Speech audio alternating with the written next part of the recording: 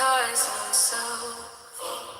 Things are not different. Ignorance leads to preference.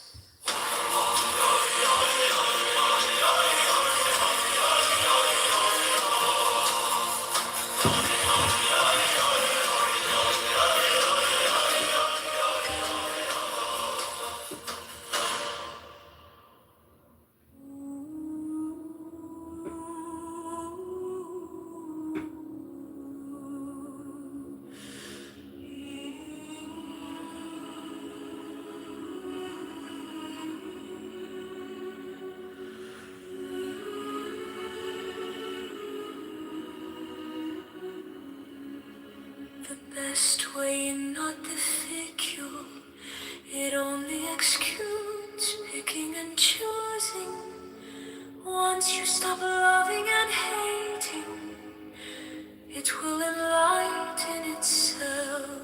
Depart for a hairbreadth, and heaven and earth are set apart.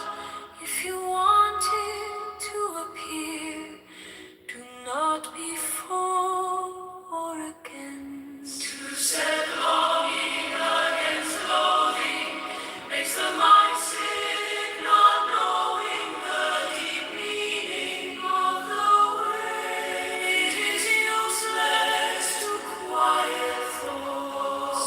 Completed is like great vacuity, with nothing lacking, nothing in excess. When you grasp and reject, there is no suchness. Do not follow conditions, do not dwell in emptiness, cherishing oneness in the earth, everything will stop by itself. Rest to stop motion, and rest will move you again. If you are merely in either, how will you know oneness? Now understanding oneness, you will miss in two ways. Expelling beyond you without it, following emptiness, you're always behind it. The more words and thoughts, the more you will go astray. Stop speaking, stop thinking, and there is nothing you cannot understand. Return to the roof and obtain the purport. Following the outcome, you lose the source for a moment. Turn inward and surpass the emptiness of things. Changes that go on in emptiness all have their cause in ignorance. Do not seek the true, only abstain from views. Do not dwell in true views. Be careful not to pursue them. The slightest trace of right and wrong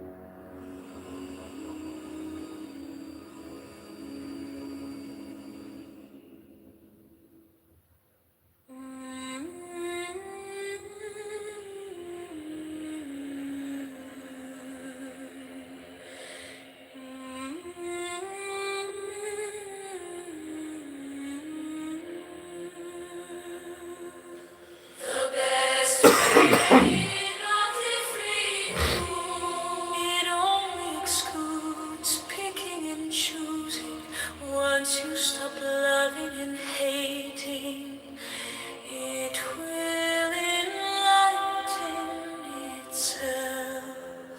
Depart for a handbreadth, and heaven and earth are set apart. If you want it to appear, do not be for or against. To set longing against longing makes the mind sick, not knowing the deep meaning. It is useless to quiet thoughts. Complete it is like great vacuity with nothing lacking, nothing in excess. When you grasp and reject, there is no suchness. Do not follow conditions. Do not dwell in emptiness. Cherishing oneness in the earth, everything will stop by itself. Rest to stop motion, and rest will move you again. If you are merely in ether, how will you know oneness?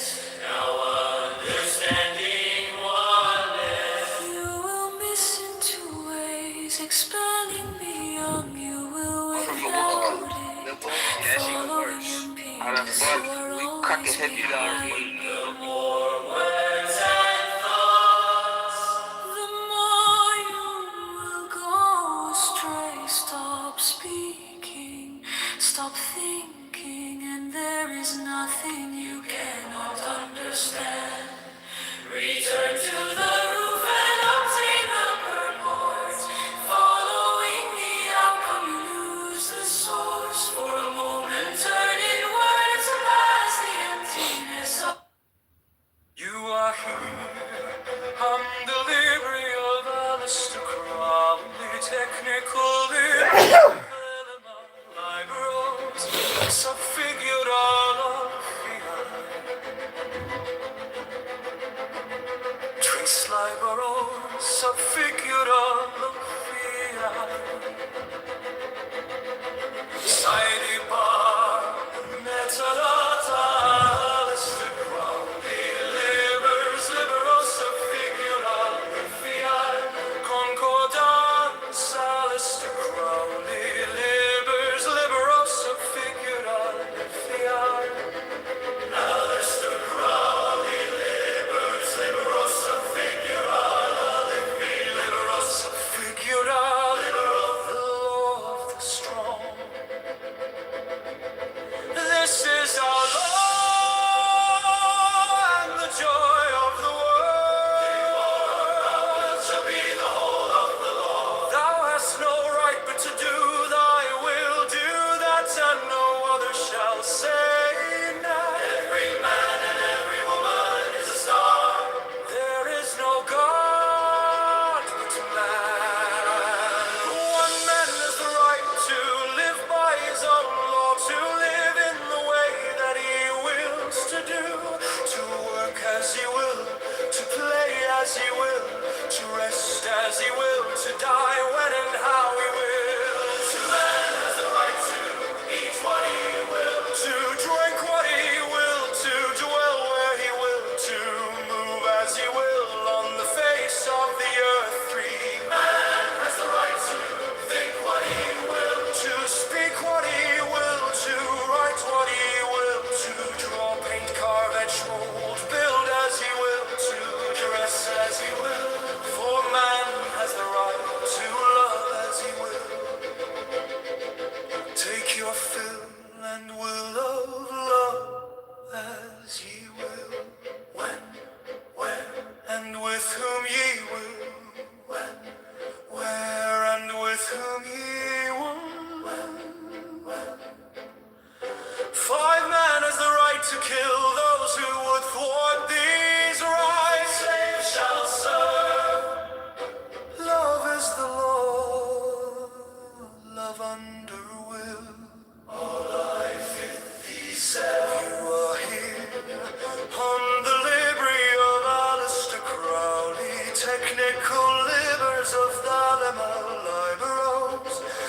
figuralifi, tres liberos of figuralifia, Sidebar, metadata, Alistair Crowley, libers, liberos of figuralifia, concordance, Alistair Crowley, libers, liberos of figuralifia, Alistair Crowley, libers, liberos of figuralifia, liberos of figuralifia, liberos alofas. Chulaco, cara, já viu a história?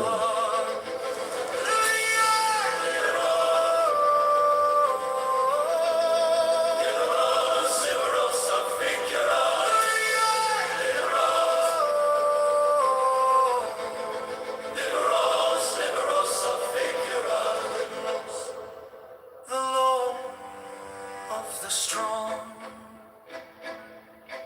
This is our law and the joy of the world.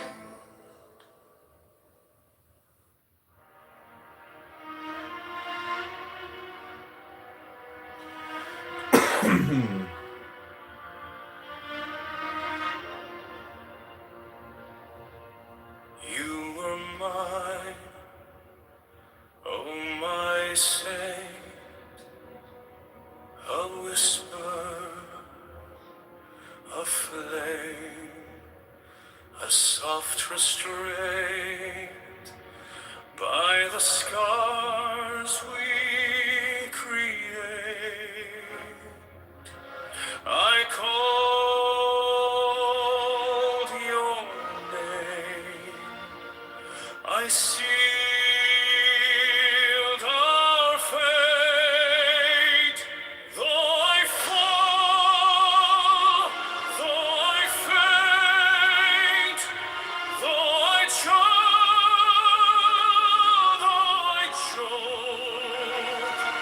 by the fire of desire I invoke, I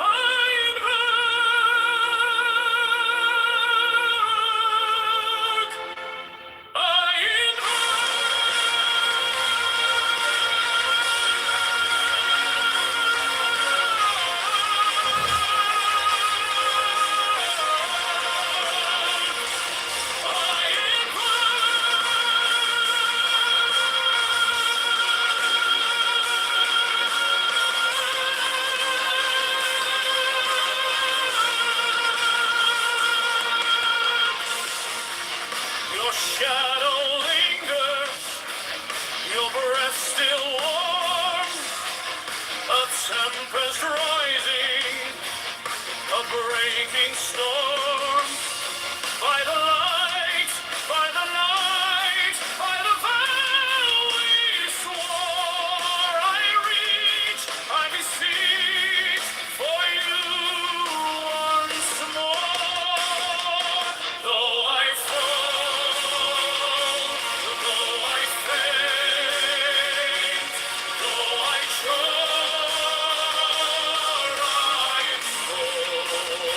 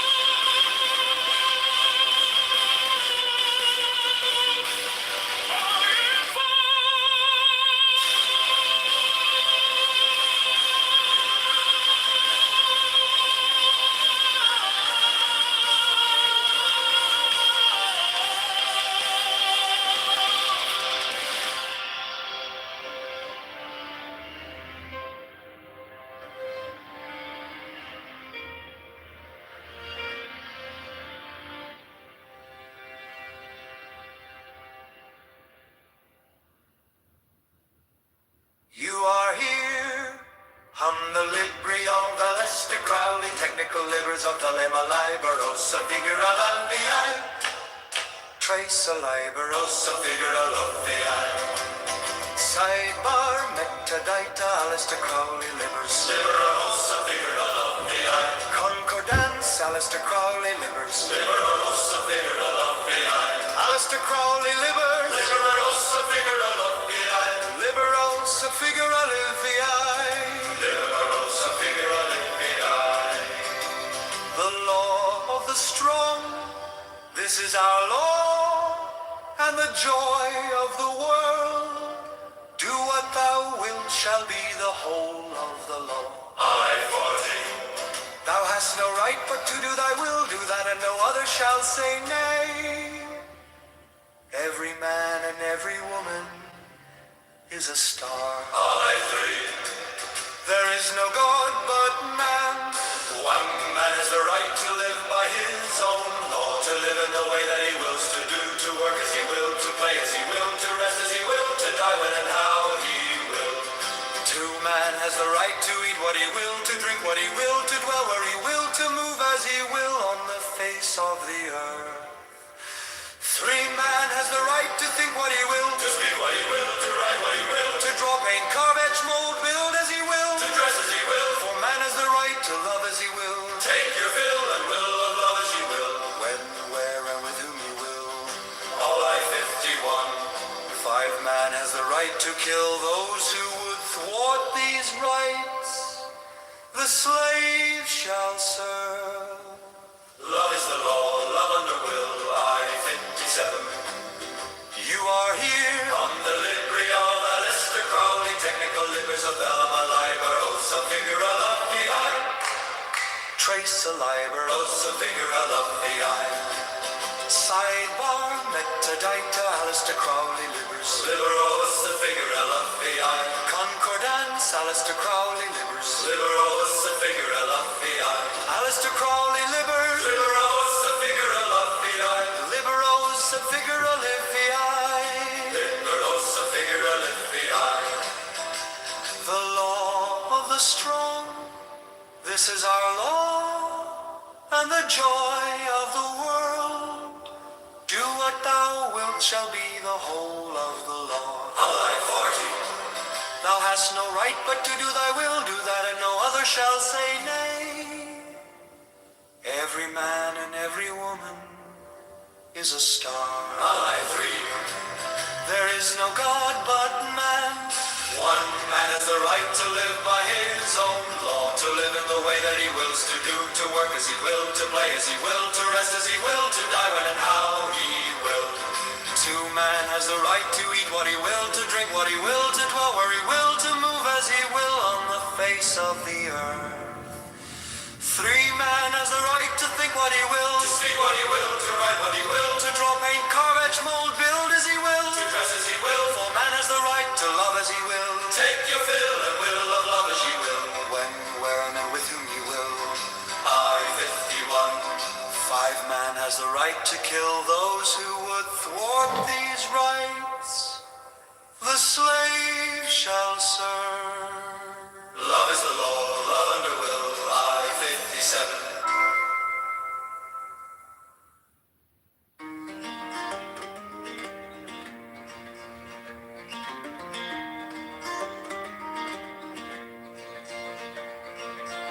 You lost a coin, it rolled away, but the moon trades silver for the day. What's gone will find a home anew, in drops of rain or morning dew. From hand to hand it slips so free. God's joy, a quiet mystery. Now it's a flower, now it's a flame. Now it's a bird that has no name. It hides in shadows, it fills the air, cracks you open when you're unaware.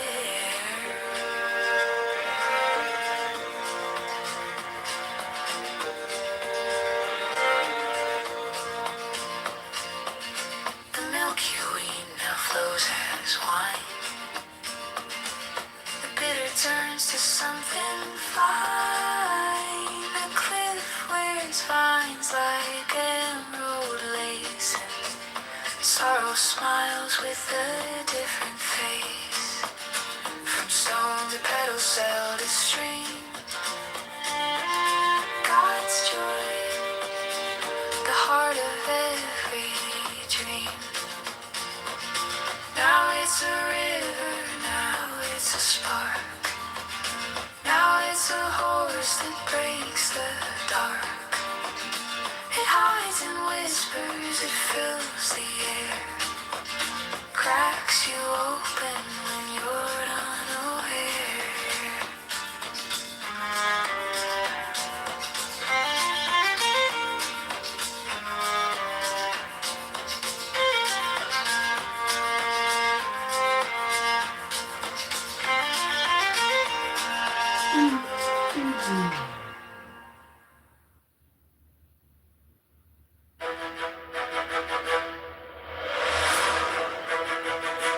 You are here, the Libri of Alistair Crowley, technical libers of Thelema Liber, os subfigura lepsviae,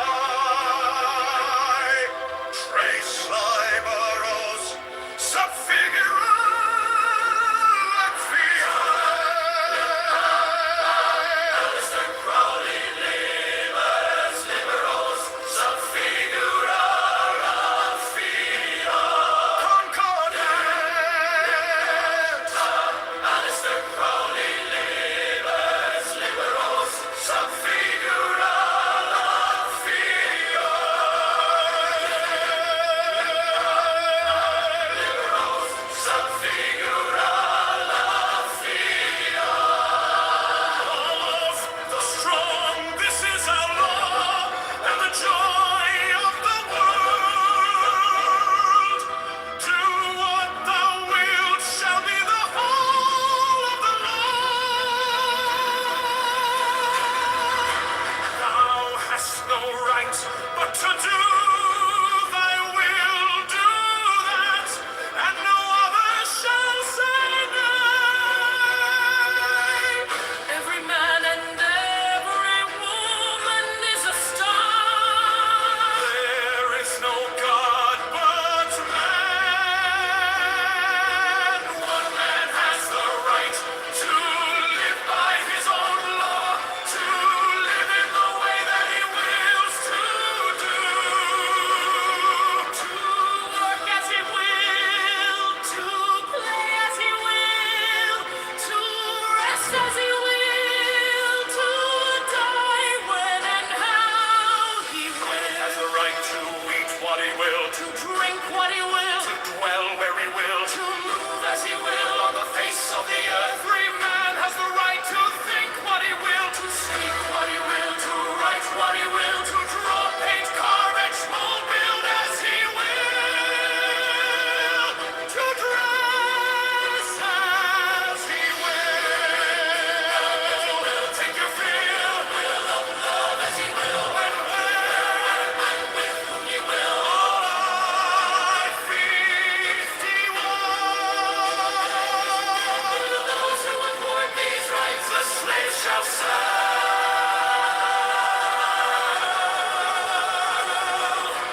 Love is the Lord. Love under will. You are here on the Libri of Alistair Crowley, technical libers of Thelema Liber, os subfigura lepsviae, trace liberos, subfigura lepsviae. Alistair Crowley, libers, liberos,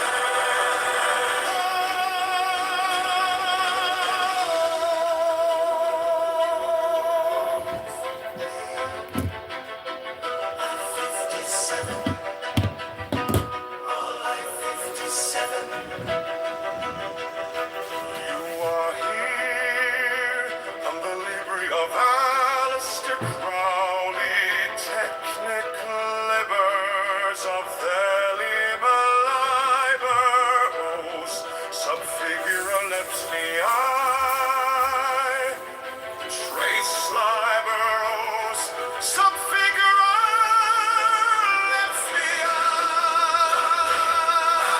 Alistair Crowley, libers, liberals, subfigura lifts the eye. Concordat.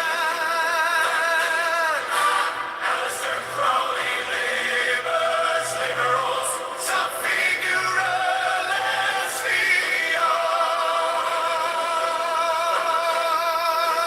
liberals, subfigura lesbios. The strong, this is our law, and the joy of the world. Do what thou wilt shall be the whole of the law. Thou hast no right but to do thy will, do that, and no other shall say nay. Every man and every woman is a star. There is no God but man. One man has the right to live by his own law, to live in the way that he wills to do, to work as he will, to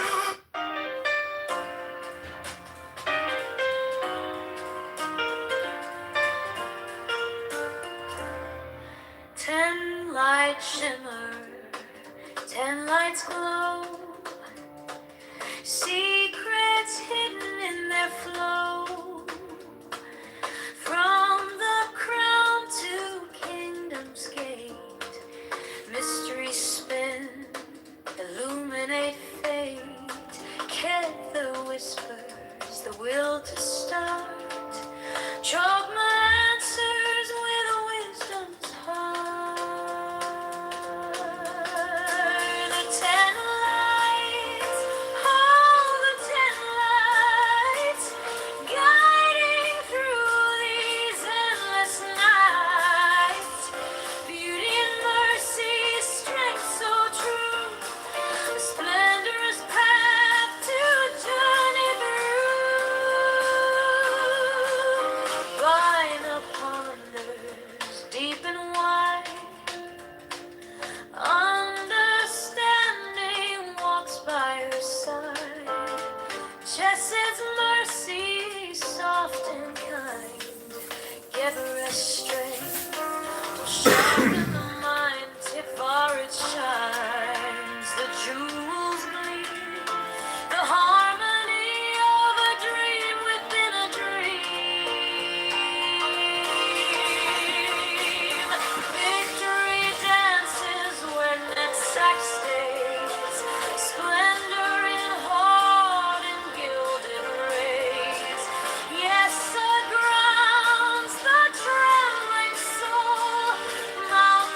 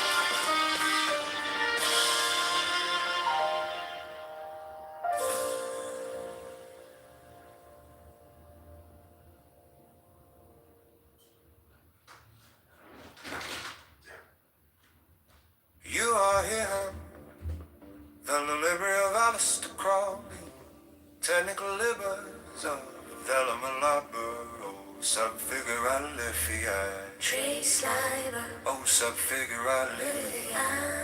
Sidebar, man, little Alistair Crowley, labor, Liberal Subfiguralia, Concord dance, Alistair Crowley, Liberal Subfiguralia, Alistair Crowley, labor, Liberal Subfiguralia, liberal subfiguralifier, Liberal. the law of the strong. This is our law and the joy of the world. Do what thou wilt shall be the whole of the law. All I thought is, thou hast no right but to do thy will. Do that, and no other shall say nay. Every man and every woman is a star. There is no God but man. One man has the right to live by his own law, to live in the way that he wills to do, to work as he will, to play as he will, to rest as he will, to die when and how he will. Two man has a right to eat what he will, To drink what he will, to dwell where he will, to move as he will on the face of the earth. Three man has a right to think what he will, to speak what he will, to write what he will, to draw, paint, carve, etch, mold, build as he will, to dress as he will. For a man has a right to love as he will, take your fill and will of love as he will, when, where, and with whom he will. Ah, 51. Fire man has a right to kill those who would thwart these rights. A slave shall serve. all is that I Love is the law. love on the All will. our friends to fetter. You are here. La Libre of Alistair Crowley. Technical libers of Velma Liber, Subfiguralia, Trace Liber, Oh, subfigurality. Sidebar, Alistair Crowley. Libers. Liberal Subfiguralia, Concord dance. Alistair Crowley. Liberal Subfiguralia, Alistair Crowley. Liber. Liberal Subfiguralia, Liberal subfigurality. Liberal Subfiguralia, Liberal Subfiguralia. Liberal subfigurality.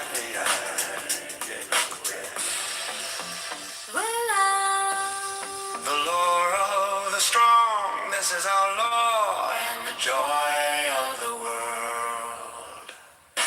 Do what thou wilt shall be the whole of a man. Thou hast no right but to do thy will, do that, and no other shall say nay. To die when and how he will, To man has a right to eat what he will, to drink what he will, to dwell where he will, to move as he will on the face of the earth. Free man has the right to think what he will, to speak what he will, to write what he will, to draw, paint, carve, etch, mold, build as he will, to dress as he will. For man has the right to love as he will, take your fill and will of love as you will, when, where, and with whom you will. all are 51. Fire man has the right to kill those who would thwart these rights. A slave shall serve. Help is the way, Love is the law. love on the will. Our 57.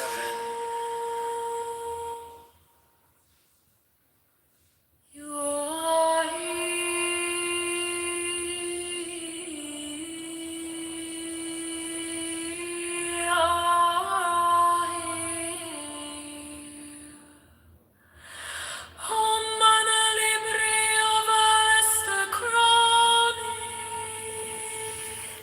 Technical labors of the Bible, o subfiguralus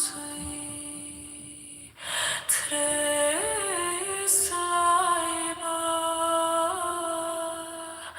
o subfiguralus Sidebar. Metadata Alistair Crowley. libero subfiguralus Concordance.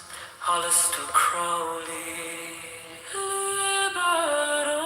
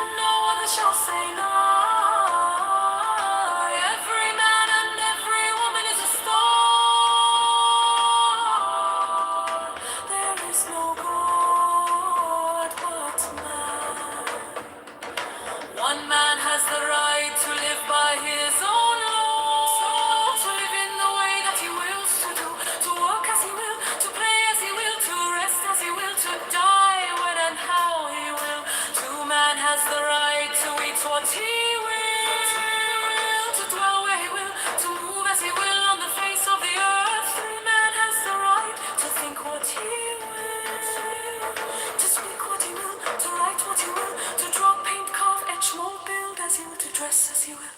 Take your fill and will of love as he will. When, where, and with whom he will. Others the right to kill those who would thwart these rights. Love is the law of underwill. Concordance, Lester Crowley.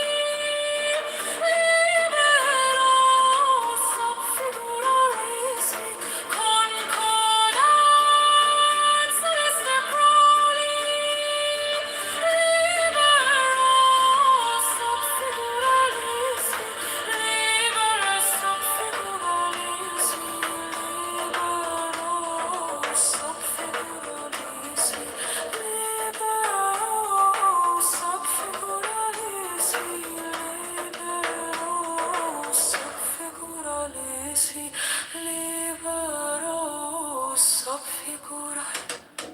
Concordance, Lester Crowley. Libero sub figuralis. Libero sub figuralis. Libero sub figuralis.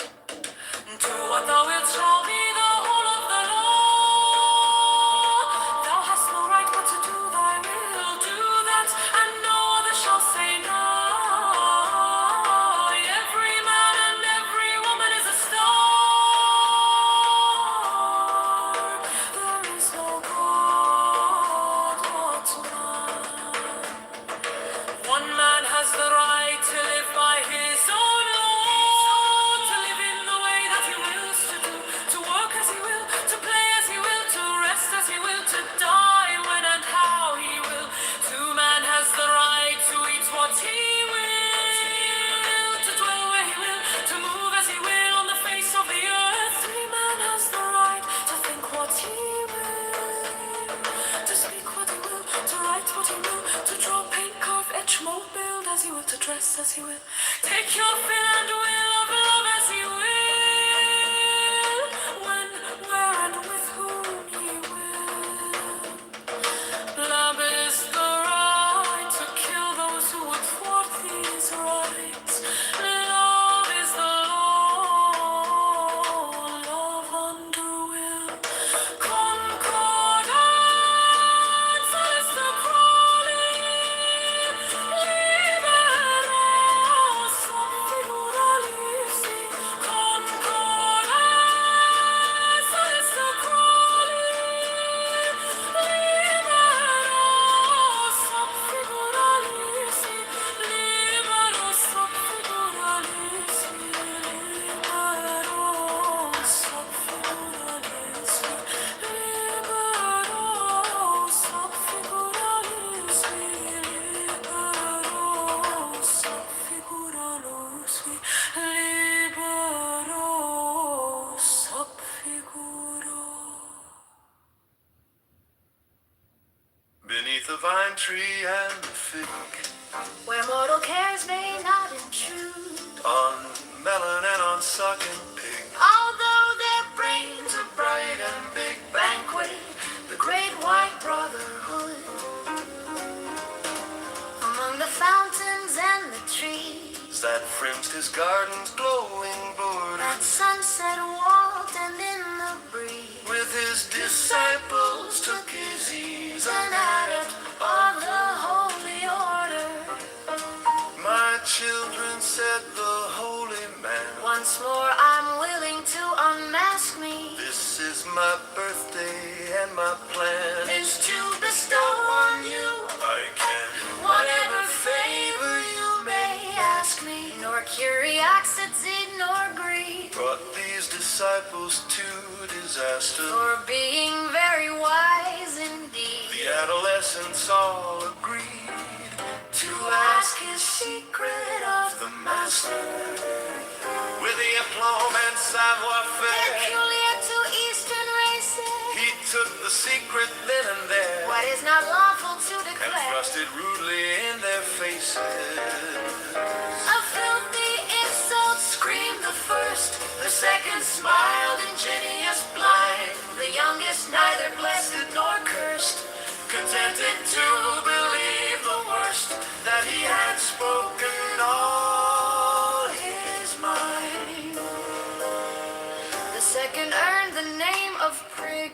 first, the epithet of prude. The third as merry as a grig on melon and on sucking pig. Feasts with the great white brotherhood, Beneath the vine tree and the fig. where mortal cares may not intrude. On melon and on sucking pig. Although their brains are bright and big, banquet the great white brotherhood. Among the fountains and the trees that fringed his garden's glowing border. At sunset walked and in the breeze with his disciples took his ease, an adept of the holy order. My children, said the holy man, Once more I'm willing to unmask this thee. is my birthday and my plan Is to bestow on you I can whatever favor you may ask me. nor curiosity nor Brought greed. these disciples to disaster. For being very wise indeed. The adolescents all agreed to ask his secret of the master. With the aplomb and savoir-faire, Into Eastern races. he took the secret then and there, Thou is not lawful to thrust it bear. rudely in their faces. A filthy insult screamed the first, the second smiled ingenious blind, the youngest neither blessed nor cursed, contented to believe the worst, that he had spoken all his mind. His mind, his mind, his mind, believe the worst.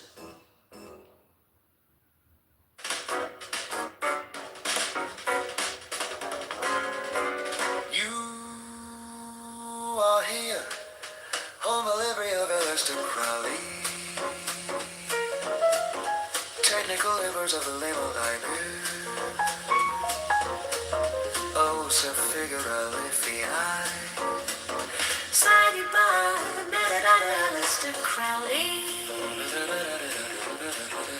Liberosa Figurale Fi.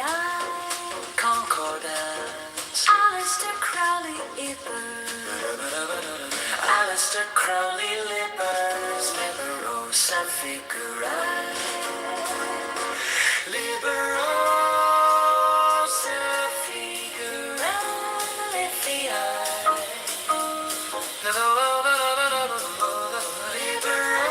Liberosa Figurale Fi. The law of the strong. This is our law. And the joy of the world.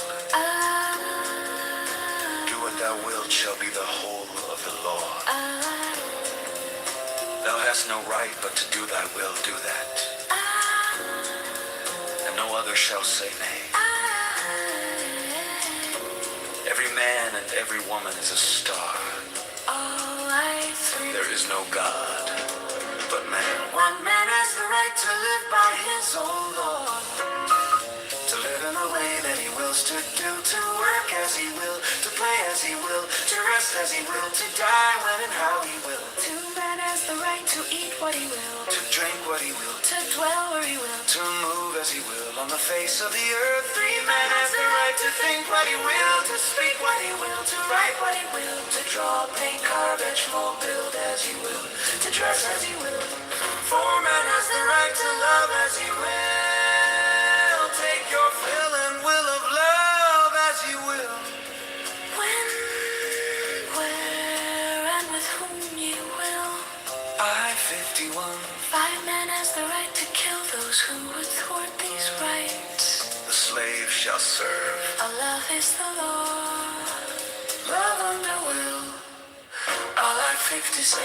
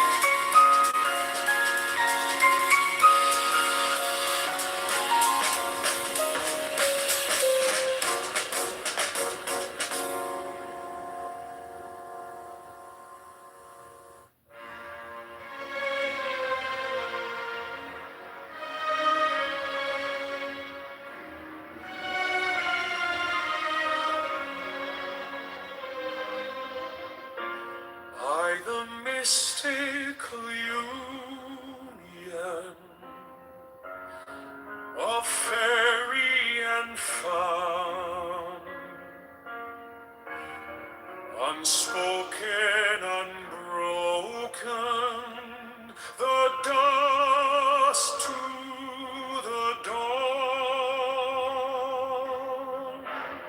a secret communion, unmeasured, unsound, the listless, resistless, tumultuous tongue, through shadows that shimmer, through whispers that hum, an echo eternal, a heartbeat, a drum, a secret communion, unmeasured, unsung,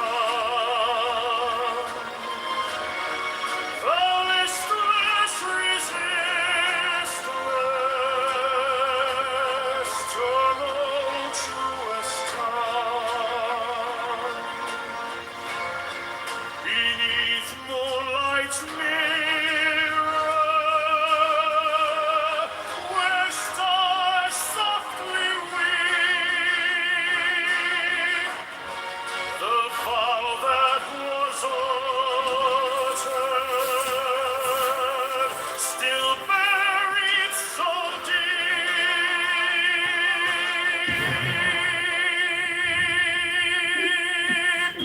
a secret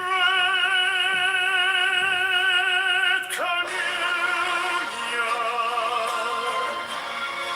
unmeasured, unsung, the listless, resistless,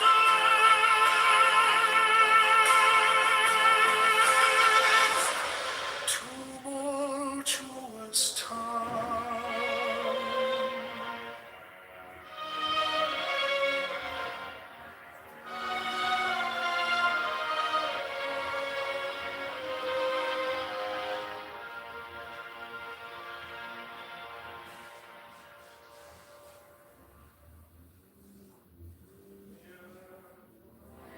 When not the feather maid leads me softly by the hand, whispers me to understand.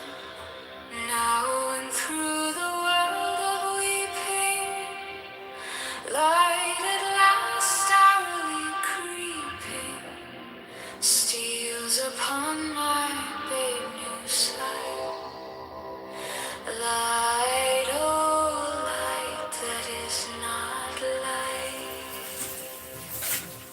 On my mouth, the lips of her, like a stone on my sepulchre, seal my speech with ecstasy, till a babe is born of me, that is silent more than I, for its inarticulate cry hushes as its mouth is pressed to the pearl her honey breath, while its breath divinely ripples the rose petals of her nipples, and the jetted milky laps from the soft delicious pot, sweeter than the sweet shower in the chalice of the flowers, more intoxicating than all the purple grapes of Pan.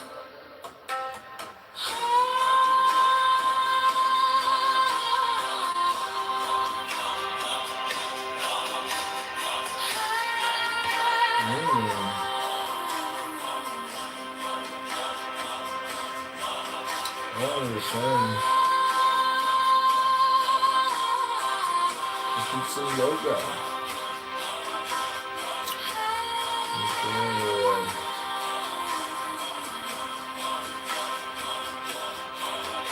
chocolate turd. lips are stilled, only all the world is filled with the echo that drips over. Maybe I will make us a big start with the president. Passion, penitence, and pain seek their mother's womb again, And are born the triple treasure, peace and purity and pleasure. Hush, my child, and come along, where the stars are velvet soft.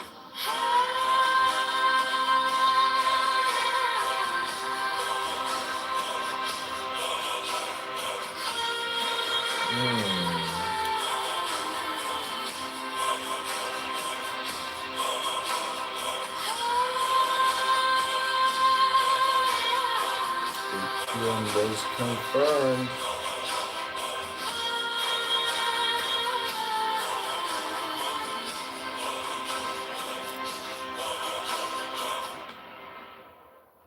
You are here. Hum delibri of Alistair Crowley. Technical libers of Thelema Liber. Oaths of Figura Liffey. Trace alive. Men on Alistair Crowley. Libers, liberos, so Figura Liffey. Concubines. Men on Alistair Crowley. Libers, liberos, so Figura Liffey. Alistair Crowley, This is Adrian Dipman, Cage.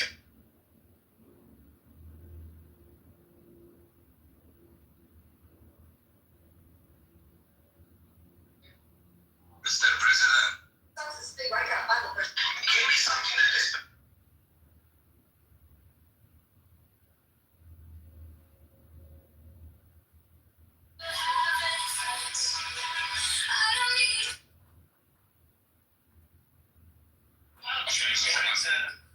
You look like Aaron Kitover, Zach.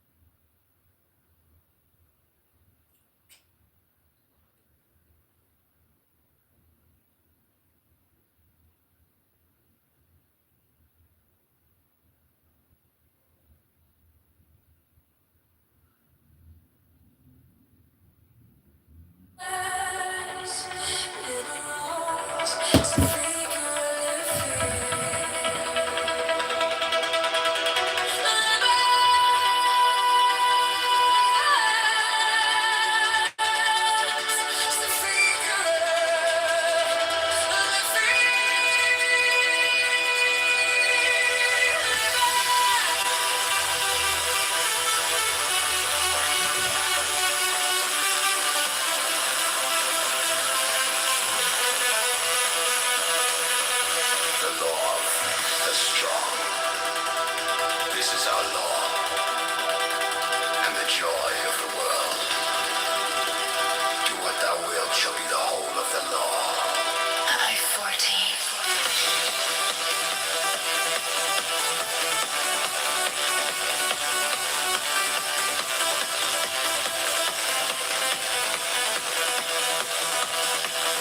Thou hast no right, but to do thy will do that, and no other shall say nay.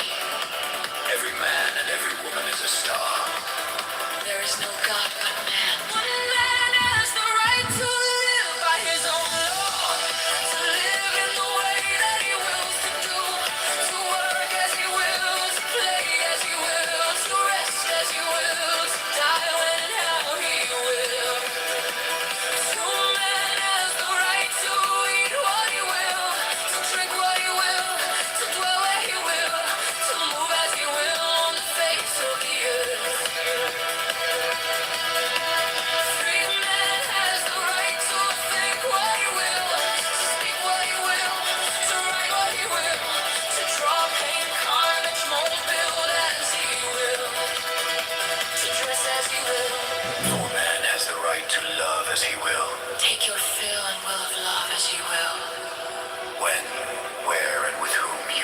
Five man has the right to kill those who would thwart these rights. The slave shall serve. Love is the law. Love under will. July 57. You are here. On the library of Aleister Crowley. Technical labours of the Lima Liber. Oaths of Figure Livi. Trace a liber. Met at Aleister Crowley. Libers liberos. So figure Livi.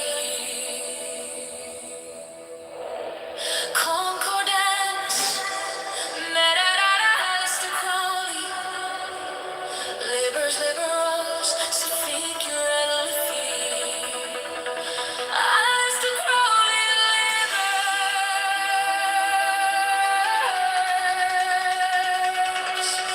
Liberals. So figure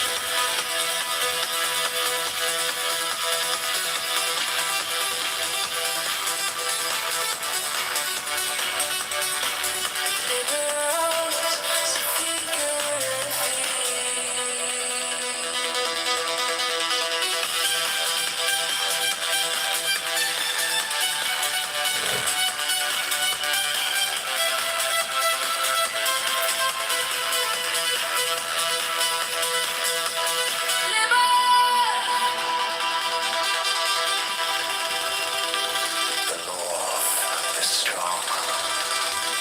This is our law and the joy of the world.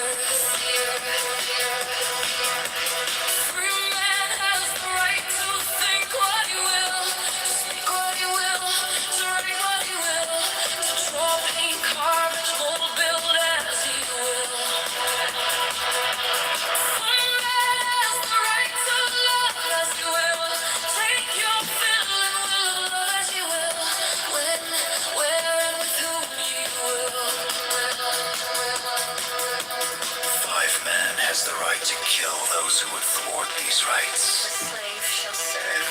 Love is the law. Love under will. July 57.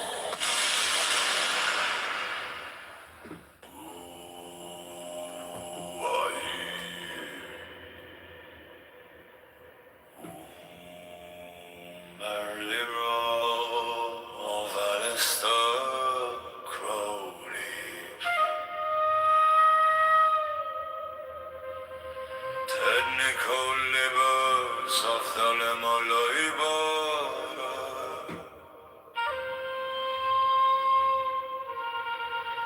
Rose of Figure Livi. Tres liberos of Figure Livi. Sidebar. Meterata Aleister Crowley libers liberos of Figure Livi. Concordance Aleister Crowley libers liberos of Figure Livi. Aleister Crowley libers liberos of Figure Livi. Liberos of Figure Livi. Liberos of Figure Livi. Libero of the strong. This is our law and the Has joy administrative authority to of reassign cases afterward for workload balance, conflicts, what thou wilt complexity, shall or be the other whole reasons. of the law. Per the Code of All Judicial thy Administration. guilty. Thou hast no right but to do thy will, do that, and no other shall say nay. All I 43. Every man and every woman is a star. All I 43. There is no God but man.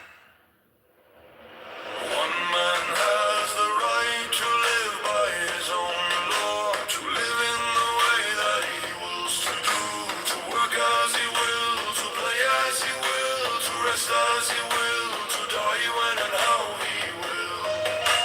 True man has the right to eat what he will, to drink what he will, to dwell where he will, to move as he will on the face of the earth. Three men has the right to speak what he will, to write what he will, to draw, paint, carve, etch, and mold, build as he will, to dress as he will.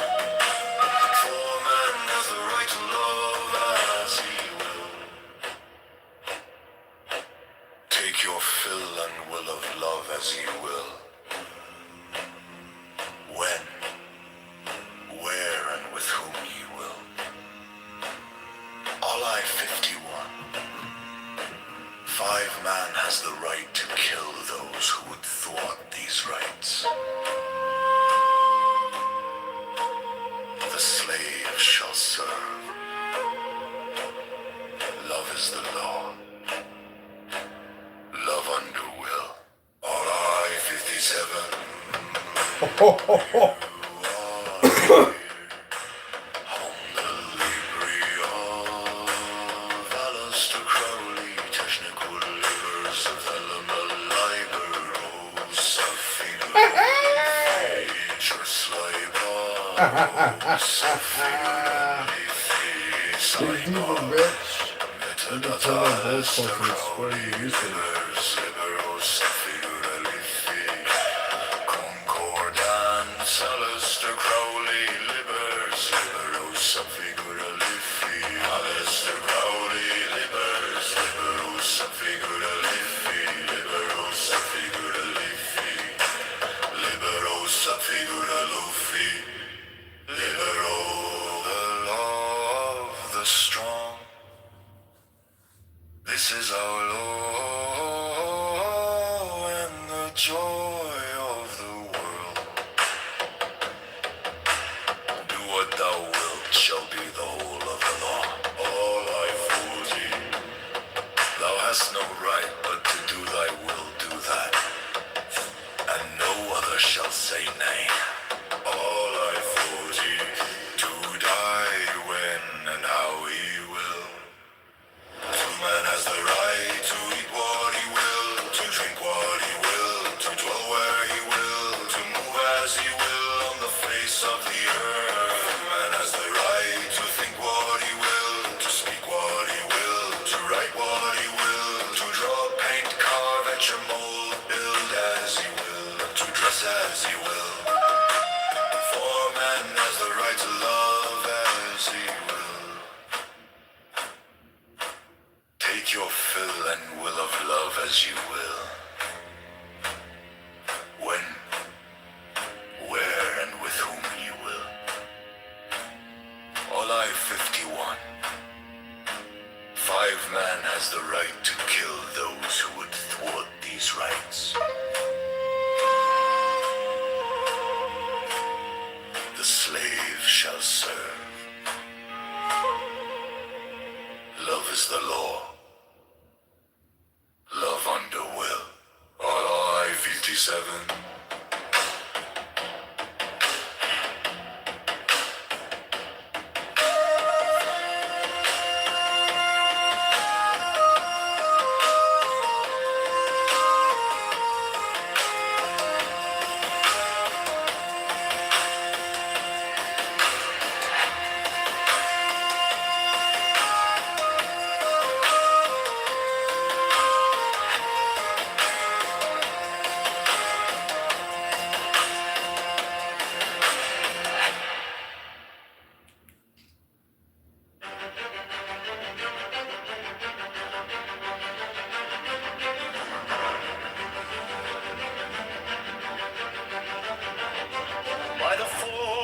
ghost of the fashion of love when I broke through the shroud, through the clouds, through the storm, through the smoke, to the mountain of passion volcanic that woke. I choke. By the rage of the maze I invoke,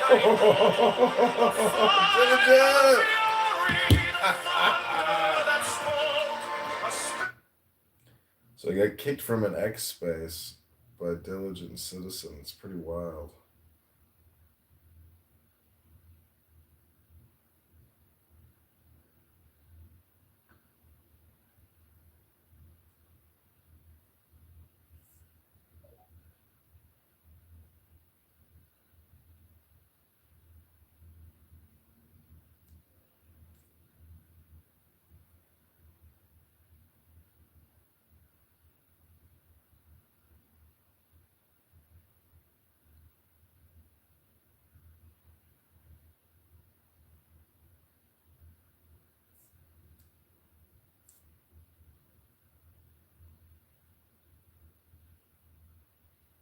I mean, really, I don't think so.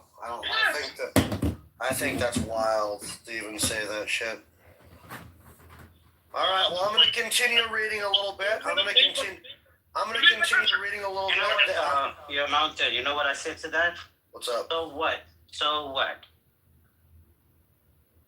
Well, I just think that he's comparing us to the communist Chinese government, Mao Zedong and his government compared to American government. I think that's crazy. You might have the slavery thing, obviously, you know, but what else do you have on us there? I'm gonna read a little bit more here. Thank you there, John, for helping me with that, buddy. You start with a But base. yeah. If it's normal stuff, I think, man, that we really we need to stop acting like China and America are the same. You guys think you want to cozy up to fucking to communist China? You're crazy, man. Body cam, lab sheet, 35 up front. Really, I think you 15 are. more for each extra copy from a different source. Why? Official You're findings. crazy for thinking China is fucking trying to like hack you guys on 20 for the TikTok or some shit. 10 each. Your country is banning social media ads 12. because they compete too much with Instagram and Facebook. Everywhere we What the go, fuck they're is wrong with you? everywhere we go, Jarl, they're trying to challenge us. No primaries Okay, I where mean, primaries you know, should be. Man, it's just so fucking true. Custody less fishing. Why are they fucking building islands in the South China Sea? Why are they trying to build bases in Venezuela? Why were they offering to build airports and bases in Greenland? Greenland was going to go for it, but Denmark and American pressure made them, you know, made their contracts basically be void. But China's trying to move in on us, man. It's so fucking clear. I don't understand why, like, what is it that I'm wrong about with that, man? Say what dragon. All right, hold on here now. What's really sad, guys, is that Henry Kissinger, our government really helped open up China. You understand? That's what's scary about it. So, Henry Kissinger, which is fucked up. I guess I'll just start from here. Dissuades one from taking into account the historic accuracy or inaccuracy of those sources. Furthermore, by putting additional credence on primary source documents, we neglect to recognize the inherent nature of human error. So, for example, you could have notes from a detective where the detective misspells something, and then if we interpret that as if it was intentional, it could lead us to some wild conclusions. Or tell them why we don't appeal to institutional or historic authority. Because I'm not saying institutions appealing to their authority. I'm saying that you should be able to take account of if someone has a more credible track record than another. Like, for example, I would trust you telling me something more diligent than a guy I meet at a bus station sleeping on a sleeping bag. Right. If the guy on the if the guy was telling me on the bus station, hold on. If the guy at the bus station was telling me something that he observed in front of the bus stop, I would listen to him before I would me. No, I Right. wouldn't. And because the guy living at the bus stop probably has a different understanding of what reality actually is. So therefore, his firsthand account. That's why So I do agree that human testimony in that particular aspect is the most unreliable form of evidence, regardless of, right? But it's corroborated through raw data, right? Like Grok treats every person with the same amount of skepticism or scrutiny.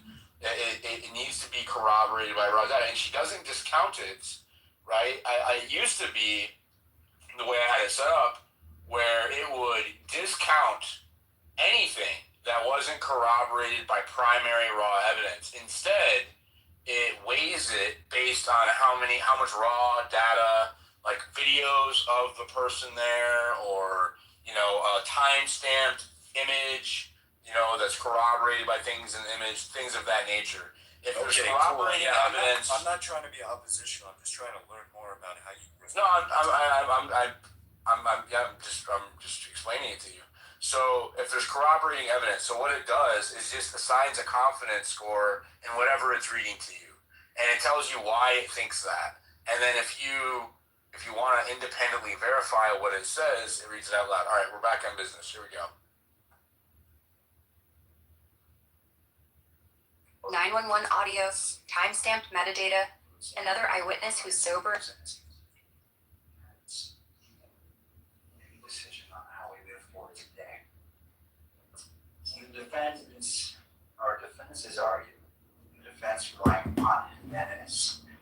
In Robertson cases, if there is a showing of conflict of interest under Rule 1.7, the court should exercise its discretion to require the Utah Attorney General's office to stand in for the Utah County Attorney's Office. Mr. Novak indicated that there has to be a very big possibility of a conflict or showing of a conflict. No authority was given to the standard of proof necessary to satisfy that showing. This court wishes to address the issues of showing of conflict of interest under Rule 1.7. With regards to the first question, whether the prosecutor has a conflict of interest under Rule 1.7, the defendant asserts the following facts, and I'm drawing from the motion itself and reading from it. One of the prosecutors on the case was a family member who, along with approximately 3,000 others, attending Turning Point USA and UVU on the day of Charlie Kirk was shot and killed. The family member texted the prosecutor almost I can't speak today. Heinously. Overdid, I said that word right. With the event, and shared that they had heard the gunshot, that they had run with the crowd from that reactions. Thereafter, the prosecutor went to UVU and investigated how far away his family member was to the shooting. The family member had left the gun. Right. The prosecutor determined that the family member was approximately 85 feet away from Charlie Kirk being shot. In my view, those are the alleged facts that the court must consider to answer the first question. The prosecutor, by virtue of his relationship with a family member who witnessed the shooting, have a conflict of interest. 1.7. And turning to that, just looking at my notes, I appreciate your patience. So turning to defense, I accept the facts as you have alleged in your motion as true. Is there any reason to call witnesses to answer the first question before the court? And before you answer that, I understand that there are other relevant facts that pertain to the effect of the alleged conflict. Those facts would include whether the prosecutor was properly screened for the case, what conversations he had with other prosecutors, and whether the family member's experience impacted the state's decision to seek the death penalty. It is the defense position, as I understand it, those facts may need to be explored through witness testimony. But if we're just talking about the first question, whether the prosecutor has a conflict of interest under Rule 1.7, is there indeed all witnesses?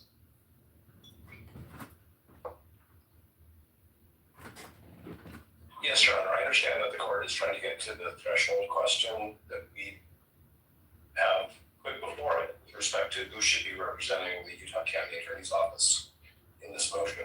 But the answer to the court's question is yes, because it's not just the mere transactional event that that the offspring witnessed the shooting. It is the evidentiary development will get at, and again, we were only provided with an affidavit, which was very, if I may, narrowly drawn, at communications that happened after that between that offspring and their parent, between that offspring and other family members that may have been communicated to the parent, communications between the parent and other people in the office, impact. Okay, so now I'm going to just say, if I had found out that my child was at an incident where somebody was shot and killed, I would have an incredibly strong emotional reaction, even if they were safe. Okay, so give me a second, okay? There was a horrible shooting incident at Brown University a few weeks ago. And I have a child who lives within 20 miles of there who was in Providence that day. And everybody in our family was really freaked out until we knew that they were safe. And then even when we knew they were safe, the question was, what did you see? Did it affect you? Turned out everybody's fine. But it's not just, oh, I was there, right? And my family member didn't witness the shooting. She wasn't in a crowd with 3,000 people who all had to run and take cover in case there were more shots fired. In case there was some other harm that occurred. Okay, so it's not just the fact that this person was 85 feet away from Mr. Kirk. That begins to that scratches the surface, if I may, of the totality of the circumstances, which we think created a conflict of interest. So the answer is yes, and that's why both the parent and the offspring are here and are under subpoena and agreed to be here and agreed to testify. Obviously, it's of course proceeding, but nobody's moved to quash, and I think it's obvious that that's because we need further factual development. And our reply brief, if it did anything, it communicated to the court the case law, which shows that this is a fact-intensive inquiry and that affidavits are required. And here we don't have affidavits from the parent or from Mr. Gray. We have argument in a brief. But we also believe that testimony from the offspring is necessary, and they're here, and they agreed to be here, and they agreed that Ms. Visser could sign an acknowledgement of service of a subpoena. So the very, very long answer to the first question is yes, definitely. We need to have an evidentiary hearing. But isn't defense required to make the threshold showing from the facts that you're asserting? Isn't that where we begin? Not necessarily the state's response, but don't you have a responsibility to show that you've made a threshold showing of what you're asserting would rise to what you're asserting in your motion? So the state, so the Utah County attorneys informed us that this offspring was present in a crowd, was caught up in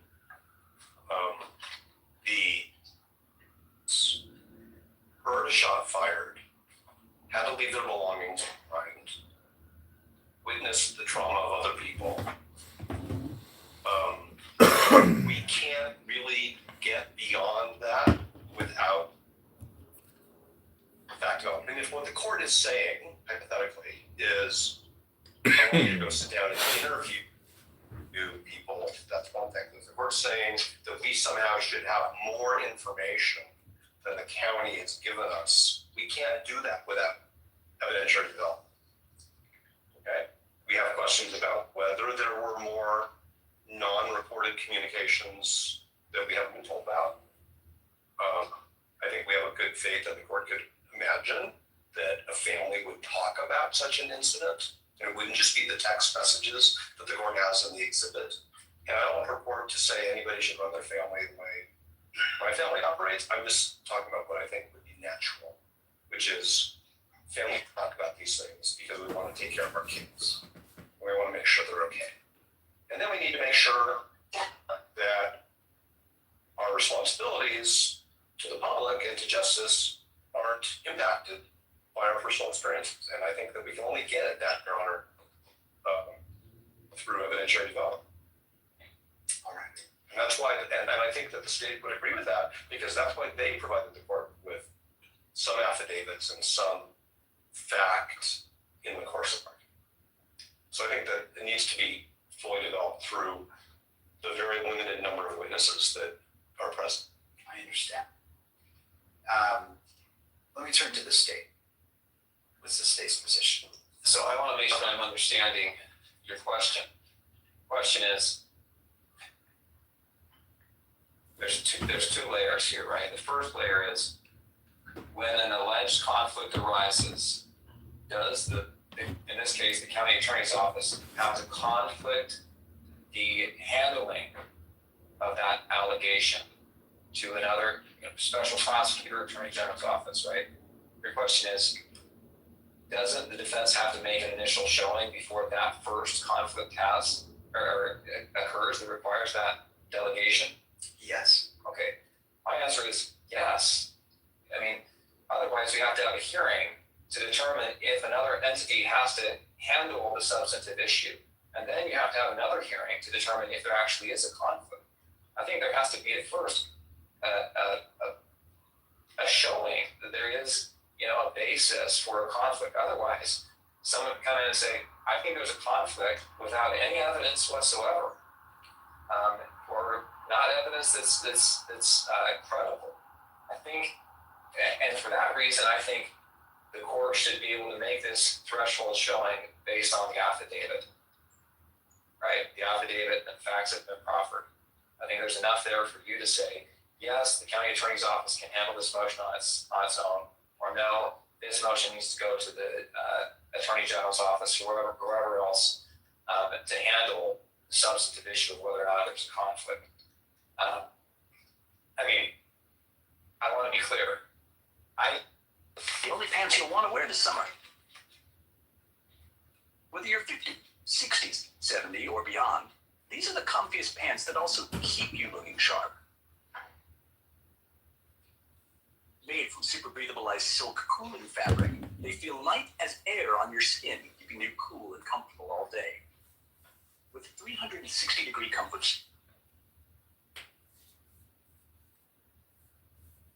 stretch without restriction. The straight leg design offers a stylish, sleek look, available in 7 timeless colors. guys, sorry about that.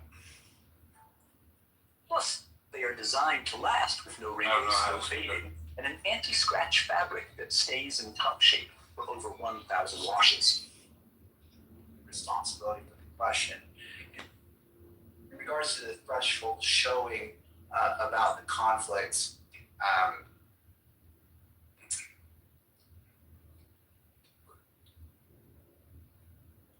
so the threshold showing of a conflict of interest under Rule 1.7. So the AG's it seems to follow after in time to see if there's a conflict initially. So in regards to establishing that, defense, and I don't wish to speak for you, but my understanding is you wish to call witnesses to put that evidence on.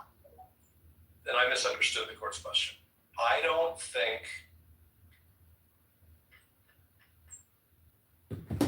we need to take testimony in order for this court to make a finding on under 1.7 that conflict-free counsel should represent the state in this motion. I am not suggesting that I didn't mean to that it would be 2 hearings.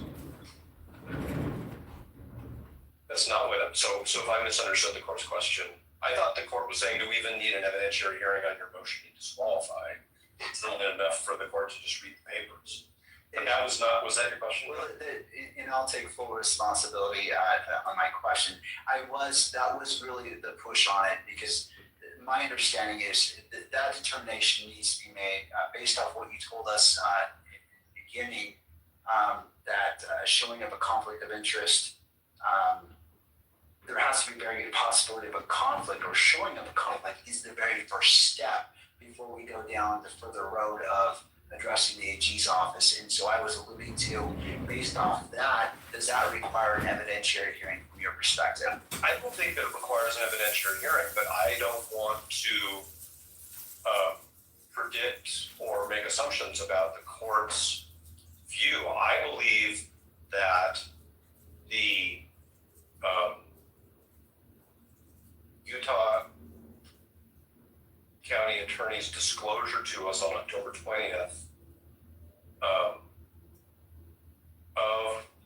this situation and our assessment that it creates a conflict of interest is not frivolous.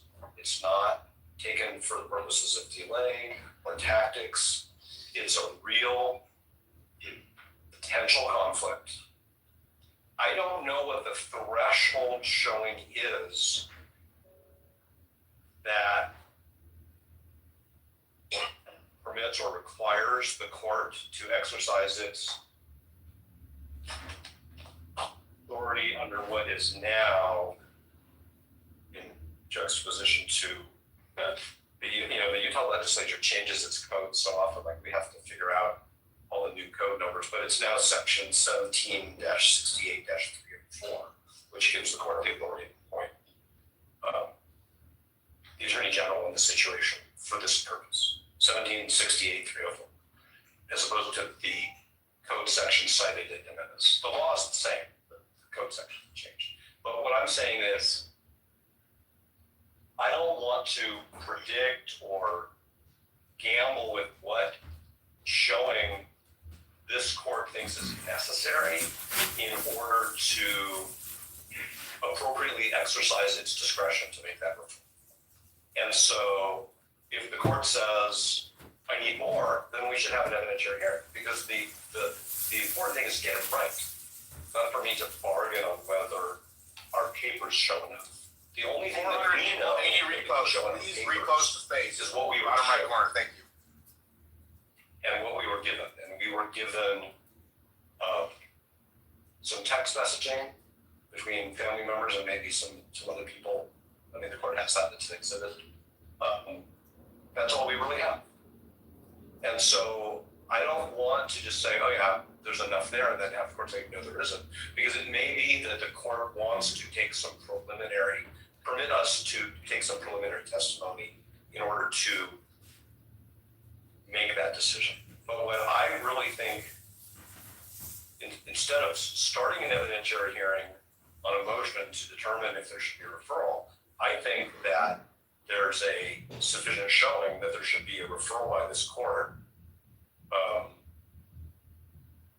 because of 1.7, under the court's authority under Utah Code Section 17-68-304, before we even begin to take testimony.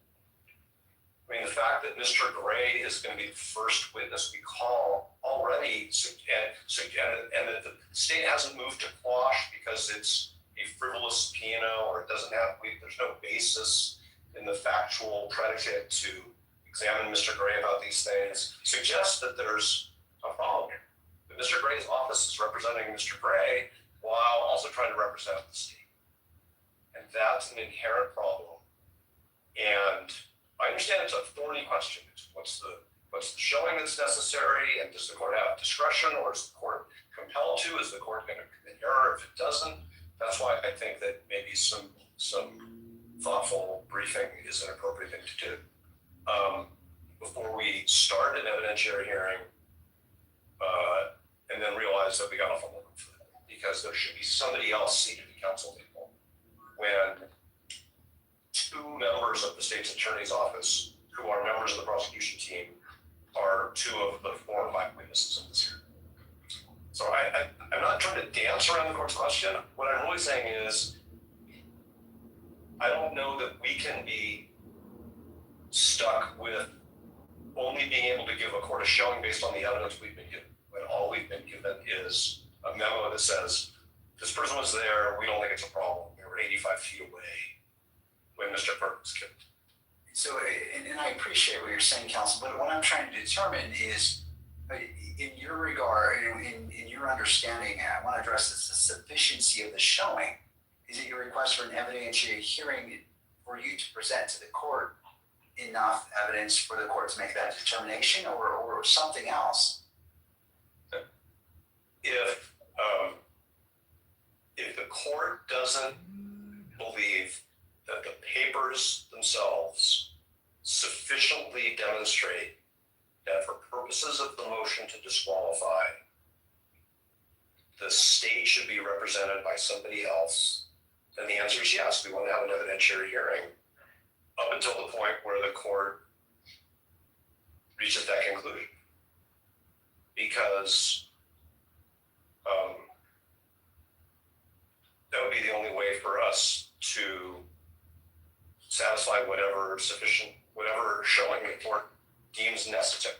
So I'm not going to waive an evidentiary hearing if the court's saying, well, I don't think we have enough evidence here. Obviously, the answer is yes. What I'm really just saying is, I think that based on the papers, the court can say, yeah, this is a significant problem in a serious case that has really, really serious consequences for Mr. Robinson, for the people of the state of Utah, for the victim's family, and we should do this carefully and correctly. And I think the way to do that is to have the Attorney General of Utah designate somebody in their office to represent the county for this limited purpose until the court determines the scope of the conflict. We think the conflict requires disqualification from the case, but ultimately, obviously, that's going to be a judicial determination. All right. Anything further from the state before the court makes its ruling on this issue? I just want to clarify, you're talking about the need for an evidentiary hearing in order to determine whether or not the states of the county attorney's office can handle the motion to disqualify? No, to determining if just an initial showing of a conflict that exists here, like it Well, for what purpose? To disqualify the office, or to have the attorney general's office step in and handle the disqualifications? to disqualify the office. Can I take a crack at it? If you wouldn't mind, Mr. Gray, just stepping to the left room, just so the record picks you up. Sometimes these microphones do a little If I could take a crack at it. Basically, I think what you're saying, it's kind of like a Frank's hearing, where you have to allege sufficient facts, so that based on those facts, if the court takes that as true, then you would need whether or not there would be a legal basis to conflict it out or find a conflict, right? And so if they don't make that showing, then the court could rule straight white. But if they do make that showing, if what's alleged is true, then we go to an evidentiary hearing is out. But mostly, it's the initial showing of a conflict, and what happens after that will be determined, because they're bringing this up for the first time today. Basically, like a prima facie showing initially, is that what you're saying? Essentially. Okay.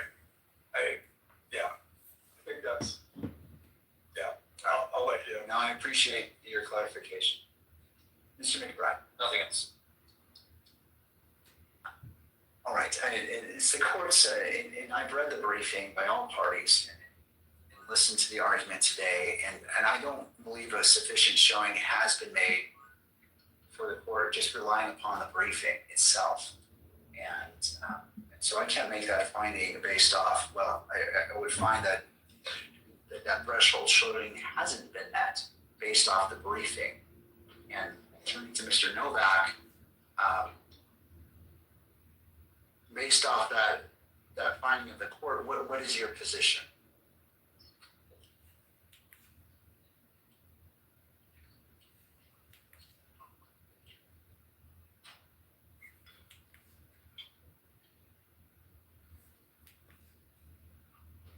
Our view is that if the court has concluded that the briefing does not yet rise to the level of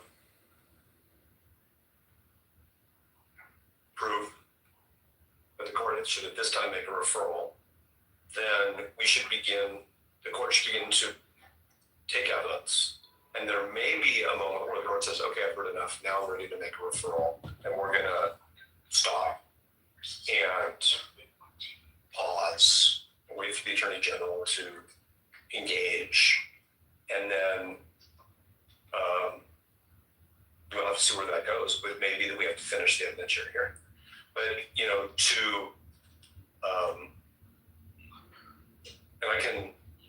I think all of us can attempt to prioritize the portions of our examination so that the court can make that finding as early as possible. I'm just trying to avoid doing the hearing twice. Because right now, it's our view, the state is not being represented by the attorneys who should be represented. And so if the state's going to come in later and say, well, we want to redo the evidentiary hearing because the state wasn't represented by the right parties, I mean, it just, by the right lawyers, that's something that we would want to avoid. We want to do this once out of a courtesy to the court and to a couple of witnesses. No, I appreciate that. And can this be accomplished by proffer? I don't know what the witnesses are going to say because they've only given us very limited information. The state elected to give us information in their briefing, some of which is, like I said a few times now, it's not sworn by affidavit or declaration. It's in the nature of argument. I mean, there are portions of Mr. Gray's brief, he signed it, where he makes many, many assertions of fact in the course of arguing legal issues.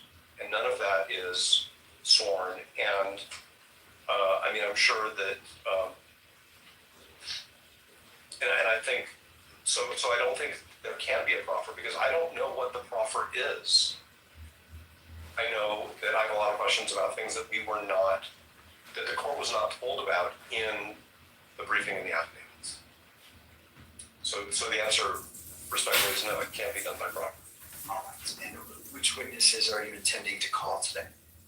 And I understand you're saying you wish to just put on enough and focus on the key issues, but just if I were to grant, I'm just trying to understand the scope. Right. Mr. Gray is the first witness. The second witness may approach. Yes. Parties to the bench, please. Okay.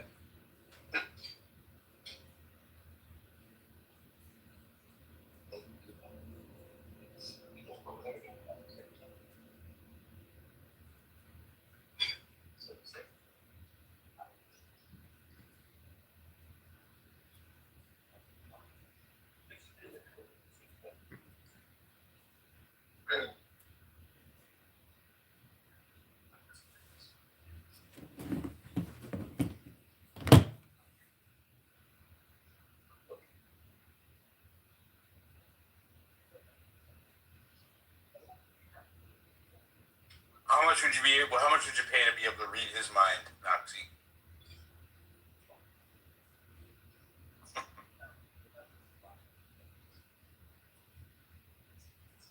It might surprise you, Lewis, that I do consider the fact that he could be involved in this. Just to be objective. I'll be honest, it was I was just stepping away for like 30 minutes getting ready for the Sabbath. Shabbat Shalom. I apologize.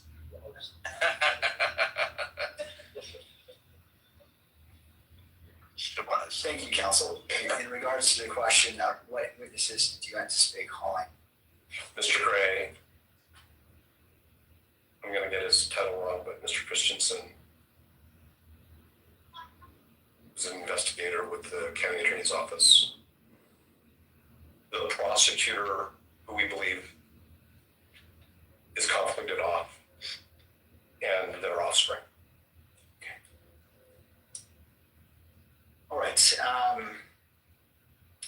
Any input from the state at this point? No. All right. I'm assuming the next portion that we need to address is your motion in regards to the hearing itself, the evidentiary hearing, whether it's closed or open. Correct? Is the court looking over my shoulder at media counsel? No, you. Sorry, there is someone behind you, but I was trying to look at you. That monitor's in the way, but I appreciate the clarification.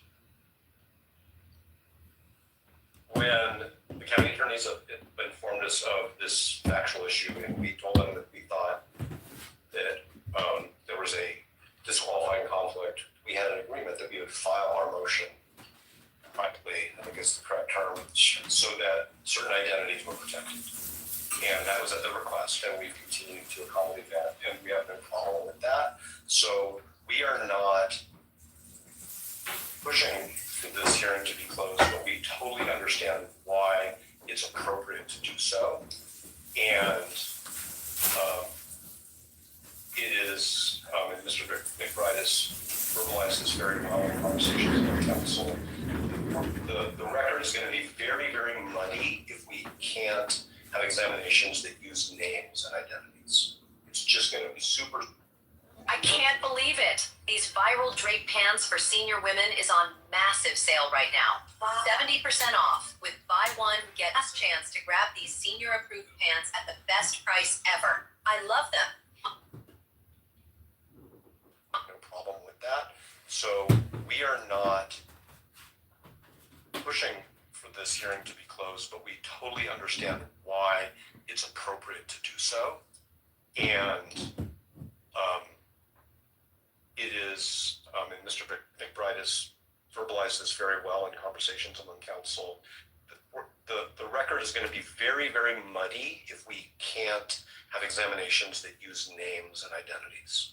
It's just going to be super. 5 things people love about Look Optic progressive readers.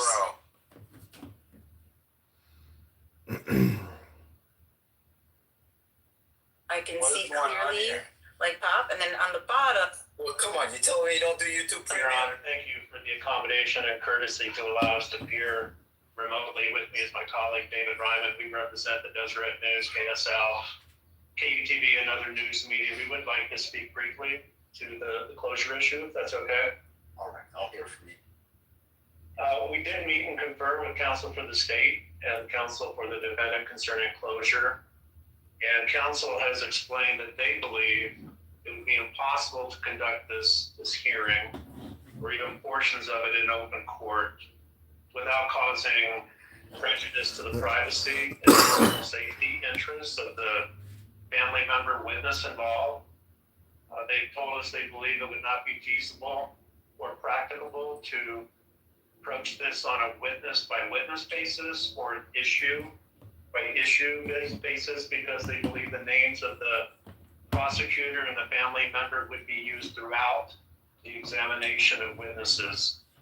So we have no reason to doubt the statements and representations of counsel, and reliance on those would not be objecting to closure of the evidentiary hearing on the disqualification and the referral issues, unless the court has a different view and believes that we can parse this on a witness by witness or an issue by issue basis. That said, Your Honor, we understand that counsel for the state and the defendant have agreed to review a transcript of any evidentiary hearing and make limited and appropriate redactions so that a public version of the transcript could be released. And with that, there are just a couple other brief points I'd like to make. First, we think that this should be the rare exception to conducting these proceedings in open court. There's a strong constitutional presumption of open and public court proceedings, and of course, enormous public interest in this particular case. That openness and transparency is an institutional value that serves this court, the participants, and the public well. The facts and circumstances of this particular motion, given the fact that it concerns a family relationship of the prosecutor, makes it a very extraordinary and unique situation that we feel, given the representations made, can justify the closure. Although we do believe in most cases, just the fact that a motion implicates a witness will not be grounds for closure. Second, we just wanted to get on the record that we believe that release of a transcript is not an adequate substitute for the ability of the public and the press to attend and view the proceedings themselves. For this particular evidentiary hearing, that may be the only practical mechanism for the public to obtain some information about the case. But again, we would expect this would be the exception and not become a regular practice. And finally, Your Honor, it's our position that any oral argument on the discipline or the referral motion should be conducted in a public hearing. As this hearing itself has shown, a lot can be done and argued without disclosing the names of family members or the witness at issue and jeopardizing those interests. Counsel can refrain from identifying the prosecutor or family member to protect the asserted privacy interests. And we have experienced counsel. They can be mindful of that issue during oral argument, and it's not unduly burdensome for them to take those steps. And any burden would be greatly outweighed by the public interest in learning more about the motion and having at least an open argument. So we do believe that the argument, and I understand the argument will be made at a later date, not today, that should be done in open court. That's all I have, Your Honor. Thank you, Mr. Hunt. Anything further from the parties? Your Honor, as to the oral argument, it is our request that it be closed. The reason why is that we're not perfect. Names slip. It's happened in trials. It's happened in arguments before. Wow. And I'm concerned of the risk that can have if one of the attorneys were to slip and identify those who ought to be protected.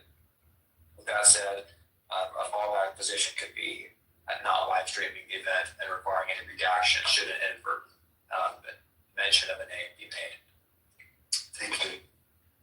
Counsel, one of my biggest concerns is I have to make findings of fact that are very specific. I can't redact my findings when I issue an order. And I will have to cite to the relevant facts. And quite honestly, the name of the prosecutor is a relevant fact. I can't simply glaze over that and make an assertion. It's important because it relates to various factors that you may address and which has been brought up in briefing. And so this court is going to deny the request to close the hearing as it relates to, and I will take this motion witness by witness. I understand that there may be a witness that this is applicable to, and the court will entertain that, but because this court has to make findings and has to cite to the facts, I need to be able to do that. And since I'm going to do that anyway, which I will, I'd rather address it in an open court. And again, I will entertain any motions, witness by witness, that are going to be called and be respectful of that. But going to Mr. McBride's point, you both have that duty. It's in regards to how you present, and if you're talking about a name that needs to be protected, that's on you, on how you speak. I can't. It seems inappropriate to create a safeguard to prevent you from making a mistake on accidentally saying a name. I don't believe that would be a proper reason to close the hearing just for that. And I understand the pressure, counsel. I know it's difficult, but I cannot accept that as reason to close the entire proceedings for the evidentiary hearing portion. But again, as the witnesses are called, I will entertain the motion whether to close the hearing per witness, and we will address it as we go. New posts up the Jumbotron. Go check them out. Share them. Help me beat the suppression. Yes, Your Honor. And with that, how would we like to proceed? Well, first, is there any clarification needed on this court's ruling as we're proceeding into the evidentiary hearing? I just want to clarify. Are you going to entertain motions to close at the outset of every witness? Is that what I understand? If the motion is made, yes. Okay, thank you. May we have a moment? Yes.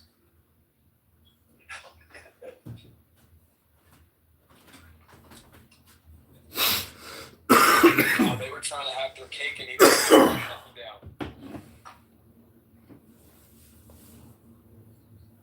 Why is he huddling?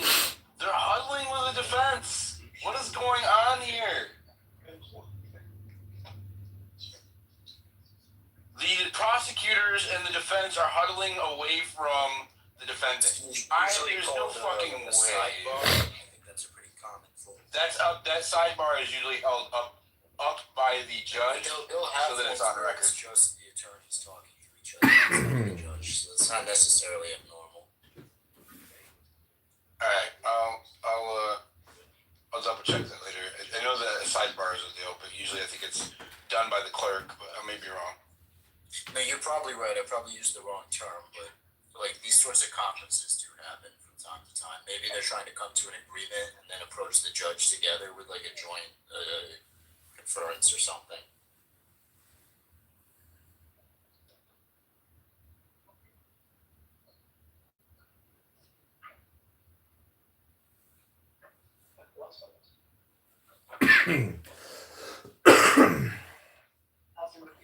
Oh, looks like I'm off. Would it be easier just to go into a brief recess? I don't want to make you feel rushed. You have obviously important conversations.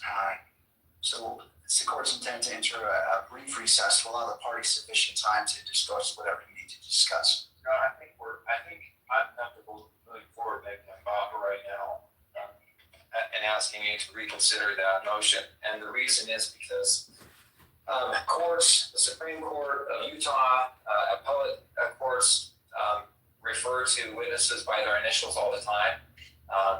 In our pleadings, we often refer to witnesses by their initials. In Supreme Court of the United States opinions, witnesses are referred to by their initials. And that's because there's a privacy interest. In this case, I don't think a privacy interest could be Both the created. defense and the prosecutor This want case to has impose polarized the nation in many ways. And there have been death threats made against other witnesses. There have been death threats made. My understanding is there's been threats against counsel. Our office has received threats. Doxing is a real thing. Finding people online, harassing them online with the technology that we have now, it's not that hard to find out just about every detail about a person through internet searches, the paid subscriptions to programs that do background checks. And we are extremely concerned. Serious right now? We will have Oh, sorry. Sorry for the language. a person that does not need to be subject to death threats, to harassment, to doxing, to all of say those his things name, that can be avoided. We're very concerned that will happen and happen to this person for no other reason than this person's father is a prosecutor on the case. Your Honor, I think that there's a way around this that we can avoid Did he just those threats to her, those risks to her. And I think it's by referring to substitute names like we have in the public pleading. So, Your Honor, I would just really ask you to please reconsider your opinion. There's a stipulation from the media to shut this portion of the hearing. There's stipulation from the defense. I think the court in its ruling can refer to the prosecutor's prosecutor. I think it can refer to child as adult child. I think that would be adequate. I think in a sealed record, there can be references to names. That would be my request, Your Honor. I can't ask more adamantly than I am. It's a defense. We take no issue with anything that counsel has said. That's why we completely deferred to the state attorney's, the county attorney's initial request that all of the briefing, as much as possible, be under seal and then redacted. Thank you. One of the points that when I was considering this as a potential issue is that both parties filed a public version of your motions, and you used a mechanism to convey that same information. And I understand that that makes it tricky, but it was the choice of the parties to do that, to issue, to publish those public versions. And the court is fine in regards to particular witnesses referring to those terms that were used in the motions. But this court does not agree that the entirety of the evidentiary hearing needs to be closed. And it is a very broad approach to a narrow issue. And I understand and I respect the concerns made by Mr. McBride. I understand that, and the court is He's winning points by right witness. here. If you feel that a particular witness that needs to be closed, the court will entertain that. I understand the issues of safety, and the court feels the urgency and the importance of that has been stated. But this court cannot find that the closure of the entirety of the evidentiary hearing is proper, given the motions that have been filed publicly online. And I have to leave it to counsel in deciding how you present the evidence, how you state the names. I'm willing to abide by the format used in those public motions, but if this court denies the request, and again, witness by witness motion, if that. Let's hear the juicy details. Show us what you got. Show us what you got. Hello? Hello? Hello? They're scrambling. Court's ready to begin the evidentiary hearing. What we would call Jeffrey S. Gray as the first witness. Oh my gosh, they're calling Jeffrey! The courts can move forward. If parties need a break, I'm happy to give a break. I know we're switching gears here.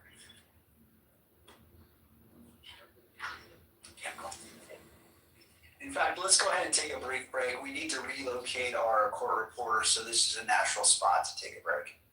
We have one moment of sidebar. Absolutely. He already made his ruling, bro. You ain't gonna talk him out of it. They're sidebarring before they dismiss, and they're relocating. They're really trying to, hide as much of this as they can, it seems like. Both the defense and the prosecutors. That's wild.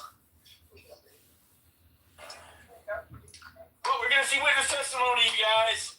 Day 1. This is the first big hearing. It's not even a real we haven't even gone to the preliminary hearing where you're gonna be arraigned yet.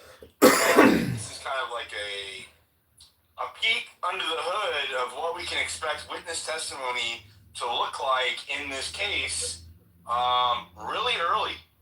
Because the preliminary hearing for the arraignment and the presenting of evidence and probable cause isn't until May when they've gone through discovery.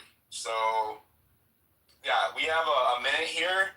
I kind of got get there at the end, right? I realized, listening to these lawyers drum on back and forth isn't particularly interesting for a lot of people, but it's incredibly important to this trial, right? These decisions are going to impact the outcome of this trial, which is probably the most significant, high-profile assassination political case in, nearly 100 years.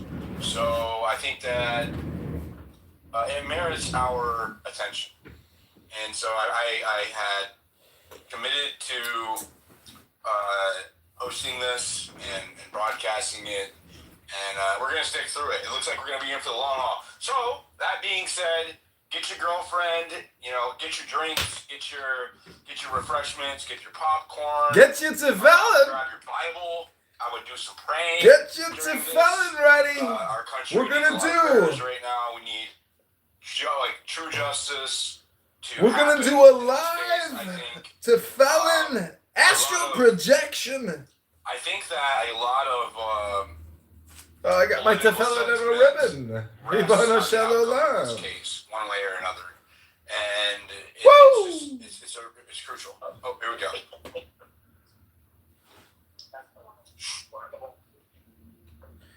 Ribono Shalom. Ribono Shalom. Ribono Shalom. Please repost the space, bottom right corner. Thank you so much. Ribono Shalom.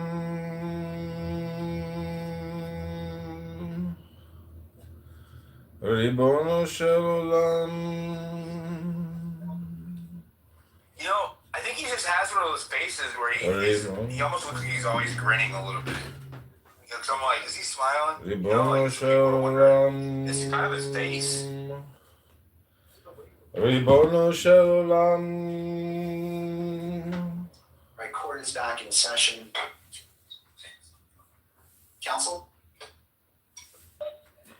Ribono Shel Olam. Yes, Your Honor, we're asking the court to exclude all witnesses during the testimony of other witnesses. All right, and to the state, any input? We agree. And at this time, would it be convenient to just take a brief recess? Yes, please.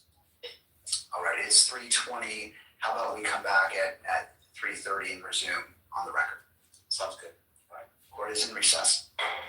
Sounds good. Did you hear that? Break.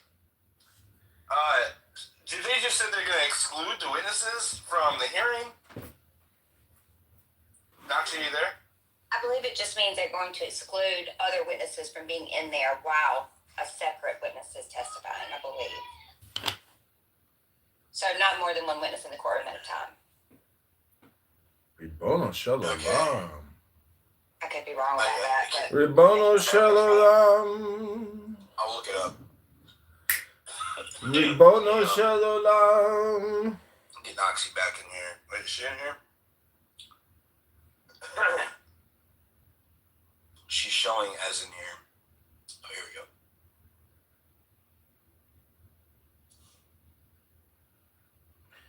A little Rachamna. Ribono Shel Olam. Yeah, I didn't get a chance to watch the space and what's going on in the space, but I know what's going on. You know what I mean? I wanted to reach out and just come in, grab a mic, say hello, keep up the good work, and knowing that you're probably seeing some things when you met me way back when, saying, "Oh, I get it now," because I get it. saw a couple of your tweets where they look like. I was like, so that's the good news, okay? There's always good news, because what we want to do is we want to get to the truth. I don't care who's telling the truth, okay? I just want it to come out, and I want it to happen. And we are undeserving. She's taking a complaint to the wrong department. Diligent can't file that complaint. Only the JCD can. The Jewish Complaint Department. Founded by Kabbalist, cannabis, candidate, John Kitover. The 16th District write-in candidate to defeat Darren LaHood, Rabboni Shaloim. The followers of the Rebbe say it's very useful to say Rabboni Shaloim 1,000 times a day. Rabboni Shaloim. Scotty. I listen to both sides. People who are skeptical. Yeah. Go ahead. But it's my feeling. This is my general consensus, and which just lines up a lot. I actually heard Tucker say it, and it really summed it up better for me. Wait, can you hear? Okay, summed it up better for me than Tucker. I myself. Is that Mother Tucker? I like to believe that they've got it all figured out, but they're not giving me a very compelling case. And the thing with me is that I'm old enough for the JFK thing. Okay, so, and I dug into that for years when I was younger. It was like perpetrated on me and the whole 9 years. I'm just not buying the Oswald narrative. And moreover, is I remember and I see the damage that was caused because we let it. Harry Balzac. Rabboni Shaloim. Gekach and welcome to my show. Harry, you've been a big part of my production here. We're listening to people with Jewish derangement syndrome accuse Erica Kurt and Mossad and CIA of killing Charlie. Rabboni Shaloim.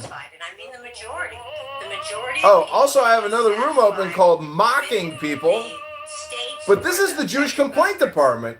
You haven't heard the Jewish complaint yet. But anyways, this is live on X. They kicked me out of the room. Diligent citizen. He's like this dumb fucking fake news reporter. Got all these followers, he's fucking brain dead, hypnotizing people, never read a fucking book in his life. Yeah, I haven't seen compelling evidence to. I haven't seen compelling evidence to suggest otherwise. Trial, but thus far, what I've Pronunciate, Diligent. Pronunciate. with certainty that even Certainty. media, all repeating the same unsupported narrative, unsupported by primary evidence, that is, right? In unison. Yet, Harry, you always know you're listening to a stupid person when they finish their sentence with right. Dissenting faction within the right and even in some on the left, not buying it, right? This is what he does every time he goes back. He goes, who's saying about the right or the left? Gaslighting. You are a traitor. Traitor! Slop up the Fed narrative. Slop up the Fed narrative. Traitors! Traitor!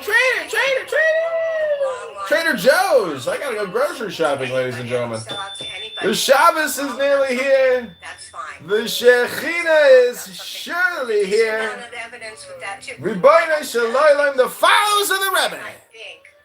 Say that saying Ribono Shel Olam is extremely useful. I just kind of I was sick when this happened, and I Ribono Shel Olam was busy doing some other things, mostly getting healthy, and I'm really glad that I sat there.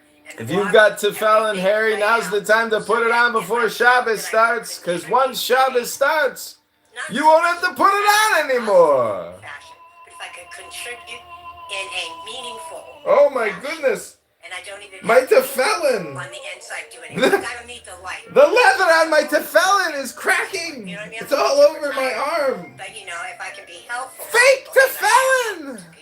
On the back end. Oh, Ribono Shel Olam. Hold it close to your heart, Ribono Shel Olam. So I just haven't had time to come in, and I wanted things to calm down a bit. You and I don't have the entirely best background relationship, but we don't have a bad one either. So that's a good news. Who are you, Grandma? Get back to the show. I'm willing to hear anybody that's bringing evidence to see what they talk about, whether I agree with them, whether they like me or not. It doesn't matter. I talk to people who hate me all the time. I'm okay with that. I don't hate you either. Yeah, no, I don't hate you either. But I'm just saying, I saw, I know where People don't hate you. But when you kick people from your room and you exclude people, that's when people hate you. You know what I mean? There's a reason for that, Diligent. There's There's a reason. We're going to follow with the JCD, lady. You're already getting your submission in. Guess what? What? You know what I mean? How much more runway? How much more is my family willing to... How much more am I willing to put my family through? I don't know. Stop using social media, bitch. Go to the gym. It's like, how much more runway do we have to The apostle has arrived. Obfuscation or opacity. Yeah, this is it. Right? This is it. In my opinion, This is it. I'm like you. I talk to whoever, and I ask them. I don't tell people my opinions. When I go out... You ask them. You don't tell them? Across the board, I don't care what... Right? Okay? Right? I ask them about this, and I tell You them... ask them about this. So we can't let this go. We can't... You can't let it go? What is it you're talking about, and who are they? Hello? You're not saying anything specific, lady. Hello? Finding out what happened. What happened? We're listening to the fucking evidentiary trial, bitch. Shut up.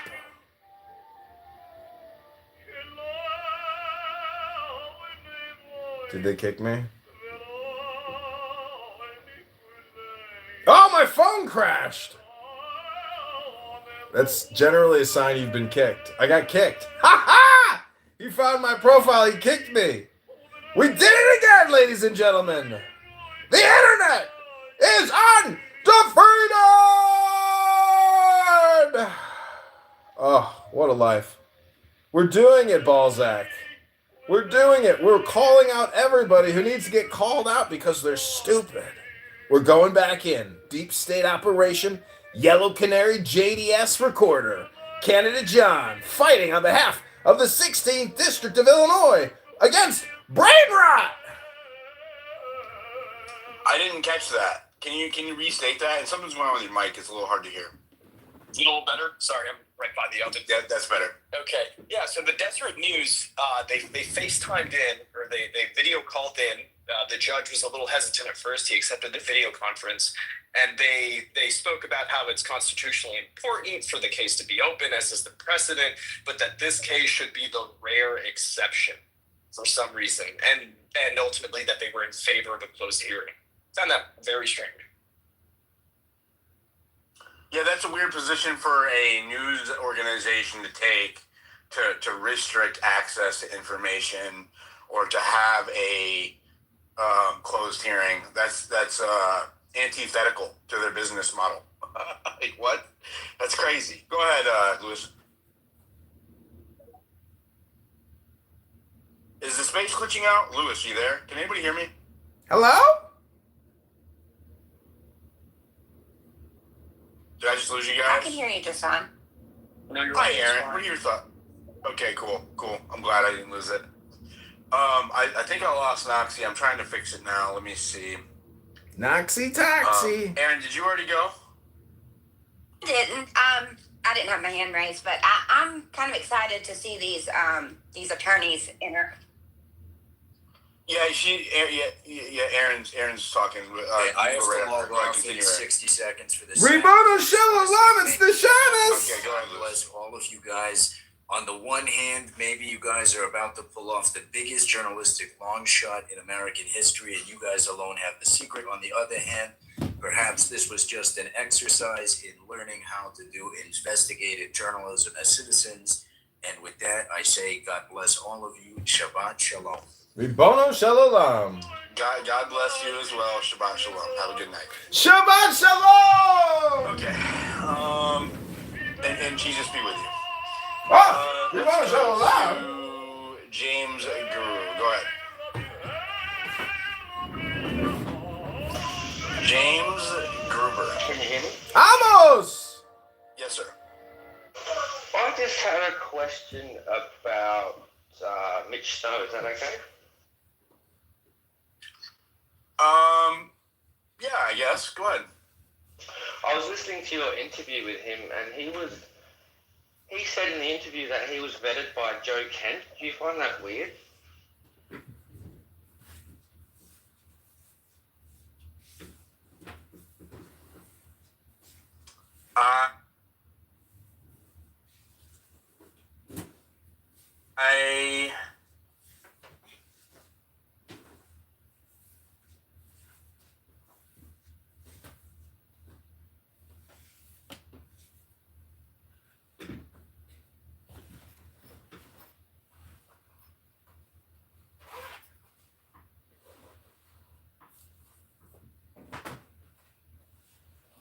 The work is complete.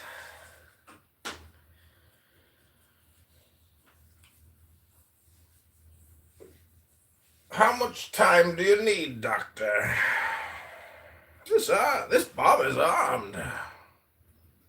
One of you anonymous clubhouse users is the trigger man. Any attempt to flee will trigger the bomb. Okay, his room has crashed, I believe. But we got it going on. Ribono Shalom all the time. Some more Yosele Rosenblatt before we reconnect. Maybe they kick me again. We're going to try to go to another room. See if we can get back in. Here we go.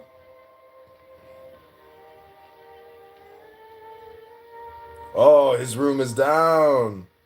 Oh, it's back. Here we go, Ribono Shalom.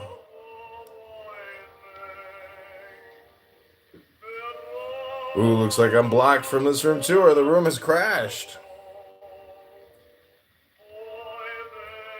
Let's see if we can find it another way. Oh, here we go again. One more time. Let's see. Third time's the charm, ladies and gentlemen. Ah! The room has crashed, Ribono Shalom. Dunsky. Nothing's working. That's the way it is. That's the way the cookie crumbles. A little Ano Avdo for you. Ribono Shalom.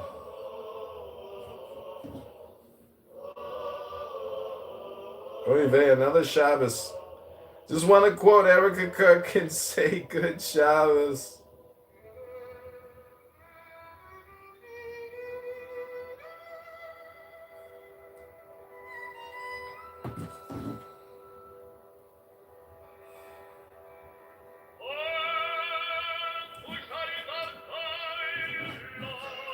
Ribono Shel Olam.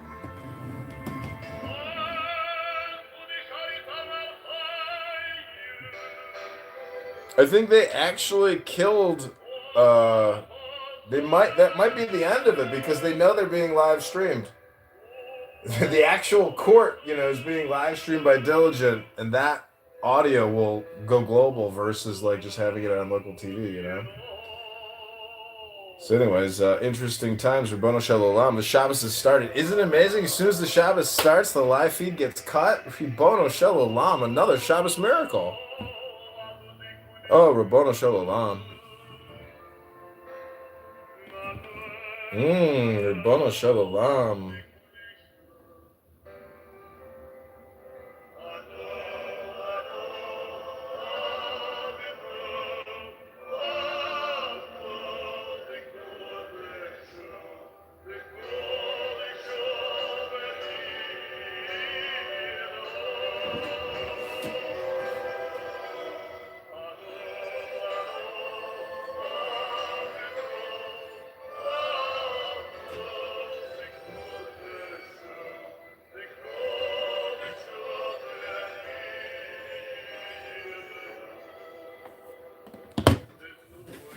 Ribono Shel Olam.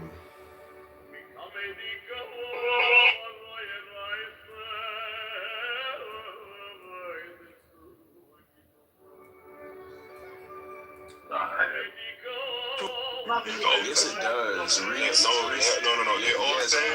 They all say that Jeremiah, bro. Any version that says this shit. No offense, Jeremiah, bro. Translators put it in there. It's a Jeremiah. I'm cool with you, Jeremiah, but like, no offense, but you don't know what you're talking about here, and you're kind of obfuscating the discussion. No offense. So I don't want to respond to that because we're gonna get carried away. So I want to go back to Surah Al-Imran. So what it's saying in that passage is that it's saying that Jesus is not the son of Allah because he's a creation of Allah. Okay, sure. Let me read. Okay. I'll shut it down. I'll just show you exactly what it's talking about. Because it's not about if Jesus is God or not. Oh my God. That's not the argument. The legend has returned. The preservation of the human race. Sanji. Ribono Shel Olam. I believe do what works for you. I don't believe in societal no. Let's go. Hello? What brand is? Passed. Like, donate. Yeah.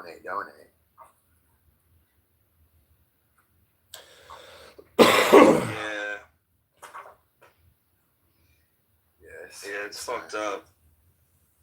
They used his death to raise more money. Yo, wow. This is something. It is something. So, hey, have you been to No, the ghost it's John Kitover. No, I haven't heard of that. It's like a cool little think of like a Barnes. You know how they have like a Barnes and Noble's like a cafe part? It's like that, but you can like. Ribono Shel Olam Hussein. Speakers, books there.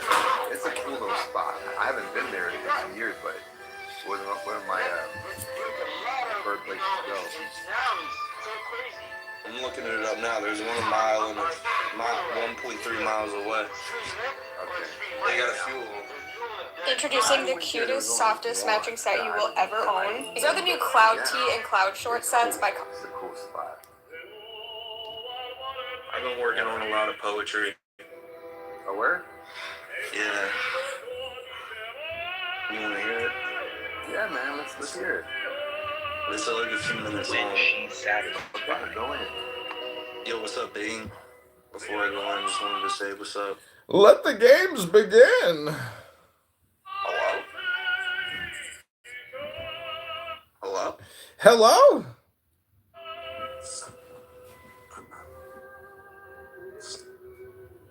Yeah,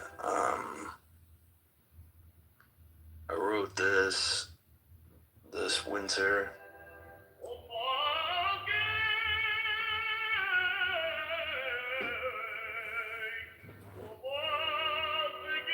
First made were the angels, and you better believe that angels are real. Demons are angels, cast out of heaven and bound down to the earth. And the evils of this realm are real. They will deceive you to believe that they aren't here. But they are here. And they are after your spirit, your soul, your louche. Many consider them alien. They mingled and meddled and slept with man's women and gave birth to Nephilim. The giants amongst man, and giants are real. Goliath was real. And David killing Goliath with a sling and ordained king by God was real. God is real. The orb of light that levitated and shot off into the sky, then disappeared, was real. I saw it. I was there. I saw it. Burned my eyes. I saw it. Man bore witness to the supernatural creator of all timelines, all dimensions, all parallel realities, synthesized and crystallized into one thing, into the entire universe. And it was a man, Jesus Christ. God as man who stood up to the Jewish intelligence community, who stood up to the Roman and military-industrial complex, who stood up to the authorities and spiritual wickednesses, sacrificing his own life for the kingdom of eternal life, conquering death to walk amongst us yet again. It is all real. We are at war. It's an ideological war, a civility war. The spiritual war is real. The strong will survive. The preservation of the human race is dependent on its capacity for resistance. Resistance to the stripping and mining of your identity. Resistance to the comforts of technology designed to control you. Now is the time to free your mind. The artificial wombs that are being built in fields are really there to harvest every ounce of your energy, for the human body generates more bioelectricity than a 120-volt battery and over 25,000 BTUs of body heat, combined with an advanced form of fusion. The elites who worship machines possessed by demons have found all of the energy they need for their technological revolution. They will be sold, some for families, some for organs, some for science, some for slaves, some for soldiers, but the most valuable will be kept in the basement, for they will be keeping the lights on. They will be sold as batteries. Their technocracy is enslavement. Their transhumanism is really an illusion. This illusion is a psychological matrix designed to keeping the war effort appearing to be paralyzed, pulling the wool over our eyes, putting in a tremendous amount of effort into poisoning the water, poisoning the air, putting chemicals in our food, vaccinating liquid metal mercury into our bloodstreams at birth. But this paradigm will shift. This war will be won, not by bullets, bombs, or enslavement, but by using the technology of war written by Sun Tzu, using real ideas, real voices, real talents. Really, the war will be won by the side of mankind, by the side of God, without firing a single bullet. In the beginning, there was only hope, a glimmer of light, peeking through a cracked pyramid, filled with the chaos of this realm. It's Pandora's box. No, it's Pandora's pyramid. I was there. I opened it and looked inside, and what I saw was me. Broadcasting live from the world ran by AGI, opioid epidemics and biological weapons. God speaks to us through many vectors. We are only as sick as our secrets. In time, it takes time. So let's get honest. We the people are tired. We wake up just to work a job that we hate, just to get by, just to make someone else rich, while we're sitting in our cars, stuck in traffic, contemplating suicide, knowing that there are things worse than death. And living like a slave is one of them. There has to be a way out. There has to be another way. Now is the time to stand up. Stand up for yourself. Stand up for your family. Stand up for your freedom. Become a leader in your life. Speak the truth. The truth will set you free. It is time to get off of the tightrope. It's time to be the tip of the spear. The worst thing that you could do is not say anything, because they manufactured silence, mass manipulate compliance, all under the mantra, trust the science. Standing on the brink of World War IV, addicted to drugs and debt, breaks free into a heaven, a parallel dimension of eternal life. The voice of God technology, voice to skull, V2K has got me going mental. God, grant me the gift of desperation. I've seen miracles happen. The orb of light that shown itself to me disappeared in front of my eyes after morphing in on itself. Where did it go? No. When did it go? I opened my mouth, and it's gone into me. My eyes are open now. The elites have it down to a formula to enslave us and starve out the rest. It's an 8-step process as follows. Step 1, defund the police. Step 2, ramp up homelessness and crime. Step 3, price gouge whole neighborhoods. Step 4, elite ran corporate entities come in and buy the property. Step 5, gentrification with apartment buildings. Step 6, allocate 30% of residential properties to Section 8. Step 7, hike up. Kitover running for the 16th district against Darren LaHood. I have landed my plane, and I am complete. Thank you very little. God bless. Health, wealth, love. Now go get your fucking shine box, Keegan. Go get your motherfucking shine box and get your tester and go find out what the light in the fucking dashboard is saying is wrong with the car. Keegan, don't you know I got the volume down and nobody can even hear you over here on my YouTube recordings? Now go get your fucking shine box. Go get your fucking shine box, Keegan. Things he's giving me from Shemayim. Ribono Shalom. The followers of the Rebbe say that it is extremely useful to say Ribono Shalom over and over and over again. Ribono Shalom. That's what I told DMX at McDonald's. And he said, fuck you, motherfucker. I said, whoa, whoa, whoa, I'm sorry. Ribono Shalom. He said, what did that mean? I said, it means master. Master. Master of the universe. And he said, all right, motherfucker, let's take that selfie and eat these chicken nuggies.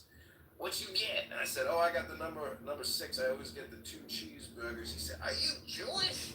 I said, Ribono Shalom. If I was Jewish, could I eat cheeseburgers? He said, I guess not. N-word. And I said, did you just use the hard R with me? He said, that's what's up, N-word. Things he's giving me from Shemayim.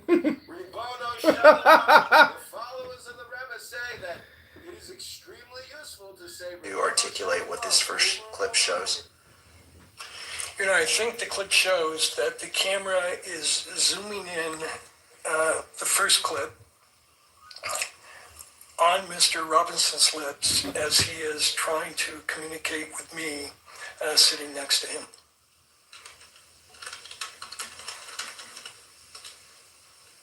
Thank you. If I may reapproach with the second video you're on. Yes. This one is 5 seconds.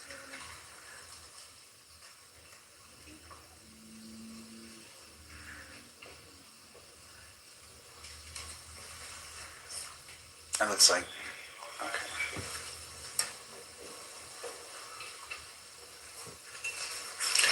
And Your Honor, the second video is a clip from a court TV posting showing Mr. Robinson's lips moving as he's attempting to speak to Ms. Nestler.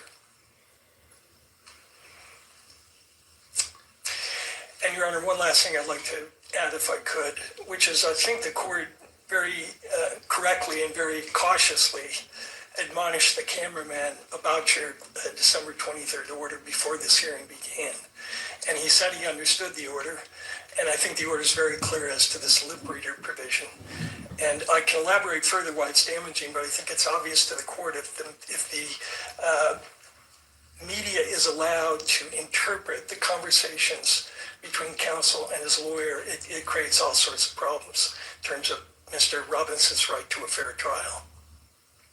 Thank you, Mr. Burke. Thank you. Just one more question. I apologize. Just for the benefit of the record, from your position, citing to the standing decorum order, the violation itself, so we can connect it all from your arguments. Yes, Your Honor, I forget the paragraph, but there is a paragraph in the court's latest December 23rd decorum order. It's paragraph 48. 48. And it's been a feature of every decorum order. I think we're on the third one. But from the start, the court has prohibited zoom-ins to allow lip readers to interpret what's being said between counsel and the defendant. And finally, I think you led with this in regards to the sanctions being requested. You cited to the court sanctions, and then there was a second one referring to, and I want to make sure I wrote it down right, because something along the lines of not showing Mr. Robinson at all. I want to make sure I understood that request.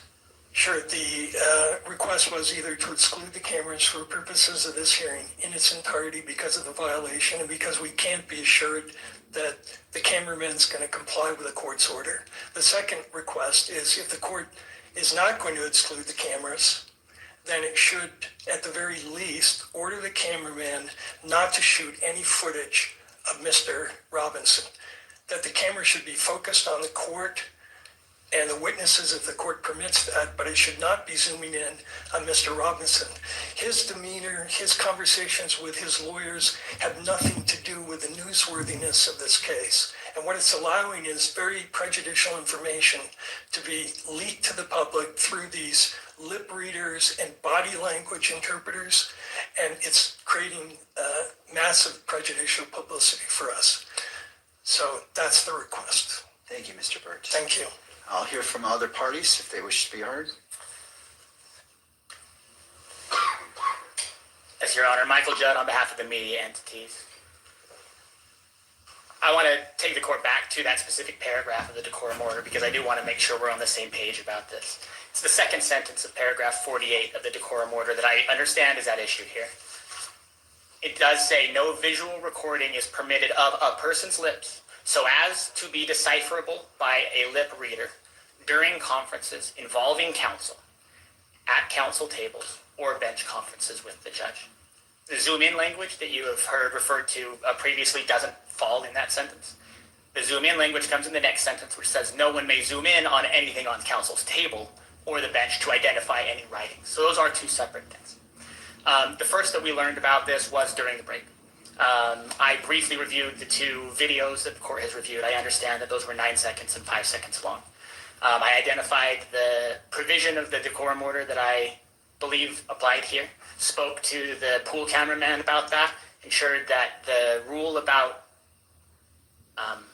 capturing conversations involving counsel at counsel's table or at the bench so that they may be decipherable by lip readers was an important provision in the court's decorum order, that it should be followed. I understand that the cameraman understands that rule, that any capture of those conversations was inadvertent. I understand the concerns raised by defense in this case about potential prejudicial effect of something that is intended to capture conversations. I don't believe that that's what occurred in this case. I believe that the court's order should be understood and applied as written and done so strictly. But I don't believe that there's been a violation here. We've been now on the record for 3 hours. I believe that the total length of the two videos that were shown in the court were 14 seconds long. Whether or not either of those conversations rises to the level of capturing the movement of somebody's lips so that it can be decipherable from a lip reader, I'm not in a position to judge. But I can assure the court that the media is aware of that provision, of defense's concern about the potential violation of that order, and that they will take that seriously. That's already been raised, already been discussed.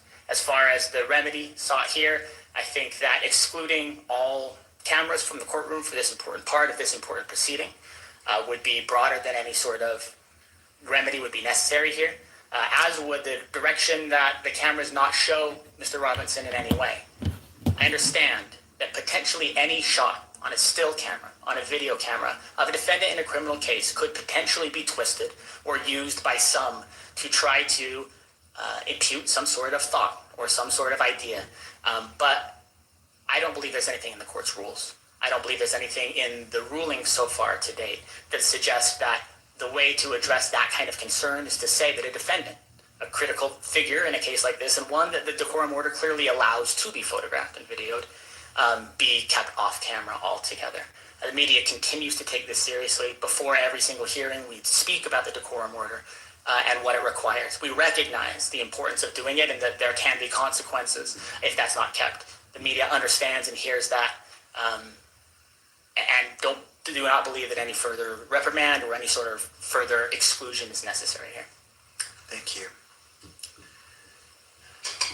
Well, before I turn to you, I want to turn to the state. I want to give all parties an opportunity, and then that allows you to respond to whatever they say. Your Honor, we have nothing to add. We'll submit the issue. All right, Mr. Burns.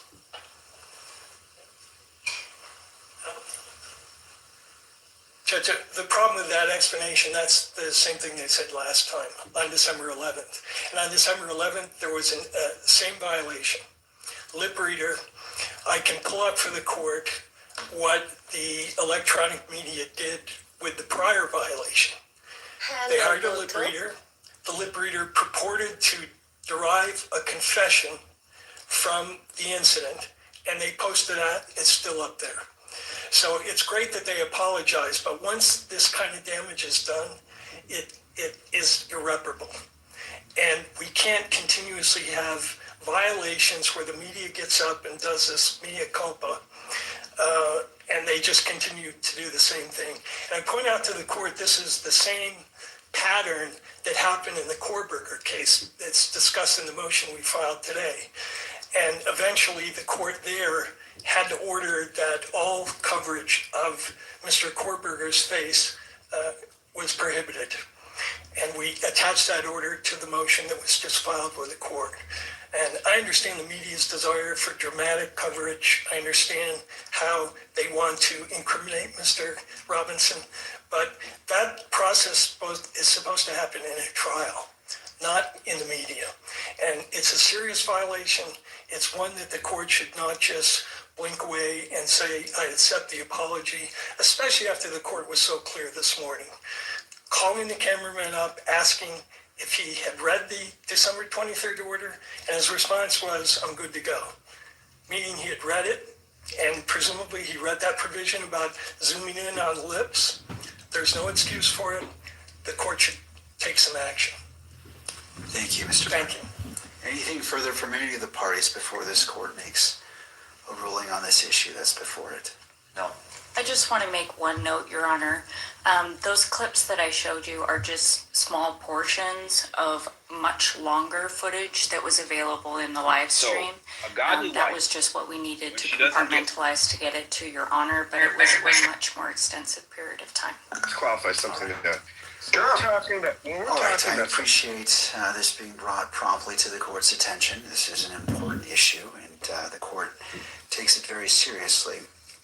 As it relates to today, well, first, I did put on the record very clearly that there would be potential consequences for any violation of the court's December 23rd, 2025 standing decorum order. For the first part, well, and I've also had a chance to view the two clips that was presented. It was shown to all parties. The first appeared to show an attorney, and Mr. Robinson, speaking for about 9 seconds is what my memory tells me, reminds me. The second clip was for about 5 seconds. I believe it was from a slightly different angle, but it also captured that. And in both instances, I could see Mr. Robinson's lips moving. And I don't remember about the second clip, but I believe in the first clip it also showed counsel's lips moving. But notwithstanding, that was in place. I also refer to the statement made by the counsel for the news media, and going to, it is paragraph 48, and I will read it in its entirety. No audio recording is permitted of the conference involving counsel at counsel's tables or during bench conferences with the judge. No visual recording is permitted of a person's lips so as to be decipherable by a lip reader during conferences involving counsel at counsel's table or bench conferences with the judge. No one may zoom in on anything on counsel's tables or the bench to identify any writings. Now, in regards to the zooming, I know there was a representation, and it's easy to, as you're reading, to kind of combine it, but I'm not finding that zooming in relates to the lip reader portion, but that's not material. I do find that, and I'm not a lip reader, so I don't know what the standard is for lip reading, but I do note that 9 seconds in that first clip, one could see his lips moving, and it is a significant time for, as it relates to this particular issue. It wasn't a passing shot. It was focused on these two persons, and so I find that the decorum order, as it relates to section paragraph 48, as it relates to no visual recording is permitted of a person's lips so as to be decipherable by a lip reader, I find that has been violated. In regards to the second clip, 5 seconds, where it shows Mr. Robinson and I believe one of counsel, that I was able to view Mr. Robinson's lips moving. It wasn't a passing shot that it just so happened to capture. It was focused on them. I find that is a violation of paragraph 48 as it relates to no visual recording is permitted of a person's lips so as to be decipherable by a lip reader. Turning to the next section, finding that the violations have been shown as the court has reviewed the purported evidence of these two violations, I turn to the sanctions. Previously, I stated that under Utah Code Section 78B-6-310, if the court finds a person guilty of contempt, the court may impose a fine of up to $1,000, order incarceration in the county jail for up to 30 days, or both. I find that applying this sanction would be disproportionate to what the conduct was in those two clips. And the court notes that it is the court's discretion on whether to apply it or not. I find that the court will not issue this sanction. In addition, the other sanctions the court stated earlier today, in addition, the court may impose the following remedial measures if warranted.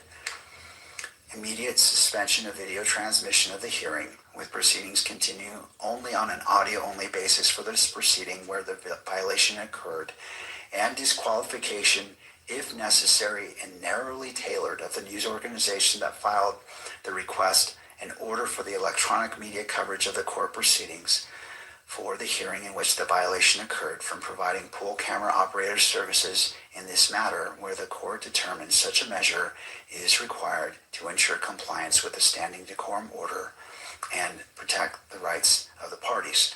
The court also stated that before making a decision, it would allow counsel to make argument or statements, in which the court has done, and that the court's actions are not intended to have a chilling effect on the open and transparent courts or on responsible news gathering, and that the court is fully committed to the presumption of open proceedings under the applicable rules. That being stated, and as the court was listening, Mr. Burt has suggested that one of the potential sanctions is that for the camera for the remainder of the hearing, and not to show Mr. Robinson at all as a sanction for the remainder of today's hearing, and so the court considered that as well. This court does not wish to make a disproportionate decision on the actions, and it does note and does not minimize the violation. Therefore, this court will take up the suggestion by Mr. Burt that during the remainder of this hearing, that the camera shall not photograph Mr. Robinson at all, and that will be the sanction of this court. I will allow the pool camera operator to reposition the camera to to adhere to that, well, first, sir, I'm going to ask you to come forward because I want to make sure that's even a possibility. And again, I don't mean to put you on the spot. I'm simply, I don't want to set anyone up for failure. I don't want to make an order, and if it's not possible, then further sanctions could apply. And I recognize that it wasn't your anticipation to be on your own camera, but as it relates to not showing shots of Mr. Robinson for the remainder of this hearing, what are your thoughts? I can do that. From where I'm positioned now, I can shoot this lectern, I can shoot the bench, and I can avoid the attorney tables altogether if that is what is desired. All right. Do you need to do any repositioning of the camera to accomplish that? And I'm willing to give you that time to accommodate that. I just, again, I don't want to set you up for failure given what's happened. And so what are your thoughts? No, I think the position I'm in, I am okay to avoid the attorney tables at this point and just shoot, this forward part of the courtroom. All right. Thank you. Thank you, sir. All right. Turning to the parties, any clarification needed about the order of this court and the sanction that is imposed? Your Honor, I only have one. It sounds like this issue is specific to video coverage and that the order not to take any imagery of Mr. Robinson would not apply, for example, to the still photographers. Do I have that correct? Well, I'll hear from the parties before I offer that clarification. Do you wish to weigh in on that issue?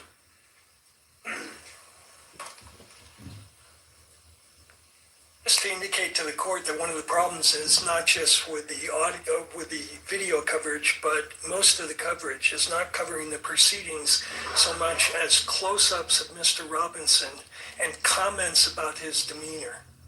So if they catch him in a moment speaking civilly to his attorneys and he happens to smile, that then is twisted into evidence that he's some sort of a remorseless killer.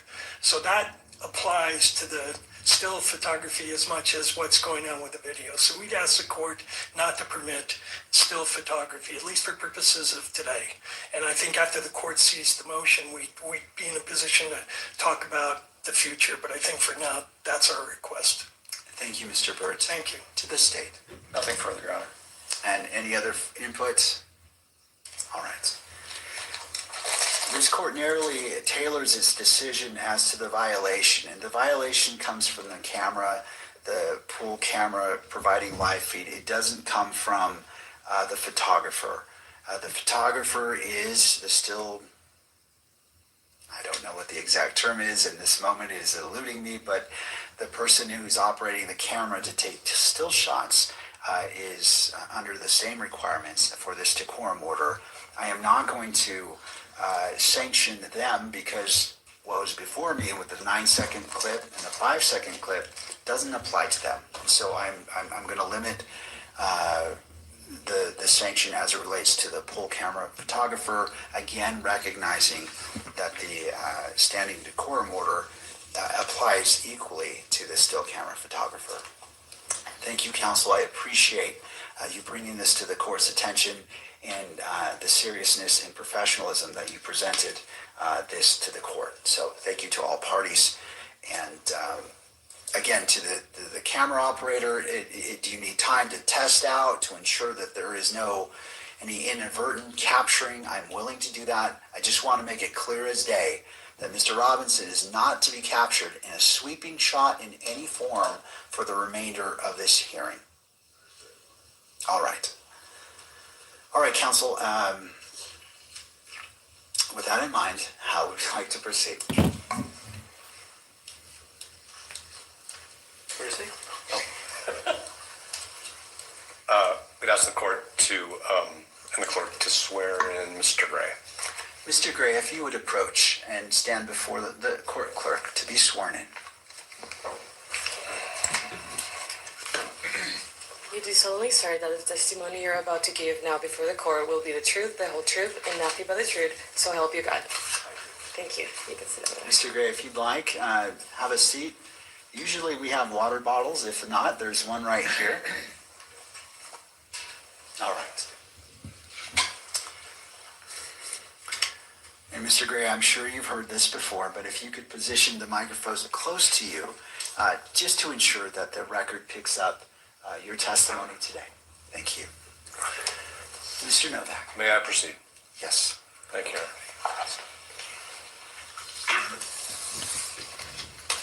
Mr. Gray, how long have you been associated with the Utah County State Attorney's Office? 3 years. Okay, and it was 3 years ago that you were elected to be the chief prosecutor of that office? Yes. All right. And had you ever previously been associated with the Utah County Prosecutor's Office in any other capacity? I've defended on criminal appeals. I was a criminal appeals attorney for the state of Utah for 23 years, so I represented the state of Utah on those criminal appeals, which would include Utah County. Okay. And did you ever have any professional relationship with the Utah County Attorney's Office in any other capacity other than the appellate work you did before you were elected? Not to my recollection, no. Okay. Because we're in an open session and based on some of the guidance from the court, I'm going to ask you questions. Well, let me back up. How many prosecutors are in your office right now? Well, that are with our courts that are actively engaged in our court system is 30, and then we have screening prosecutors as well, and that would be another 7 or 8. Okay, so I'm going to try to... I should stop because I also, my executive team, they don't have courts, so there's another 5 of them as well. Okay, so let me ask a better question. How many prosecutors in your office represent the state in felony matters? Well, all of them that I just described. 30? I mean, even the screeners. Yes, the screeners, my executive team, they are assigned to special cases. Usually my executive team, for example, aggravated murder cases, some homicide cases. So they also are prosecuting and represent the state in trials. Can you explain what you mean by the executive team?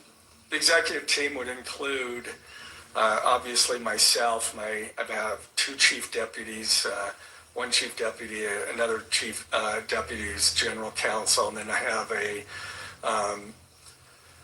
have a division chief over major crimes and a division chief over general crimes. So is it fair to say that there are at least 24 prosecutors in your office who have substantial experience prosecuting serious offenses? 24?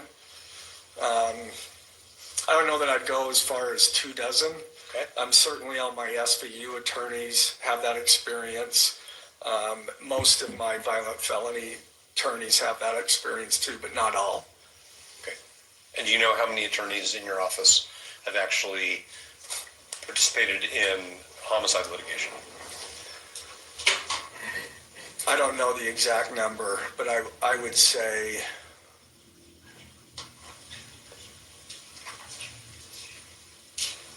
maybe 15. Okay.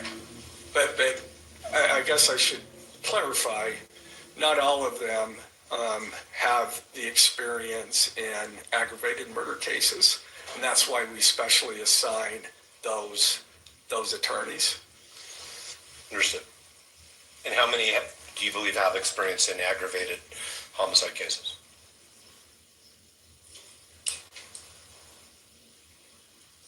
Probably 7 or 8. And are all 7 or 8 assigned to this case? No.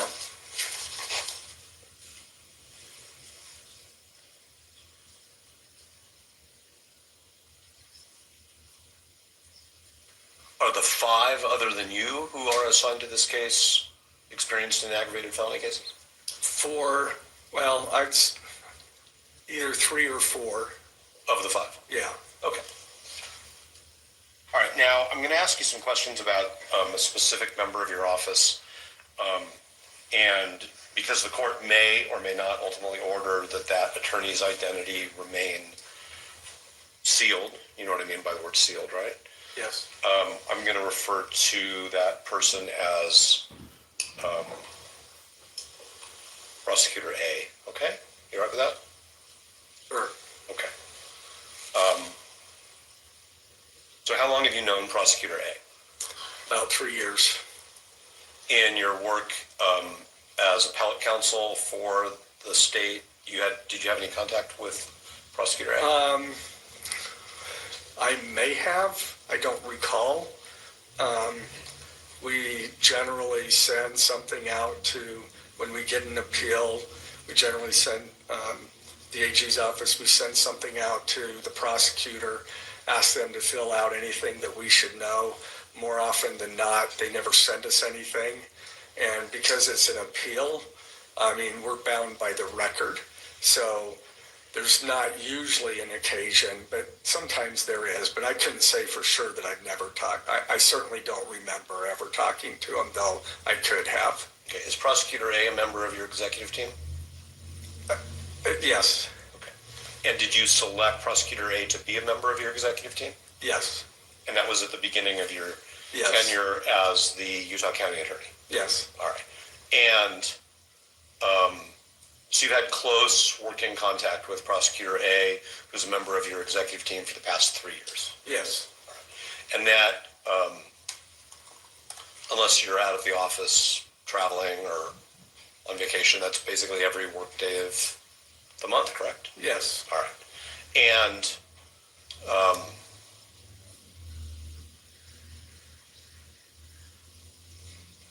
have you met members of Prosecutor A's family? Ever? Let's just start with ever. What's that? Ever. Have you ever met members of Prosecutor A's family? I have met his wife. Okay. I don't know if I've met his kids. I may have in passing, but I don't really. If I did, it was like at a function, they say, "This is my family," and introduce me, but I don't remember. Have you socialized with Prosecutor A and his wife? I think we went out to dinner once after a conference in St. George with some other prosecutors and their wives. Okay. Have you ever been to Prosecutor A's home? No. Has Prosecutor A ever been to your home? No.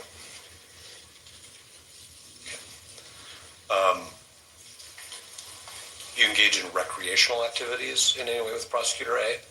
No. Whatever you do, running, pickleball? No. I need to do more running, but unfortunately I don't. All right, understood. Okay. Now, Prosecutor A has an adult child who was at the September 10th rally at Utah Valley University, correct? That is what I mean, I don't have personal knowledge of that other than what they have told me.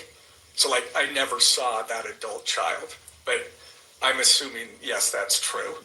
Okay, but on September 10th, 2025, at the moment that Mr. Kirk was shot and ultimately died from that shooting at Utah Valley University, you were in Davis County, right? Yes, I indicated in the motion that it was Ogden, but it was actually Layton. So it was Layton. Layton? Yes. Okay. And I think that's Davis County. All right. That's what I thought. And Prosecutor A was with you? Yes. Okay. And isn't it true that while you and Prosecutor A were in Davis County, you learned from Prosecutor A that one of his adult children was at the rally and was texting him about their experience? Yes. I mean, we had just broken for lunch, and he showed me the text, Charlie Kirk got shot. And that was a text that he showed you was from one of his children, right? Yes. And you knew at the time that it was a text from one of his children, right? Yes. What did he say to you? So I'm talking about Prosecutor A. He said, look at what my child just showed me. And that's about it. And then he said, I should be getting down to UVU. Okay, and then he left. Yes. And he, as far as you understand, he drove down to UVU. Well, he drove towards UVU, yeah. He drove in the area. Okay. Ultimately, I met him, and then we drove together to UVU. Okay, so you, according to the pleading that you authored the pleading that was filed. Yes, I did. Okay, so that, for the court's benefit, that's the state's opposition to the motion to disqualify. Yes. You authored that, correct? Yes. All right. And in it, you said that 10 to 15 minutes after Prosecutor A left the event that you were at in Davis County, you left.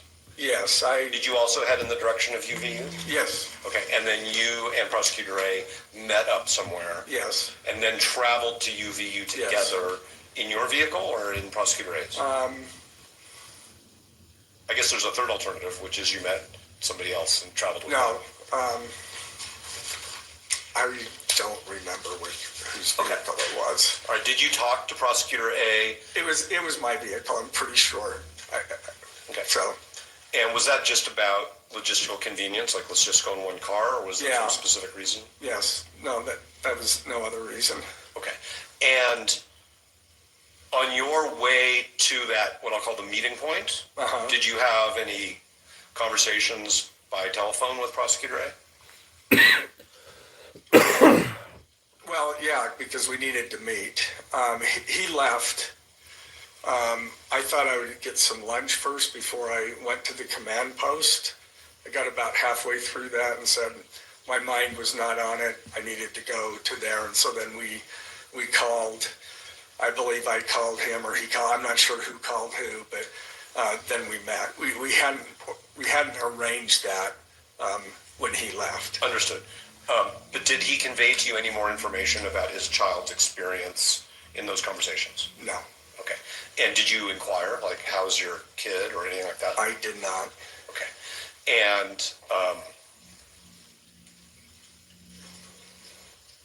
so you met up and then you went to the command post, which was established near the university, correct? It was at the university. Okay. Was it inside one of the buildings? What's that? It was inside one of the academic buildings. Yes. Right. And did you see Prosecutor A's child there when you were there? No. Were you introduced to that person? No. Okay. Did you have any conversations with Prosecutor A about whether they should stick around and wait? No. Okay. My understanding, my understanding was that everybody had left. We were told that most of the students had left. They had not, or attendees. So. Okay, so as far as you know, Prosecutor A's adult child had left the university before you. As far as I know, my understanding was that most of the students had fled. That first they went into buildings or whatever, and then they made their way out.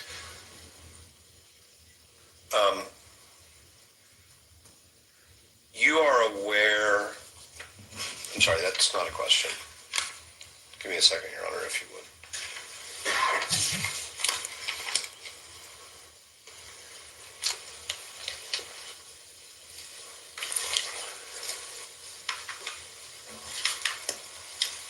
Okay, so did you spend time with Prosecutor A at the command post on September 10th at UVU?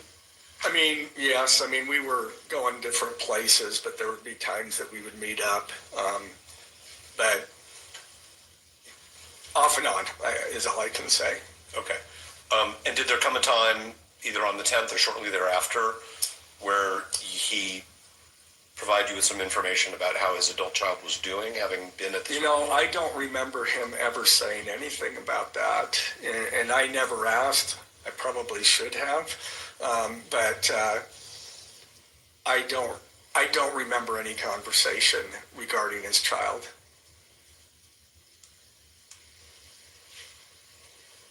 Was there anybody else at the rally who you are friends with, or is a relative of yours, or a close coworker that you're aware of? I know that there were some people in my LDS ward whose children were there. Okay. And when you say some people, could you be a little more specific? Like how many different families? Just members of the ward. Sure, but do you know how many different families that would be? I think I was told about 2. Okay. And who told you that? One of the families. Okay, so one of the families in your ward informed you that one of their own children had been there, and then another one had been there? And then somebody else from the ward had been there. I see. And do you know who those people are by name? I'm not asking you their names. I just want to know if you came to learn who they are. Yeah, I came to learn who they are. Yeah. Okay. And are you close with those people? I mean, we're casual friends with one of them, but I don't think I learned that until well after we had filed the information. Understood. When did you learn that? Sometime after. I don't know.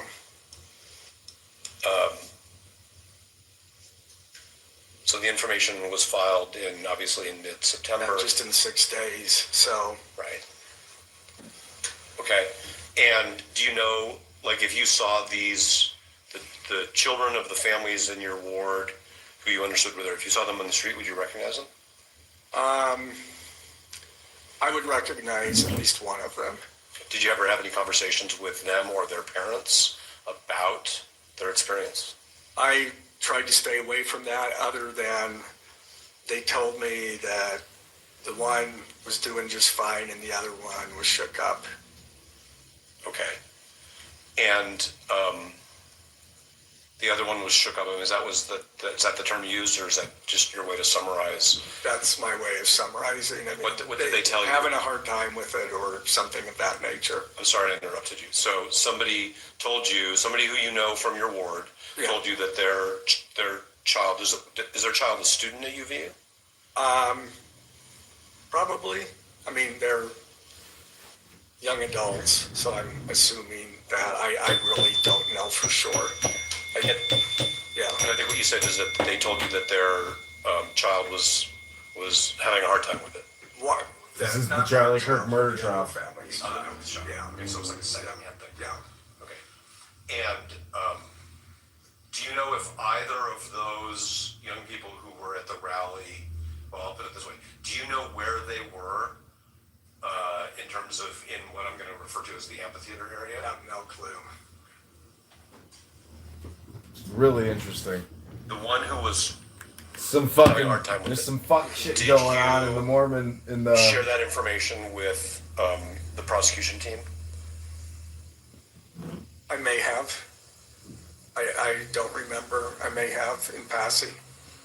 Did you ever suggest to any of the law enforcement officers that person be interviewed because they were impacted by what they experienced?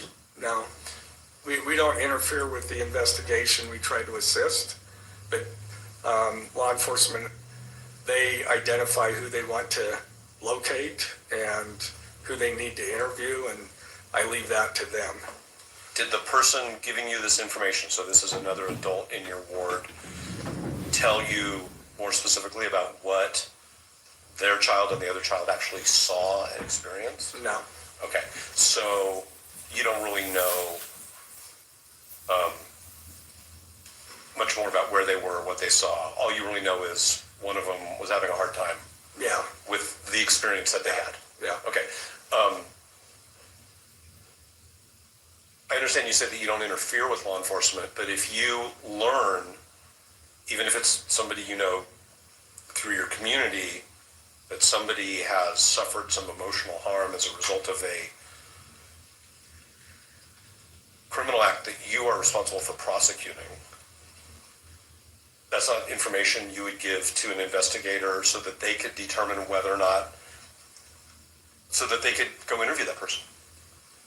I didn't consider that as really relevant to the investigation, so no.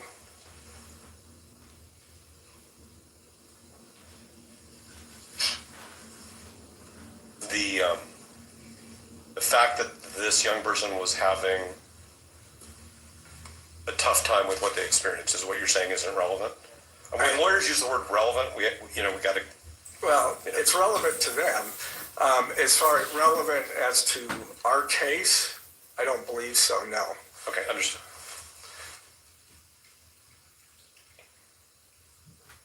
Now, there was a point in time in October, I think it was October 20th, where Prosecutor A sent Mr. Robinson's counsel an email disclosing that his adult child had been at the rally, providing us with some information. Yes. And so my first question is, were you part of a decision to disclose that information? Yes. Okay. And were you part of a decision as to how that information would be disclosed or how much information would be disclosed? Like what led to that email? Well, there was no decision needed as to how much. The decision was to provide the information that we ultimately provided you.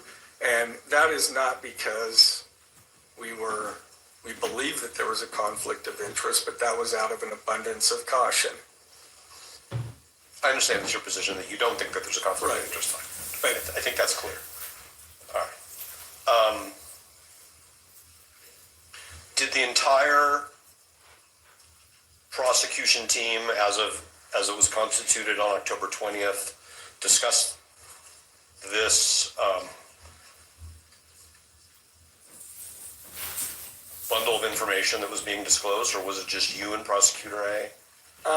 I know that me and Prosecutor A discussed it, and he may have discussed it with others. I don't believe anybody else was there. When you discussed it? When we discussed it, one of them may have been, or two, I don't know.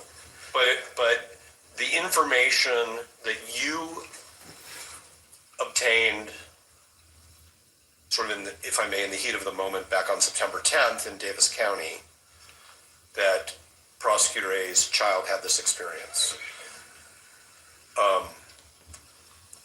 And the text messages that went back and forth in the family, that information was shared with the prosecution team, correct? Everybody knew eventually. Eventually. Sure. I mean, yeah, eventually. Okay, so... I mean, I only knew the fact that she was there. At the time, I only knew that she was there and that she left. That's all I knew. Okay, but is it fair to say that you didn't set up any, but I'm going to use a term like firewall, to keep the rest of the prosecution team isolated from this information that one of their colleagues' children had this experience at UVU on September 10th? No. Is there a written policy in your office, either that existed when you arrived or that you've prepared since then, for how to evaluate whether one of your prosecutors needs to be screened off from a case? You know, I'm not sure. I mean, we have those conflicts that come. I mean, the biggest thing I'm screening for us is if there's a potential conflict where information that the defendant has, one of our prosecutors has, because that's why you screen cases, is to make sure that shared confidences aren't also disclosed to, shared confidences with the defendant aren't shared with the prosecutor. But you could agree with me that there are other types of conflicts that can arise other than what we might call the, privileged communication. There may be. I mean, I think there can be. I can't think of any right now, but I think the rules are pretty clear with respect to shared confidences. You can't screening isn't the end all, of how you treat conflicts. I mean, generally speaking, we will just conflict out to another office if we feel like we need to. One example, well, I won't go into that, but I mean, we've been threatened before, and there was an investigation. Of course, we conflicted it to a different prosecutor's office, because in that case, we were potential targets of this individual. Understood. Okay, so you're not sure if there's a written screening protocol, but what you're saying is when we know when we see it. Well, sort of what I'm hearing you say. Sometimes we do. Sometimes I've had attorneys that felt like they couldn't talk after they've been conflicted out to at least know the victim, but notify the victim that that we were going to switch the prosecution. But there may be, I just honestly don't know. We keep an eye on those things and rely on our attorneys to notify us when there is a conflict. But you knew as of September 10th that Prosecutor A's daughter attended the rally, correct? Was in the crowd, correct? Yes. Heard a shot fired, correct? At that moment, I don't know that I knew that. Okay, but you know it as of today. Sure, I know it now. Read their affidavit. Sure. Which says that. Well, I knew it. Once all of that information was disclosed to me. Okay. And that they had to, with many, many, many hundreds of other people, run for cover and get out of the open space where they were, correct? Yeah, I don't know that they had to, but that's what they did. Well, you've seen the video you've already seen many videos of that day, right? Yes. And weren't there law enforcement officers basically directing everybody to leave the open space so that they could... I don't know that I remember seeing any those videos of the students or attendees leaving. I mean, I know that they left. I know that they ran away. What we learned later is that the shooter left immediately after the shot. So, but at the time of a shooting, you don't know how many shooters there are, if there's going to be follow-up, if there are explosive devices, like all those things, right? Sure. Okay, so let me ask you these questions about, well, instead of giving you a headline, I'll just ask the question.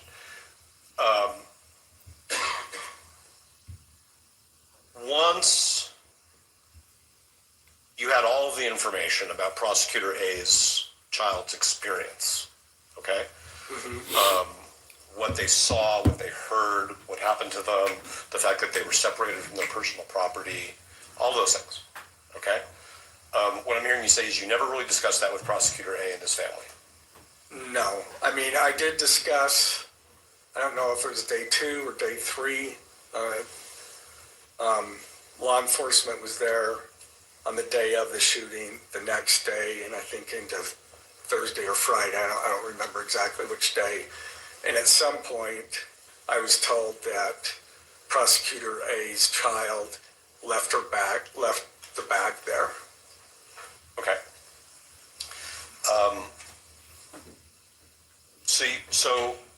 But if you never really talked about it with Prosecutor A, about the impact on his child and the family. I didn't say that. Not on the day of, or, I mean, in the intervening time, he reported a couple of times that he talked to his child and said that she was doing fine. She reported to him that she was not having any issues.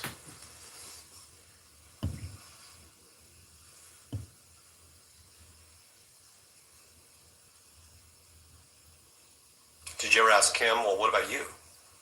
I mean, your kid was at this... I didn't. Not that I recall.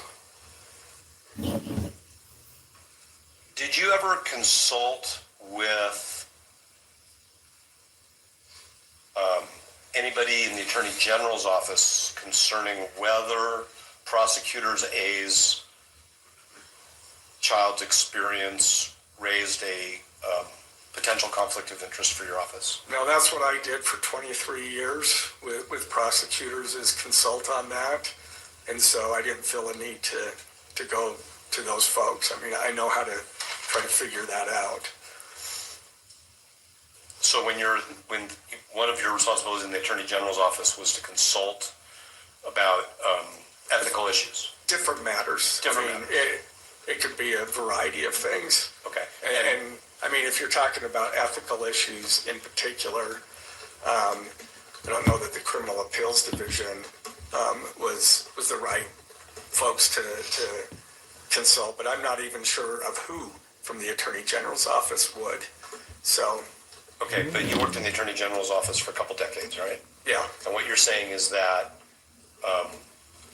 in your role as an appellate lawyer for the state, you would talk to prosecutors, I guess it's somewhat more informally, about ethical issues. Yeah, every once in a while, yeah. Sure. And so my question is whether you reached out to anybody in the Attorney General's office about this particular issue. No. Okay. Did you, and when I say you, I really mean you or anybody in your office on your behalf. Okay? Because you're the chief prosecutor, right? Yeah. So when I say you, Yes. I mean you Okay. and people who work for you. What about the Utah State Bar? No. I mean, they give ethics guidance to attorneys on all kinds of issues, right? Yes. Okay. But no reach out. Other county attorneys in Utah, in other words, your colleagues who are elected chief prosecutors in their counties, did you discuss this with any of them? No. Are you a member of organizations of what I'll call chief prosecutors? I'm a member of the Utah County and District Attorneys Association. Okay. UCDAA. I'm actually the president of that organization. I'm a member of SWAP, which is the statewide association of public attorneys and prosecutors. I'm actually the president-elect of that organization. That's a lobbying organization. Okay. And do these associations have any mechanism for providing ethical guidance to their members? No. I mean, when we have questions, we may shoot out an email and ask about things. Did you do that in this situation? No. I consulted no one other than my team. Okay. I'm going to ask you 3 more categories just to be clear. Okay. Did you reach out to any law professors who purport to be ethics experts? No. Did you speak with any judicial officers about it? Will reporter get the question and the answer? Oh, there you go. Well, I just said that I have talked to no one other than my team, so. Okay.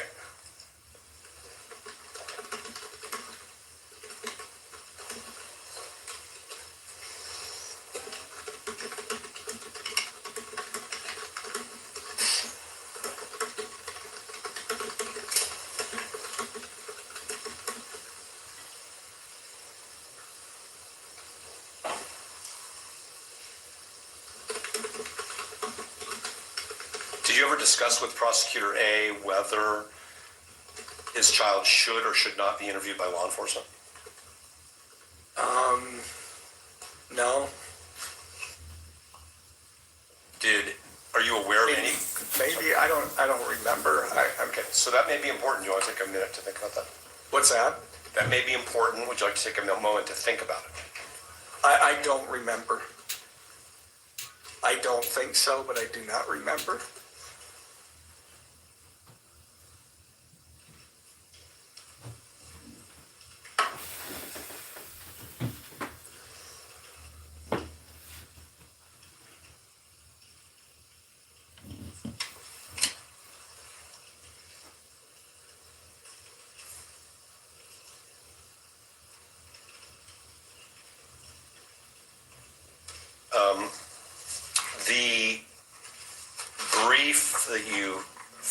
behalf of the state, I'm sorry, the opposition to the motion has a couple affidavits attached to it, right? Yes. Okay.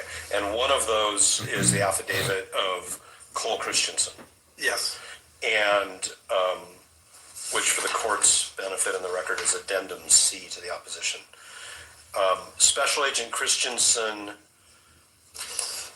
writes in his affidavit that you and he in mid-December, so that's after the motion to disqualify was filed, Yes.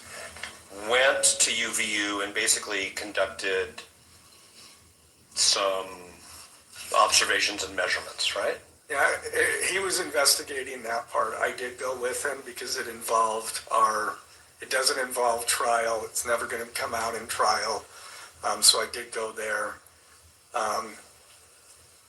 and assisted him. But he also had another officer there so that anything that I did could be corroborated by that officer. Okay, but isn't it fair to say that basically what happened there is you said generally Mr. Robinson's defense counsel have filed this motion to disqualify.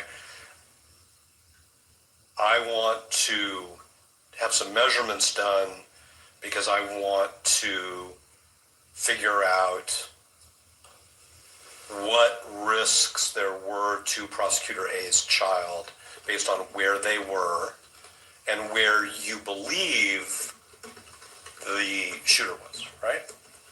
Yeah, we have very good evidence of where the shooter was. Okay, so I want to... And it was based on Prosecutor A's child indicated where the location that they were, I'll use they, and based on the evidence of where the shooter was. So we wanted to confirm that. Now they didn't know where the shooter was, but we wanted to confirm based on, we knew where the shooter was, and so we wanted to confirm that that they weren't in the line of fire.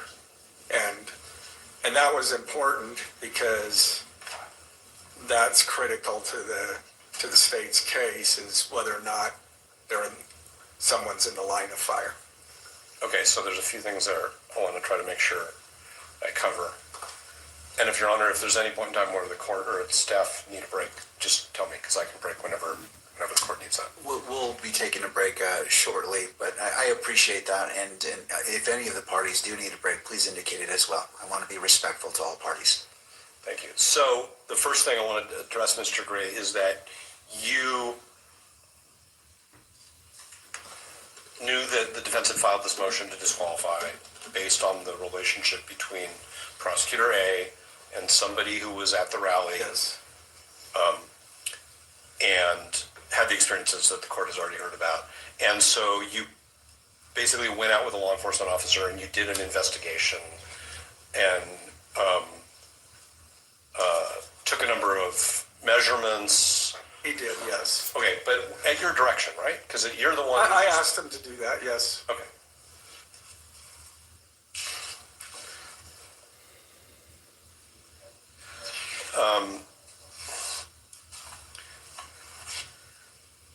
You say in connection with that there are some uncontested issues in this case. Yes. That's a term you used in your brief, right? I'm sure that you will tell me where they're not contested, but... Well, every issue is contested, right? I mean, okay, go ahead. I'm not trying to have a argument because the court reporter doesn't like I stopped, so I'm not. And I'm bad at that too, and I have been for a very long time. But your measurements, as documented in Mr. Christensen's affidavit, Special Agent Christensen's affidavit, are of things that you say are uncontested, but I just want to make sure. So Can I clarify that? I never said that the measurements were not contested. I said what was not contested is the fact of the things that Child A could testify to. That's what I was referring to is what's not contested. Child A, as demonstrated in the affidavit, can testify that Child A was there, that Child A's location, and what the crowd did, what she did, and then what she ran in. That's what's uncontested. But aren't these also uncontested things which contested issues which you seem to suggest to the court are uncontested, and that is that the shooter was on the roof? No, I didn't say that was uncontested. I said what she could testify to is uncontested. And if there was something different than that, that's certainly what I meant. I understand that all those other things could be contested.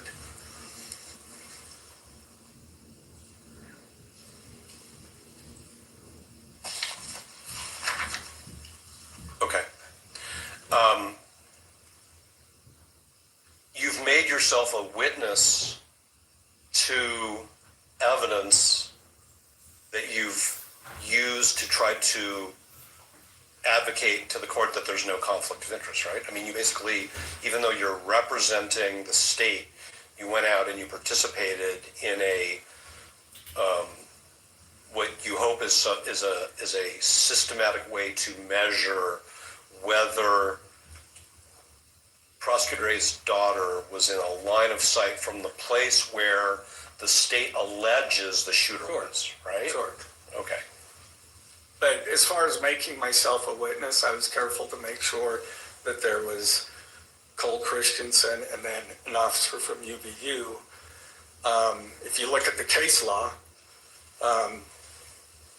says that prosecutors can participate in these interviews and so forth. What we do is make sure that someone else is there so that we don't have to testify. And the defense can't force the prosecutor to testify under those circumstances. That's the case law. And it won't surprise you that competent defense counsel have the same practice. We don't interview witnesses without investigators present. Right. And this was no different than that. Understood.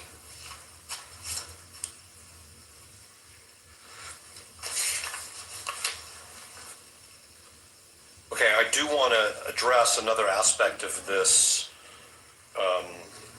line of fire situation. Okay, so it's the state's theory of the case, if I may, that the shooter was on a rooftop, correct? Yes. Okay.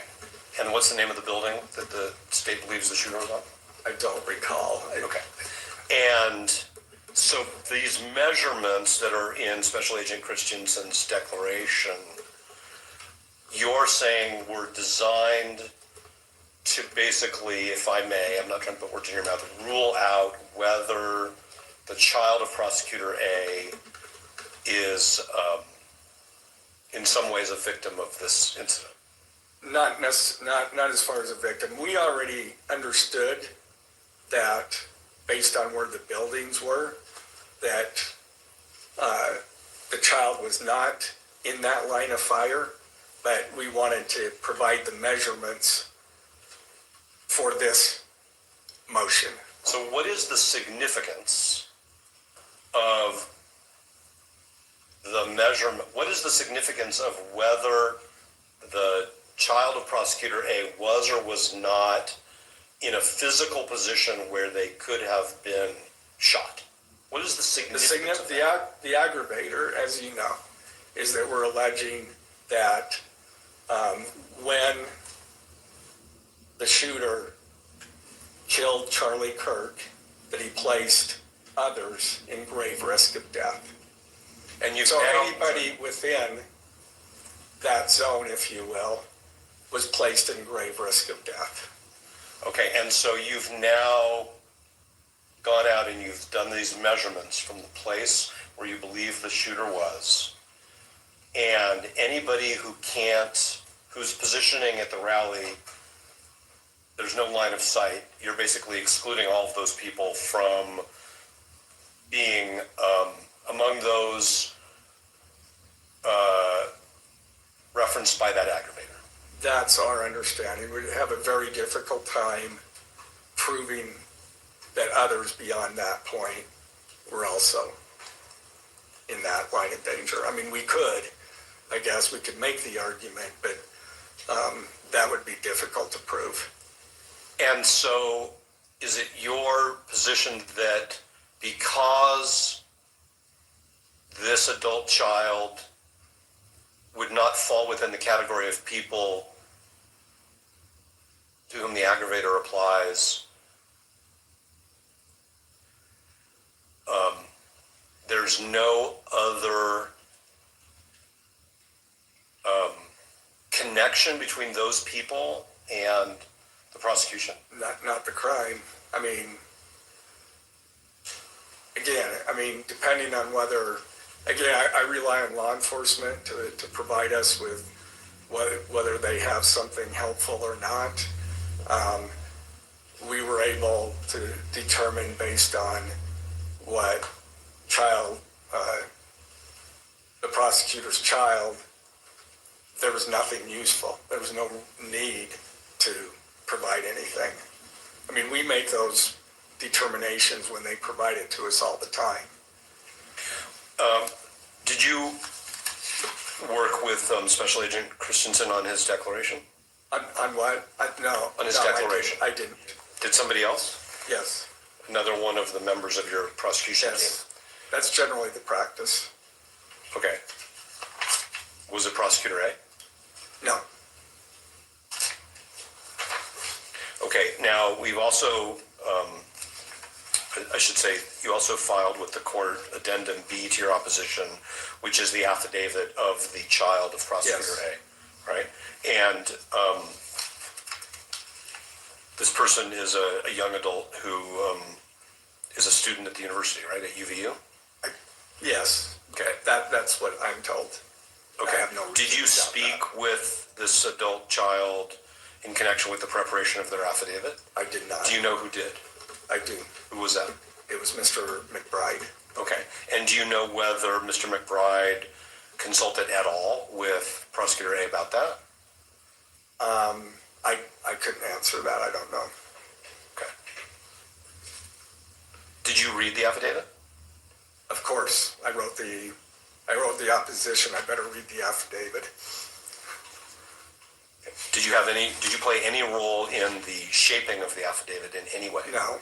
It was just given to you, here's the affidavit. Well, we were aware of what the student, I'm going to call a student now. It's fine. We were aware with what the student had said as far as what the student was aware of. And so we obviously, as what my understanding of that was, and I'm sure that Mr. McBride covered those areas to make sure that we were accurate. Are you saying that the affidavit followed from your briefing and your briefing was based on your... No, that's not it. My briefing was based on what the information that the student provided. And so to that extent, I'm sure when Mr. McBride talked to the student, that he would cover those things. Okay, so what I'm missing is, where did you get the information about what the student experienced if you had not seen the affidavit? That was from the prosecutor that is the parent of that. Okay, so Prosecutor A told you this is what happened with my kid. Right, I think that's pretty established. All right, Mr. Novak, this might be a good time to take a brief break. Whatever works for you. And just, not meaning to pressure you, I'm just trying to anticipate how much more time for questions you have for Mr. Gray, just for housekeeping purposes. It's 4:06 according to this monitor. Oh, that's not right, it's 5 o'clock. The monitor says it's 4:06, that must be some time zone that somebody else lives in.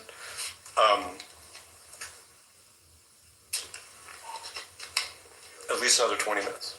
All right. So we'll take a 10 to 15 minute break, and perhaps council can confer in regards to housekeeping how we wish to address the remainder of the witnesses, whether in a setting today or a different setting. I'm not saying which way, but if you wouldn't mind consulting, and we can discuss that briefly when the recess is over.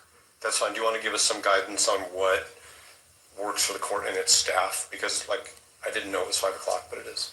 Right. Go ahead and discuss that, and I'll talk with staff as well. That it gives me time to speak with them, and then we can confer on with that. All right. Thank you. Court will be in a brief recess for 10 to 15 minutes. All right.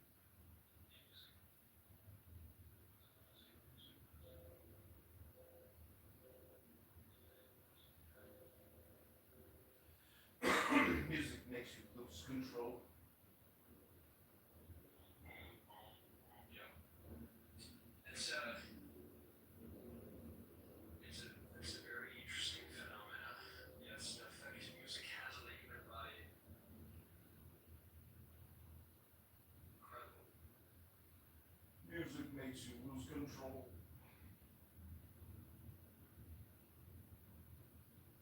The power of art. The Dionysian artifice. The Dionysian artifice. You know, even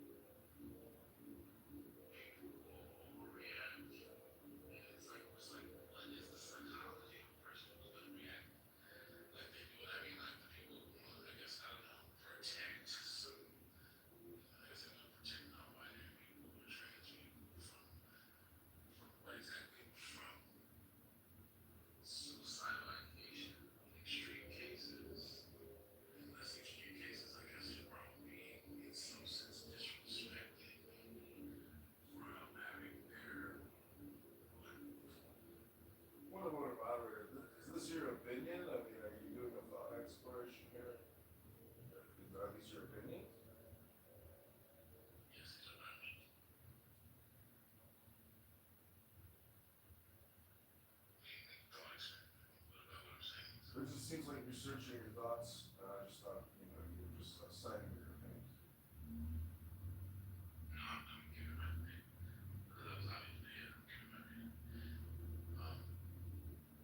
Yeah, so like I'm genuinely like I don't understand how people do this like consistently.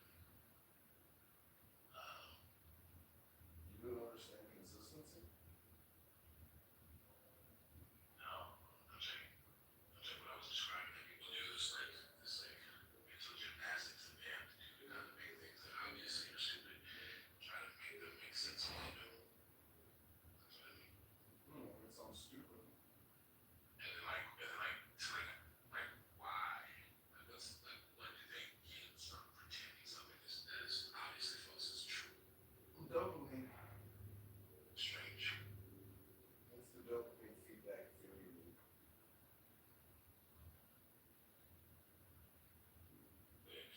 So I'm inviting us to have a discussion about it, you know, it's centering on something that happened recently. This is something that recurs. I mean, Senator Hawley in the hearing that is described at the top of the room.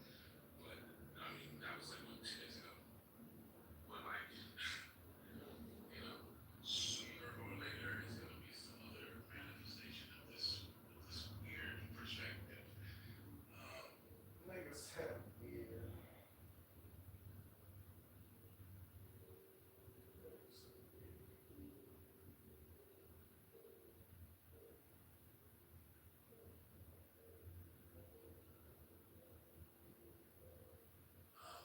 There was news that a lot of leftist types ignored that I couldn't ignore because it was fascinating.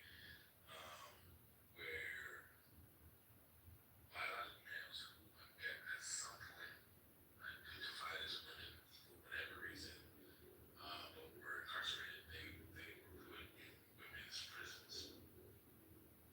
Often overt, we had their full male anatomy, and they ended up raping and impregnating female inmates. Now, who would have guessed that would happen? Literally anybody with a brain, but it happened, and it happened in the real world, and like people who take themselves seriously justified this decision to put biological males in women's prisons because they said they were women. That's wild. That happened in real life. More than once, actually. Sometimes. And like, you can look it up, you know, like,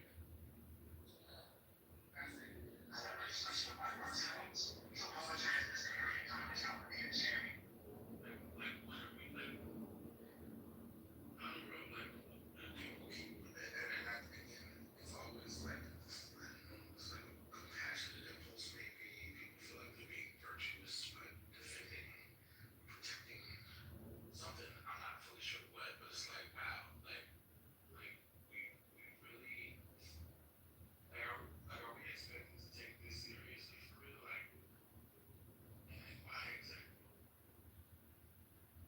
I don't get it. It seems like there's an easy answer, but instead of just giving an easy answer, it's what do you call it? What is it called? There's a term for input return. That you kind of like try to like Confirmation bias? push. You know what I'm saying? Like you can't seem to like disingenuous. Yeah, I mean that's what it is because it's happening. It's the flat earth is section, but it's like ideologically motivated. It's like and it's really designed or devised to protect some core dogma that can't be defended on its own merits. And so you avoid being challenged directly, or you avoid it being made absolutely clear how untenable the position that you really want to hold is. Sounds like you're describing politics. Religious people do this a lot. That's why I think it's associated with religion. That's why I describe it as the religiosity of ideology. But like, this one is a particular one that doesn't. I don't understand. Are you gay? Are you bisexual or transsexual? Like, are you LGBTQ? So how could you understand an LGBTQ issue if you're not LGBTQ? Link is in the chat.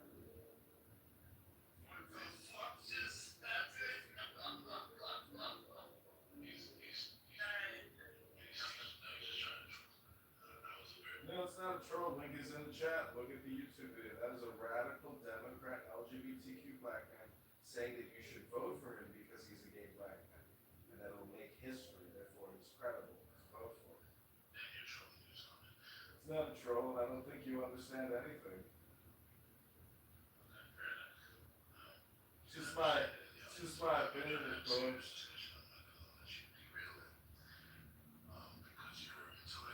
Just my opinion. Oh, weird. Weird.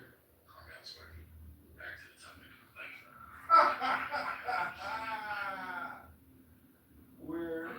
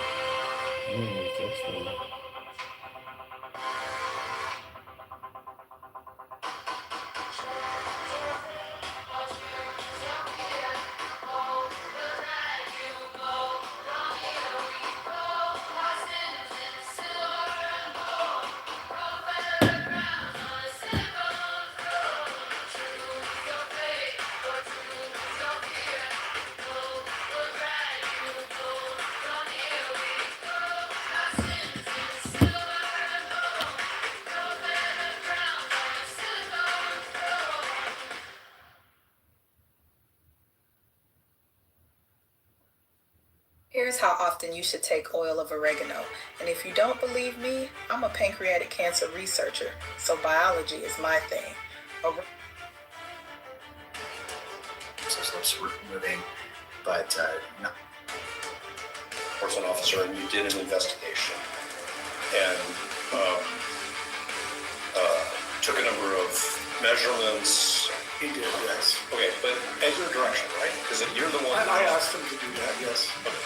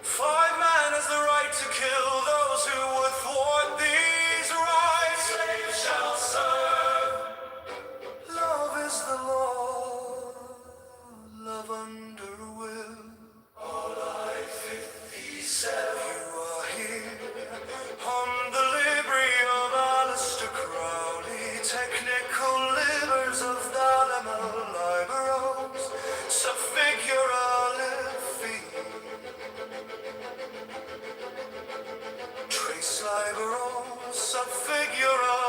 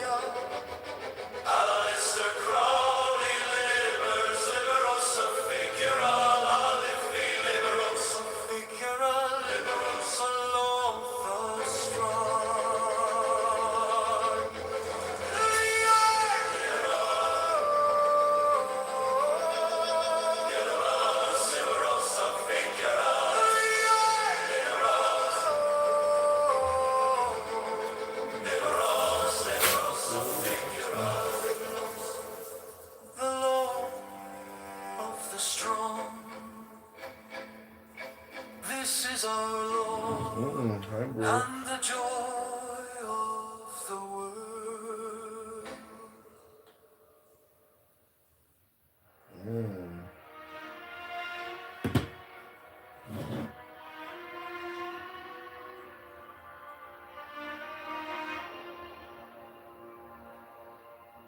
You are mine, oh my saint,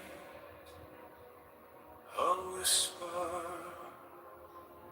a flame, a soft restraint by the scars we create. I called your name, I sealed our fate.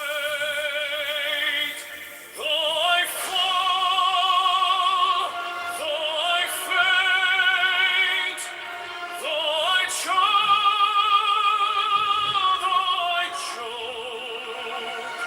by the fire of desire I invoke,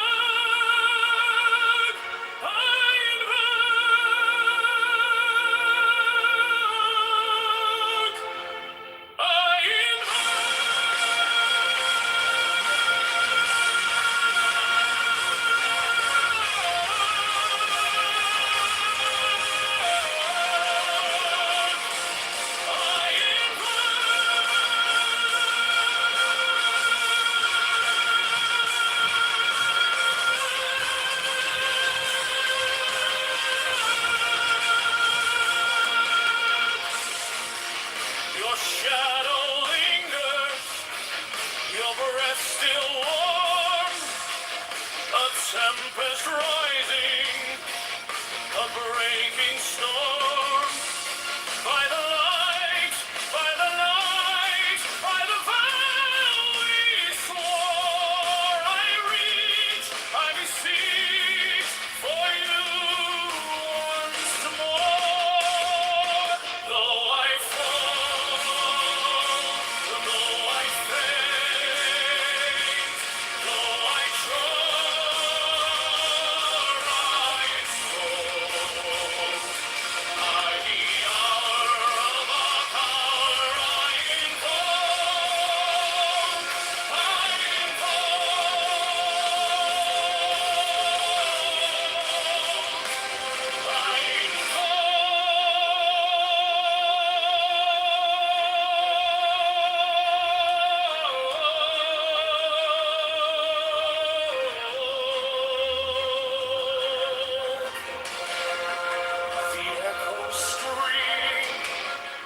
the silence weeps, the bond we wove, eternal keeps.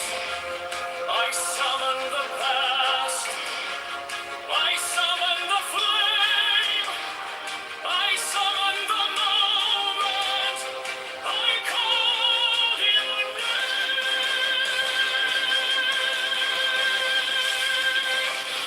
Though I fall, though I faint, though I choke,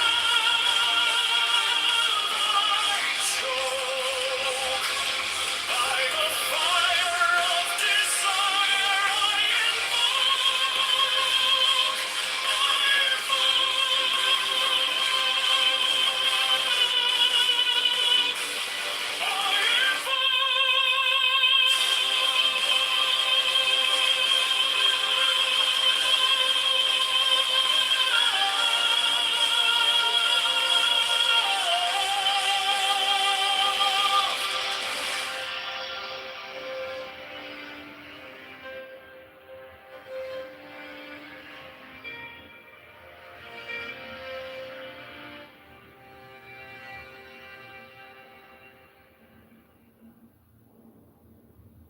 You are here, hum the Librion, Valesca, Crowley, technical livers of the Lemma, Liberosa, Figura, Alvii, Trace, Liberosa, Figura, Lovii, Sidebar, Metadata, Alistair Crowley, livers, Liberosa, Figura, Lovii, Concordat.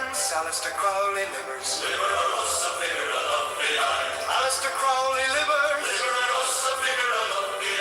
Liberosa Figura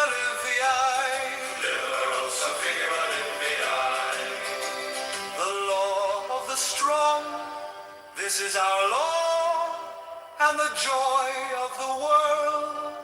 Do what thou wilt shall be the whole of the law. Thou hast no right but to do thy will, do that and no other shall say nay. Every man and every woman is a star. There is no God but man. One man has the right to live by his own law, to live in the way that he wills to do, to work as he will, to play as he will, to rest as he will, to die when and how he will. Man has the right to eat what he will, to drink what he will, to dwell where he will, to move as he will on the face of the earth. Man has the right to think what he will, to speak what he will, to write what he will, to draw, paint, carve, etch, mold, build as he will, to dress as he will. For man has the right to love as he will, take your fill and will of love as he will, when, where, and with whom he will. All I-51. Man has the right to kill those who would thwart these rights. The slave shall serve. Love is the law, love under will, I-57. You are here from the Libria of Alistair Crowley, technical liquors of Bella Liber, Osa Figura Love behind. Trace a Liber, Osa Figura Love behind. Sidebar, metadata, Alistair Crowley Livers. Liberosa Figura Love behind. Concordance, Alistair Crowley Livers. Liberosa Figura Love behind. Alistair Crowley Livers. Liberosa Figura Love behind. Liberosa Figura Live behind. Liberosa Figura Live behind. The law of the strong, this is our law, and the joy of the world. Do what thou wilt shall be the whole of the law. I-40. Thou hast no right but to do thy will, do that and no other shall say nay. Every man and every woman is a star. I-3. There is no God but man. One man has the right to live by his own law, to live in the way that he wills to do, to work as he will, to play as he will, to rest as he will, to die when and how he will. Man has the right to eat what he will, to drink what he will, to dwell where he will, to move as he will on the face of the earth. Man has the right to think what he will, to speak what he will, to write what he will, to draw, paint, carve, etch, mold, build as he will, to dress as he will. For man has the right to love as he will, take your fill and will of love as you will, when, where, and with whom you will. I-51. Man has the right to kill those who would thwart these rights. The slave shall serve. Love is the law, love under will, I-57.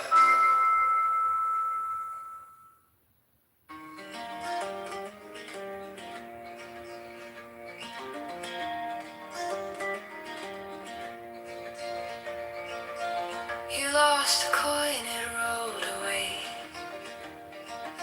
but the moon trades silver for the day. What's gone will find a home anew,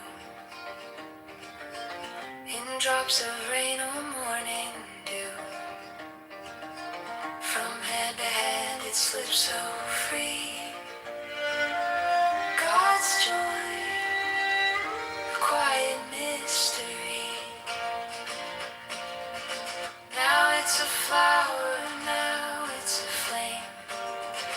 Now it's a bird that has no name. It hides in shadows, it fills the air, cracks you open when you're unaware.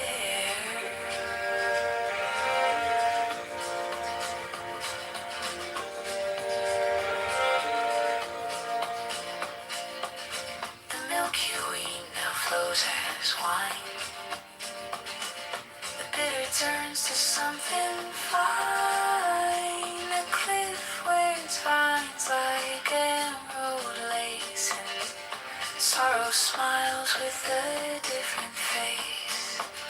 From stone to pedal, sail to stream. God's joy, the heart of every dream. Now it's a river, now it's a spark. Now it's a horse that breaks the dark.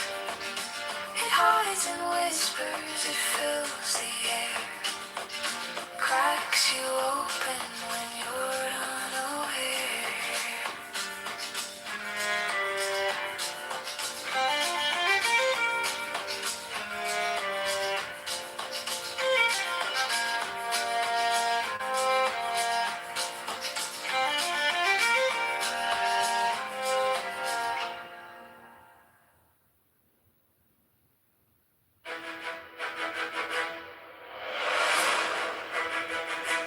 You are here, the Libri of Alistair Crowley, technical libers of Thelimer os subfigura lepsia,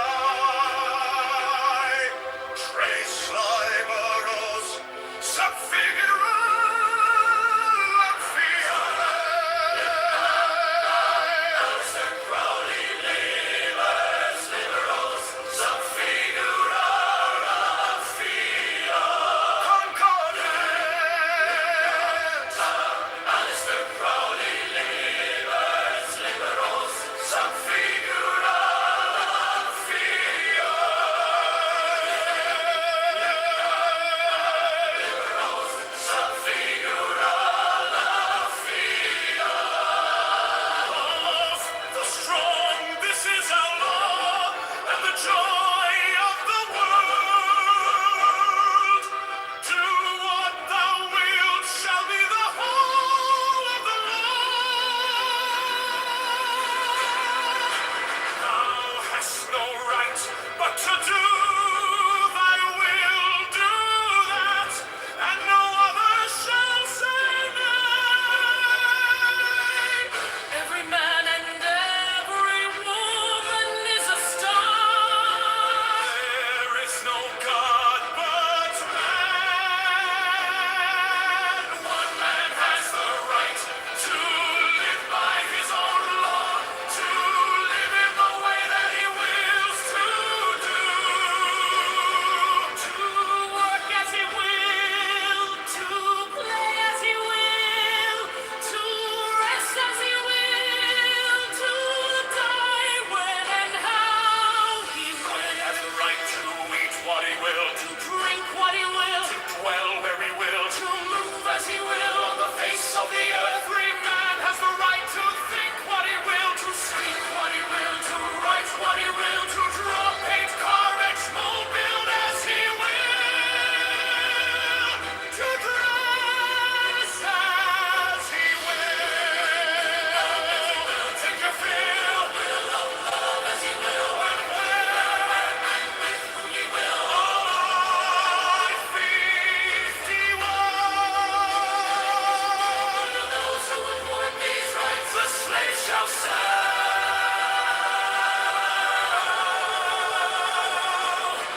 Love is the Lord, love under will.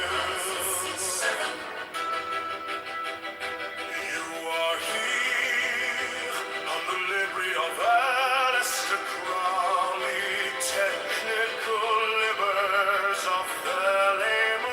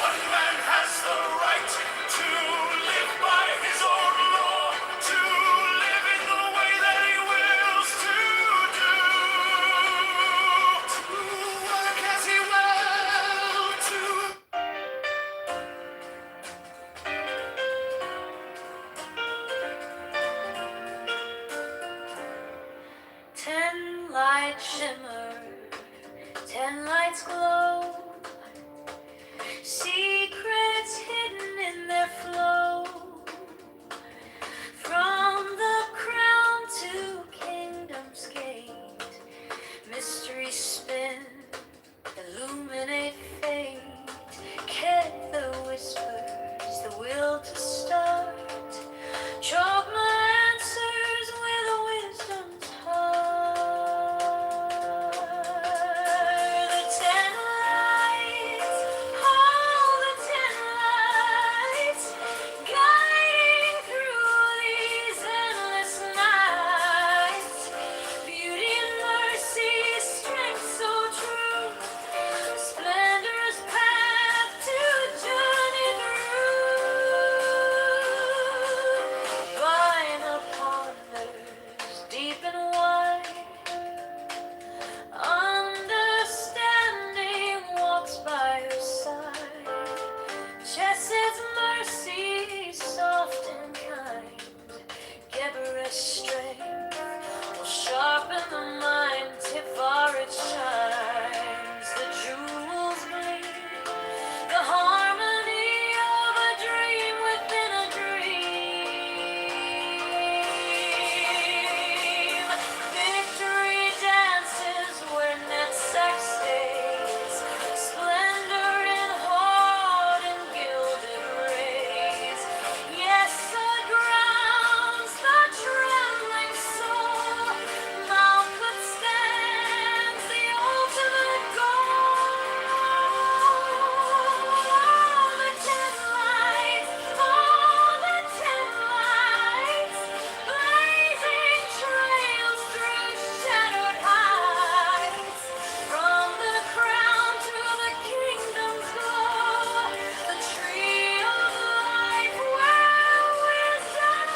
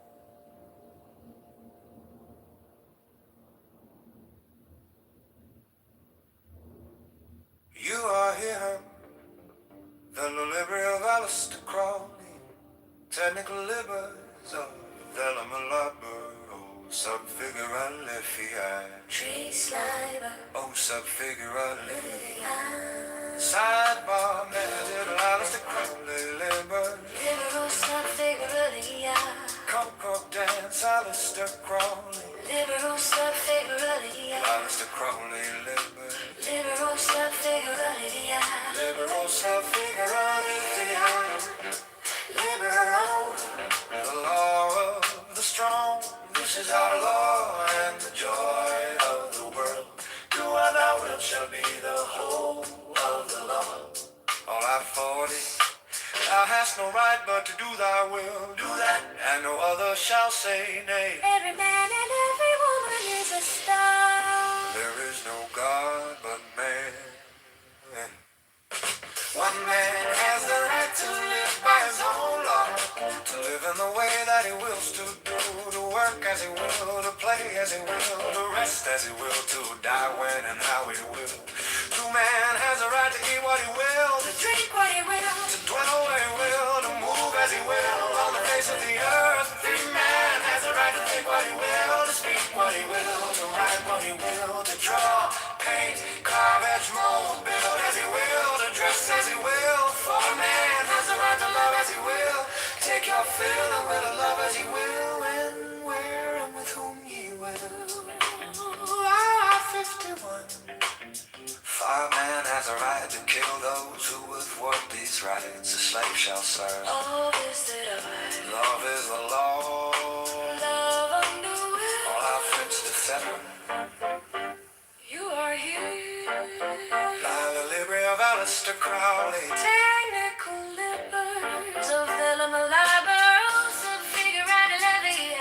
Trace Liber of Subfigura Levii. Sidebar Metadata Aleister Crowley livers. Liberal Subfigura Lei. Concordance Aleister Crowley. Liberal Subfigura Lei. Aleister Crowley livers. Liberal Subfigura Lei. Liberal Subfigura Levii. Liberal Subfigura Levii. Liberal Subfigura Levii. Liberal Subfigura Levii.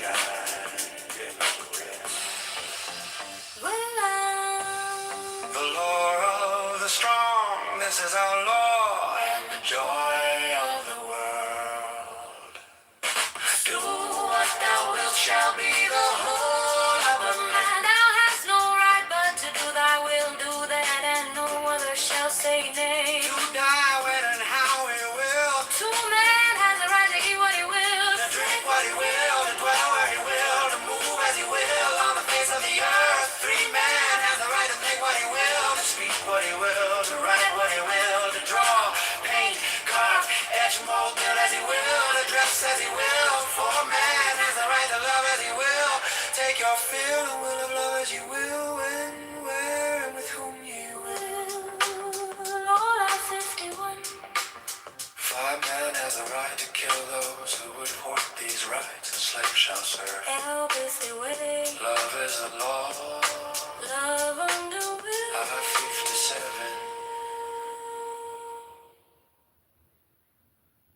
You are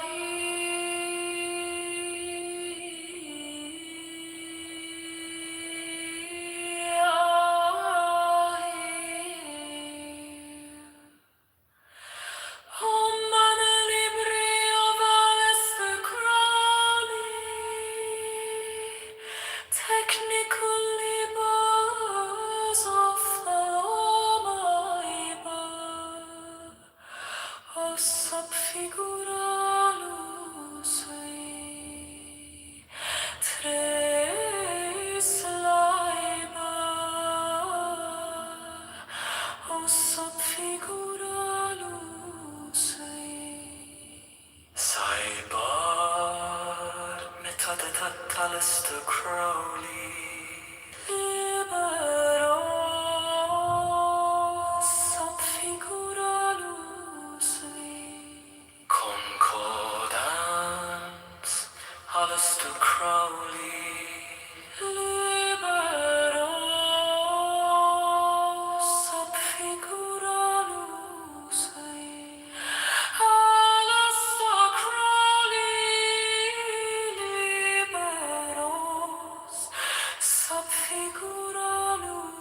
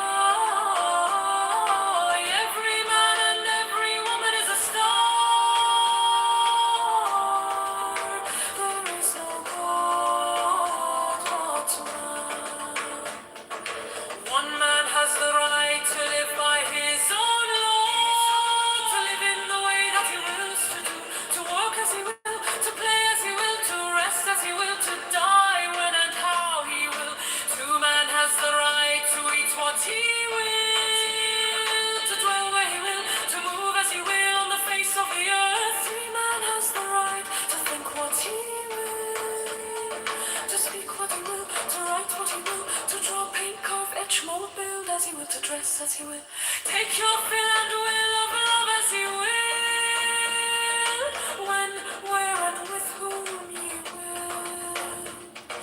Love is the right to kill those who would thwart these rights. Love is the law. Love under will. Concordance is the calling.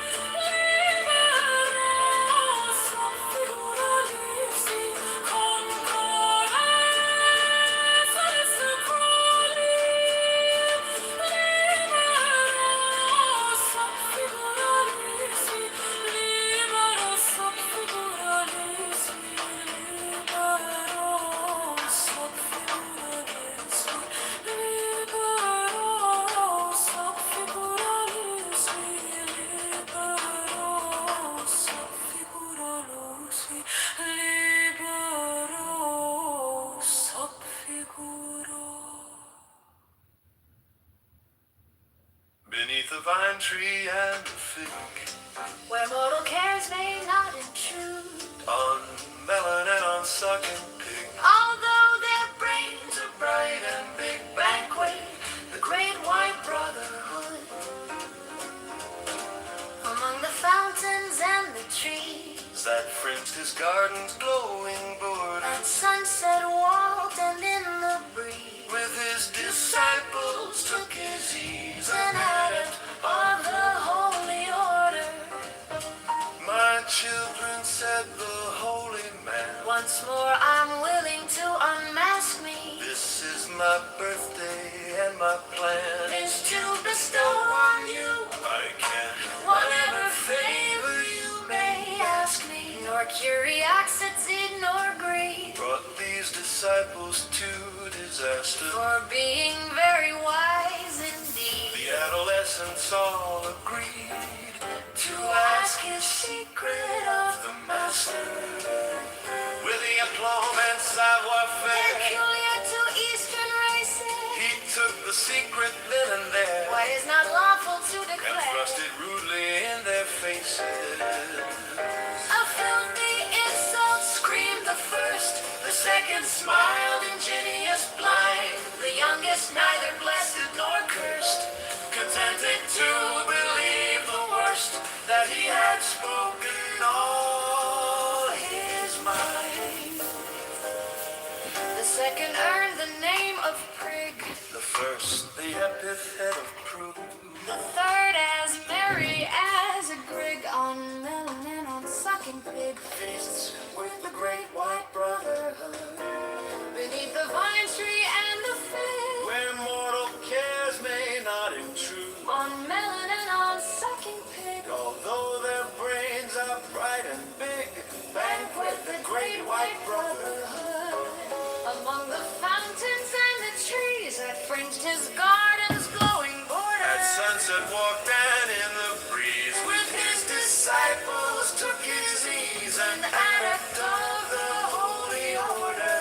my children, said the holy man, Once more I'm willing to unmask this thee, is my birthday and my plan is to bestow on you I can whatever favor you may ask me, nor curiosity nor brought greed, these disciples to disaster. for being very wise indeed. The adolescents all agreed To ask his secret of the master, with the aplomb and savoir-faire. peculiar to Eastern races, He took the secret then and there what is not lawful and to thrust it declare. rudely in their faces. A filthy insult screamed the first, the second smiled ingenuous blind, the youngest neither blessed nor cursed, contented to believe the worst, that he had spoken all his mind. His mind, his mind, his mind, believe the worst.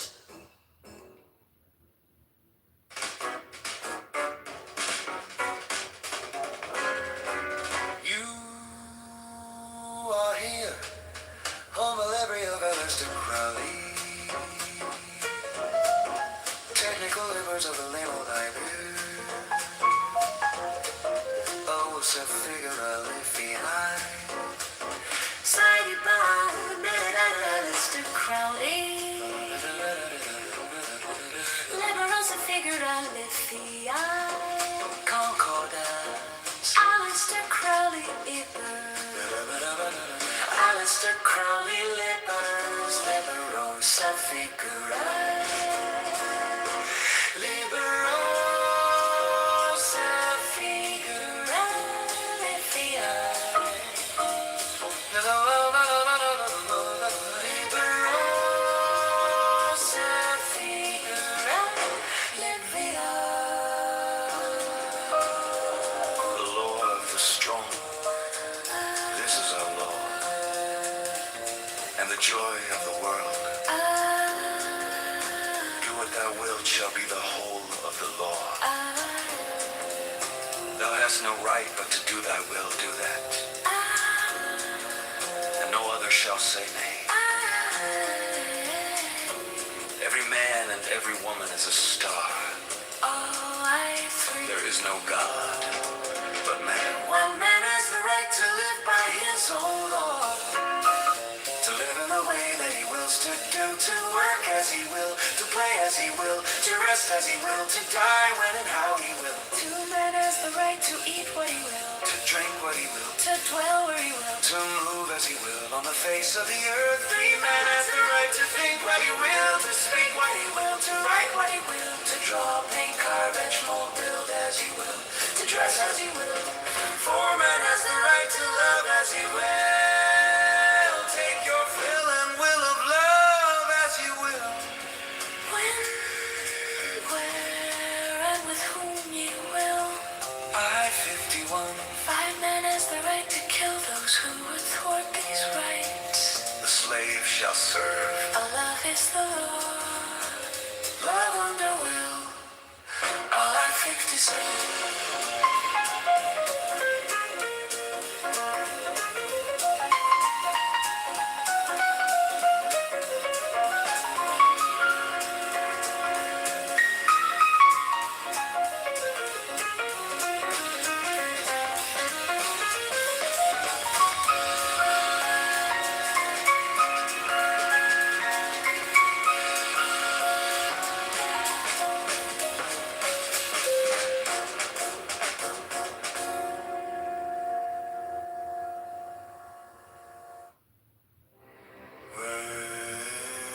Not the feather maid leads me softly by the hand, whispers me to understand.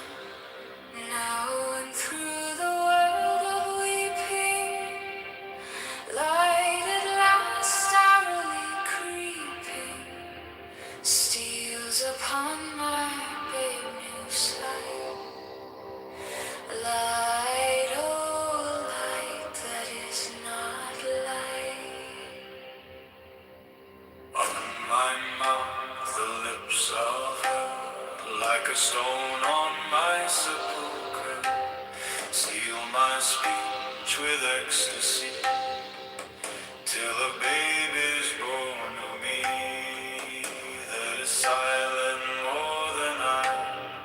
For its inarticulate cry hushes as its mouth is pressed to the pearl her honey breath, while its breath divinely ripples the rose petals of her nipples, and the jet milky laps from the soft delicious pot. Sweeter than the bee-sweet shower in the chalice of the flowers, more intoxicating than all the purple grapes of Pan.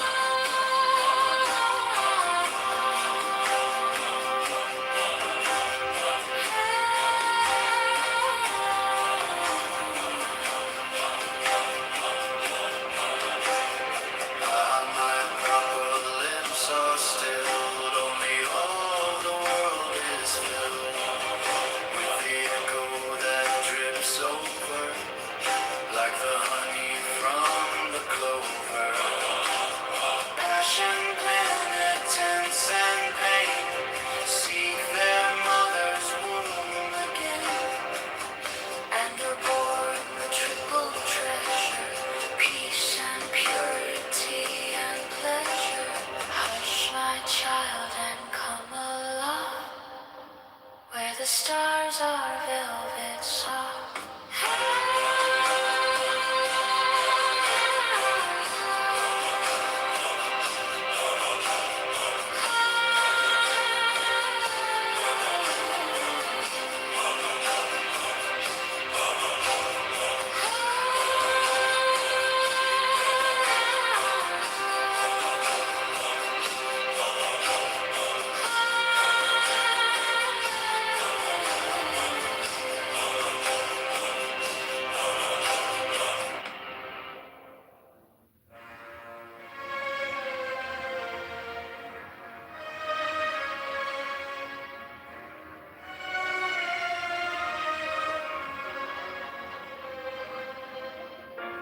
By the mystic union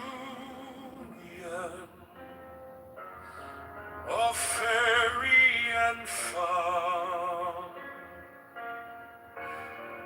unspoken, unbroken, the dust to the dawn,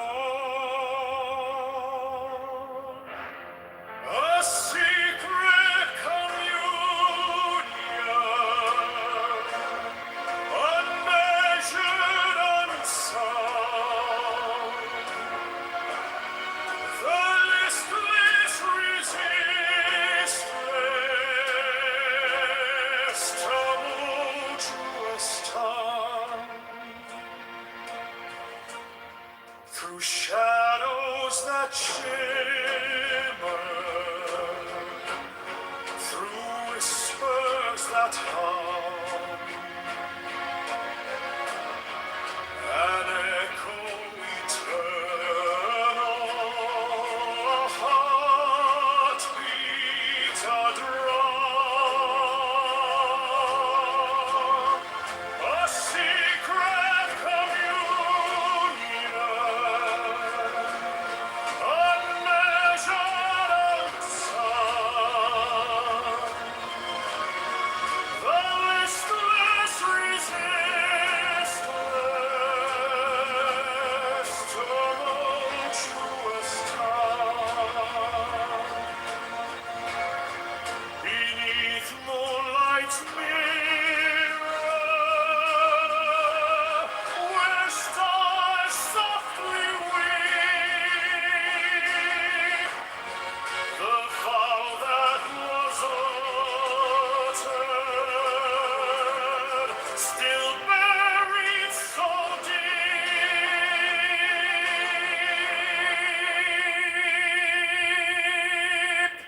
a secret communion, unmeasured, unsung,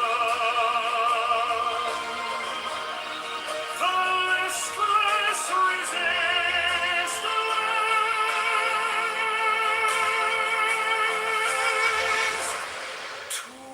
tumultuous time.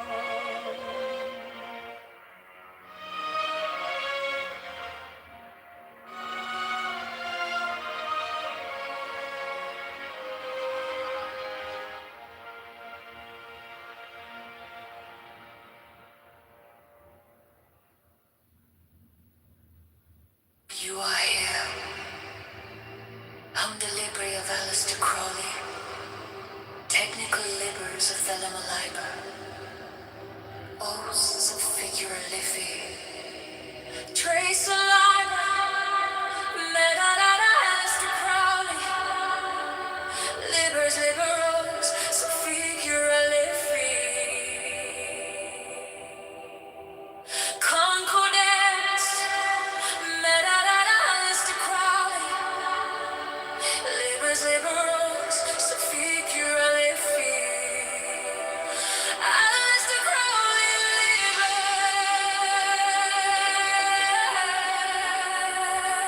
libers, liberals, so figure Liffey.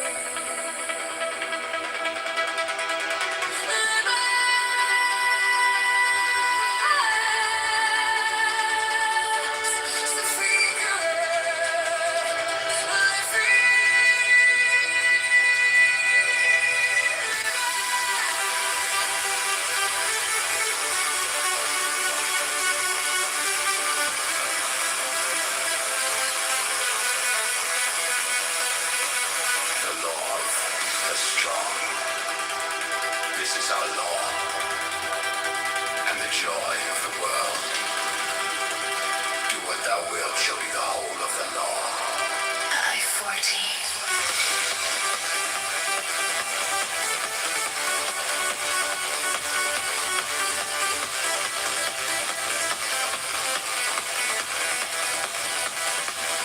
Thou hast no right, but to do thy will do that, and no other shall say nay. Every man and every woman is a star. There is no God but man. One man has the right to live by his own law, to live in the way that he wills to do, to work as he will, to play as he will, to rest as he will, to die when and how he will. One man has the right to eat what he will, to drink what he will, to dwell where he will, to move as he will on the face of the earth. Free man has the right to think what he will, to speak what he will, to write what he will, to draw, paint, carve, and mold, build as he will, to dress as he will. For man has the right to love as he will. Take your fill and will of love as you will. When, where, and with whom you will. I-51. Man has the right to kill those who would thwart these rights. The slave shall serve. Love is the law. Love under will. I-57. You are here. On the library of Aleister Crowley. Technical libers of the Lima Liber. Oaths of Figure Liffey. Trace a liber. Medadada Aleister Crowley. Libers, liberos, so Figure Liffey. Concordance. Medadada Aleister Crowley. Libers, liberos, so Figure Liffey. Aleister Crowley, libers,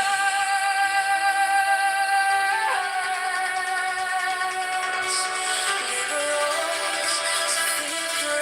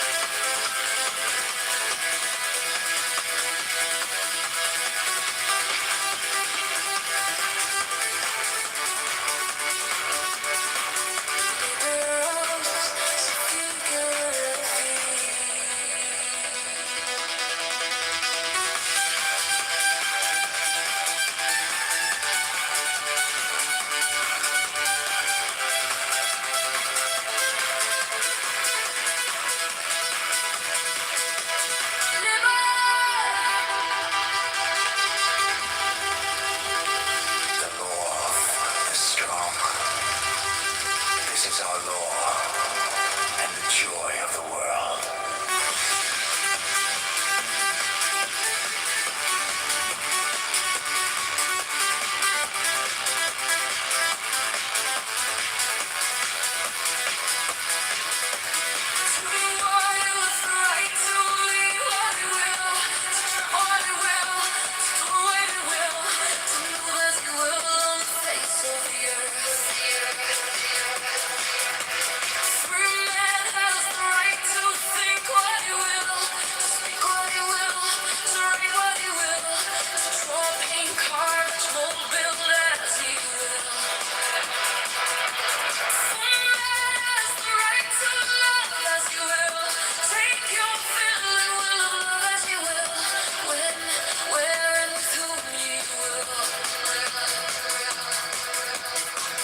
Man has the right to kill those who would thwart these rights. The slave shall serve. Love is the law.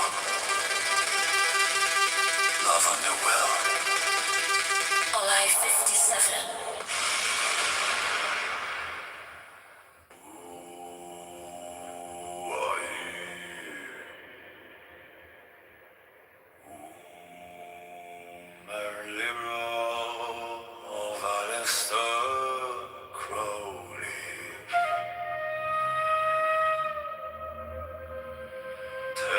כל ליבס אבדלם עלי בלד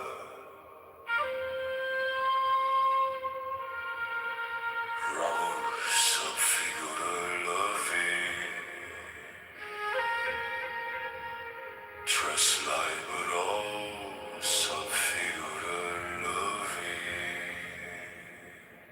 Sidebar Metadata Alistair Crowley Libers Liberos of figura leafy Concordance Alistair Crowley Libers Liberos of figura leafy Liberster Crowley Libers Liberos of figura leafy Liberos of figura leafy Liberos of figura leafy Libero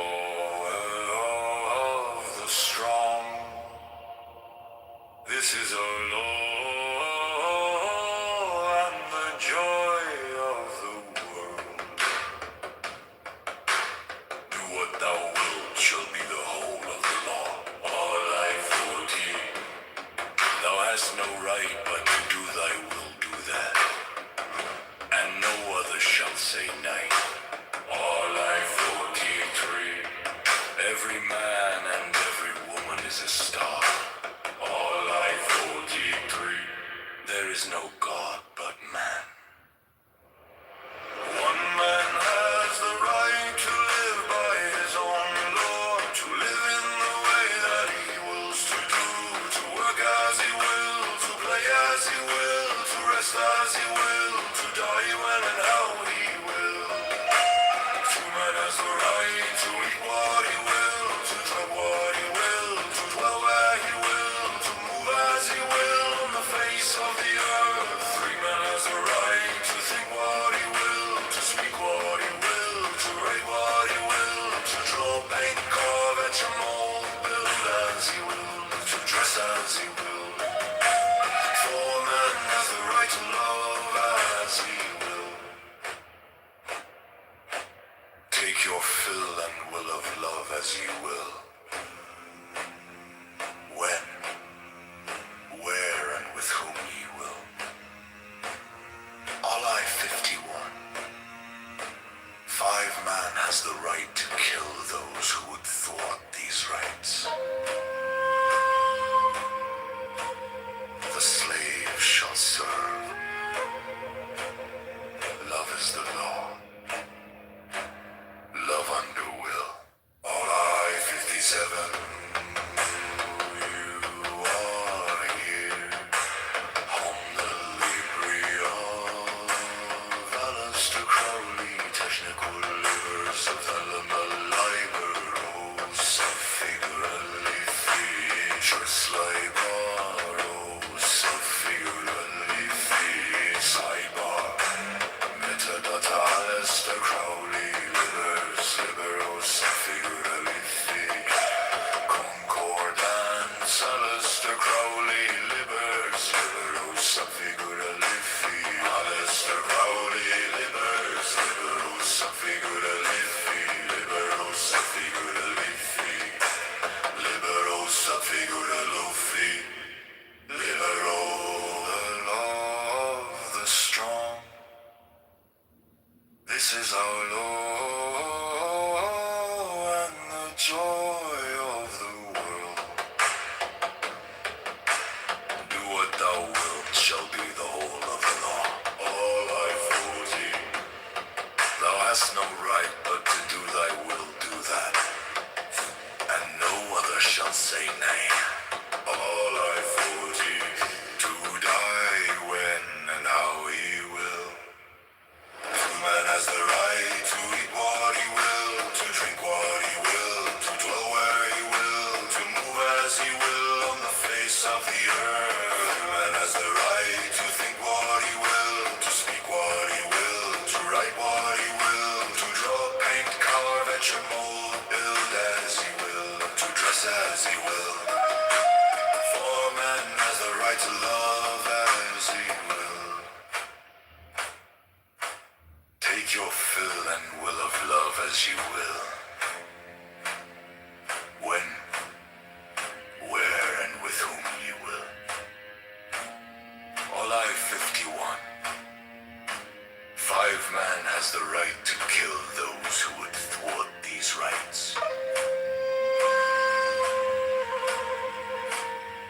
the slave shall serve. Love is the law. Love under will. I-57.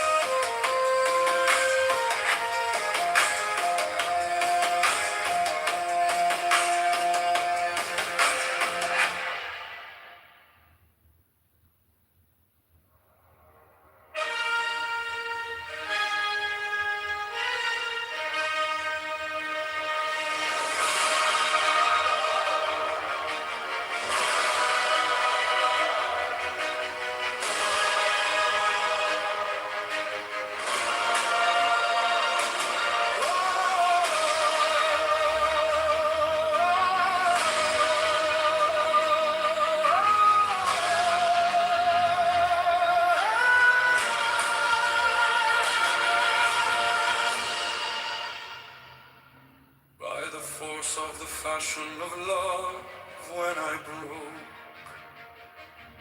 through the shroud, through the cloud, through the storm, through the smoke,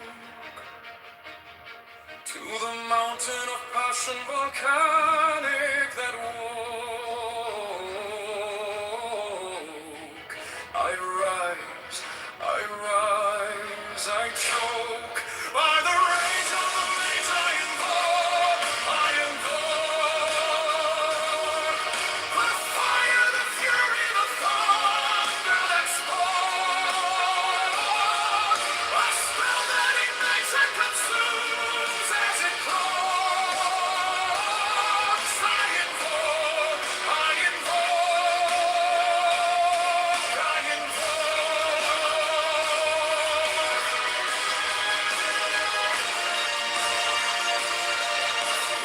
through the ice where the shadows entwine, I have carved out a path to the edge of the line.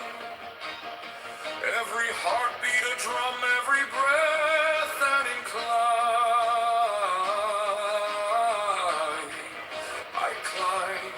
I climb divine. By the rage of the mage I invoke the fire, the fury, the thunder that spoke, a spell that ignites and consumes as it closes.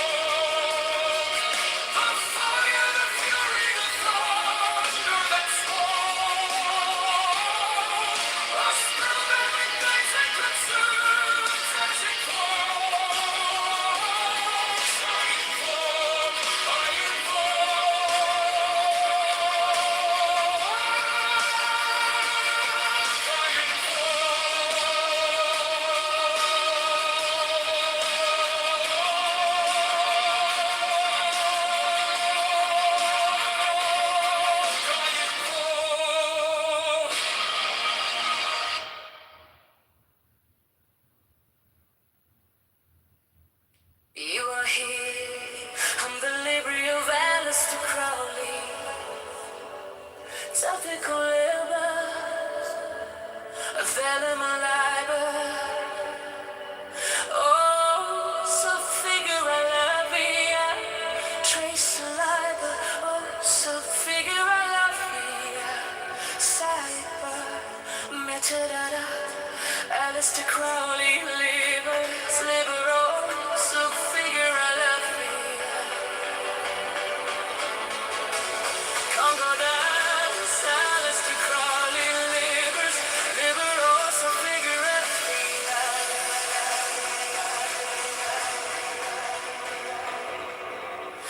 Alistair Crowley, liver, so figure I love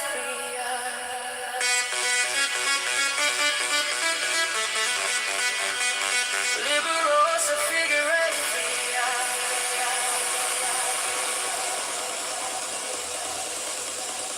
The law, the strong. This is our law and the joy of the world. Do what thou wilt shall be the whole of the law. All I 14.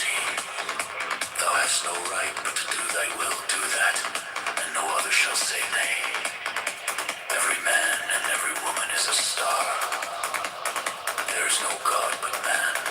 One man has the right to live by his own law, to live in the way that he wills to do, to work as he will, to play as he will, to rest as he will, to die when and how he will.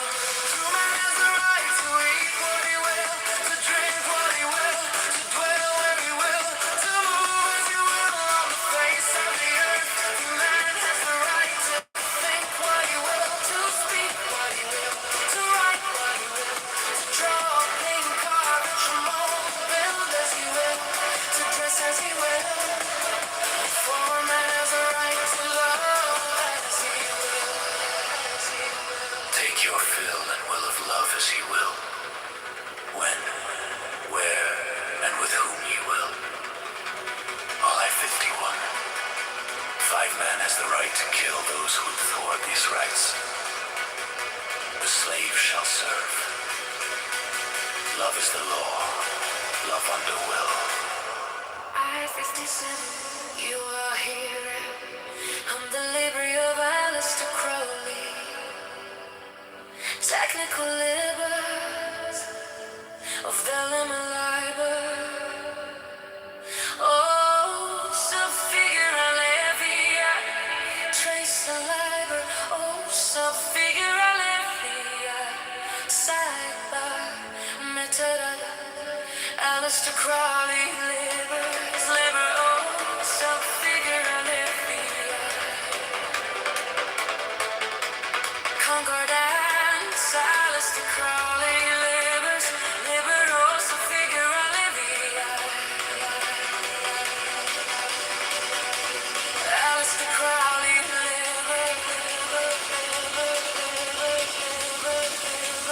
liver, oh, so figure I live.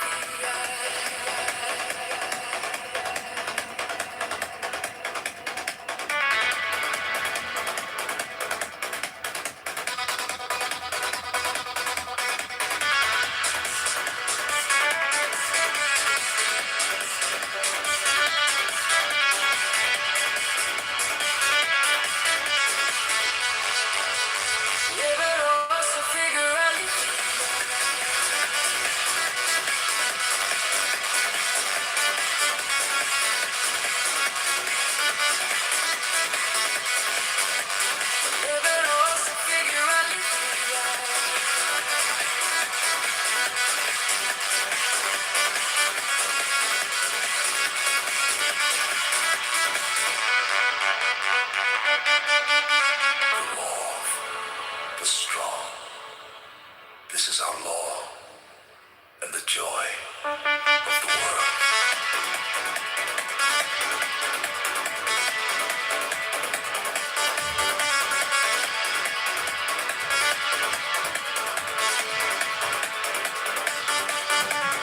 Do what thou wilt shall be the whole of the law. All I 40. Thou hast no right but to do thy will, do that, and no other shall say nay. Every man and every woman is a star. There is no God but man. When he has a right to live by his own law, to live in the way that he wills to do, to work as he will, to play as he will, to rest as he will, to die when and how he will. To man has a right to eat what he will, to drink what he will, to dwell where he will, to move as he will on the face of the earth. Free man has a right to think what he will, to speak what he will, to write what he will, to draw, paint, carve, and to mold, build as he will, to dress as he will. So what are you doing tomorrow?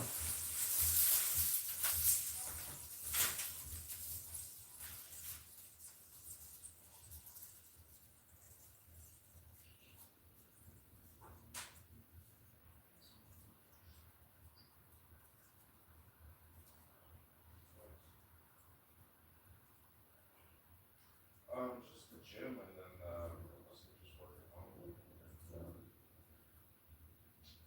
Maybe just go out for the night with your area, I'll take it there. Okay, well, let's do like Wicker Park or Westwood.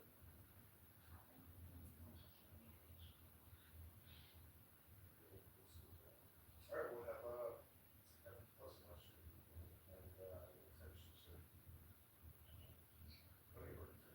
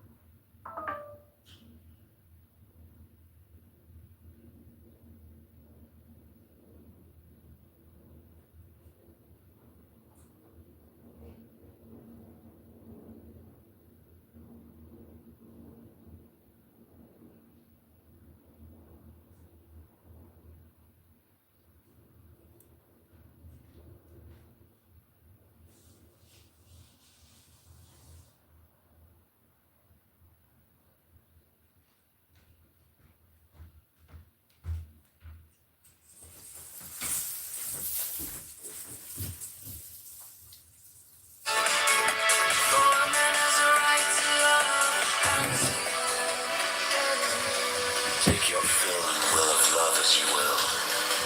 When, where, and with whom you will.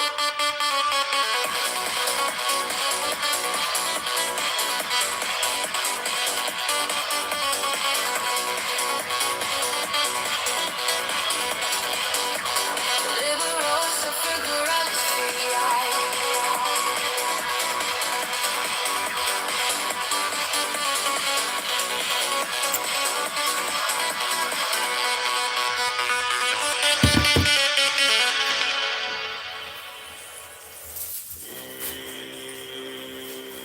You are here.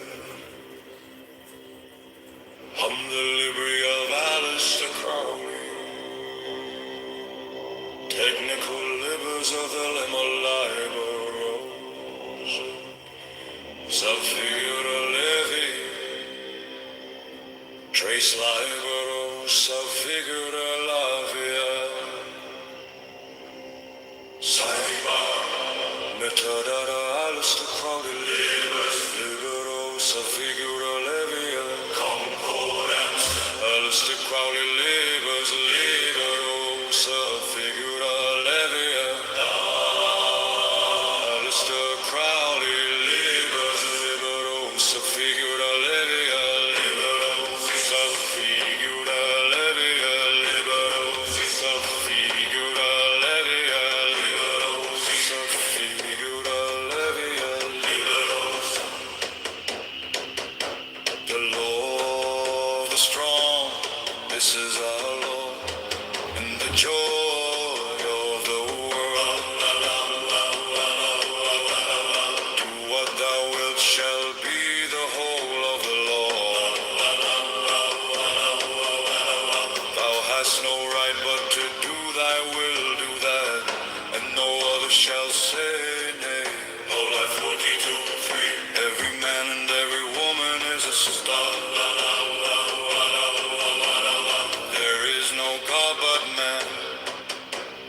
One man has the right to live by his own law, to live in the way that he wills to do, to work as he will, to play as he will, to rest as he will, to die when and how he will. To man has the right to eat what he will, to drink what he will, to dwell where he will, to move as he will on the face of the earth. Free man has the right to think what he will, to speak what he will, to write what he will, to draw, paint, carve, and mold, build as he will, to dress as he will. For man has a right to love as he will. Take your fill and will of love as you will. When, where, and with whom you will. All I 51. 5 man has the right to kill those who would thwart these rights. The slave shall serve. Love is the law. Love under will. Oh, I-57. You are here. I'm the Libby of Alistair Crowley. Technical libers of the Limalai. Barossa, figura Livian. Trace Liberosa, figura Livian. Sidebar. Netarada, Alistair Crowley, libers. Liberosa, figura Livian. Concordance, Alistair Crowley, libers. Liberosa, figura Livian. Oh, Alistair Crowley, libers. Liberosa, figura Livian. Liberosa, figura Livian. Liberosa, figura Livian. Liberosa, figura Livian. Liberosa. The law of the strong, this is our law, and the joy of the world. Do what thou wilt shall be the whole of the law. Thou hast no right but to do thy will, do that, and no other shall say nay. All I 42-3. Every man and every woman is a sister. There is no God but man. One man has the right to live by his own law, to live in the way that he wills to do, to work as he will, to play as he will, to rest as he will, to die when and how he will. To man has the right to eat what he will, to drink what he will, to dwell where he will, to move as he will on the face of the earth. Free man has the right to think what he will, to speak what he will, to write what he will, to draw, paint, carve, etch, mold, build as he will, to dress as he will. For man has the right to love as he will. Take your fill and will of love as you will. When, where, and with whom you will. All I 51. 5 man has the right to kill those who would thwart these rights. The slave shall serve. Love is the law. Love under will. All I 57.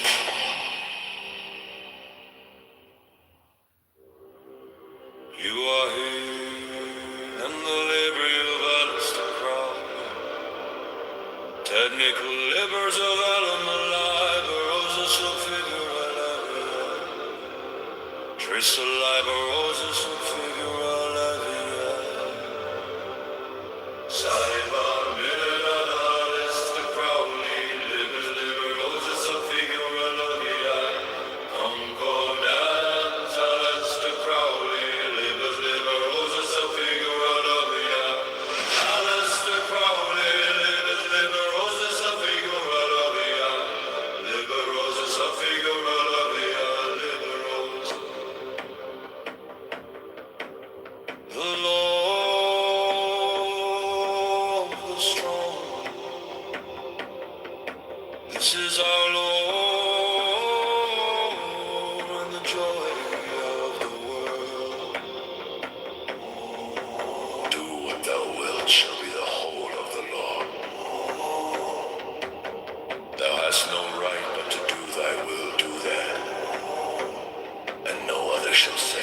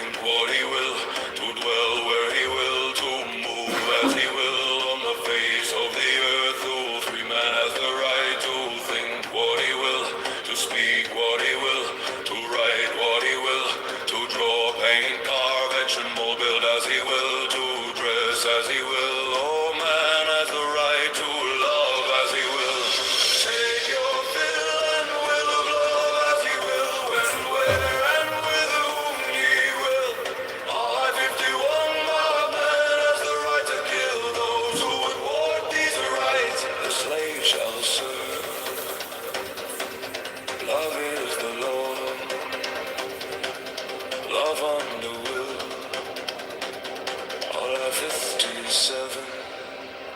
You are here. I'm the library of Alistair Crowley, technical libers of all of my liberosa, so figure la vie. Trace a liberosa, so figure la vie. Sidebar, medala, Alistair Crowley, libers, liberosa, so figure la vie. Concordance, Alistair Crowley, libers, liberosa, so figure la vie. Alistair Crowley, libers, liberosa, so figure la vie.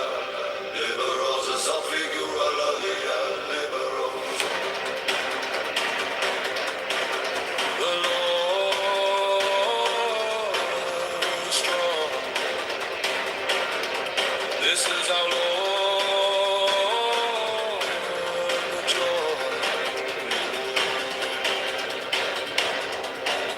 Do what thou wilt shall be the whole of the law. Thou hast no right but to do thy will, do that, and no other shall say nay. Every man and every woman is a star. There is no God but man. One man has the right to live by his own law. To live in the way that he wills to do, to work as he will, to play as he will, to rest as he will, to die when and how he will. True man has the right to eat what he will, to drink what he will, to dwell where he will, to move as he will on the face of the earth. True man has the right to think what he will, to speak what he will, to write what he will, to draw, paint, carve, etch and mold, build as he will, to dress as he will. For man has the right to love as he will. Take your fill and will of love as he will, when, where, and with whom ye will. All I 51, no man has the right to kill those who would want these rights. The slave shall serve. Love is the law. Love on the will. All I 57. You are here. On the library of Alistair Crowley, technical libers of the limo liberos of figura la vie. Trace liberos of figura la vie.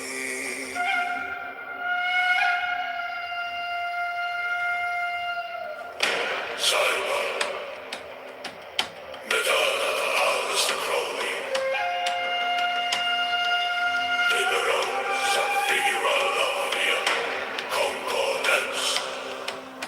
Alistair Crowley, liberos of figura la vie. Alistair Crowley, liberos of figura la vie.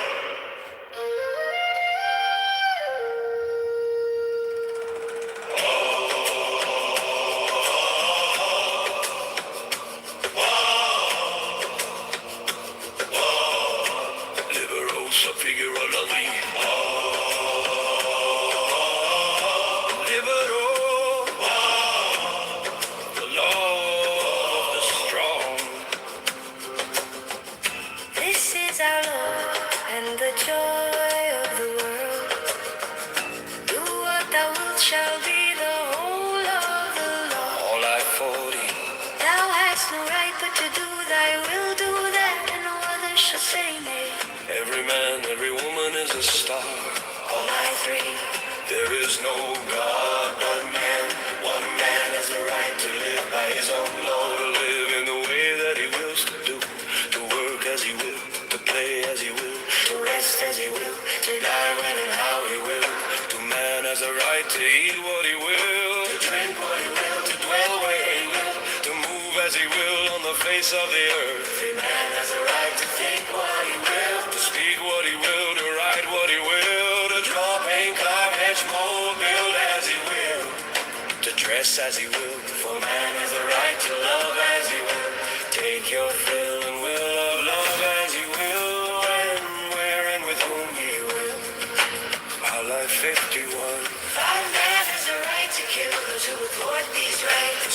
slave shall serve. 5 men is the right to kill those who would thwart these rights. The slave shall 5 serve. men is the right to kill those who would thwart these rights. Love is the law, love underwood.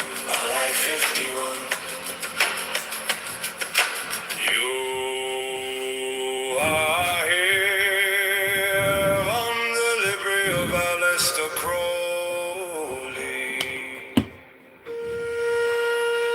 Technical labors of the lemma libero, subfigua lovi.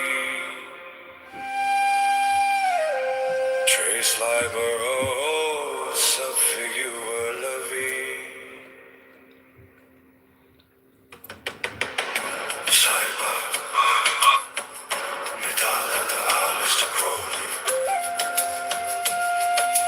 Libero, subfigura lovia, concordance. Aleister Crowley. Libero, subfigura lovia. Or don't really understand, just like in the natural realm, as above, so below. But see, the thing is, right? The thing is, there's certain things that just I feel shouldn't be touched, right? By all means, I feel like I'm an indigo child. An indigo child is someone that believes that they have powers beyond blase, right? But there are some things that just should not be touched. That's just what I believe. All that futuristic speaking and stuff like that. Y'all ever seen this on Raven, right? Y'all know what happens every time that Raven saw a vision? Into something that you already have a bone to pick with, and you're trying to do the religion thing. I understand what you're trying to do, but I don't mind it too much because it is kind of relevant. But like, to what you just said is another way of saying what I just said. I just named it as criteria of correctness. So you tried to describe it a little bit loosely as like it involves warrants and it involves, I don't know, some kind of like mechanism whereby people, I don't know, check that. They accept the warrants or they reject them. Yeah, okay, cool. But usually I don't use the term to cash the check. It's because they recognize some criteria, though, right? There's no way to do this without having some kind of criteria in mind, right? So, like, you have to have a criteria of correctness in order to, like, assail or deny the identity claim. I think the criteria are pretty difficult to get your hands on. Seems to me that not really, because otherwise, otherwise we wouldn't be able to tell the difference between, like, I don't know, a baker and a non-baker because the criteria would be fuzzy. Like, but that we don't have a problem with that, like, at all. Right? Like, I think whenever we're accepting somebody's identity based on just they say it, name it, and claim it, right? I mean, that's the weakest kind of identity. But then there's a kind of perform it. Like you say, the baker, they perform their identity. The violinist performs their identity. Well, only insofar as the performance of the relevant action is a part of the criteria of correctness. Like, it's hard to imagine a baker who never bakes anything. But is there really, a body with an elected leader who decides what the criteria of correctness is? Seems to me that criteria usually for legal purposes, yeah, for like official things like being like a doctor, yeah, we have a bunch of like legally sanctioned apparatus that it becomes a part of the criteria of correctness. So, you know what I mean? Like, I wouldn't be able to call myself like an official teacher in California unless I had certain credentials that enabled me to say that, and like that has to be recognized by the state. If it's not recognized by the state, I am effectively not a teacher. And not only that, I can't get hired anywhere unless it's under very unusual circumstances. Yeah, but if you were a religious person, you could have a school still funded by the state under a voucher program.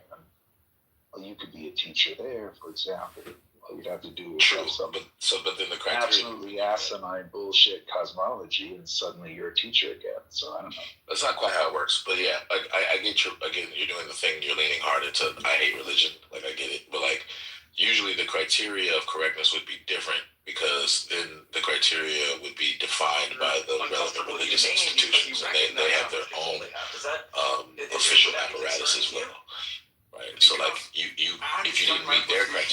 still couldn't be a teacher. Like, that's what I'm saying. Like, they don't just allow. The Catholic Church doesn't allow. Hold on. The Catholic Church doesn't allow anybody off the street to just walk in and be the Pope, right? Like, let me just. What I'm saying is, they're using a lot of the same mechanisms, right? Which are, I don't want to name drop terms that people aren't ready to hear, but we do have terms in philosophy for these, and one of them that you could use is called status functions. Like, even religious entities use status functions, and this is actually very common, no matter whether you have a religious or theocratic state or a secular state. Like, all of those mechanisms are the same, right? So fancy hats, I think, is what you're talking about. No, I'm talking about status functions. Fancy hats. Status functions. That's just a fancy word for fancy hats. No, it doesn't mean fancy hats. It means something completely different. But if you want to, like, I don't know, like, oversimplify it, you can do that. But, like, there's just these mechanisms. If you don't understand the nuances, you're not going to understand the distinctions I'm trying to make between them. We should So keep this it is fun. really simple because people get really confused very easy. I don't know if you're being sarcastic, but it's more like, it's not that difficult to grasp. I was being serious, actually, unfortunately. Oh, okay. I can't tell sometimes. But, like, yeah, I'd rather not have this devolve into this thing you do where you're like, religion sucks for all these reasons. Like, like, I get that you think that. It's not really that relevant. So we can get off religions for a minute. Can I just leave you with a thought on this topic from Hans Mueller? I don't know if you're familiar with him, but he wrote a book in which he talks about propheticity, authenticity, and sincerity. And it deals with identity as dispensational, meaning there was a time when our identities were authentic. There was then a time when our identities were sincere. In other words, if we really believed ourselves to be that thing, we were that thing. Benjamin, I appreciate that you posted that in the chat. I had already saved it to listen to it later. Yeah, he's kind of fun, and I like his framing. And now we've transitioned out of that into a playground world where identities are just like hats. I mean, you have a whole closet full of them. You wear one to school, you wear one to work. You got one for the internet, one for your kid friends, one for your girlfriends, whatever you need. You got a new profile, just like you got a new dress. And everybody has tons of profiles, and we're moving through them in a fluid way. So nobody is anything in particular except contextually in that moment. Like here, you're a philosopher, and I don't know, I'm the guy who always upsets your room. But, you know, at work, you are a teacher of different things, and I'm an engineer. We just have a different role in those ways, right? So we just wear lots of hats, in other words. But not everybody is moving through the dispensation at the same rate. Some people. That's just a metaphor for we have different statuses in different contexts, right? So, like, that's what status functions is about. Yeah, but when you have an authentic identity, you eat, sleep, and live. Your status as the elder tribes member of your clan.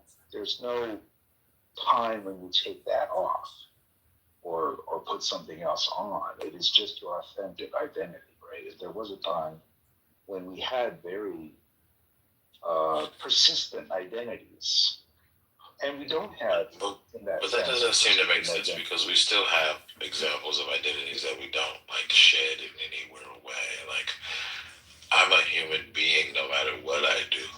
Like, no, I agree. If you want to count that. Okay, so, like, to say that there's no such thing as persistent identities, it seems false. Like, what do you mean? Well, I'm trying to understand this well. Like, the elder tribesman was someone's son, and they may be someone's father. They're going to fulfill those roles regardless of whether or not they're the elder tribesman. I'm not quite following. Yeah, I agree with that. Check out Hans-Georg Mueller. It's his argument. It's kind of interesting. I recommend it. I mean, it just seems like you want to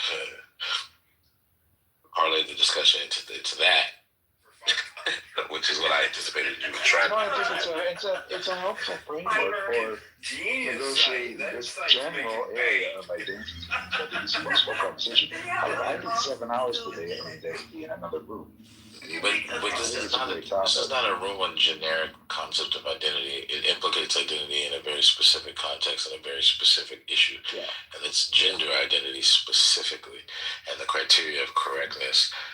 What the dispute involving what the criteria of correctness for correct attributions of the gender category to people might even be. That's what the topic of the room is mostly.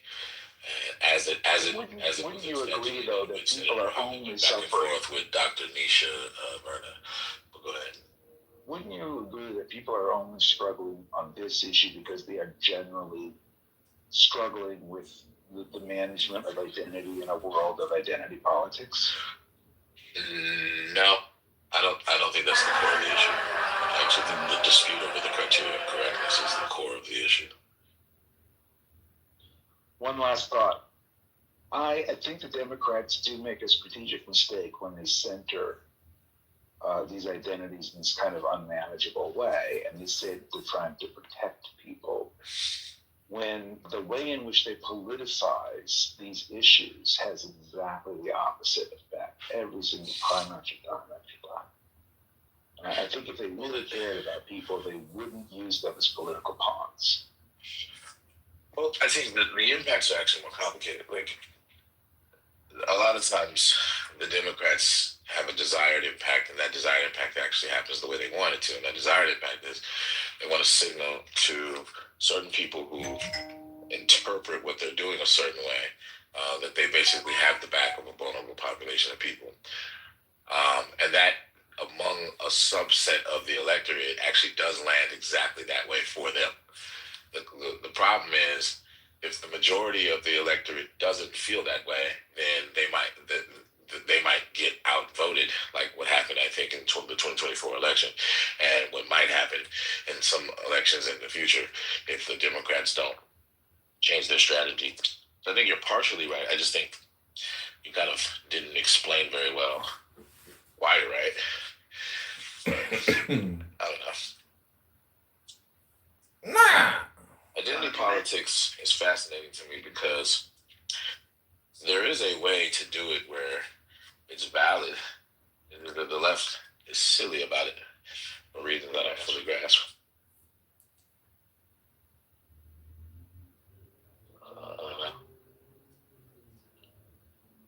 And they're not always silly about it, to be fair, but they're silly about it often enough where they're eroding public trust in their vision of how identity politics is supposed to be done. I'll at least give Gavin the credit that we talked about this earlier before a lot of people on stage, but at least Gavin seems to be taking a somewhat pragmatic approach to the entire thing. So, and again, I hate giving Gavin Newsom credit, but he is trying really, really hard to distance himself from this particular issue. He knows this is not a winning issue. I'm a little confused. Can men get pregnant? Beliefs, or it's because... No, of course not. I'm not sure. But that's where the political winds are blowing. So at least he's aware of that. You know what I mean? Like, there's a huge subset of the Democratic Party. Wait, does Gavin think that men can get pregnant? Point of order. Does Gavin think that men can get pregnant? No trolling tonight. Yeah, no trolling. I gotta log off here in a second. Anyways, I want to go to bed. But it's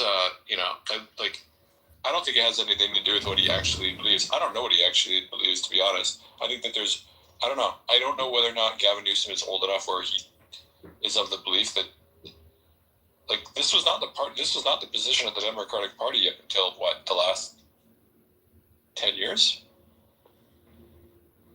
Yeah, I agree with that. Right. So, like, I don't know what. But it's been the view of progressives for a while. Sure. But so, the progressives have kind of infiltrated the party, and so. Right, but if you're asking, like, what does Gavin Newsom actually believe? I don't know. I don't know what he actually believes on anything. To be honest with you, I think he's kind of a chameleon. That's one of the reasons why I don't like him. But I mean, he's got like a kind of snake oil salesman vibe. Like he's kind of got charisma that he can leverage in a way that people who aren't hip to his games will fall for inevitably. So we'll see what happens. I don't know if he'll win the presidency, but he's clearly ambitious in trying to win that shit, and he's positioning himself as the less version of Donald Trump, which is interesting to me. In many ways, be better than Donald Trump. Because Donald Trump is like not a gifted orator or rhetorical person, and he says dumb shit regularly. It's not the same thing. Getting caught in the crossfire is like getting hit by accident. You didn't choose no side or nothing like that. Where you might have been a good person, you just got caught in the crossfire. No, we're just in the direction of his target that he's committed to destroying sin. If we hold on to it, we just go right with it, which brings up that point, conditions. I think that he's always like. I think God holds the most, pardon the pun, God awful grudge there is. It's known as hell. God created hell. Now, true, if you're Christian, you can repent all your sins, you will go to heaven, no problem. If you're Catholic, maybe not.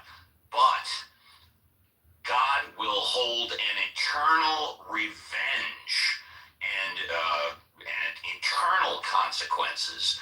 And, sorry, God holds the greatest judge of anybody. Well, for those who think that God does not have a hate on those who, I'm going to say, intentionally sin, and I have to be very precise on that. When I say intentionally, I'm not talking about those who came into the knowledge of knowing better areas. Oh my God, I'm too slow.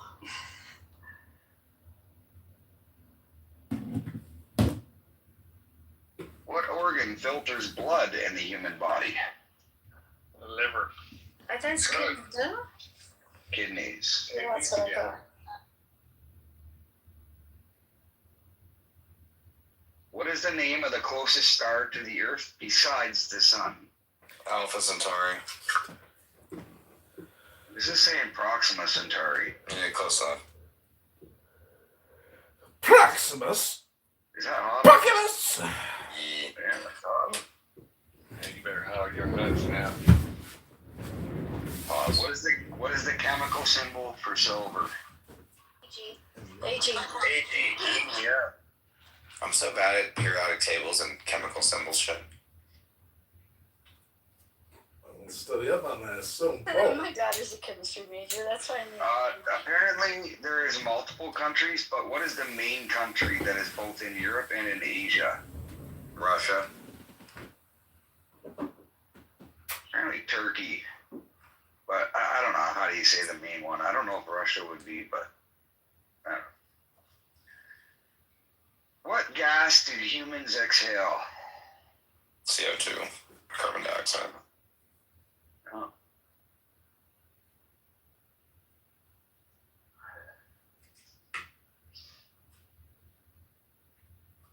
What is the main ingredient in hummus? Chickpeas. Garbanzo beans. What animal sweet dreams. sleeps the most? Sloth. No, it's probably something different. Up to 22 hours a day. Pandas seem really fucking lazy. What is the koala? Grace got it once again. Those motherfuckers all have herpes. Yeah.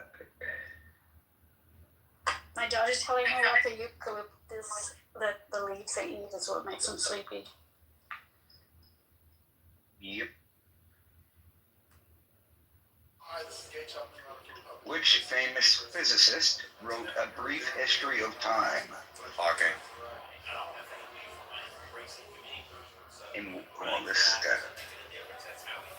What is the capital of Egypt? Cairo.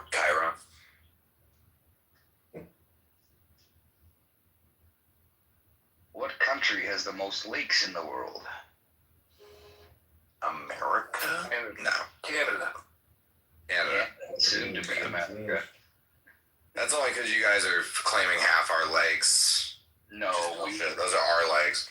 those lakes you could take from us, we still have way more lakes.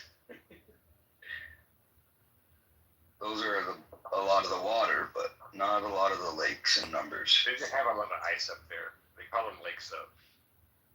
It doesn't count if it's frozen, Dave.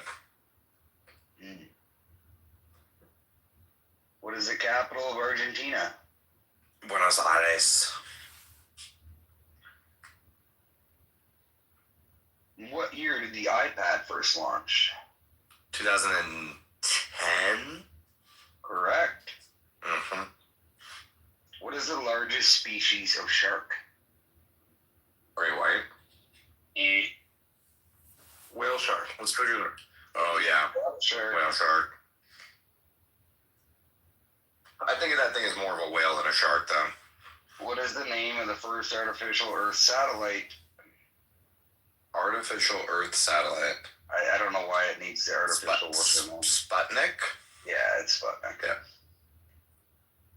Which country has a red dragon on its flag? Chinese's. The Welsh It's not flag? China. Sorry, Grace, what did you say? The Welsh flag? Wales, yep. Yeah. What is the only letter missing from the names of all U.S. states? Q. Oh, we did this one already. Q. Yeah.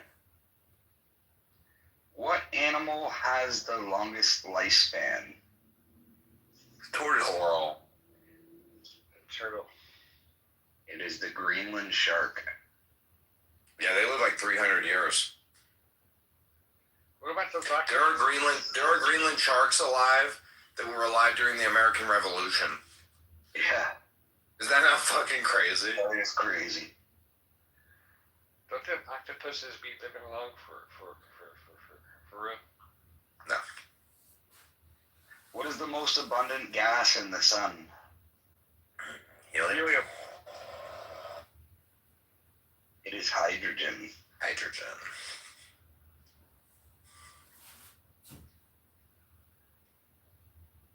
What element on the periodic table has the highest point? Cadmium. That's from the that. second place. What's that? The heavy one that you bought? The little square tube that you bought? Tungsten. Tungsten. It is tungsten. Yeah, that one. It must be hard to make those cubes. What is the only English word that ends with the letters MT? MT. MT. Wait, that's that question good. What is the only English word that lends? Ooh. No. MT. MT. No clue. It is dreamt. Dreamt. Dreamt. Yeah.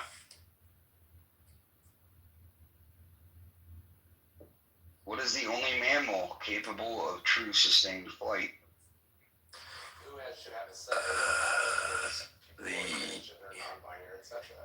I know that it's a bat. Yep. Bats are mammals. They don't seem like they are, but they are. What is the chemical formula for laughing gas? It's nitrous oxide. N2O, nitrous oxide.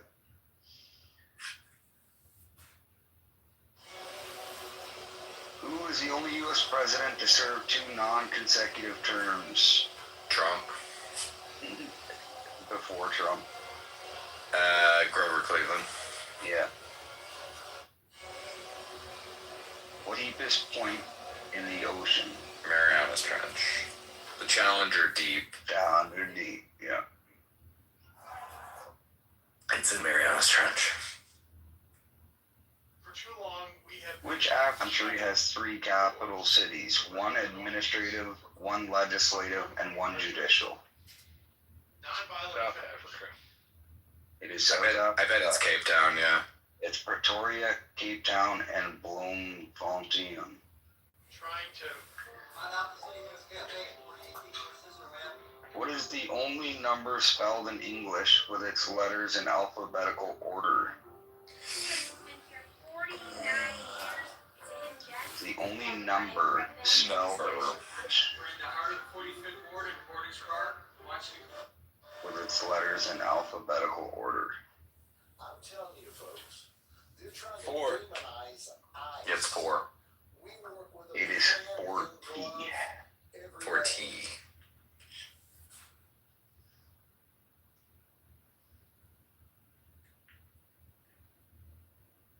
What mammal has no vocal cords? No vocal cords? Yes.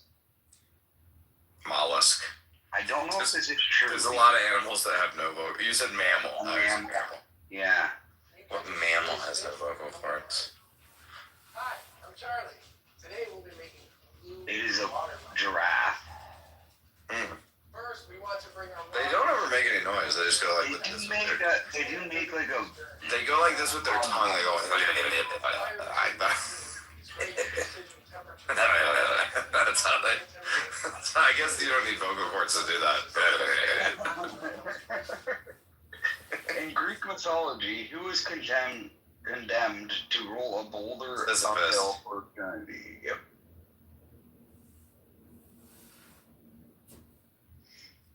What is the only English word that is pronounced the same way when it is spelled forwards, backwards, and turned upside down? Gotta be something with an M or a W. Mo. It is swims. Swims. Swims. Yeah. Yeah, I guess that does work.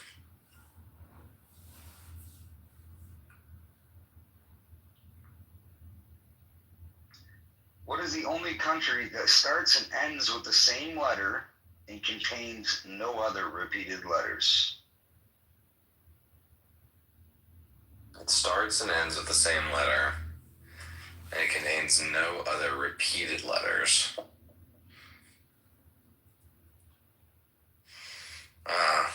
No clue. That's a hard one. Angola. Angola. That's some shit you only know if you're from fucking Angola.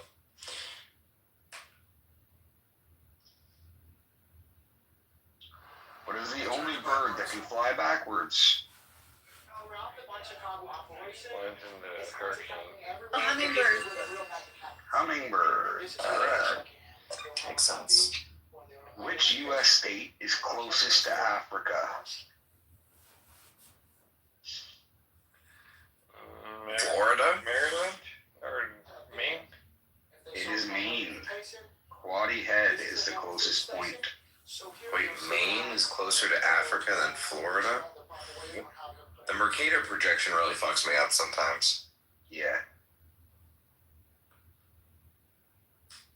What is Wait, the I gotta longest? look this up. I don't even believe it. What is the longest English word that can be typed using only the left hand on a standard QWERTY keyboard? Fuck your mama. That was 3 words, but Stewardesses. I just did anti-disestablishmentarianism. So, with only my left hand. So it's lying. Which element has the lowest boiling point? No. It is helium. Helium. Interesting. In what year did the Gregorian calendar first replace the Julian calendar in most of Catholic Europe? 1100. 1582. Yeah. It was definitely in one of them here.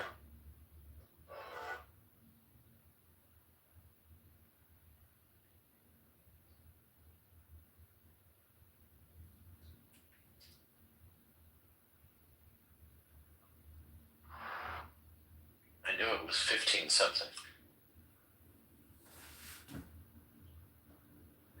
What is the capital of Tasmania?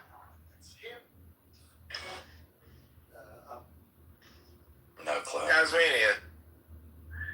Hobart. Oh.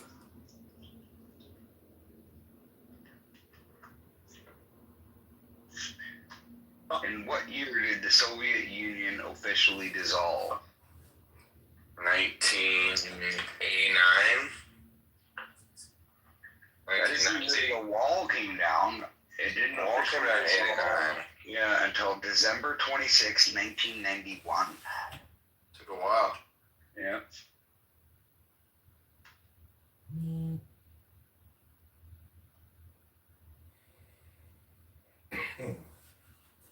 What is the only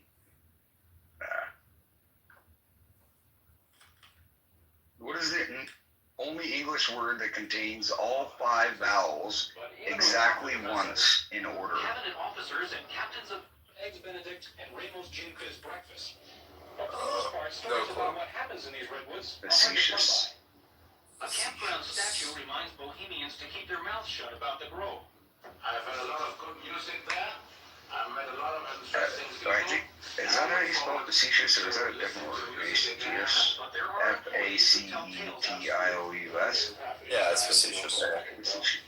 Facetious. The entire time is no dinner. I mean, they stagger into breakfast and stagger out from dinner. But at the same time, they're talking business. And sometimes those business talks send ripples far beyond the grove. Sociology professor William Baumhoff. Reagan and Nixon. Which gas was used as the first anesthetic in surgery in 1846? While decision makers are cementing friendships, protesters outside the Gas. Is it just nitrous oxide? It is ether. Yeah, ether. Yeah.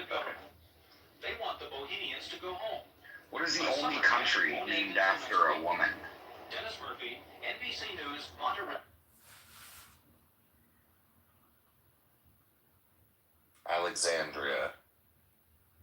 No, I have no idea. St. Lucia. St. Lucia. Never heard of it. Doesn't matter. What element was formerly known as brimstone?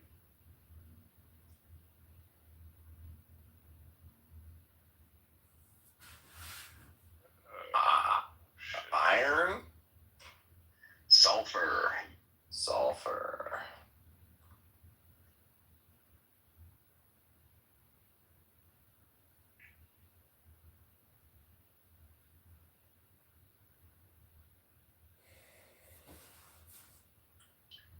What country has the most official languages? Around 11.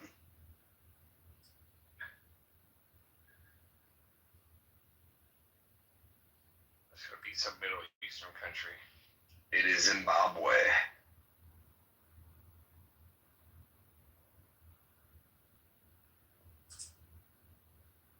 Which Roman emperor was killed by a wrestler named Narcissus? Commodus.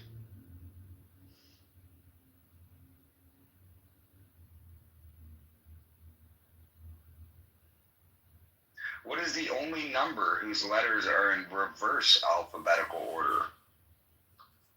The only number? Mm-hmm.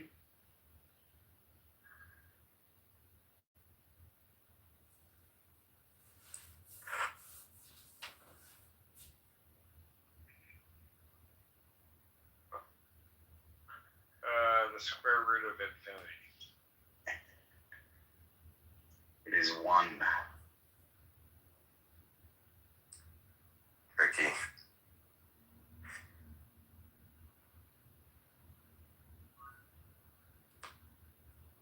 What year was the first successful ascent of K2?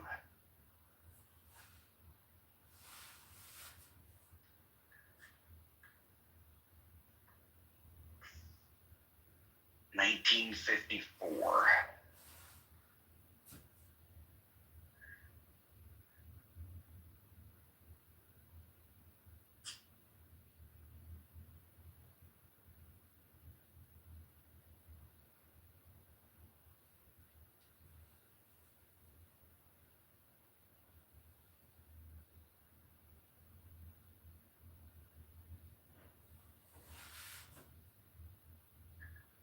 What element has the atomic number 79?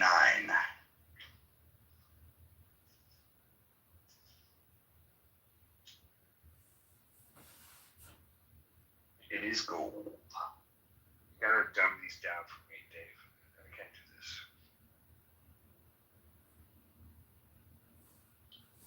Which African lake is the longest freshwater lake in the world? Courtney, this is your chance. Go. Hey, fuck you, Richard. You're familiar with the territory. I don't know the answer. You go there all the time. You visit that place. It's a continent, Richard. I don't even It's not leave a country. I don't even leave America. Like you travel to. It is Lake Tanganyika. Never heard of it. Jesus Christ. Okay, well, no, yeah, I know it's a continent, but Jesus. Oh, here's a good one for everyone. What is the capital of Greenland? America. Trump. It is Nook. What's their population, Dave? I don't know. I thought it was like, I don't know. I thought it was like 100,000 or less. Pretty small country. Which U.S. president appears on the $2 bill? Thomas Jefferson. Oh.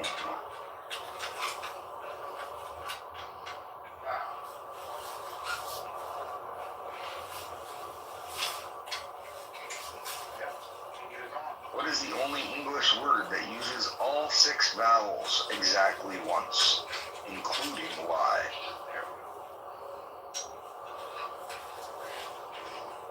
It's uncopyrightable.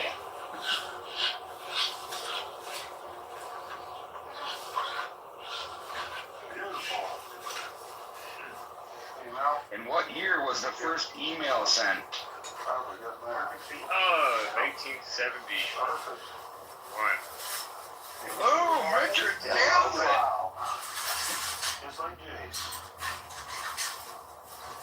Which country has a unicorn on its official coat of arms?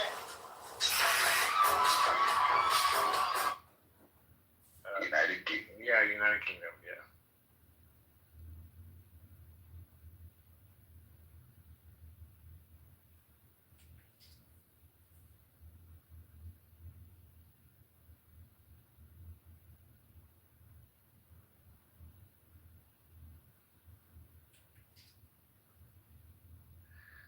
In what year did the Concorde make its first commercial flight?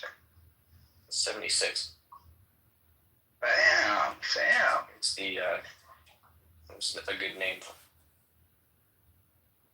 Queen of the Sky. No, the Queen of the Sky is the 747. Isn't it? I think the Concorde was named Queen of the Sky also. I don't know. You're gonna have to double check yourself on that one. There's a movie called Concorde, Queen of the Sky. Okay.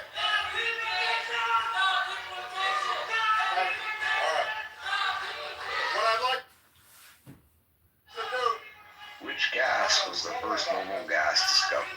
Okay, let me finish.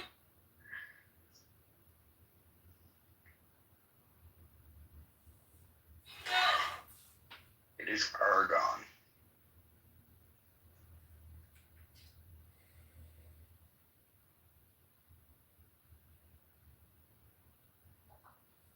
Because what we're seeing in Minnesota today. Well, that's it for trivia, folks. Thank you, Dave. Appreciate that. Dave, one for you. What was the ethnicity of the first K2 crew to summit successfully? Good guess, but it was Italian. Oh, damn it. My dad's got the book.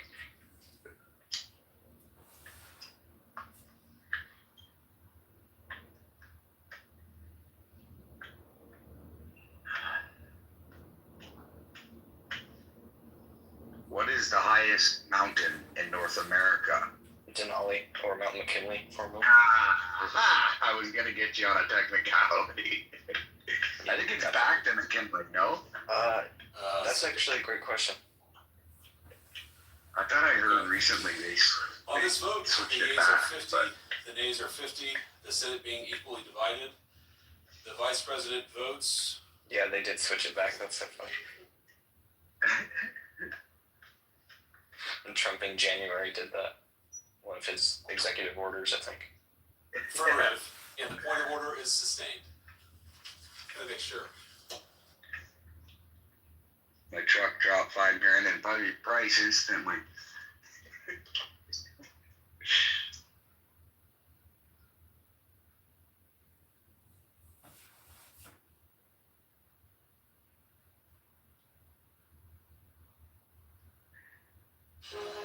That would be a tricky trivia question since the mountains changed names so many times.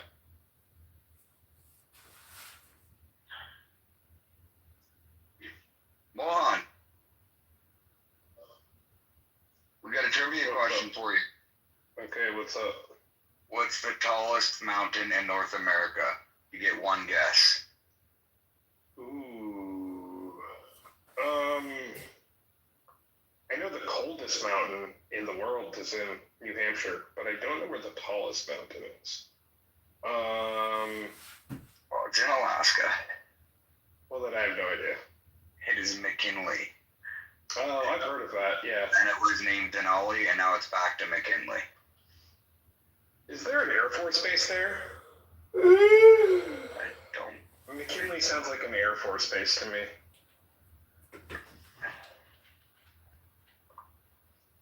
Well, wasn't he a president? I think you're right, Mohan. McKinley sounds like an Air Force base to me. Wasn't he a president or something? I don't know, was he? I don't know if I can know. The Air Force Base next to McKinley is called Elmendorf-Richardson. Okay. What is, this one's for Mohan because he wasn't here. What is the only English word that Oh, this is why I know of it. McKinley is an Air Force base in Florida. Yeah. Yeah. What were you saying? What is the only English word that ends in MT? I don't know. Dreamt. It's got to be more words, but okay. No, apparently it's the only one. Kempt. Unkempt. Your hair is unkempt. Fucking my girlfriend. You know, black people for Mohan, if their hair is unkempt. I don't fuck. My girlfriend is not black. Right, you have actually proven the opposite of that several times over. Already, you're not saying anything. So I need, in order to continue, right? In order to let you speak out, here's what I need. I need you to press the microphone so that way I know that you're not going to make any more sound, and then I'll continue, and then I'll stop, and then when I stop, guess what? I'll press the microphone, right? And then you'll see that there's a little microphone with a thing through it on my avatar face picture, and then you'll know that's the time to add whatever sounds you have. Are we clear? Really think you get it? you're doing anything right now? That's fascinating. Do you get it? It doesn't seem as though you get it, my friend. Do you get it? That I get it, but I get it, my friend. I said, do you get it? Oh, well, you get it, my friend. I said, do you get it, my friend? Okay. Weirdest. I agree. Okay. Black News, you are allowing this to go on. You're allowing this to go on. We'll talk about it in another room because this is y'all broke out in song. Y'all were like arguing like regular Clubhouse people, and then you guys went all fucking pitch perfect. That shit was weird, bro. I've never seen that shit before. Listen, I don't take people seriously enough to be affected by what they have to say. So if they're going to be foolish, I'm happy to entertain that. So Caleb, please, by all means, continue being an imbecile. Imbecile. Please continue. Why are you pronouncing it like that? That's I'm very pronouncing it. I'll tell you why, Black News. I have the curse of speaking 6 languages, and I learned that term in a different language than English, and that's how I pronounce it. So I'm sorry about that. Okay. It just sounds hilarious when you say it like that because ironically, it's imbecilic to say it that way.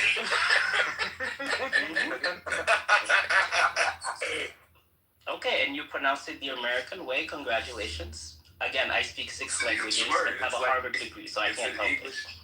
I'm sorry. You have a Harvard degree? You don't know how to say the word imbecile? I can say it in 6 different languages. I choose to say it in the way that I'm I speak most another comfortable language with. too, but I still know how to pronounce words like. I know how to correctly. pronounce it in 6 different languages. I just choose not to say it Except the English English? way. Is English one of those languages that you know how to pronounce? It is one of those languages, actually. You got it, bro. I wouldn't have graduated from Harvard if I didn't master that language.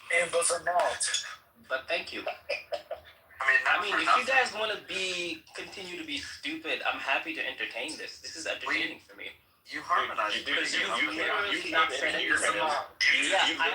you entered the conversation, and then the moment I you entered actually, the conversation, because I also, you centered it's yourself in the also not my conversation. fault, And then Caleb, you that I have also remained the sing center of the in conversation addition, this entire time. in And every addition single to time anyone having, has attempted to remove you in from the center of the addition to conversation, having like I'm genuine attempting to brain do right now, cells, it doesn't I really actually work sing because better you're than you can. incapable of So turning that's off what this is your about. microphone to be I mean, able I'm to happy receive to be input back into and your forth, brain such and that the you can replays process it are and on, potentially actually and it's output just anything fascinating to of me benefit to any that other you're people. continuing to just So we're not now just doing this. Like You're this just is, not this talking. is super helpful. This is like literally the best, most productive thing we could possibly be doing as Americans. And you're What's happening choosing right to here, have right this now. go on.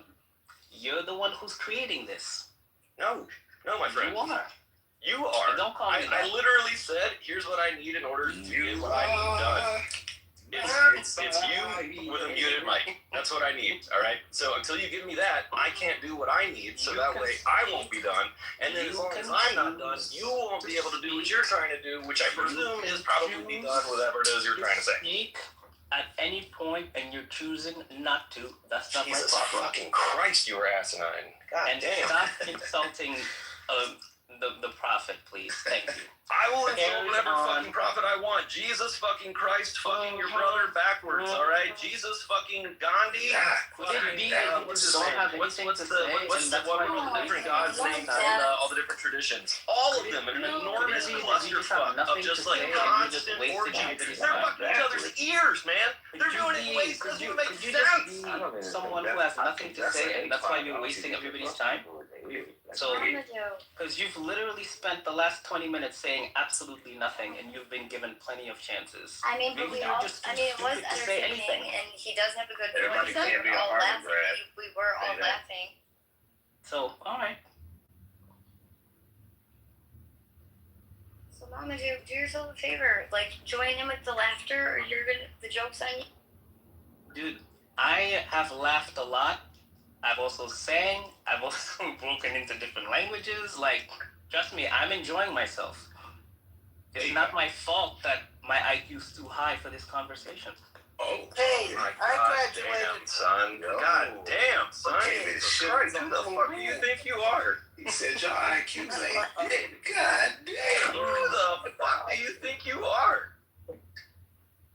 I don't need to answer that question. I've modeled who I am in You this think you're somebody. conversation. You think you're some hot shit. Who the fuck do you think you are? Somebody. He went to the same school that Mark Zuckerberg dropped out of. That's lit. That's so funny. Oh, but there's a lot of famous people who are billionaires now who dropped out of that school too. I know. But a lot of presidents of countries that also graduated from there. As are other billionaires, like Bill Ackman. So, I don't know what point you're trying to make, but it's not a very good one. Possibly. My opinion on how to go to panic without Harvard. I didn't get in. I don't know about that, but sure. No, I literally applied to Harvard. I didn't get in. Oh, you didn't get in? No. I don't think my IQ was high enough. Maybe. Maybe I should have pronounced the word imbecile differently. I mean, Possibly. I mean, speaking 6 languages doesn't hurt either. That's true. Let's speak 2.5.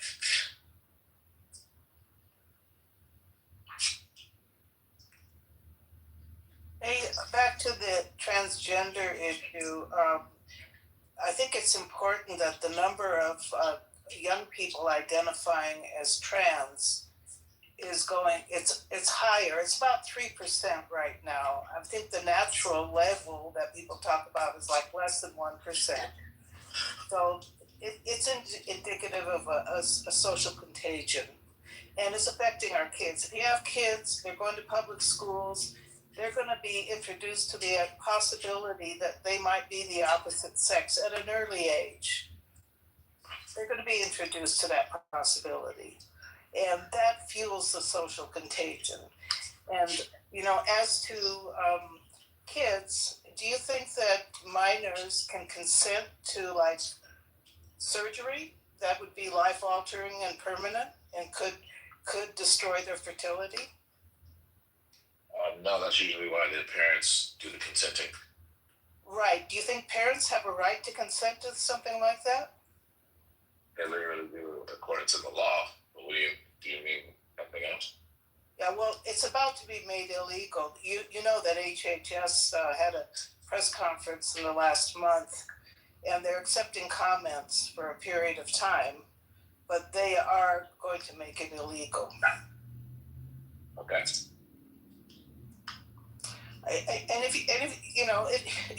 It's not just a women's issue. It's a parent's issue. It's a parents not wanting their kids exposed to that kind of confusing ideology, and promoting. And also, those kids, the young people who do transition, if they were left alone, they'd probably become gay or something like that, or maybe. But a lot of them have other conditions like autism. A very high percentage of them have autism. So it's. You'll be something vaccinated? No, not no. You're gonna laugh at that. These poor autistic kids are being influenced by a corrupt ideology, and this is going to be seen as medical malpractice and a real shame on the whole medical establishment that's allowed this. Yeah, you've regurgitated a lot of arguments. Well, I've listened to them, and I'm trying to express them. I'm trying to express them in as few words as possible. No, you're just regurgitating what you heard. Well, why do you say I'm regurgitating as if I haven't studied this? You haven't. You don't know I what haven't. social contagion means? Yes, something like kids when they started cutting themselves, or girls when they started starving themselves. Yeah, but actually what social contagion means. What? That's actually what social contagion means. Just the way it sounds. It's descriptive. It's a descriptive phrase. Do I have to talk like a sociologist now? It's in English. It's English. You just demonstrating you don't know what it means. And that's my point. Like you just regurgitated what Well, you heard. just like wokeness is a social contagion. Wow, okay. So transgenderism is like wokeness. It's based on an ideology that is contagious. Communism is a social contagion. Oh my God. Well, I'm thinking out loud. I am not a professor, okay? I'm thinking out loud. I could tell. Oh, you could tell. Oh, you're so superior. Hey, by the way, I graduated I just know what words mean. By the way, Muhammad, I graduated from Berkeley when it was rated higher than Harvard. First of all, it's Muhammad do, and second of all, good for you. Hey, she just shit on your Harvard education all category and shit. Yeah, because that what she just said contradicts it. All right, if y'all want to think that, that's cool. I have a BS. I didn't study sociology. Degree like that. Yeah, you have BS. Congratulations. I have a Bachelor of Science. Yeah, you're full of BS. That's true too. Thank you. Like wokeness and trans being the same thing. That's wow, a real good job. repartee. Oh my gosh, she tried to say a French word. Look, what is this room? Just making fun of people? How about addressing the issues? Oh, so you can't take it. When I'm being made fun of, it's fine. But when you get made fun of, Well, you I can't was take actually it. trying That's too to bad. address That's very the issue. conservative of you. I was trying to address the issue of you not knowing what you're talking about, but regurgitating talking points you heard on like fucking, I don't know, PragerU or some shit. Oh, I listened to Jen Speck, which is the opposite of WPATH. WPATH are the guys who promoted all these gender protocols for gender affirming care, and they're being pushed back against by scientists. Okay, it's a phony ideology. What does WPATH stand for? Oh, I can't remember. What is it? Yep. I don't remember. I know. And what is Gen Spec? I don't know what it stands for. I know what the groups stand for. You also don't know what social contagion means. What do you think it means? That's what I know it means. What does it mean, Professor? This would be the part where you Googled it, right? No. Oh, you don't want to Google it? No. Okay. You tell me what you think it means. Well, where's the fun in that? What do you mean? You told me I don't have the right definition. What is the right definition? You didn't even give a definition. You literally said it was like communism. Well, I'm exaggerating. I'm exaggerating. It isn't a way like that. It's an ideology. That's not what social contagion means. Social contagion does not mean ideology. What does it mean? Again, this will be the part where you Google. Hey, you don't want to have a conversation. You just want to put down the other person. Tell me what you think it means. No, I want to demonstrate that you don't know what you're talking about. Oh, that's all you want to do. You don't want to go back and tell me why I don't want to know what I... Tell me what I got wrong. I also want to demonstrate what you're supposed to do when you don't know what you're talking about, which is look it up. No, I'm not going to sit here and look up everything on Google. No, let's have a conversation. What do you think it means? I'll have a conversation with you when you look it up. You know what? Clubhouse is becoming an AI debate. People, let's use what we know. Let's just use what's in our minds. Well, in order to use what you know, you have to know it first, right? And that is a very descriptive term, social contagion. That's a descriptive term. Especially, I think it especially applies to young people. That's where it mainly where it happens the most. It is descriptive, but you don't know what it means. Well, so what? What's the difference between meaning and being descriptive and having some dictionary meaning? Sometimes the descriptive terms mislead you. Like yellow cake uranium sounds like something to have at a birthday party, but that's not something you want to bring to a birthday party. Right? Well, if uranium is in the description, no, you wouldn't want to bring any kind of uranium to a birthday party. Okay. What is yellow cake uranium? It's what it looks like, part of the process, what happens. I don't know. Lightning. You don't know what yellow cake uranium is. Hey, look, you're just picking at me. Get real. I'm demonstrating something very specific. Yeah, you're trying to show how stupid I am. No, I don't think you're stupid. I just think you don't know what these words mean.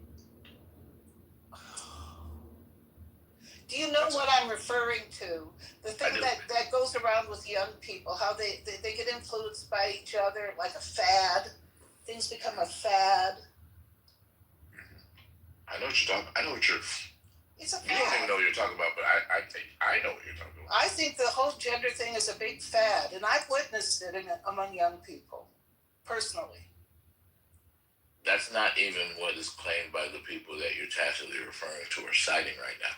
I'm not citing anybody. I'm speaking English. Well, the people who actually advance the social contagion thesis that you're regurgitating right now, they I'm have not a very regurgitating specific... it. You literally are though. No, You don't because even know- what you I'm don't even know saying, where it other comes people say you're going to identify me with those other people.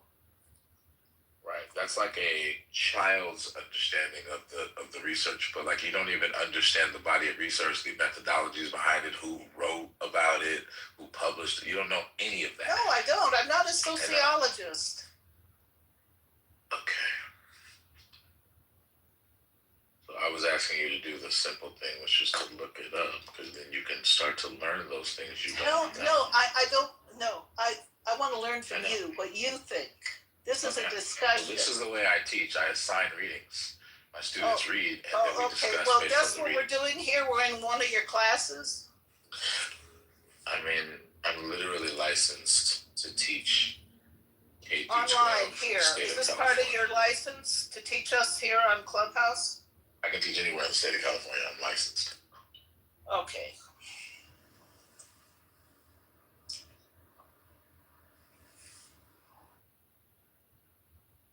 You don't want to talk to me anymore? No, I don't. I thought that I thought we were having a conversation here. You want to be the teacher. Have you ever heard of Have you Abigail ever Schreier? heard of a contrarian? Have you ever heard of Abigail Schreier? Yes. You're a contrarian. Who's Abigail Schreier? I forget, but I know her name. If you remind me, I'll remember. He's gonna say, I'm old. I don't remember everybody. I'm okay. What's wrong with what she said? She said that she's heard of her, but remind her. She's heard of her before. What's wrong with There's that? nothing wrong with what she said. I'm just laughing because she has no idea of the connection between the questions I asked her at all. Okay, Abigail Schreier. She's a feminist who is against trans stuff. Is that right? Am I That's one remembering? description. Pardon? Kinda. Yeah, I think I remember her. There's several feminists who are balking at this ideology. What does she have to do with what you were talking about? I don't remember. I'm not quoting her. I've read a lot of But you different are. things, You and don't that know phrase that you seems are, to be but you are. descriptive. You literally are. You just don't know you are. Oh, and what are you quoting? What when you, do I quote quoting everything Abigail that comes Schreier out right of your mouth is coming from somebody else that you're just regurgitating? I think you regurgitate a lot of things. I do. But I actually read the things I regurgitate. You don't. I've read things. I haven't read the dictionary definition of social contagion or the I sociological. wasn't asking you to read a Sociological dictionary. definition. I was Is talking about Abigail the body Schreier of the one research. who invented this term? Did she invent this term? I don't know if she invented it, but she definitely used it. Okay, a lot of other people use it too. That's true. I'm talking about she applied it specifically to the theory that you just evoked. She applied it to this issue. To the theory you just evoked about the social contagion theory. You don't even know where it comes from. That's why I'm helping you. You just don't know I'm helping you because Okay. you're too lazy End to of read. discussion. If you don't want to really discuss the issue, which is I do. I just want you to like look it up. I am not going to be forced. You're not going to force me to, teacher. I can't force you. Give me an F.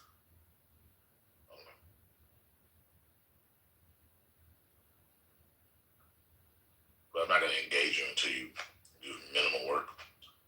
Okay, move on then. Okay. By the way, anybody else can look this up. It'll be super easy.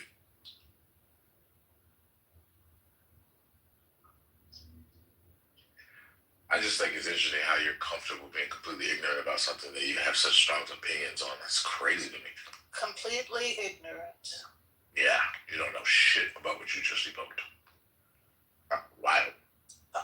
Okay, leave out the phrase social contagion. Okay. Okay. How about Fad. You said fad. consenting? You said fad. How about minors consenting to surgery that can destroy their reproductive functions? I looked it up, by the way. What does it say? A social contagion means an idea, behavior, emotion, or trend that spreads from person to person the same way a virus does, but socially instead of biologically. If one person in a group starts laughing, others often start laughing too. That's emotional contagion. Trends like certain dances, slang, or viral challenges spreading on social media are forms of social contagion. Panic buying, like everyone rushing to buy toilet paper, can also spread as a social contagion.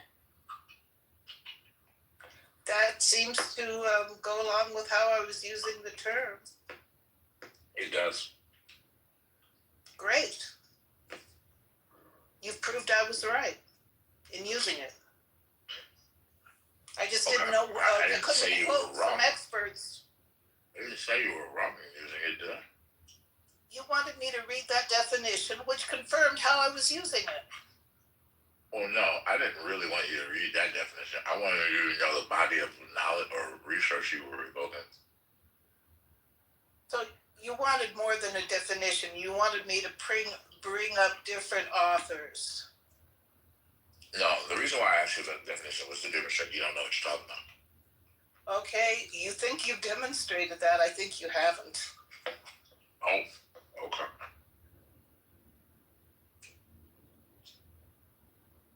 Well, I guess you win.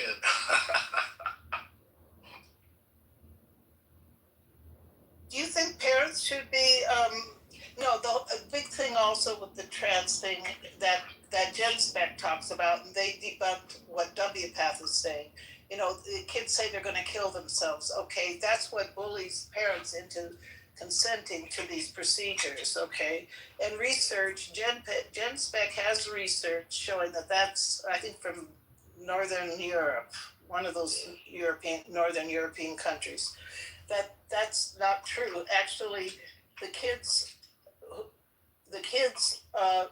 who identify as trans have the same level of suicidality as the general, I think, as other kids, maybe other kids who have similar psychological issues, if not the general public. But after transitioning, trans people have a higher rate of suicide than the general public. It's not something that solves their underlying problems, why they decide to become trans. Trans people always have a higher rate of suicidality than the general public. Say again? What? Trans people always have a higher rate of suicidality than the general public. Or suicidal ideation than the general public. Yes, that's a fact. Maybe it's not the general public. Maybe it's compared to other kids with other problems. And what's the reason behind it? What? No, I was asking you.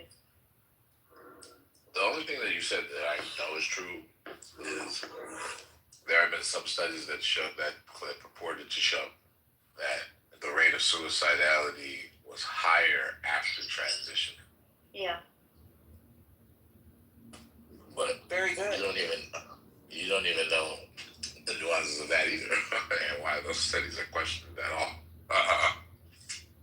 The thing is, I don't think they've done the long-term research so they can say that they can scare parents into that. And also, you know, that in my state, they're not, the psychologists are not allowed to do anything. That too. That's from Baptist. What? Wait a second.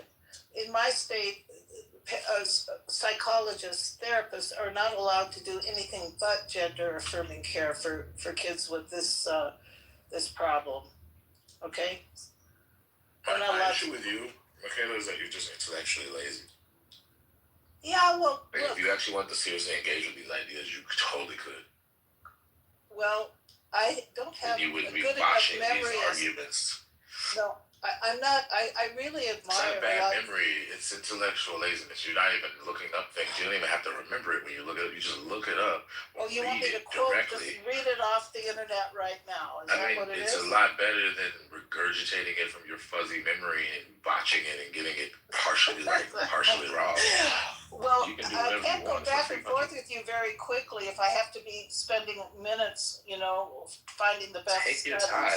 These rooms are never short. I got plenty of time. Should I have all this bookmarked so I can just pull it up? It would make it a little bit more reliable information. Okay. Some of the things you said. Okay, well, you've called me names and that I'm stupid and all this stuff. I didn't Not say you were stupid, but you've stupid. called me some names without All I called you was verifying intellectually it with data off the internet. I literally called you intellectually lazy. That was about Intellectually lazy. Okay, I never have been one that could quote a lot of things. I've never had a good memory, and it's getting worse, okay? I have general impressions. I put Those are things together in my excuses, head. Michaela. Those are excuses. Okay. I admire young people who can quote every movie and plot of every movie they've seen, all the songs they've heard, etc. I can't do that. I never could do it. And men seem to be better at this. That, like, they talk about baseball statistics and all this stuff. Better. That's Yes. wild. Yeah. They are. Okay. They are. Look how men sit around and quote football statistics and remember all the different football games and stuff. Women never do that. They'd never do that. Yeah, I mean, that is true. When you say views that men do have, like, That's not true at all. They're men have better stats foresight. just like men. What are you talking Let's about? hear it. Men have What better do you say foresight. now? Yeah, I think that it is true that men have better foresight than women do. What do you mean better foresight? What does that have to do? I'm talking about hindsight. What does foresight have to do with memory? What? What Because does she was foresight have talking to do about how with you memory? guys have a talent of being able to predict things, of like. No, she was talking about prediction. She was talking about You memorizing. She was talking about memory. She was talking about. What do you mean? Okay, so she also brought up football. She was making a reference. Yeah, she's talking about memorizing stats and stuff in sports. Okay, so I'm sorry. Then I misheard. Regardless, I still stand by what I said. It's true too. I actually think it's wrong. I think studies have shown that women typically have better memories than men. I have memories. I was talking about foresight. No, I'm talking about Michaela. Michaela was trying to argue that women. I think women remember different things than men. I think that's true. That's true. Mm-hmm. Like why? I think I remember reading. Let me look this up. Let me do this thing that Michaela will never do. But I think I remember reading this.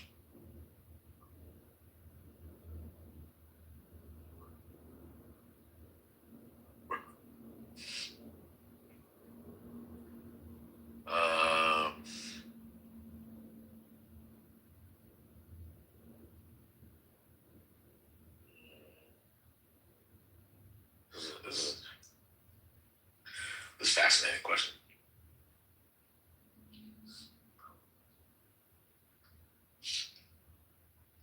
Scientific consensus, by the way, this is Google Gemini, this is like an AI thing. Scientific consensus indicates that neither sex has an overall superior memory. Instead, strengths are task dependent. Oh, okay. Michaela was directionally right. Women generally excel in verbal and episodic memory, remembering what, where, and when of life events, while men tend to perform better on complex visual spatial memory tasks. Compelling meta-analyses and studies. Karolinska Institutet meta-analysis in 2019 analyzed 617 studies with 1.2 million participants. It found a consistent female advantage of episodic memory, particularly for verbal information, word sentences, facts, and faces, which is precisely the domain that Michaela was talking about. So, you were accidentally wrong again. Yeah, about Abigail Schreier. I've seen a lot of videos of her. I've listened to her talk. Now that you've jogged my memory. Yeah, she was. Well, she was out ahead of her time. What I just pulled up, I can't put everything. As she spoke, I thought, I agree with that.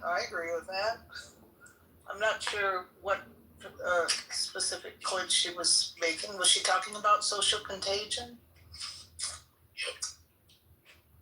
She published a book that was this one article I just pulled up. The Free Press is saying she's vindicated. She's been vindicated. What was the name of the book? They didn't say. That's just the headline that came up. I'm trying to remember. What was the book? Bad Science. Was that it? Bad therapy. Bad therapy. She might have wrote that book, but there's another one that's more germane to what you were talking about before. Yeah, but I like that Bad Therapy. I really like that. Okay. I mean, she wrote several things, but.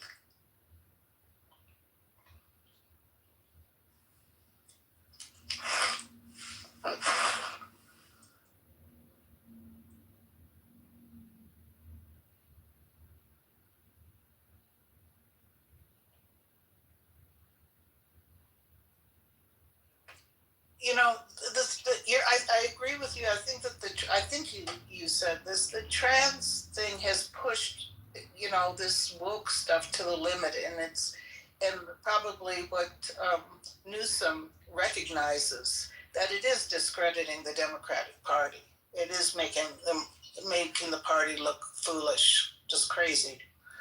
So I think that him backing off of that, for whatever reason, is good for the party.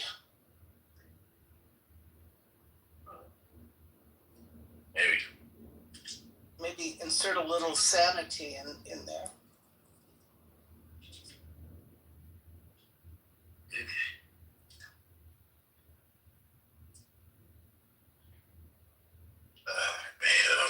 Man. Michaela, have you actually looked up stuff when you spoke in these rooms? I feel like you'd be a little more. I hear people talk and I start looking up stuff as they're talking when they're referring to things. But when I'm talking, I'm not going to slow down and stop and start looking up things. And also, there's usually, this research, you got to look at many different references. You got to find the best one, and when you just, it tends to make you more epistemically humble and careful with your words. Well, it just takes a lot more time. It's not conducive to conversation to stop and say, okay, I'll be back in 5 minutes when I'm done. Shutting up and a lot less blabbing first. But what you wanted me to look up, it was proven. She looked it up, and I was using the term correctly. I never said you were using the term correctly. You just wanted to give me a test to see if I could, define the term more precisely. No, that was not what I was testing you. That wasn't what I was testing. What I was testing was whether or not you were going to continue just asserting things without actually understanding what you're saying. But I understood what I was saying. But you didn't.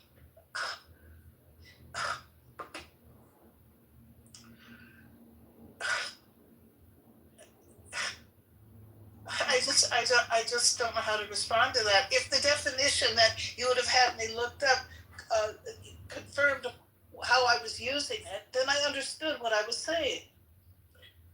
Okay. You said so.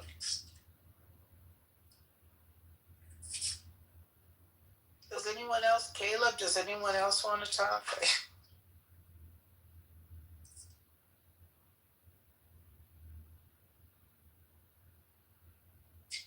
Yeah, Caleb. Yeah, I actually feel quite terrible for really losing my shit earlier. I'm like, man, that happened. So, sorry about that, everybody. I hope it was funny. I hope somebody got at least a smile. That was hilarious. It was the funny. I can't wait to listen to that. That was funny as hell.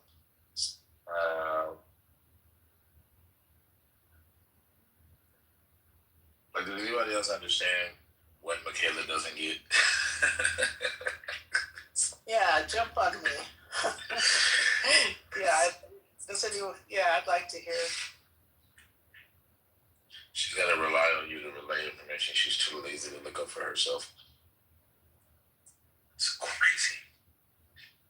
Well, so when we were talking about social contagion, I was like, what does that even mean? And then I looked up more into it, and I was like, so how do memes fit into this? And the answer, from what I gathered, is that memes are like carriers, carriers of the social contagion. It's like a method to pass it's not sickness, but like the social sickness or whatever. I was like, oh, okay, cool. So I guess medicine was in some sense supposed to be like an analog to genes and genetics and passing of genes.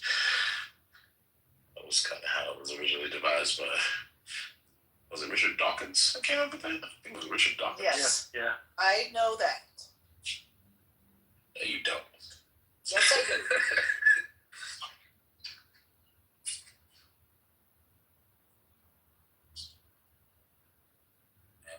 But yeah, I'm just a little perturbed by displays of unapologetic ignorance in clubhouse. No, genuinely. I'm not even trying to talk shit, like genuinely. Like that literally perturbs me. Because particularly when it's a person who has really, really strong opinions. But they don't like have enough, like, I don't know, like the wherewithal to like actually like check the facts and like learn the details before they just evoke the technical shit in rooms. Like, I'm like, wow, like, can we just stop doing that? Can we like try to learn some shit about it? Like I'm not asking you to be a PhD sociologist or shit. I'm just saying, like, if we're gonna evoke social behavior in the theory, then that's what's going on when it comes to the explosion of you identifying as trans. If it's the theory you evoke, because you don't know who authored it, the people who are famous for advancing it and arguing it, what their methodologies are.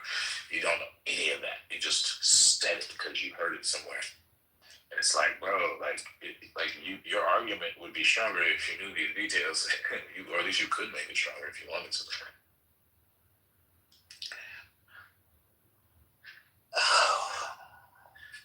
Do you ever talk about things that you have picked up just from general Yep, all the time. life and research, and that you can't quote exactly who also supports your opinion? Yep, all the time. Okay, that's what I was doing. I mean, I've looked into this a lot. Yeah, yeah. Why do you say that? Because I can't regurgitate. Look, this is why I don't go and speak in front of the school board, because I can't do what you're asking. I can't throw at them all these statistics and stuff. I could only speak in general terms. Yes, I would have to have a prepared speech that I would read off. That's right. That's right. And I've been too lazy to do that. We have a big fight in our. See, now we're growing. Yeah, we have a big fight going on in our town over this kind of stuff, and we do have people going to the school board, and they haven't allowed us to. You clearly care. You just don't. What? You care. You care about these issues. You just don't care enough to actually do research. You just you care I've enough done the to talk research. shit. I haven't put it together in a 5-minute speech, that I can be quoting everybody on. I've been convinced by the research I've done that I have been convinced, and that of what I just said to you, that it's a social contagion. I've been convinced of that. But you don't even know how to evaluate the veracity of a claim like that. It just coincides with your bias. Hey, so you're like, yeah, look I agree. The American, all of the main medical associations go along with this stuff. Okay, they all go along with it. So they without any basis in research or long-term research. Okay. So I can quote the long-term research hasn't been done. Okay, so. Well, that's just, but you okay. So. You got it, bro. So, if I'm going to be quoting some research, none of it's going to be. It has to be more. I don't know. Does Abigail Schreier quote? Does she back everything up with research? Mm-hmm. That's probably why I suggested you read her shit. Okay, I will. I'll look up and I'll rely on her for the research. So when I go make her, she's just one person. She's one example. Like, I wasn't saying only her. Okay. She's like, she's not the only person who wrote this stuff, by the way. Or who like advanced that theory. She just one off the top of my head. I could look up more for you. But I don't want to do your work for you. Yeah, no, I know there are more. I've read them, and again, I can't. No, you haven't read them. Stop saying that. Well, that. I haven't read the whole book. I've heard them talk on the internet. Okay, that's not the same as reading them. It's like, I've done some of the research. Okay, I'll give you one book. Okay, it's called Irreversible Damage. Yeah. Transgender Craze Seducing Our Daughters. Yeah, that's a new one, isn't it? No, it's not that. I mean, no? Relatively new. I think 2022. Yeah, it's newer. Yeah. Who's that by? That's a good one. I think I've seen that referred to. By Abigail Schreier. Oh, it's her. Okay, right. Okay, God help us. Okay. Okay. All right. Have you read it? Part of it. Part of it, like the introduction or something, or? Oh no, I got several chapters in. But and also the one I had is a digital one. I pulled it up on my iPhone just now just to see where I left off.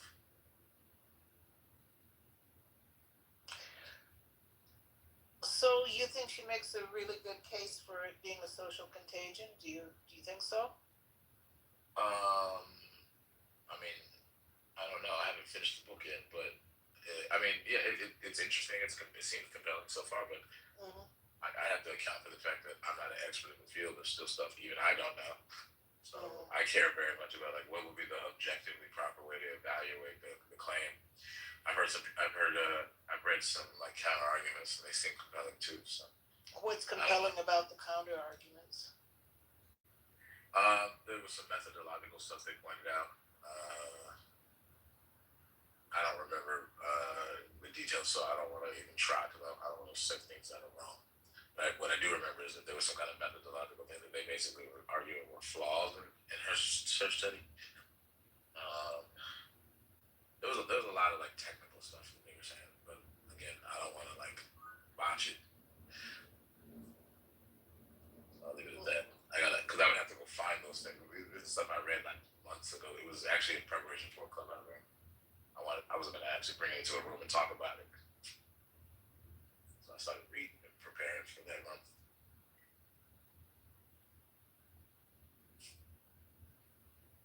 What am I doing?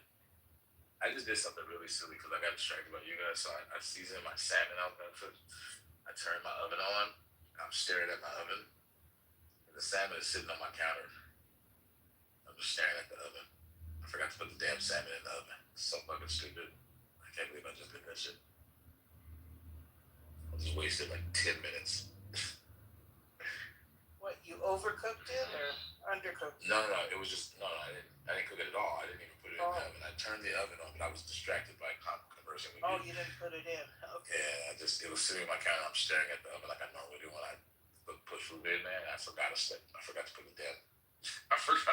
the damn salmon in the oven. And I'm like, man, I can't smell it yet.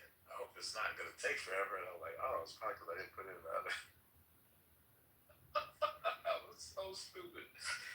Wow. Well, it doesn't take very long. You don't want to cook it. I'm about to broil this, so it's going to be really quick. Also got a pot of veggies on. I also ate a shit ton of grapes. So I'm actually like a little less hungry now.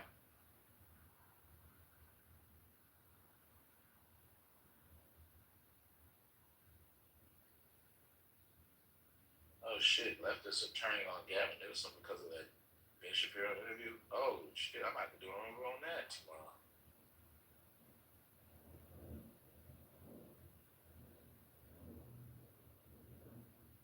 Oh shit, Minnesota's gonna lose a congressional seat over deportations. What? What? You mean being for them or against them? What? Oh, because deportations, their population's going down. The Somali population, is that it? I think that's the argument, yeah. No, not the Somali population. Oh, yeah. Yeah, it wouldn't be Somali. Yeah, it wouldn't be Somali. No, there are Somali. First of all, there's a significant amount of Somali in Minnesota, but it's the deportation in general. It's not just Somali. Right, because they're legal. Somalis are legal. Well, some of them, maybe. No. Well, the majority of them that live there are apparently natural-born citizens or American-born citizens. 80-something% or something like that. That's what I read.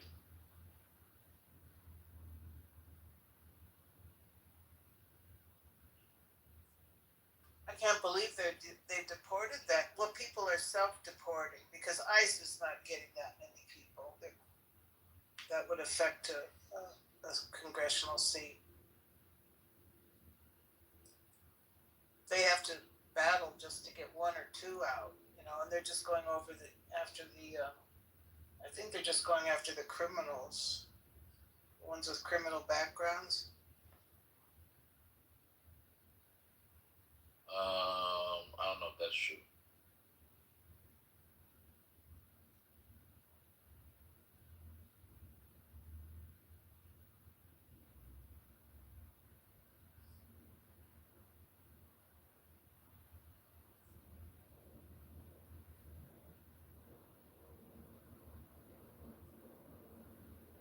Well, I better go. I got to get up really early tomorrow. So, okay. Good talking to you. Night.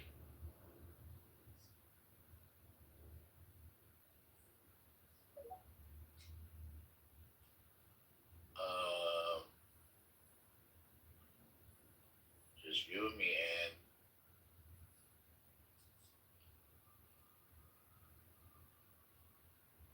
or not. Maybe it's just me.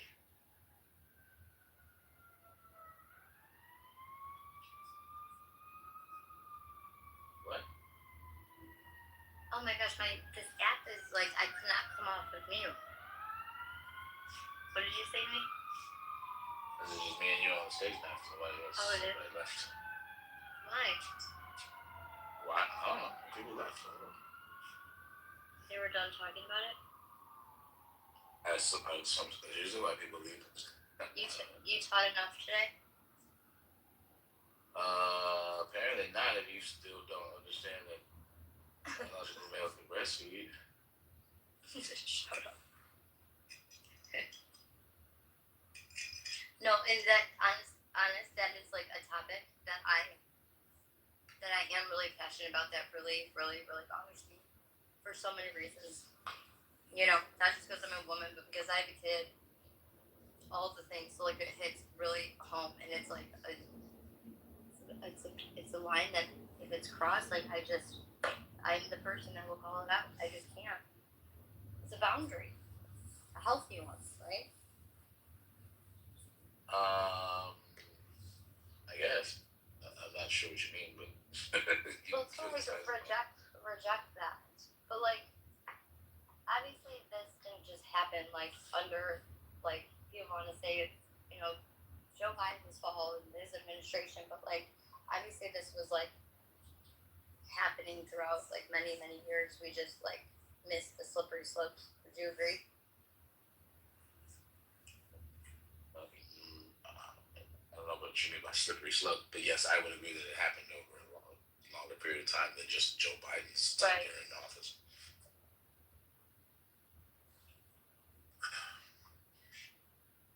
It's kind of sad. And even for that woman that is an OBGYN, for her to even feel whether it been fear, or like that actually is like even sad. You know what I'm saying? Like she shouldn't have to like feel like in fear of like, oh, people are gonna be hurt or people are gonna be mad, and people like she shouldn't even have had to feel that way. About telling like her. We don't know that she felt that way. Right, and I'm just saying, like, she felt uncomfortable. Uncomfortable would be a good word. That was, like, undeniable. It was very uncomfortable for her. I mean, it seemed that way, but I don't even know. We can say that for sure. It seemed like she was uncomfortable. But, I guess that's the most appropriate word without, like, I don't know what she was feeling inside of her body, but it seemed uncomfortable. I feel comfortable saying that. It seemed uncomfortable. Yeah. Hostile to the question in some way. We've seen suspicious of the motive behind the question. Really, right. Most of that I'm saying is because she kind of more or less explicit that those things prior to got cut off a lot. It was very aggressive. Yeah. Well, does you just wanted her to answer the direct question, yes or no. Because it is really like a yes or no question. That's why. Well, I mean, that's kind of part of the dispute, but I mean, people who have a certain position will definitely perceive it that way. People who have her position will perceive it like a gotcha. You know, they'll be like, it's more nuanced. Because she actually tried to say, like, I forgot the exact words. I don't want to misquote her, but she basically said something to the effect of, you're making it seem as if you're conflating, I think it was the term she used, you're conflating female with, I think she was going to say, because it got cut off, you're conflating male and female with man and woman. And Holly, like, I'm not conflating anything, I'm just asking a basic question. Mm-hmm. Something like that. Yeah.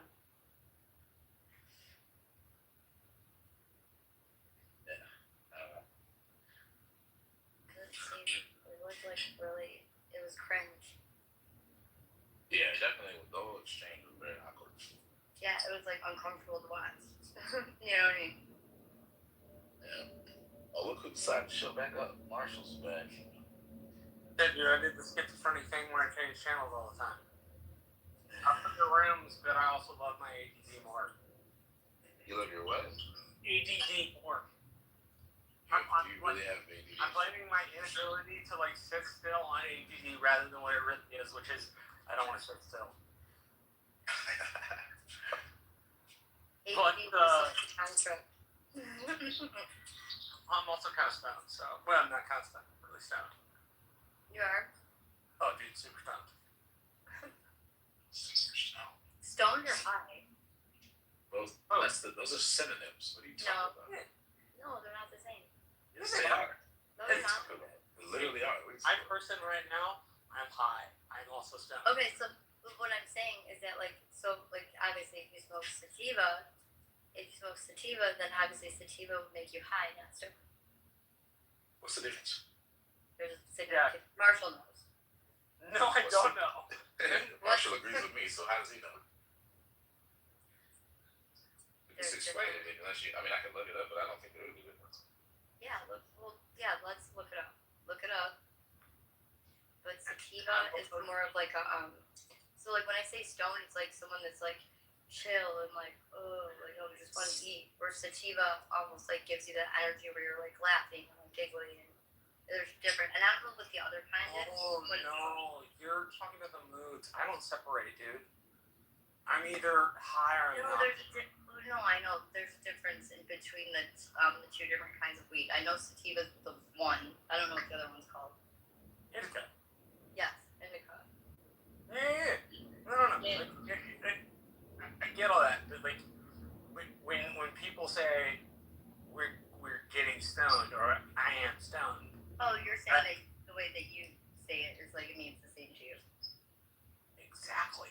I get it. Right. They as Jason said, they're synonyms. I use them as synonyms. In college, we used to call it getting safe. Really? Yes. They were all they were water skiers, and I was like partially a water skier, partially like a half-truck polo player, which was like, God, talk about a sport that's hard. Polo is a difficult sport. Yeah, we held this safety meeting. Hold up, like water polo? No, like on horses. Oh, like the Yeah, you get like the clothing brand. Like there's a little horse on there. No, you wear grubby ass shirts. No, I know, but like the polo shirts have a little horse insignia. Oh yeah, with the mallet.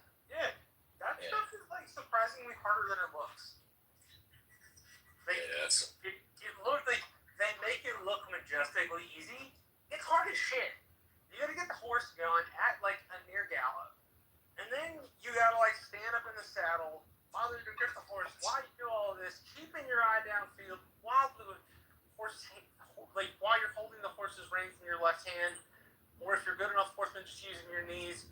And then you gotta take that damn mallet, swing it over your head, and drop it to the ground.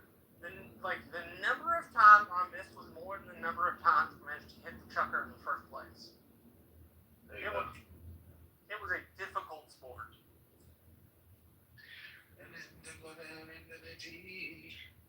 Didn't make me hate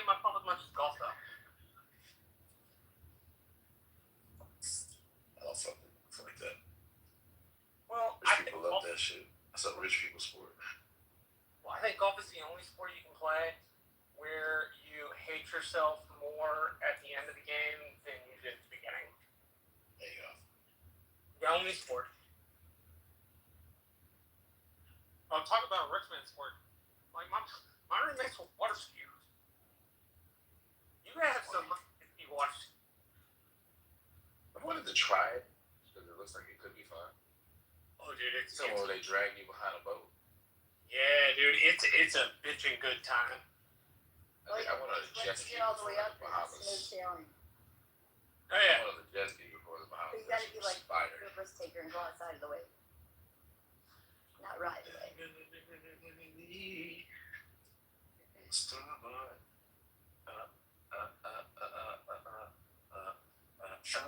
Look what you got. Oh, you sound really good. No, that guy that was singing earlier, he actually had a good voice. When he was just like being funny, you could tell that he can carry a tune. That's his character in that moment was perfect. Just as a teacher, how do you feel about the way they teach history today? At like a grade school, high school level. I got mine for former student, but like, what's your impression as a teacher? Like how? I'll give you an example.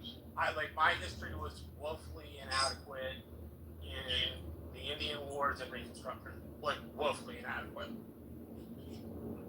I mean, it depends. Like, I don't think history is taught the exact same way everywhere in the country.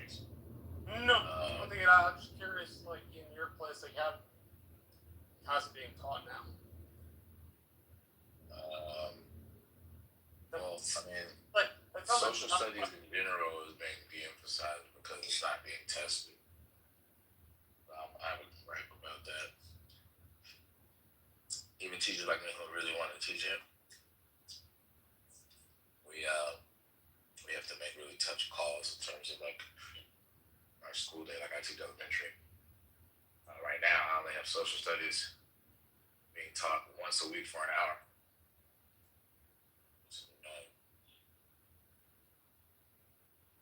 Because I have to dedicate all this time for math and reading because that's what gets tested.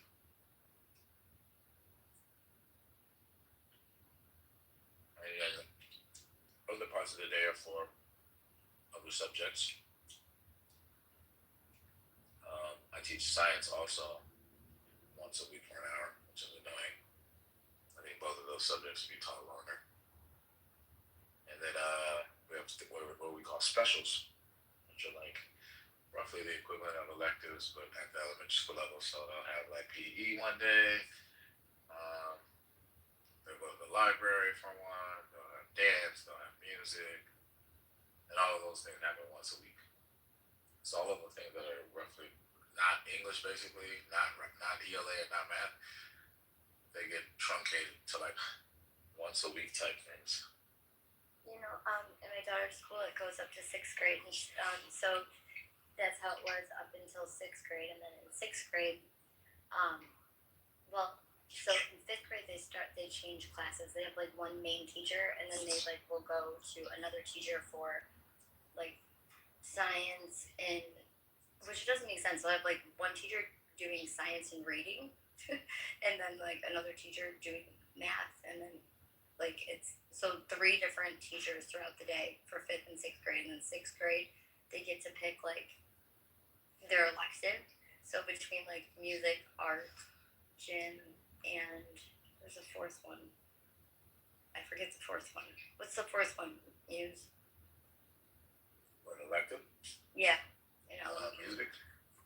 Wait, music, gym, art, and one more. Dance. No. Computer science. We have computer science. I forget. Well, so they get to pick, and they get to pick what they want, and then they have to rank it like what they want the most, and so it's like a junior high. It's kind of cool.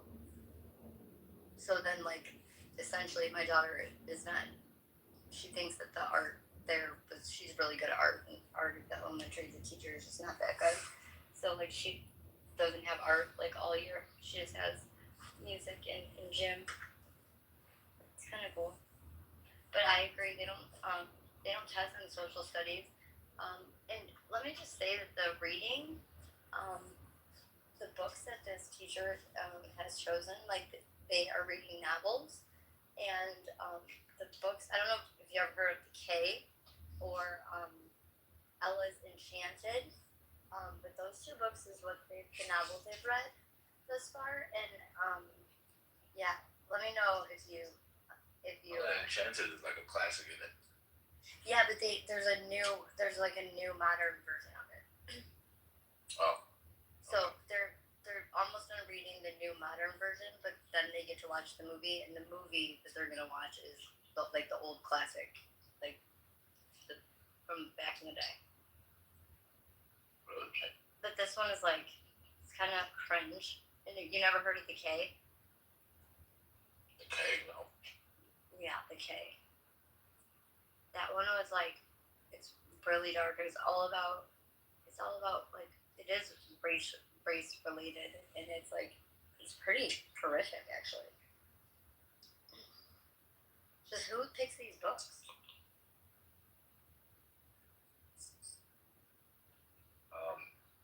Usually the people who make the curriculum. But, yeah.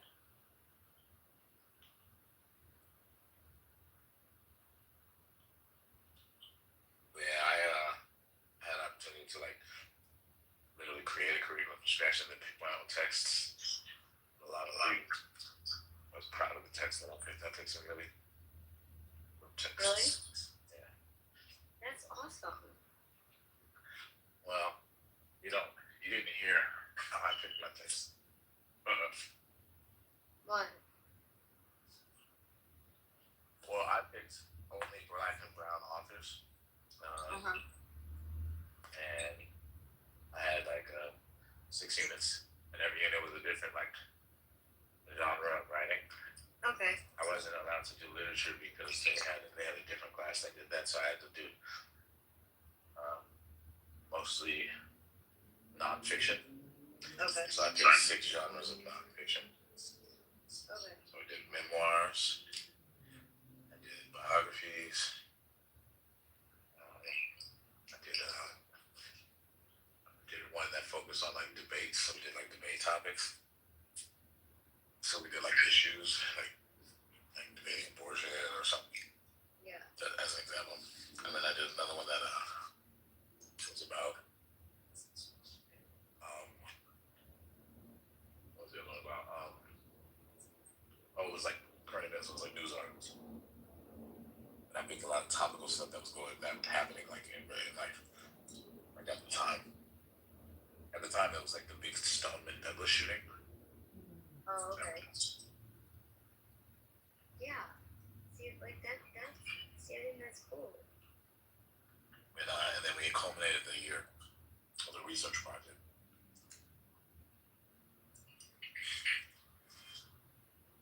That's actually, I like that. See, and I think that, I like that it's nonfiction. Because, yeah, my daughter's novels are obviously fiction, and they're like their stories like based on history, but there's like telling like a more horrific version of it. It's like I'm like, what? Why would your teacher teach this book? Or like, there's nothing that you guys are learning from it. I don't understand. Like, I don't know. I don't trust the curriculum there. We started the year with memoir, and we read Rita Moreno. She was in the West Side Story. Okay. We read about her being in Hollywood and stuff. We talked about like, I don't know, we analyzed like how women were treated in Hollywood based on her memoir. That's really cool. I then read I Know Why the Cage Bird Sings. I don't know if I know that one. By Maya Angelou. Oh, okay, yes. Okay. And then what a great one, huh? and then another year, we read another one called The Distance Between Us by Reina Grande. That one detailed the heartbreaking heartache of living in Mexico, but like living separate from your family members because they had people who they crossed the border illegally. And she even goes into detail about how they never used to see their dad because their dad was working in America and sending money back to them to make ends meet. And so they hated being away from their dad. And then one day their dad came and literally crossed the border with them. And she details what it was like to do that. And she felt scared, and she saw a dead body in the middle of the desert. It's wild. So it was like from the perspective of a lot of people. That helped shape a lot of my perspective on what it's like to cross the border. Like there's a lot of details that I actually was not used to reading about.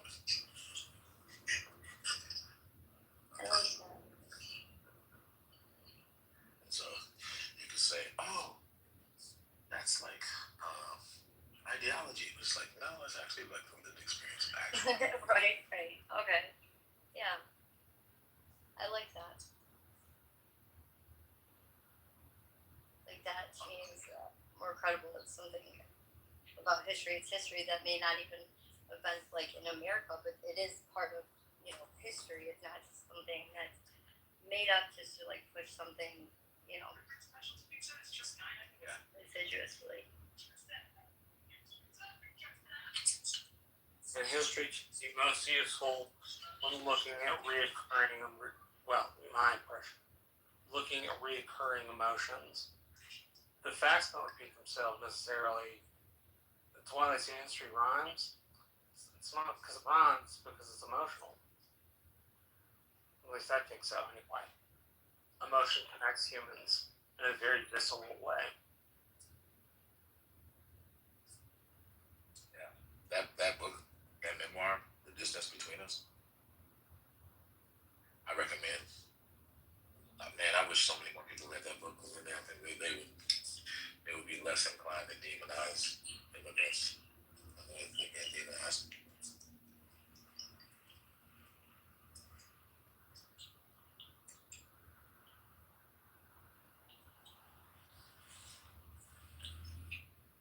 Maybe that's just me. I probably would agree with you. I haven't read it, but I've heard the stories like it.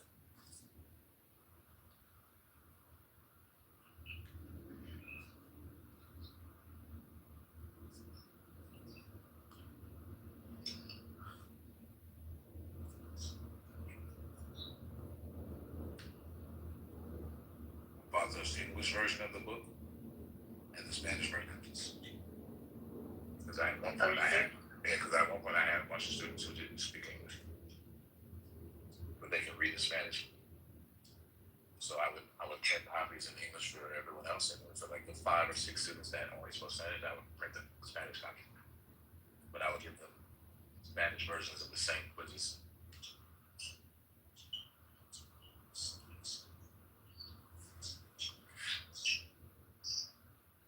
And I would ask questions in class. I like a point system. My students would earn like points for answering questions. But if Spanish-speaking students answer questions, they got double points. If they answered in English, they got triple points. So really, there was a way to incentivize them to practice speaking English. Yeah, I like that. That's cool. It also motivated my Spanish-speaking students who also spoke English. I love that. To like help them. Yeah. And not just feed them answers, but just like encourage them to speak and like help them translate to English. I spoke Spanish too, so I can understand them regardless. I mean, I still speak Spanish, but I mean, because I did it then, I could basically understand them.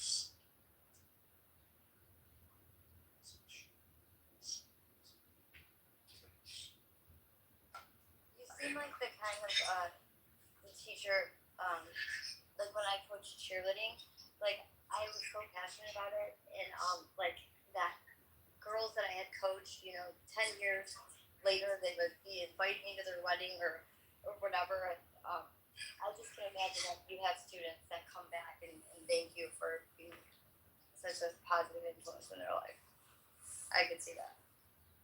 Actually, tomorrow, one of my former students, I'm gonna meet up with them online, doing YZAT, the little tutoring thing, because they want help writing their personal statement for law school. So it's actually funny you brought that up because I'm about to. That's so cool. And isn't it awesome to see like how much they've grown and from where like you had them as students? Yeah. Like it makes you proud, right? Yeah. Yeah. It does. Yeah. Her LSAT score is better when it comes to. I'm like nervous for her. Hope she gets a really good score. That's a really good deal. Yeah.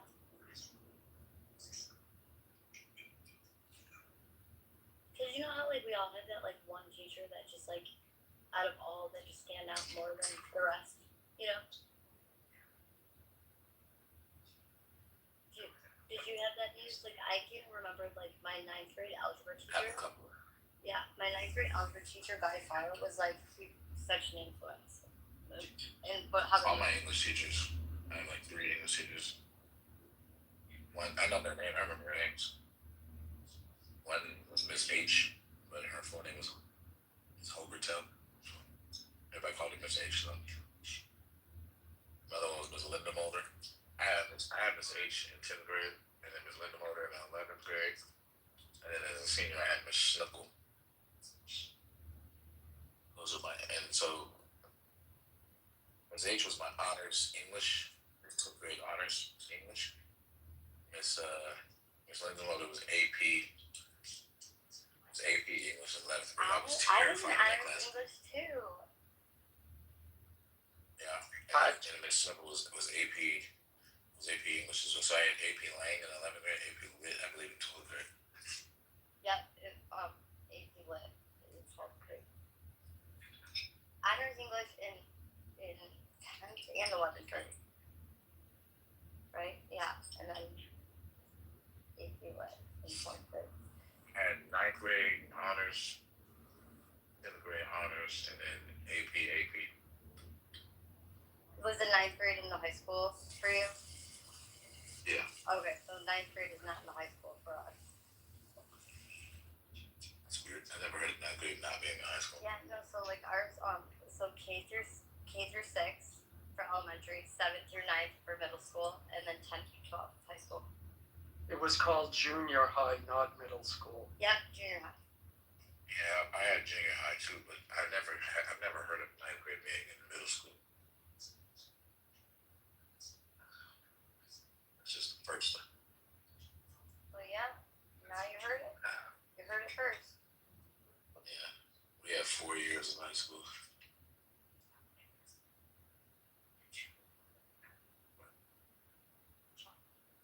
Oh, since Alan's here. Alan, I think I'm gonna go do Toastmasters. Really? Yeah, dead ass. Well, good for you. Alan, can a man get pregnant? No. Okay. You know, Black, you will have an advantage as a teacher because you're already used to speaking in front That's exactly of right. people. That's exactly right. I'm looking forward to that. Yeah. But they will be adults. Yeah, but it's a transferable skill that.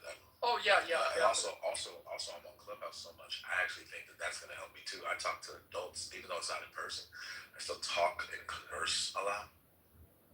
Well, yeah, but here's the thing: if you're not even on Clubhouse,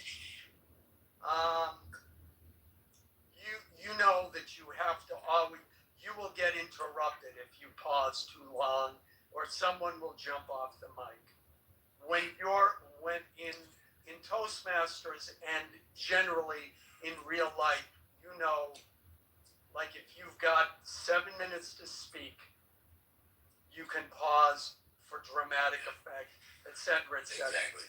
Yeah. Well, I do my monologues at the beginning of almost all my rooms, so I do have some practice. But anyway, but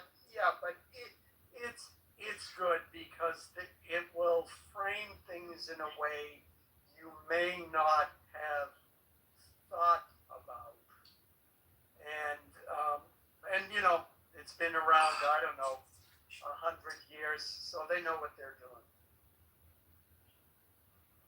Yeah. So congrats, enjoy. Well, it's not official yet, but I'm pretty much decided. I just have to I have like a handful of options, and I'm trying to decide which ones I want to stick with. Yeah, I mean, you don't want to pick a club that's like Toastmasters for engineers. You want to find one that's more, in the realm that, more related to your profession or your interests, etc., etc. So there might be a literary Toastmasters or something like that. Yeah. I'm gonna try to. I'm actually gonna try to use it to. I want to get into the professional development game, where I do PDs and I can charge anywhere from $1,500 to $5,000 into each PD. What do you mean professional development? In education, they have professional development events that they do where they teach teachers how to teach better. Okay. Yeah. Well, yeah, and certainly Toastmasters will be good training for that. So that's one of the things I want to use it for. There are people who go through Toastmasters. It's kind of rigorous, but there's like a professional speaker or professional, something like that, designation where once you get that certificate or degree or something, it's similar to what you're talking about. You can charge an arm and a leg to speak at an event, but they expect you to be really polished. Not like Tony Robbins, crazy level, but you should know what you're doing. But enjoy. That's literally what I want to do. Is I want to basically increase my earning potential by doing those things, and then I can charge a lot of money to do a lot of things. Eventually, I do want to do like honoraria and like a speaker. I want to do motivational speaking actually at some point too. I think that'll be fun. Yeah. Oh yeah. Absolutely. Well, it's a good way to start. So.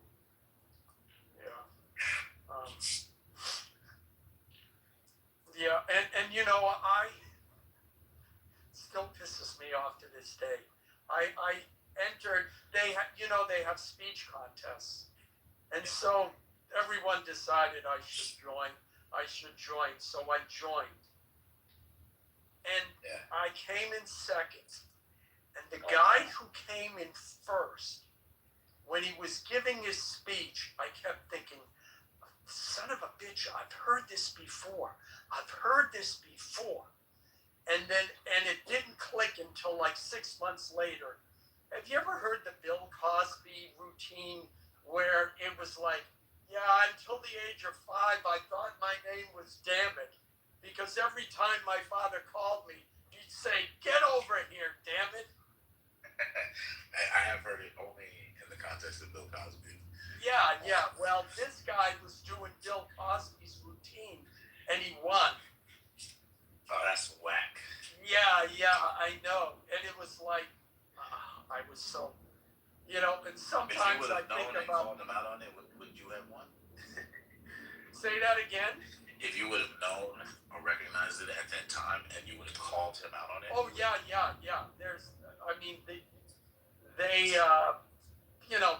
They're feeling, they don't allow plagiarism either, I mean, you're supposed to. I mean, the speeches you give, are supposed to be written by you and no one else. So. I took a speaking class in junior college. I loved it. I'm actually pretty good at it. Yeah. Well. Yeah. I mean, the thing that's great is because everyone there everyone's been in the beginner position. So it's a very, what's the word? Not comforting. Jesus. I'm tired. Where everybody supports each other. Say that again? Jovial? Not jovial. So it's a supportive environment. That's what I want to say. Cathartic? No, not cathartic. Supportive is the word I want to say.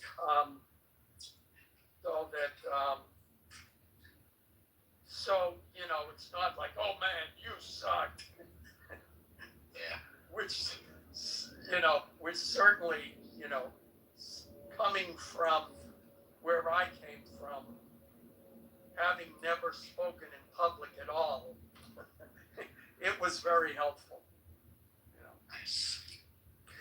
Yeah. At this point, I'm probably given, I don't know, let me think about this, 20, probably about 60 speeches. So it's helpful. Anyways, what have we decided about our topic of the evening? Or has it all been discussed out? I don't want to rile anything up. I mean, it's been kind of litigated, I guess. Kind of what? Litigated. Oh, yeah. Yeah.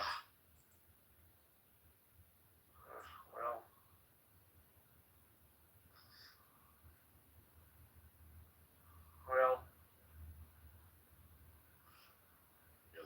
You're like bummer. I wanted to talk about it. No.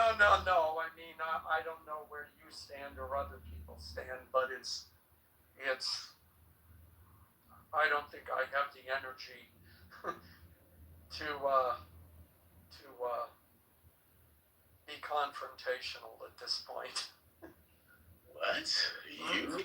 Not that I ever am. I am nothing but a pinnacle, an example for us all of understanding and empathy. Yeah. But I assume you're on winter break of some sort, which is why you've been on the app more. No, I'm no longer on winter break. I was on winter break until like the 6th of January, maybe. Oh, okay.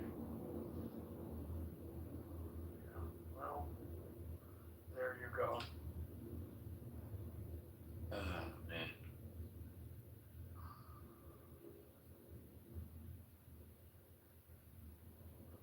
Have you gone in the politically correct room? No. Well, Goat, aka MAGA, aka Ban is now his name, is doing his usual shtick. I figured it would be people like him in there. I didn't know that he changed his name or whatever. Yeah, I don't know. I think there's some significance to it, but But yeah, they typically have like titles that seem to be chastising MAGA or whatever. So. Oh yeah. It kind of was obvious what that room was, but I didn't know he was in it. Yeah, I think about 4 or 5 months ago he started going and quickly became a favorite. So, yeah. Have you ever taken the Myers-Briggs personality test? I took a personality test. I don't remember which one it was. They have a whole bunch of different. Like INF. Yeah, they have like letters that identify the unique ones. So maybe I did do that one. Yeah. I don't remember what it was though. If there's like, I don't know, there's only like 16 different ones. Yeah, there's 16. Yeah. If you read them all, I could probably figure out which one I was because it would sound the most familiar. But I forget which one. But I think I had to do it for work one time. Well, were you introverted or extroverted? I mean, if you don't want to talk about this, that's okay. No, I genuinely don't remember. But if I had to guess, I think I was. Isn't there like a middle ground between the two? Well, there is, because it's not an either or. But generally speaking, the what is said is, in introverts, it's not that they're antisocial, but they can only be in social situations so long, and then they need to be alone to recharge. Whereas extroverts, they recharge by being around people. So if you're the type like you go to a party and then it's, okay, that's enough of that, and you gotta leave. Like, that's me. I'm like, I like going out and going to social events, but then at a certain point, I'm done. Get me out of here.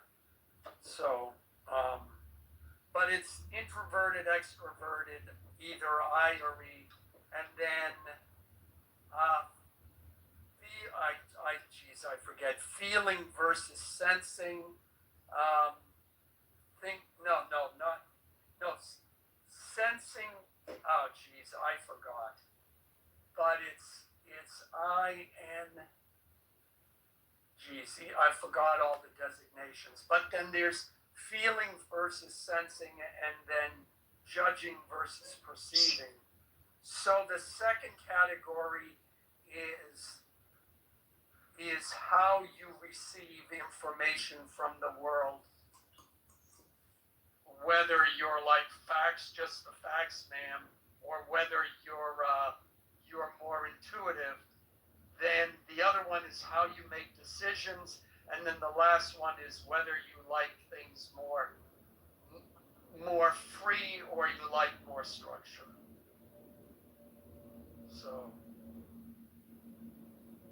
anyways, those are,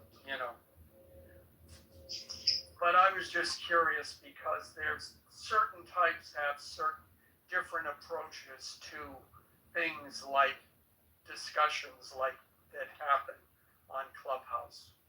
Mm-hmm. So, anyways. Which one are you? Me? Well, I am INFJ, which is the rarest personality type there is. It's it's anywhere between 1 or 2% of the population. And the reason why I got into this was because my dearly departed mother sent me a book called Love Types by Alexander Avila, who, long story short, researched all of this and researched which types are most compatible with which, using statistics and other forms of investigation, and then wrote the book. But it not only tells you what you take a test, so you figure out what type you are, but then it tells you what your best match is, and then it tells you where to go, where the most likely place you will meet your best match, which is important because as a musician going to clubs, etc., that whole scene, that was the exact worst place where I could be going. And so it told me, well, you need to be going to art galleries and museums. So the first time I went, a woman walked in. 9 months later, we were married. And that was it.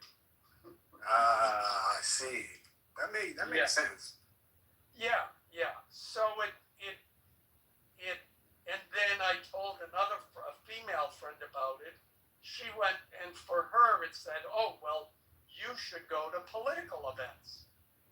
She went to a couple. She met her husband there. A year or so later, they got married.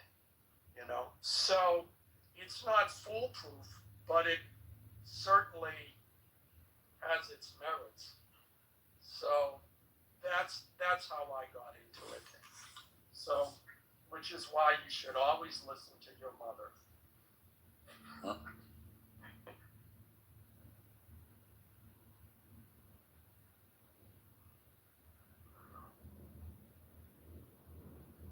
Yeah, I remember yesterday, Alan and Marshall, where I was in the same room with you guys,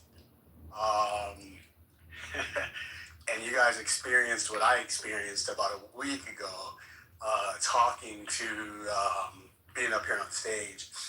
And do you remember what they were talking about? I just remember it was a lot of mayhem. It was the discussion of right-wing versus left-wing political violence. Yes. And I just remember first it was Marshall, and Marshall was having to deal with going back and forth with like 5 different people, right? And having to have 5 different conversations. And then I missed that. You came up and you were having dialogue, but you bowed out, like, not quick. You said what you said, right? And you made sense, and you said your point, but it was obvious people were being very disingenuous. And you were just like, yeah, you know what, I'm out. You were just like, I'm going to go on mute. Well, yeah, I mean, I stated my position. What was funny about that is that the room, they were saying, the mods were saying, well, there's much more right-wing political violence than left-wing political violence. So I posted an article that essentially confirmed that, and they didn't know what to do with themselves. They were like, oh, they were expecting I was going to post something to try and contradict that. And when I didn't, they still couldn't believe it. That's exactly what happened. You posted that Axios article, right? Yeah. And I think the first thing one of them said was, oh, Axios? No, we already know. Yeah. You know, and somebody's like, did you even read it? And then as you guys are reading it, it confirmed what they were saying. And then all of a sudden, they were saying, oh, Alan's not serious. He's And I kept saying, yes, it confirms it. Yes, I know. I agree with you. And they were still mad at me. It was the funniest thing. I was just like, yeah, it was interesting yesterday, just listening to all of that, right? Yeah. Yeah, I don't know. But yeah, I mean, I just, and Marshall was like, well, you can't make this political. You shouldn't make it political. All violence is bad. And he does that a lot with me. Because he's like, his whole point is, as long as we're divided, this fighting is going to continue to go on, et cetera, et cetera. And I've had, and I said to him, yeah, you're right. All violence is, the political violence, no matter who does it, it's bad. Yeah, it is. I was coming from the standpoint of I think we'd have to cast a broader net on political violence, because you have acts of political violence that are like straight up, right? Like political. Like Charlie Kirk, right? Not getting into if that was bad or good. I'm just saying, okay, that's straight political. But then it's like, to me, and I could be wrong or misinterpreting or misunderstanding, but what about acts of violence committed by people who do identify strongly with a certain ideology, but it may not come out, right? As far as, what am I trying to say? Possibly like gang violence, right? We know gang violence is, it has to do with gangs, but what about like their ideologies? And would we want to cast those acts of violence under, political violence per se? If that makes sense.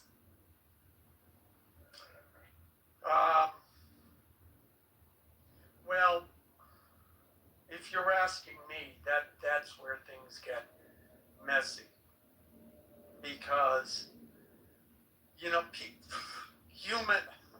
I always say, half joking, humans like killing each other. And they will use any excuse in order to do it. So politics certainly is one of those reasons.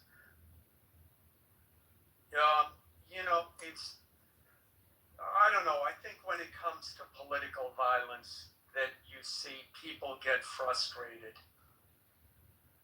And they feel, when people get frustrated and they feel they have no recourse, then that becomes the justification for violence. Now, that's probably very obvious. But the thing is, neither the left or the right is immune from that.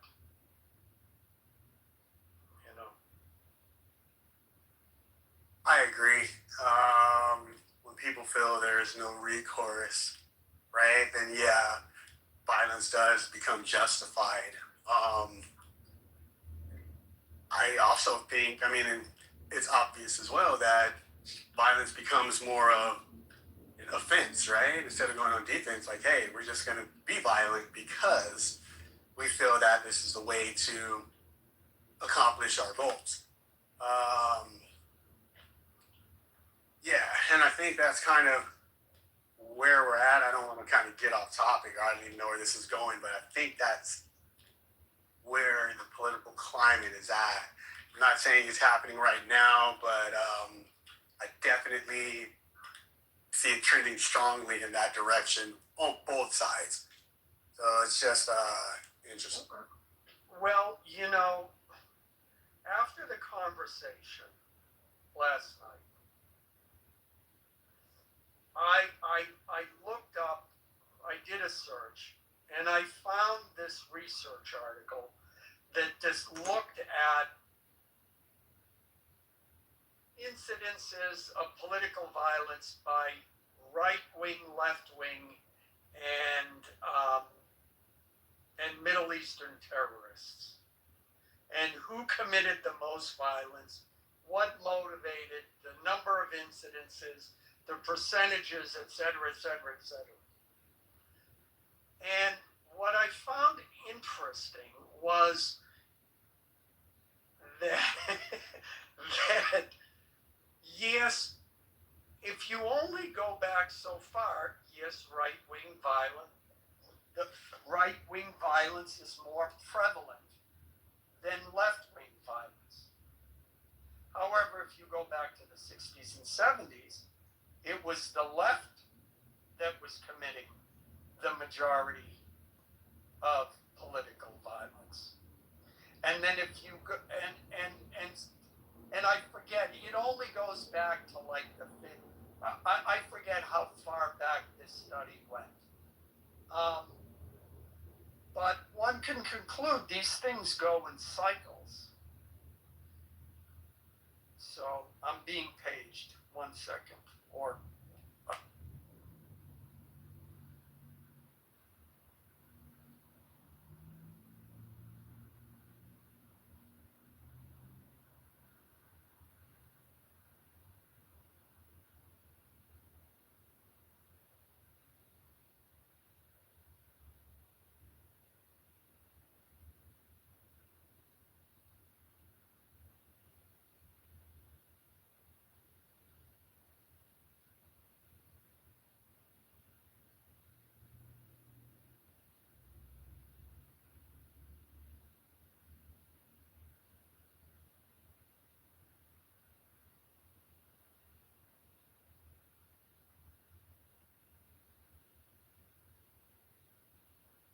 I'm back. Well, I have a question. Which maybe you could opine on, Black, or what are you going by? Muse, excuse me, or Sean. My argument would be that when it comes to right-wing extremists, like neo-Nazis, like the Klan, and I don't know, pick any of the other extremist views. Don't include, I would not include the anti-abortion movement in this. That generally the majority of the right rejects those groups. Now, with the anti-abortion groups, I would not argue that they reject their actions. Because, in general, the support of anti-abortionists on the right is pretty well known. So it would be hard to argue that they reject, the attacks that they've made on abortion clinics. But generally speaking, that the right rejects those extremists, and I would argue that the extreme views of the left are actually part of the mainstream left. So the trans ideology,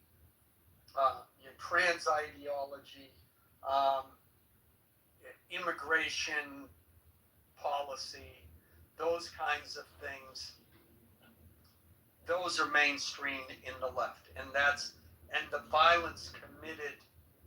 Look what's happening with the whole ICE protests.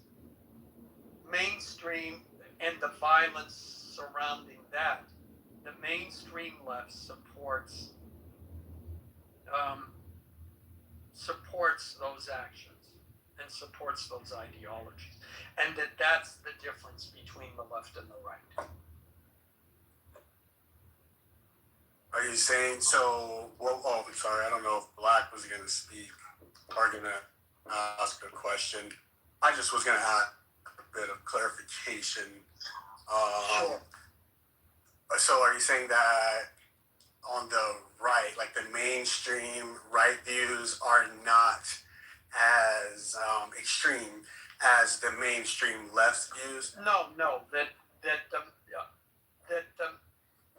the extreme right-wing groups like the Klan or neo-Nazis or other hate groups that are considered right, extreme right, that generally speaking, the Republicans and conservatives reject them and don't endorse their actions. So if someone from the Klan commits racial violence, the majority of the right is going to condemn their actions. Whereas on the left, you see this violence that's being committed, against ICE agents, and that, or what's happening with the whole transgender issue, and that violence that's committed related to those beliefs and ideologies, that's a majority belief on the left, and so the support between the right and the left about those acts of violence is different.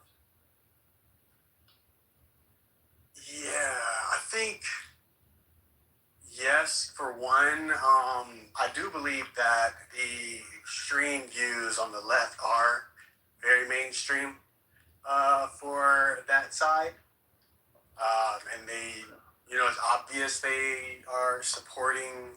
I'm not, saying this as a good or bad thing. I'm just saying it's very obvious they are supporting violence and a lot of the extreme views.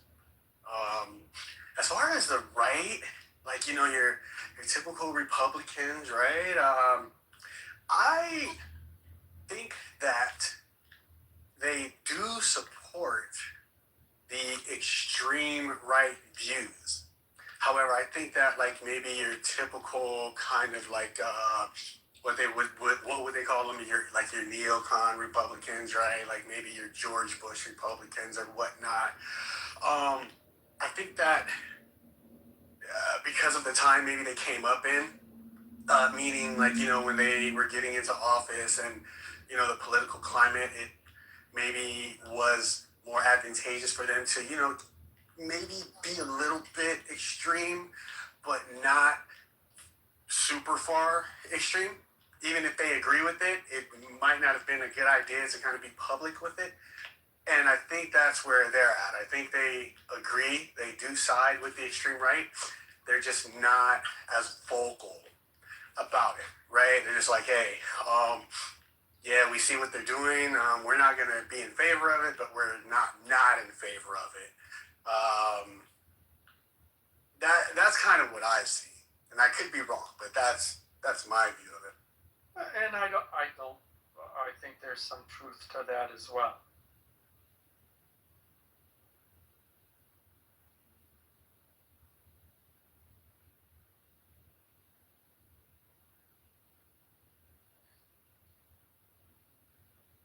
But definitely, it's I don't know if you guys saw. I'm not trying to get into the whole Minnesota thing, but Mayor Frey, right? Jacob Frey, that's his name. Him and Walls have been brought up on charges by the DOJ. What happened? They got brought up on impeding an officer charge by the DOJ. Oh, he did? I thought that's what you were gonna say, but yeah. Oh no! Oh no, I didn't know that. Oh man. The mayor, he got brought up on impeding an officer. Oh, that's crazy. I got to check that out. No, I was saying. I don't know if it was correctly, but there was somebody at a press conference. They got in trouble for the point of the press conference was to say they got in trouble for impeding an officer. Oh wow. Yeah, I got to check that out. It's Yeah, I'm gonna check that one out. I think what I was gonna say is you saw where he was I saw this clip where he was giving a speech, right? Or just this was yesterday or maybe early. I think it was yesterday, and he was saying that his constituents, right, or the people, the citizens of Minneapolis or whatever, they were asking him to send out local law enforcement to go fight ICE. Right? He said this.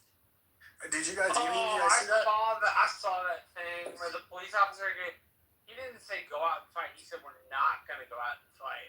He said he did say that we're not going to go out and fight, but he did say that he has citizens requesting. Yeah, asking for us to go out and fight. The cop like racist. I were like, yeah, this is not happening, kind of thing. Right.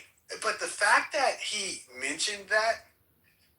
I could be looking too deep into this, but to me, that was a call of like, hey, this is where we're at.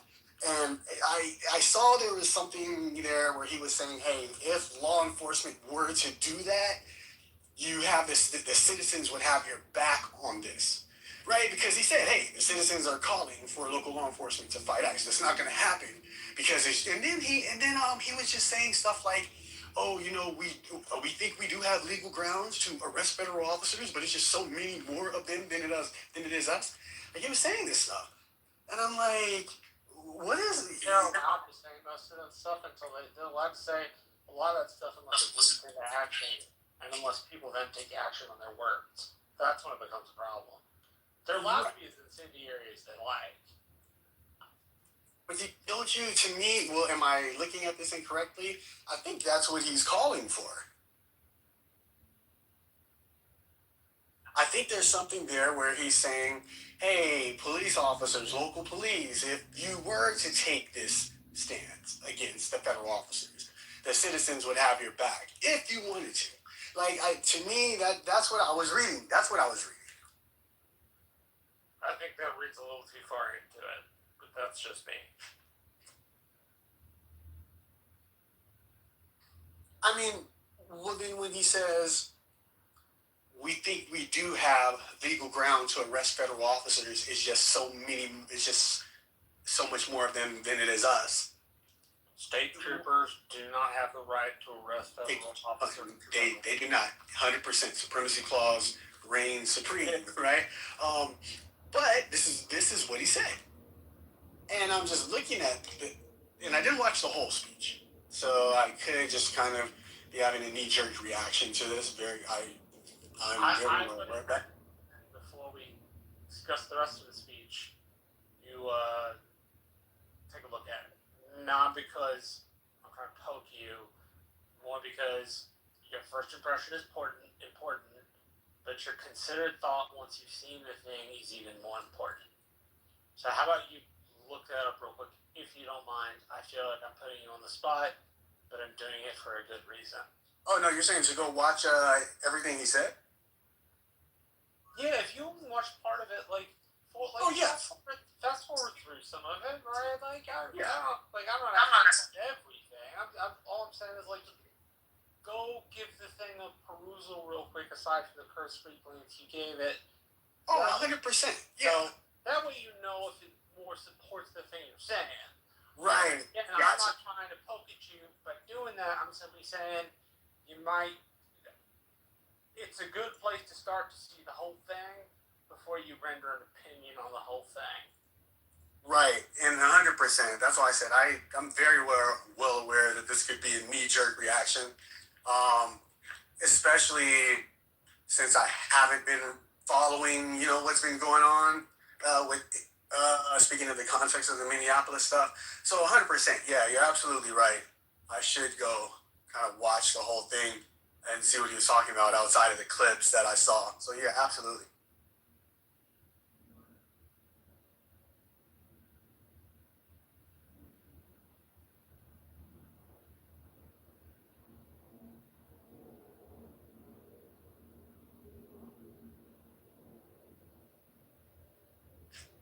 Hey, bud, still around? What did you say? I'm talking to Jason. I was asking if he was still around.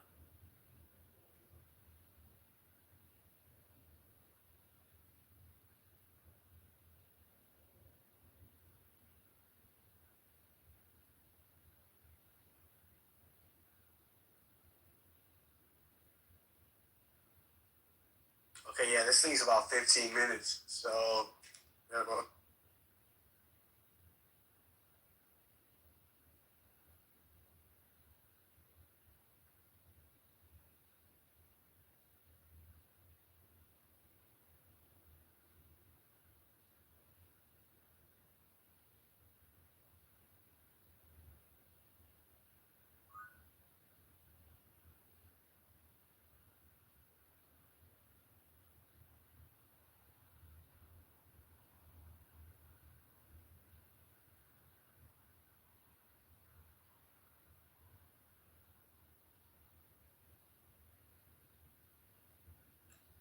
I just think the Democrats are going to be yelling and screaming and kicking for the next 4 years. That's my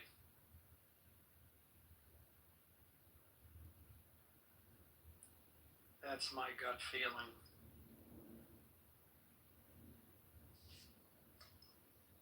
yeah, they're gonna escalate. They're gonna escalate for sure.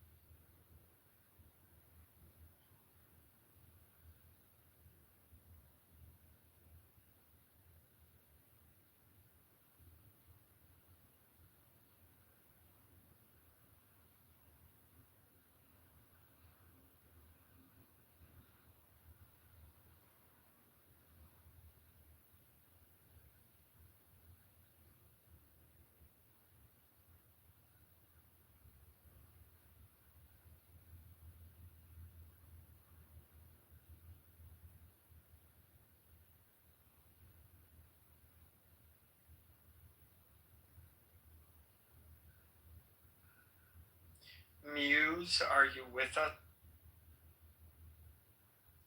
Yeah.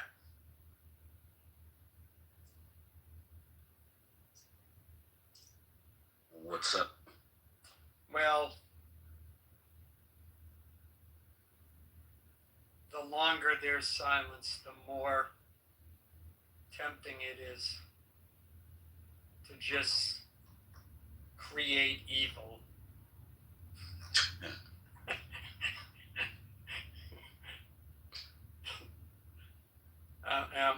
I'm trying very hard not to do that. Seems like that's all you want to do.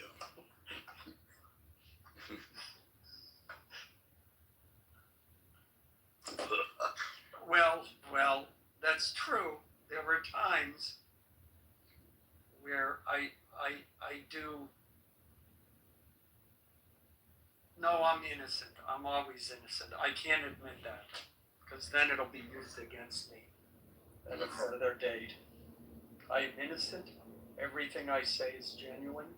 I'm only interested in creating meaningful dialogue for the betterment of all mankind. There you go. Yeah.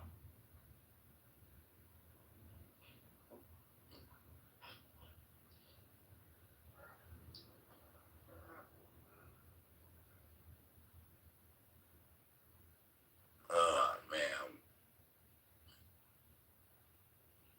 Besides, the only thing I can come up with is Democrats are heathens. And I just think that statement in and of itself is beneath my usual level of trolling, so.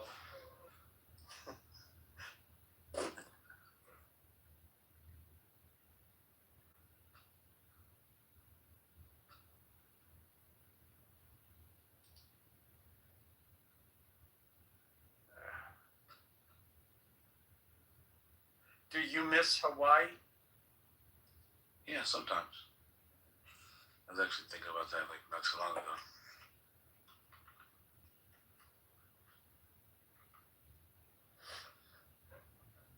I went once. It was nice. The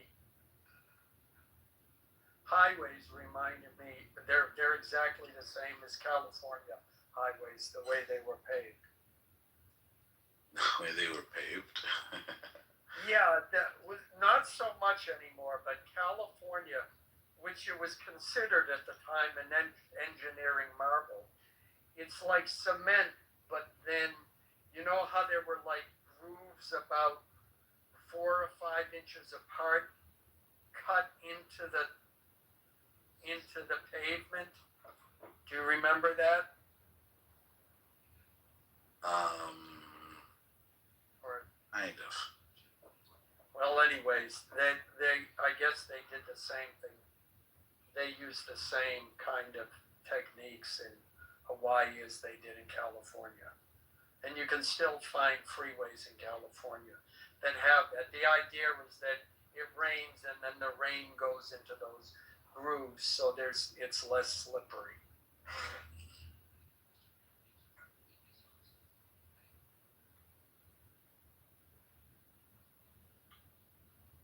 You sounded really low. No, I wasn't saying anything. Oh, all right. I have something playing in the background. Maybe you heard that. Okay.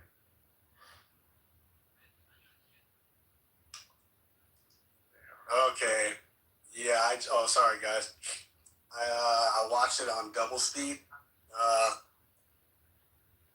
Sorry, I didn't. Was I interrupting something? No, go. You're good, man. Oh yeah. So I watched it on double speed. You still had like a few minutes left, but I saw. Yeah, I definitely have a different view on what I was what I from my initial statement. The police officer and Mayor Frey both acknowledged that there was an unlawful protest. They were talking about the second shooting, I guess, that just happened. And so they were both acknowledging that there was an unlawful protest happening, and they were talking about the initial reports of the officer-involved shooting. And Mayor Frey was saying that to the people who are protesting lawfully, he's like, I commend you. He's all to everybody else who's not protesting lawfully and taking the bait. You're not helping, and you're not making the situation any safer for our undocumented immigrants here in this in our city. And then that's when he says, I have people calling me, asking me to use law enforcement to fight ICE. And he goes, that's just not going to happen. So it's like, yeah, he's acknowledging, like, okay, we definitely have a problem here. And that this situation, specifically with the shooting, why it happened, and, ways to go about it lawfully. So, yeah, I definitely am looking at what he said a lot differently. That's true. At the end of the day, I think what you're saying is actually correct. And look, Marshall has read a lot of books. In fact, Marshall has earned the nickname on Clubhouse as Bookman. Bookman. Marshall Bookman. Good God, please don't center me. I don't want to be part of that. So don't center me. I don't want to be part of that. Nobody wants to be part of anything, dude. I don't even fucking know you that much, but dude, Marshall is known as on Clubhouse as Bookman because, he reads no real world knowledge, no practical knowledge, nothing how to apply intelligence. Zero. Absolutely zero, Marshall. You don't even know how to do anything. You can't even hammer a nail on a board, right? And that's okay. He's a good guy. Marshall's a good guy. He's a good human being. We respect him. El Normo, God bless you. Shalom. Shabbat shalom. The Harry Hey, Marshall. Hey, Marshall. Oh, I would love to. Marshall, calm down. Everybody calm down. Yeah, so Marshall, he loves his books. He like, this and that book. I'm not even going to get started on the other half, Marshall. I'm just going to focus on your good side. Because we live in a world that a glass is half full or a glass is half empty. And so I'm going to focus on Marshall. Marshall's glass is half full. All right? I'm doing that as a favor to you. Buddy, I'm doing that as a favor to Marshall. That Marshall's glass is half full. Marshall read like 1 or 2 chapters of some books. He fucking got drunk at the Republican convention. No answer. You fucking got drunk at the Republican convention. And you made a fool of yourself and got kicked out. You deshamed your family at the Republican convention. What a shame. Fucking drinking at the Republican convention. What a shame. What a fucking shame. I think he left. Oh, my bad, Alan. My bad. Thank you for pointing that out. Hey, my nigga's in the crowd. David Bobadilla. Yeah, I can't with that. That's annoying. I don't know why Marshall left. But I guess that dude has like a hard-on for Marshall. I don't know what his problem with Marshall is, but he did this in my room not too long ago. Very weird. I think Marshall's kind of over it, so that's probably why he dipped. But Sean, I think you should go with your first impression of that video and stick to it no matter what anybody says. Even though viewing the whole thing changed your perspective, definitely stay with your first impression. Well, yeah, to be honest, I definitely view Mayor Frey as certain way. Mayor Frey. I definitely view him a certain way because of just all the 2020 stuff. So yeah, then nothing would kind of change that. But just seeing the video, I'm like, okay, I like that he did acknowledge, that there were unlawful protests, and that's what led to the officer-involved shooting. I like that he acknowledged that, there are issues there. He's definitely drawn a line in the sand, when he said, hey, you guys aren't making it safer for our undocumented immigrants here. So he's definitely drawn a line in the sand there. But, yeah, just in that context, it did change what I thought he was saying. But it doesn't change how I view him at all. I still think he's on the wrong side of this.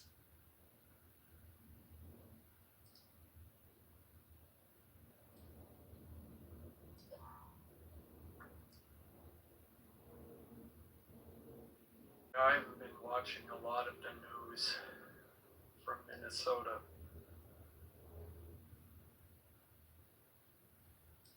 Yeah, I haven't watched a lot of it either. I'll just never forget how just Minneapolis burned, in 2020. I think that was kind of like the epicenter of it all, right?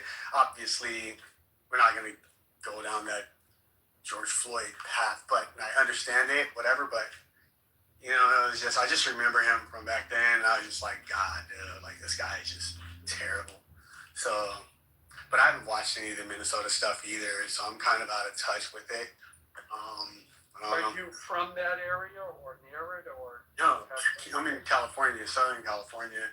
So we definitely, down here, ICE is a big issue, but with the Mexican and Latino communities, very much so.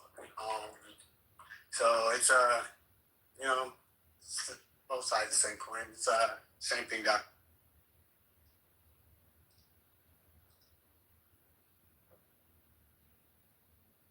Are you anywhere close to Minnesota? No. I'm in California too. So,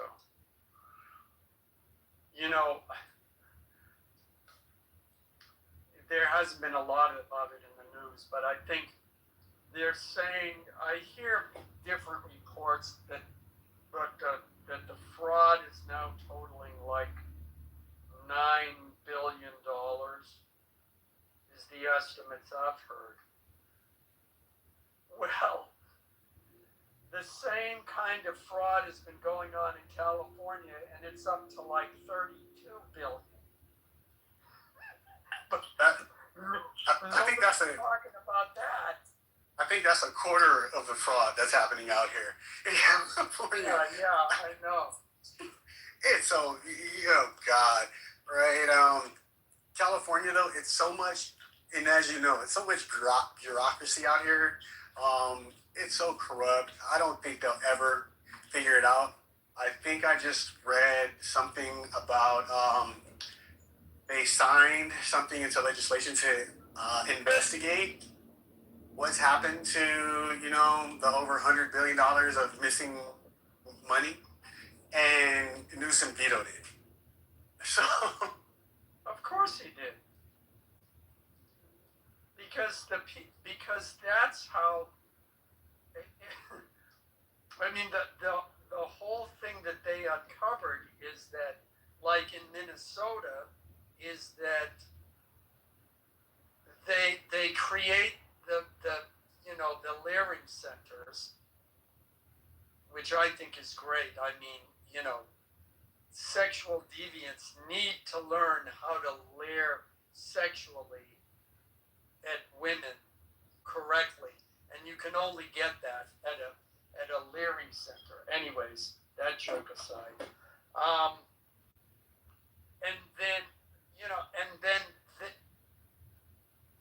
and then the family, like, you will have families who are like a family will be going to one child care center, and they'll say, well, you're only, and they get kickbacks, but then they'll negotiate. They'll say, well, you're giving us $500 a month kickback, but the other place will give us $1,000. We're going to take our kids out of your place and go to this others unless you match it. But then those centers are donating to the Democrats, which in turn supports, their political campaigns. And I think Newsom, he vetoed it because if they find out, and this is just my guess, if they find out where the money is going, it's all the people that support and the various companies that support the Democratic machine in California. So, yeah, of course he vetoed it. Right. It's like, you're absolutely right. It's kind of like two things, right? Especially out here. Remember when all the PPP money was flying everywhere during COVID and unemployment money? And remember how a lot of that money was going to people in jail? Remember, there were prisoners getting, this is a fact, prisoners in California were getting unemployment checks. And so because of that, right, because that happened, I don't know if you're aware, but California had to take another $30 billion loan from the federal government to cover that fraudulent stuff going on with the PPP money. And we're the only state that has not paid that back. How are we paying it back? We're effectively eroding the unemployment tax credit that employers get. So California somehow was sending money to people in jail, asked the government for money to kind of cover it, can't pay it back, but we're making the small businesses pay it back. And then we won't even talk about the train to nowhere, right? The 2 blocks of track that was laid, and that's cost $30 billion, I think. What is it? That created 16,000 jobs. It's terrible. Over 100 billion. Let me check. It's terrible. Have you seen it? It's like literally like it's not even a block long. It's terrible. And 89 to 128 billion. And this thing created, they said 16,000 jobs it created. I'm like, to lay less than half a mile of track, and you spend over $100 billion, and this created 16,000 jobs. Where? Like how? And Newsom doesn't want to investigate.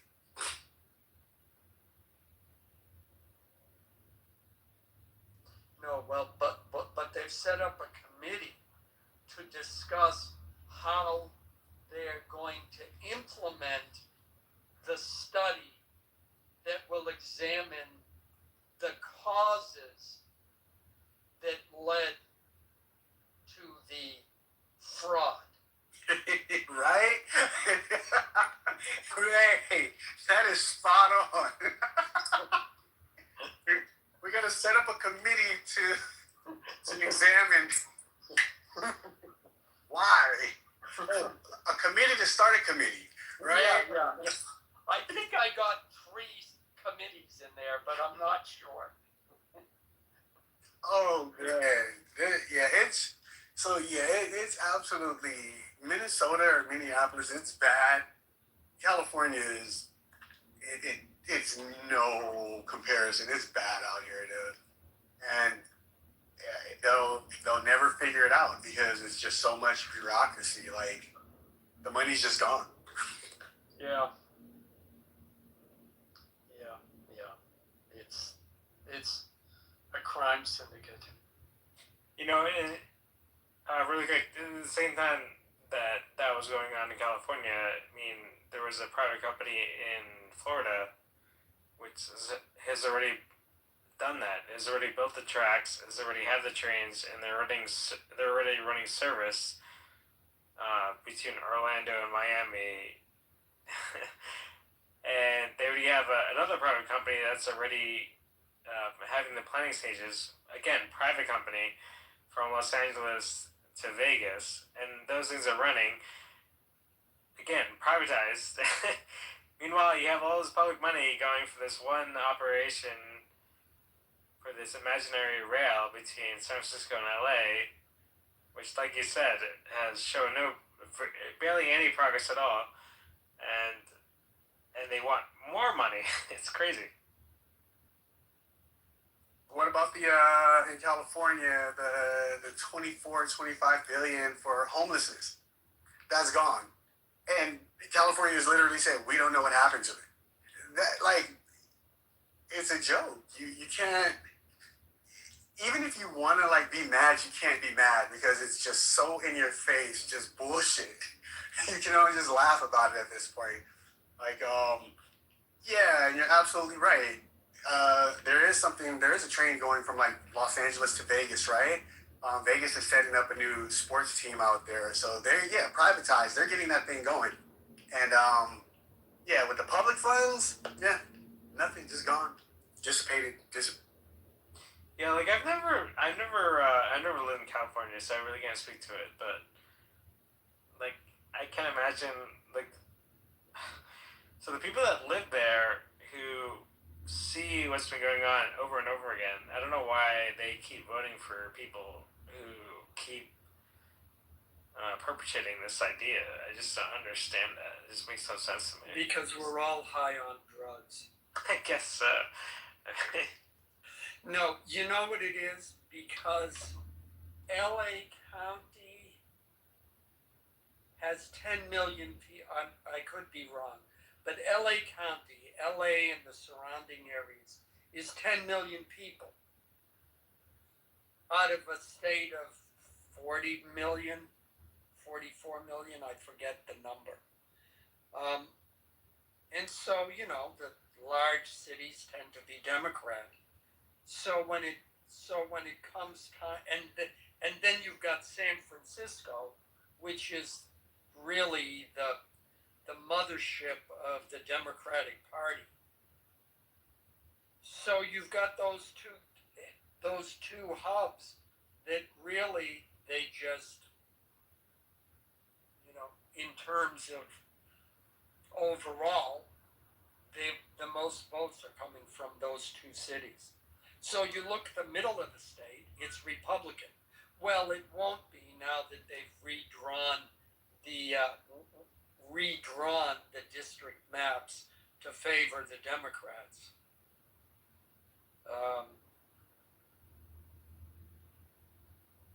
Which I just got, their Republicans filed a lawsuit that lost the three-judge panel upheld it. I think legally they can try to go for the en banc or whatever I forget the term, where you ask for the entire state Supreme Court, all of the judges to review it, not just the three-judge panel. And that, I doubt that would have an effect because all but one of them is Arnold Schwarzenegger appointee, but the rest are all Democrat appointees. At least anywhere from 2 to 4 are Gavin Newsom's appointees. So, and it was his law, and it was his, he was the one that led the charge to redistrict California. So I doubt it's going to go anywhere, and I think the Supreme Court has been really hesitant to deal with these kinds of issues. They're dealing with the one in, is it Louisiana or I forget which southern state. There's actually 3 cases dealing with, no, not 3 cases, but there is that case they've heard the oral arguments about, and they're going to make a decision soon. But yeah, I think when it comes to redistricting, the way I interpret what's been done is that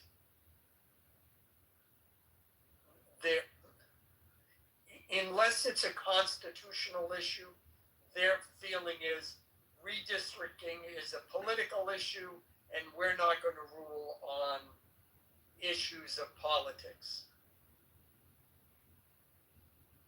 So, unless the Republicans can show that it's a racial issue and that the redistricting by the Democrats has some sort of racial component, it's not going to fly. And so that's why California is so Democratic.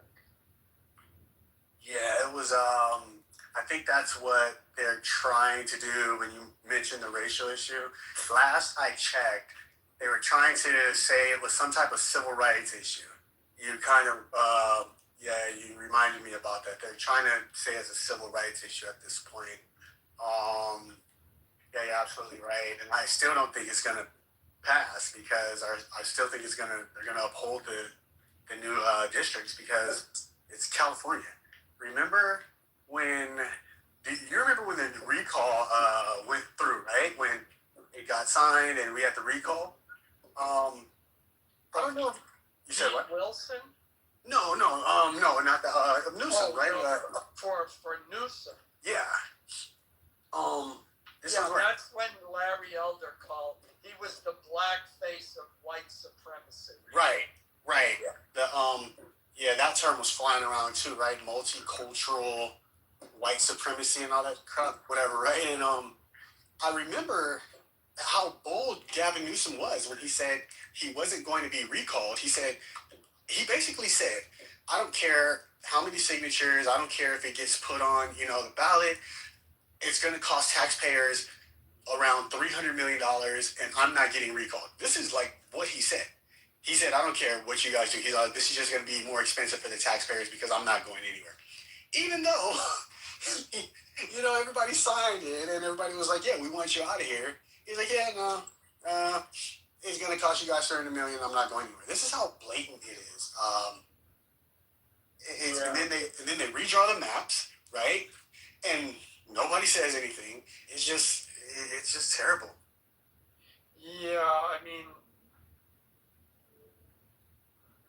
I remember back in end of 2019, 2020, I learned that every year, and if you dive deep into this, which I did at that time, you realize the unions just in California donate $100 million to Democratic candidates. $100 million is a hell of a lot of money. So, I'm putting on YouTube or something, and I'll select a video, and I'm getting all of these ads from Democrat representatives or senators or campaign ads, all essentially bashing Trump. And it's 6, 7, 8, 10 times a day. If I play a video, I'll see an ad like that. It's extremely well funded in this state. Speaking of that, with when you mentioned unions, I'm looking at, not looking at it, but I remember in one of my college classes, we had to kind of do this makeshift report about the liabilities that are owed, through pensions and stuff like that. And one of the things that came up was California.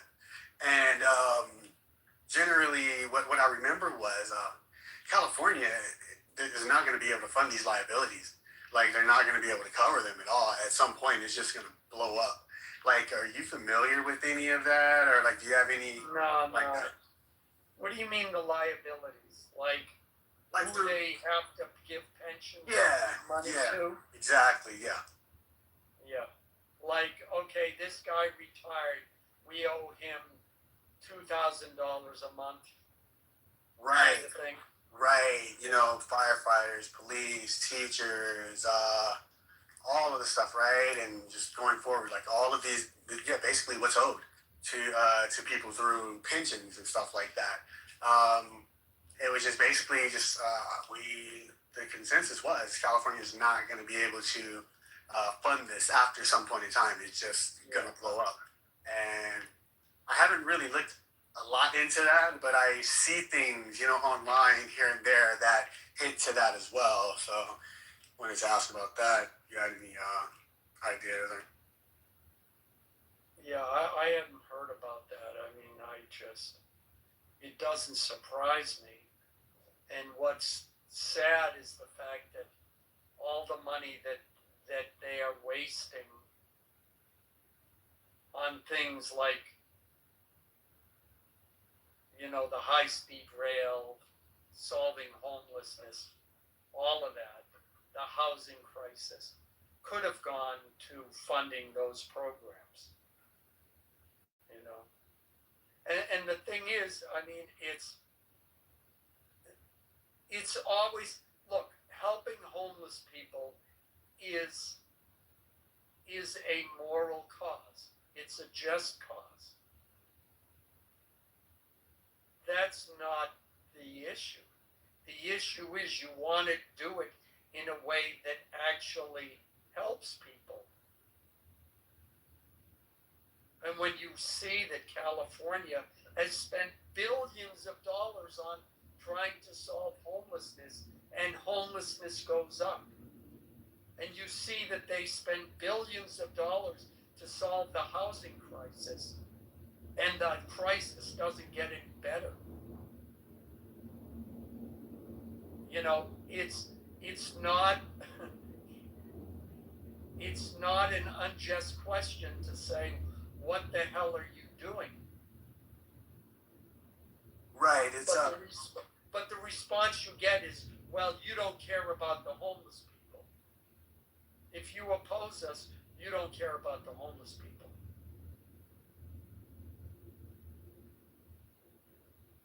And I'm not sure where in California you're at, but if you're familiar with Skid Row,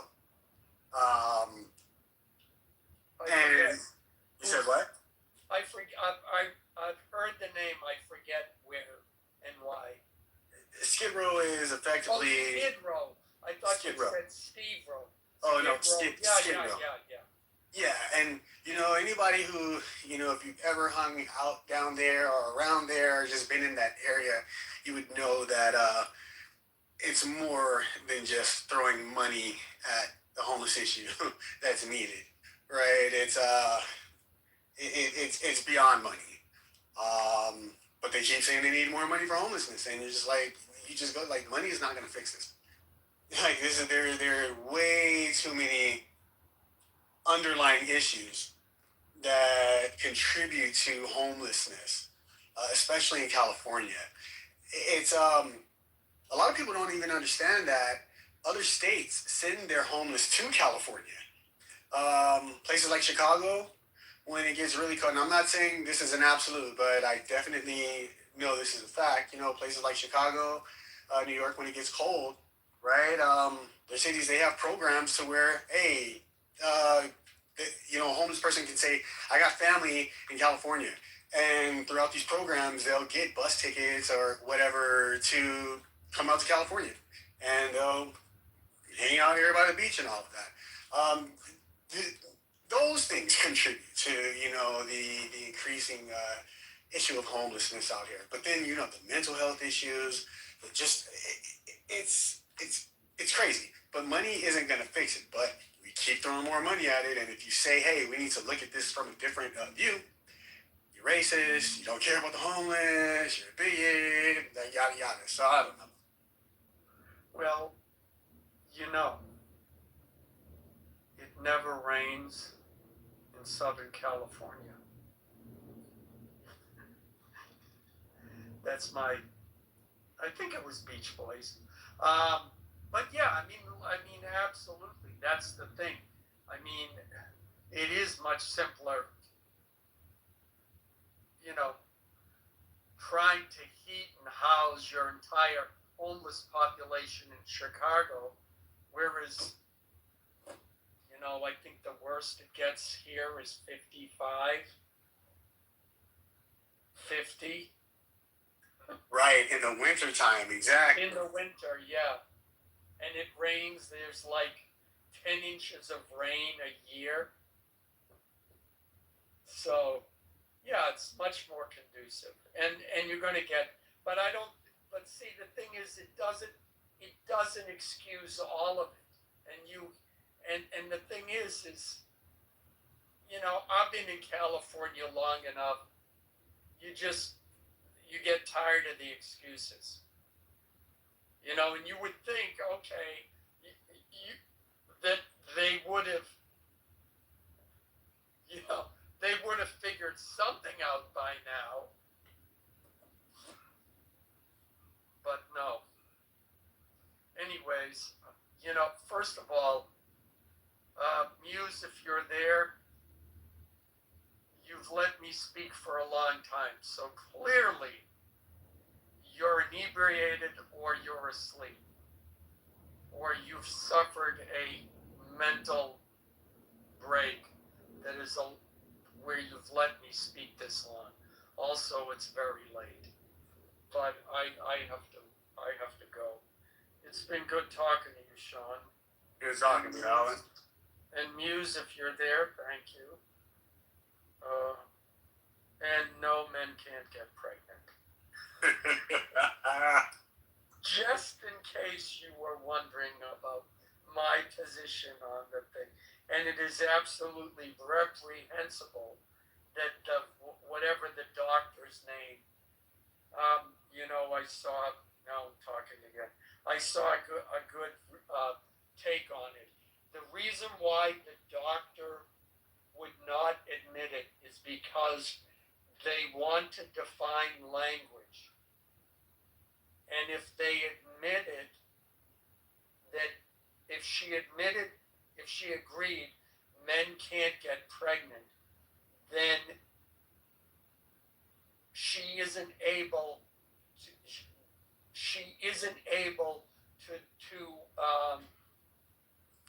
redefine the language of what a man and a woman is the way they want. They want to be able to say, well, men can get pregnant because you have this and you have these kinds of women and there's other types and this is a subset of women. And so, yeah, technically women can get pregnant. But the moment you try and pin her down, that Josh, whatever his name, tried to pin her down to say, can a man get pregnant? Can men get pregnant? That would go against what they're trying to say. Anyways, I'll leave with that. Somebody's calling. Good talking to you. Have a good night. Appreciate you. Have a good one.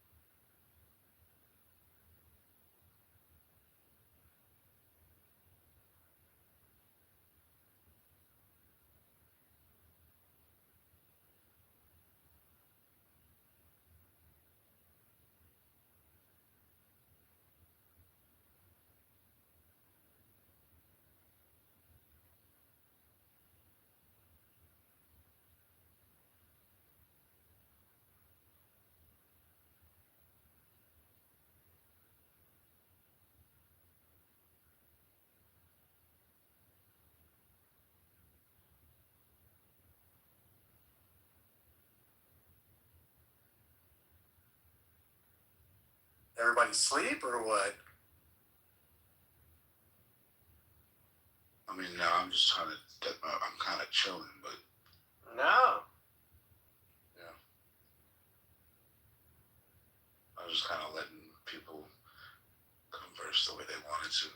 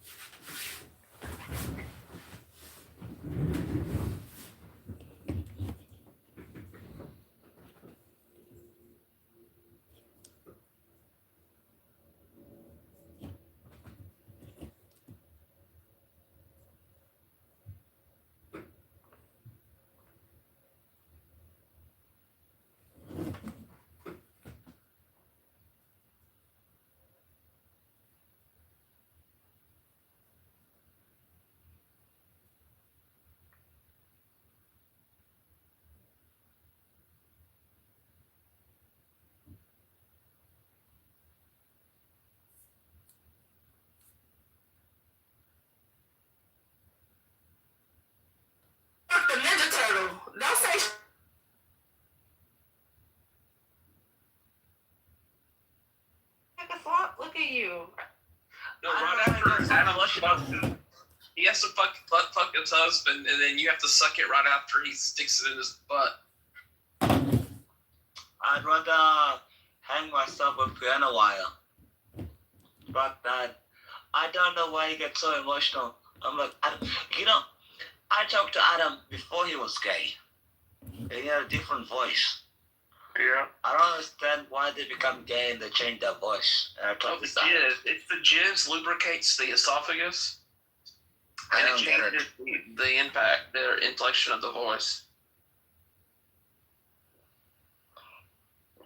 Is that true? I don't understand No, because Adam used to sound so different. You know, in 2022, it's so different. Now it just sounds like a homo.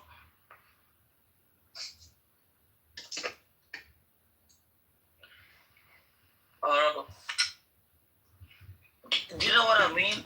Like, gay guys, they sound normal. And then the second they become gay, they're like, oh, well, yeah, you know, they just sound. I asked ChatGPT why gay guys have that lisp, and it said it's a way to, like, back in the day when they would have to, like, signal to each other if they're gay, but they couldn't be open. And it's like a sense of community. So they have that gay, and it makes sense, but that's what ChatGPT said. What, they have to feminize themselves? Yeah, it's a way to, like, signal you're gay without, like, being open or talking about it. That's so bad. I don't care. You know, like, these are the, I was in the room before Roscoe, and I was like, you know what, like, well, yeah, that's the way it is. And people are just being terrible, you know. And I don't understand why they don't understand the difference. Nobody wants to be, yeah. I just think, well, I just don't like how you can't criticize Jewish people. That's my only gripe. But I don't like Muslims either. But what's the point with Jewish people? I just think, like... Muslims are way worse because they'll kill you. Yeah, I get that, but who's that chick in our group? What's her name? The one from Iraq, Kusum. What's her name? Oh, that's right, Stevie. Oh, so bad. So I don't know where she's from. I think she's Iraqi. You know, Kurdish Iraqi. I don't know where she's from. But the thing is, we can always, everybody can, you can criticize Jewish people every single day. Every single day people say death to the Jews. Like, what the hell? What's stopping you from saying that?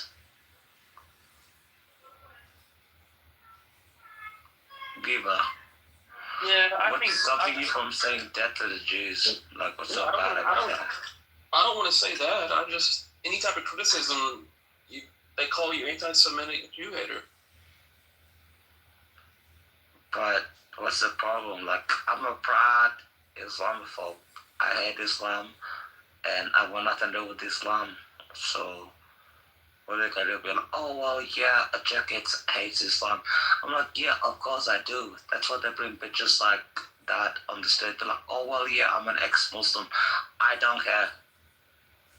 These ex-Muslim people are the worst of the worst. So, what do you want from the Jewish people? What's so important? Biba, do you talk about all these terrorist people that don't talk about North Sudan, that we have 1 million Muslims we have to feed every single day, scumbags, and we don't even let them die? So bad, Biba. It is terrible. You're correct. So you're telling me, what do you want us to do, Biba? Huh? Not to be Islamophobic, quote unquote, huh? I want you to hand feed the Muslims. I'd rather shoot myself in the neck than do that. Wash their feet than kiss their feet. I'd rather shoot myself in the neck than smell their Islam is a terrible religion. Inhale, That's what they do. breathe them deep into your lungs. People, you know another thing they do that's so corrupt? It's called love jihad. And what it is they will try to send the most beautiful women into prominent men or any man in general. And they're like, well, yeah. What? Have you ever had any Muslim pussy before? Of course. That's how I know. Was it good? Terrible. It was awful. Did it smell, or just was it too loose, or what? It was not tight. It was so nice. And she was being like, well, yeah, you know, you have to fuck me hard. And I was like, yeah, I don't care. She just didn't know what to do. Lazy scum. You know, so bad. You know, I don't even know how to deal with that, people. You know? Did you feel dirty after you fucked a Muslim? Me? Bro, I just was like, you know what? I was like 22 at the time, and I'm like 26, and I was like, you know what? I don't give a damn. Fuck them. Because it's gonna be guilty. No, fuck no. Because there's gonna be some Muslim guy when she's like, oh yeah, I want to marry them, and what's up? Wait. Bro, I just called you like 5 minutes ago. You didn't pick up. Wait, love, wait. No, it's quick. Hold on a chick, because you just go on and on sometimes. Beaver, what kind of white is... I can't finish a sentence? No, I think he's just regular white. He's a terrible person. But like, you what really kind? Is he you're like gonna come here. Irish? Is he like British? You're really gonna come here. And you're gonna I don't know. Oh yeah, I wanna speak. You don't know. What makes you think I don't know. I can find out. Why? Wait, you think he's what? I would just guess he's like Scots Irish. What do you think, AJ? You gotta be kidding me. So she comes here on the stage. Oh my god, this guy has like such a big fucking... He's a narcissist. You're such you a know? pussy. You're such a narcissist. You're so annoying. You're like, Beaver, pay attention to me, Beaver.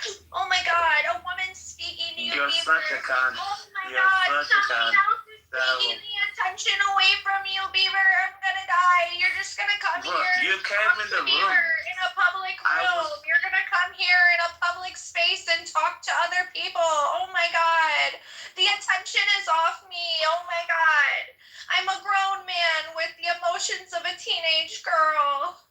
Yeah, that's what you remind me of.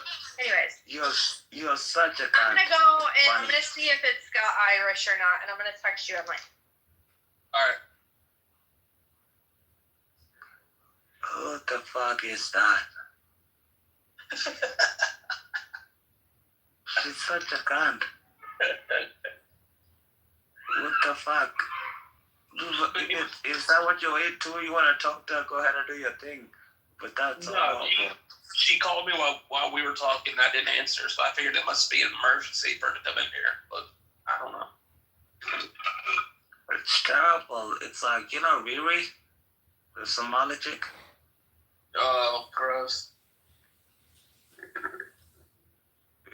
Maybe you know her, maybe you don't know her. I don't know who you're talking about. no, I'm sorry. Your accent's more like this. Viva, she's a Stop horrible talking. person. You're such a cunt. Nobody horrible cares. person. She's a cunt. You're such a horrible She's kasumkum. such a cunt. Stop She's talking. a horrible kasumkum. You're a horrible, disgusting kasumkum. Why don't you say hello? How are you? How are you? Are you okay? You know, like, you're just... No, it's actually Kusumak. Jalapa Kusumkum. And it's Kusumkum Jalapa. If you want to say it properly, say Jalapa Kusumkum. No. I'm not speaking in an African dialect. I'm speaking in an Arabian. Just say to people, hello, how are you doing, love? You know? No. I'm telling you. You can't say hello to people. You're so rude. That's not how you say hello in Arabic. You can't say hello to me. Arabic hello is very close to actually my language is hello. Fuck Arabic. I don't care about They say Anin. Say hello We say in English. Anin. You can't say hello to me in Like the English. same fucking word, which is pretty cool. I hate Arabic. I know, you hate Arabs. I know. I do. I know, you're Horrible traumatized from your childhood. I know. I am. So bad. That's right. I think Black White is John Kitover. I don't want that to ever happen. There's no such thing as black and white. I don't want anything to ever happen in my No, childhood. the guy in the audience, and yes, there is things called Black and White in the United States of America. I don't know what you're talking about. Why don't you say hello to people? Don't just say hello to me. Hello? Why? Such a rude person. Pumpkin, you're such a rude, You know what, John, they were person. saying a lot of horrible things about you. They were saying that, like, you got in trouble for, like, congressional I don't fraud care. or something. You can't even say hello. No, I'm not talking to you. Shut the fuck up. Like, dead ass. This is what I'm talking about. Like, oh my god, the attention's not on me. The attention's not on me. I don't want your attention. Oh You my came god. to this room. Oh my I didn't god. search up. Oh my god, I'm gonna fucking seize out because the Oh my god. attention's not on Do me. you really think I searched up who Pumpkin was? Oh my god, was you're like, really gonna come to this room. Oh my god. You Kasumko. Oh my You're god. such a kasum because Oh you my came god, to this you're room. such a I did not come to bother you. I don't even know who you were. I'm not here No. for you, you clown. Shut up, Ed Cheek. Shut up. Just mute You're up for such a a horrible, second. terrible, nasty Amazing. Oh yeah, anyways, I heard that you got, like, is that true, or are they just making up bullshit about you? It is a kingly thing to be spoken evil of. That sucks. Yeah, they went after him for election signature fraud or some bullshit. It's true. Oh, it is true. Yeah. Why are you sitting here lying? It's not true. My circulators, some of their signatures were out of district, and the Illinois State Board of Election and that evil bastard John Fogerty, the lawyer of fucking Darren LaHood, they're just a bunch of liars, a bunch of fraudsters themselves, calling the kettle black. I didn't commit any fraud. It's ridiculous. I tell you. I didn't fake one signature. I paid those motherfuckers. They ripped me off. Fake signatures. I didn't produce any fake signatures. So anybody who goes around this app talking shit about me, they got shit in their underpants.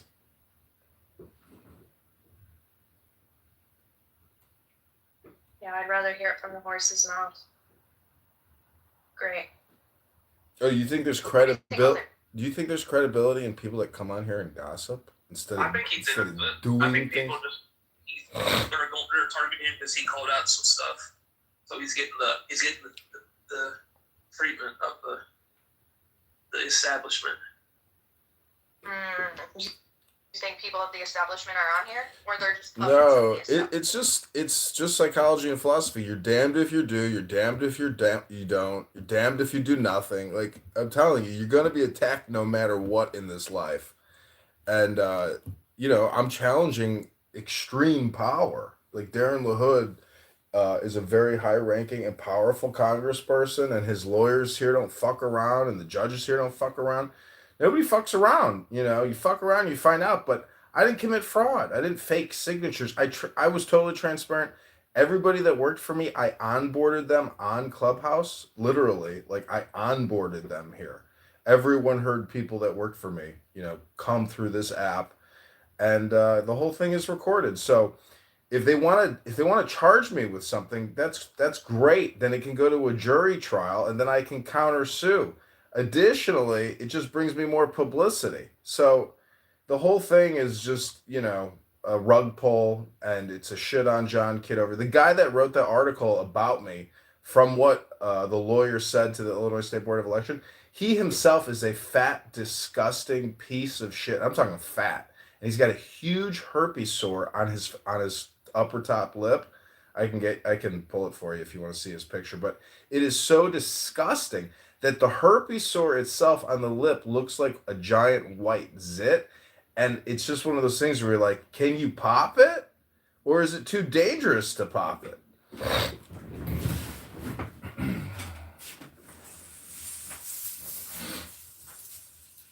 That's horrible.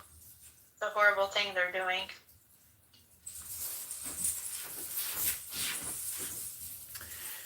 It's horrible, terrible. You know, I just like to quote Acek. There are horrible, awful, terrible people out there. But I am not one of them. I'm actually being accused by an awful, horrible, terrible person. And what's amazing is if you go to Darren LaHood's X account and you see what he posts or what he puts on his Instagram, no likes, no follows, no retweets, no comments even, because he flies so under the radar, nobody even knows he's their fucking congressperson.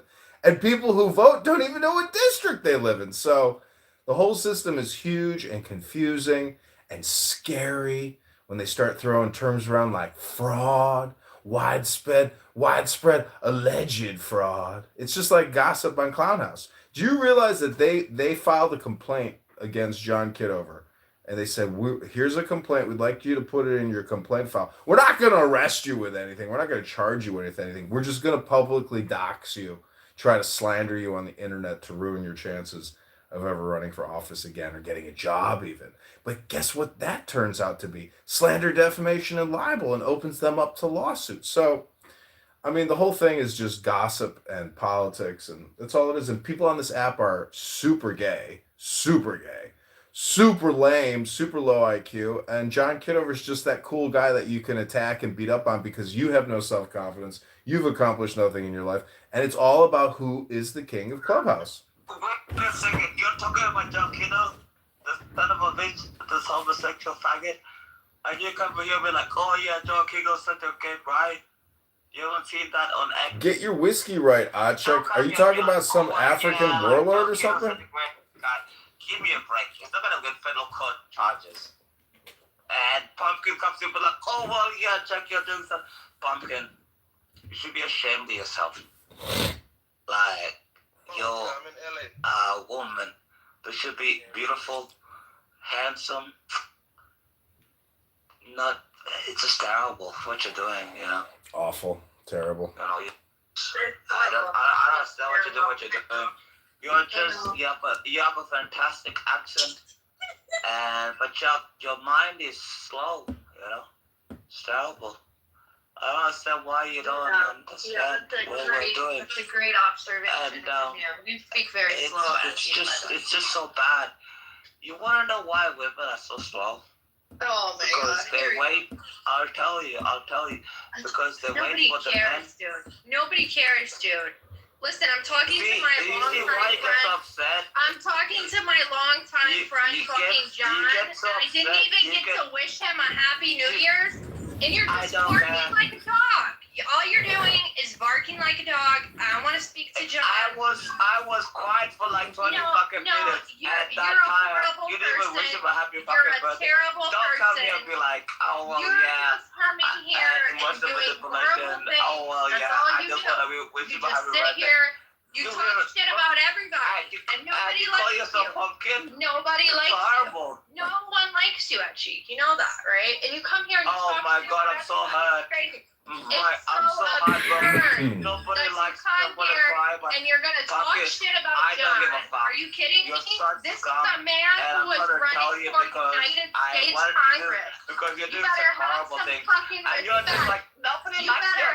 Nobody likes you. Just like I give a fuck. For our Congress member, I give John a fuck. Kitover. You're like, no, nobody shut likes up. you. Just Shut up. nobody likes you. Shut up. You're not even American. You live in Australia. You live in Australia. You're a refugee. You're so retarded. You're just a refugee living in America, like Pepe said, You're such a fucking pussy. and left fucking Africa. Amazing. We're trying to talk about American politics. You're not American. You're not American. Pumpkin. I'm not gonna recover this. Nobody likes your chick. Nobody likes your chick. You're such a retarded son of a bitch scumbag. Your mother. That's why she's like the seventh baby mother of your father, right? Yeah. Your mother's a whore. Bro. Mute up. Yeah. Mute up. You're a retarded scumbag. Yeah, your mother's a slut.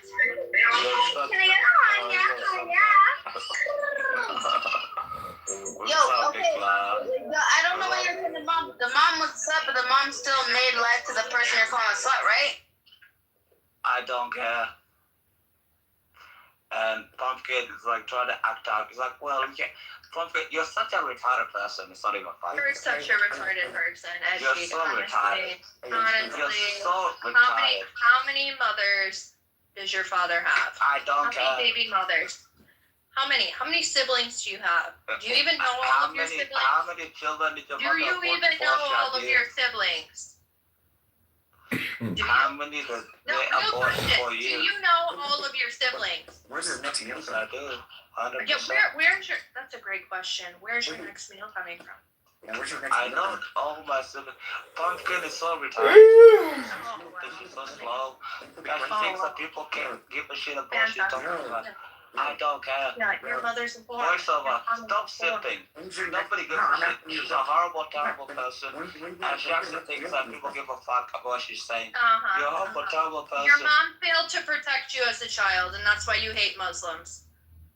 I hate Muslims because they blow shit up. Oh, yeah, no, because your mother failed to protect you. And she was too busy chasing around your dad. I hate Muslims. Who was running around between 7 other women.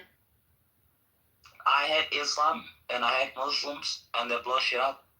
Amazing. Very good. What's your solution to blow shit up? It's the way it is. I hate Muhammad. Muhammad is a pedophile, a child molester, a sex offender. Nothing to do about it. He's a criminal. Who is? Muhammad, the pedophile of Islam. He raped Aisha when she was 9. And Papa comes here and want to talk shit about me. Can you imagine if Jesus Christ Almighty raped a 9-year-old girl? You'll never hear the end of it. But Muslims are like, oh, well, yeah, maybe at that time, like, oh, she might have been 18 years of age or 12 years. Fuck Islam. Fuck Muhammad. Fuck no, I'm not a Muslim, but you're still a child of what? I don't care. What number child are you? Because you have like 20 fucking siblings, right? I'm number 3. Right. Okay. Out of 20 of like 7 different mothers, and then your mom failed to protect you as a child so much so that you hate literally like nations of people because your mom failed to protect you. It's not complicated. Chasing around your father. She was too busy chasing around your father. It's so complicated. I went to the military. No, it's funny that you think I give a shit about what you have to say. Like your family is shit. You come from a shit family. I don't give a fuck what you say. Literally. Of course, it's a shit family, and I did well to come from a shit family. What's the problem? Yeah. Okay. You're a refugee. Wonderful. What's the issue? You don't get it. You're not doing great. You're really not doing great. Muslims, you're not doing great. In life. You're not. You're really not. So what do you want me to do? Be like, oh, well, yeah. You come on this app and then you like trauma dump about like shit in your childhood. You're not doing I don't care. You asked me a question. No, you do care. That's why you bring it up to strangers. No. Yes, it is. It's fucking inappropriate. You're traumatized. No. You know what? Funny, if I really want to traumatize, I could be like, everything you traumatize. Wait, You're projecting. I don't care. I do not care. I think of you like beneath me, like the scum on my shoe. You know what's funny? When you were talking about the serious struggle, and you were crying, and everyone was like, you're gonna be okay. I'm not and then you come here and you act so tough. You got the wrong person. I'm not Syrian. I'm not Syrian. I'm not Syrian. You got the wrong person. That's not me. No. You think Fever, it's funny to keep giving me every ethnicity under the sun. And you're like, oh my God, the Assyrian people are dying in the genocide. No, I'm not Syrian. I'm literally not Syrian. You come here and now I am not even a Syrian. What the fuck are you talking about? What are you talking? I'm not Syrian. Are you retarded? Yes, I said Assyrian. You're such a I'm not scumbag. Assyrian either. I'm not fucking This person, Not you're any of these such- ethnicities that you're naming. You're gonna have to name all of the ethnicities under the sun to figure out what I am. But you're just telling lies, man. Like, I don't even know who the fuck you're talking about. You're talking about I somebody else. just think you're such a liar, and it's like so Amazing. funny. I remember who you are, though. And I remember who you are. I've never, you know, Wonderful. I've always had Yeah. my real name on Clubhouse. I know. Yeah. I know. Yep. Great. I've never changed my real name. Amazing. I have You wanna nothing compete? to hide. You can even search my name. My real name has always been a chick. And I've never changed it. I don't come here and be like, oh, well, yeah, I'm North Sudanese or whatever, blah, blah, blah. It's always been a chick pumpkin. So people like you come here and be like, oh, yeah, it's something to tell me. I have never changed my name.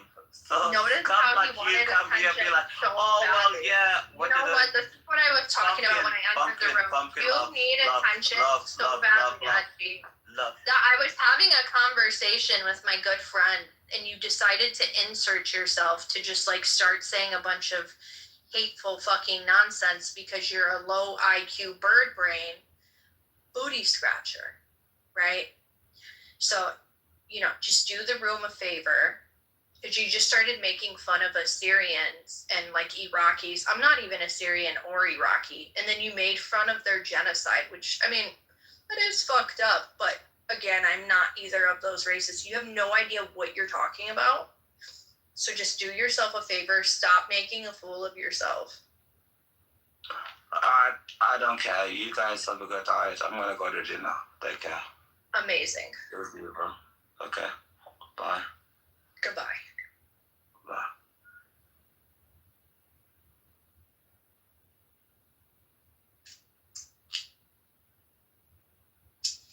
Anyways, I'm sure John just got that. I just, you know, knuckle punch Ed check a couple times and then knocked him out.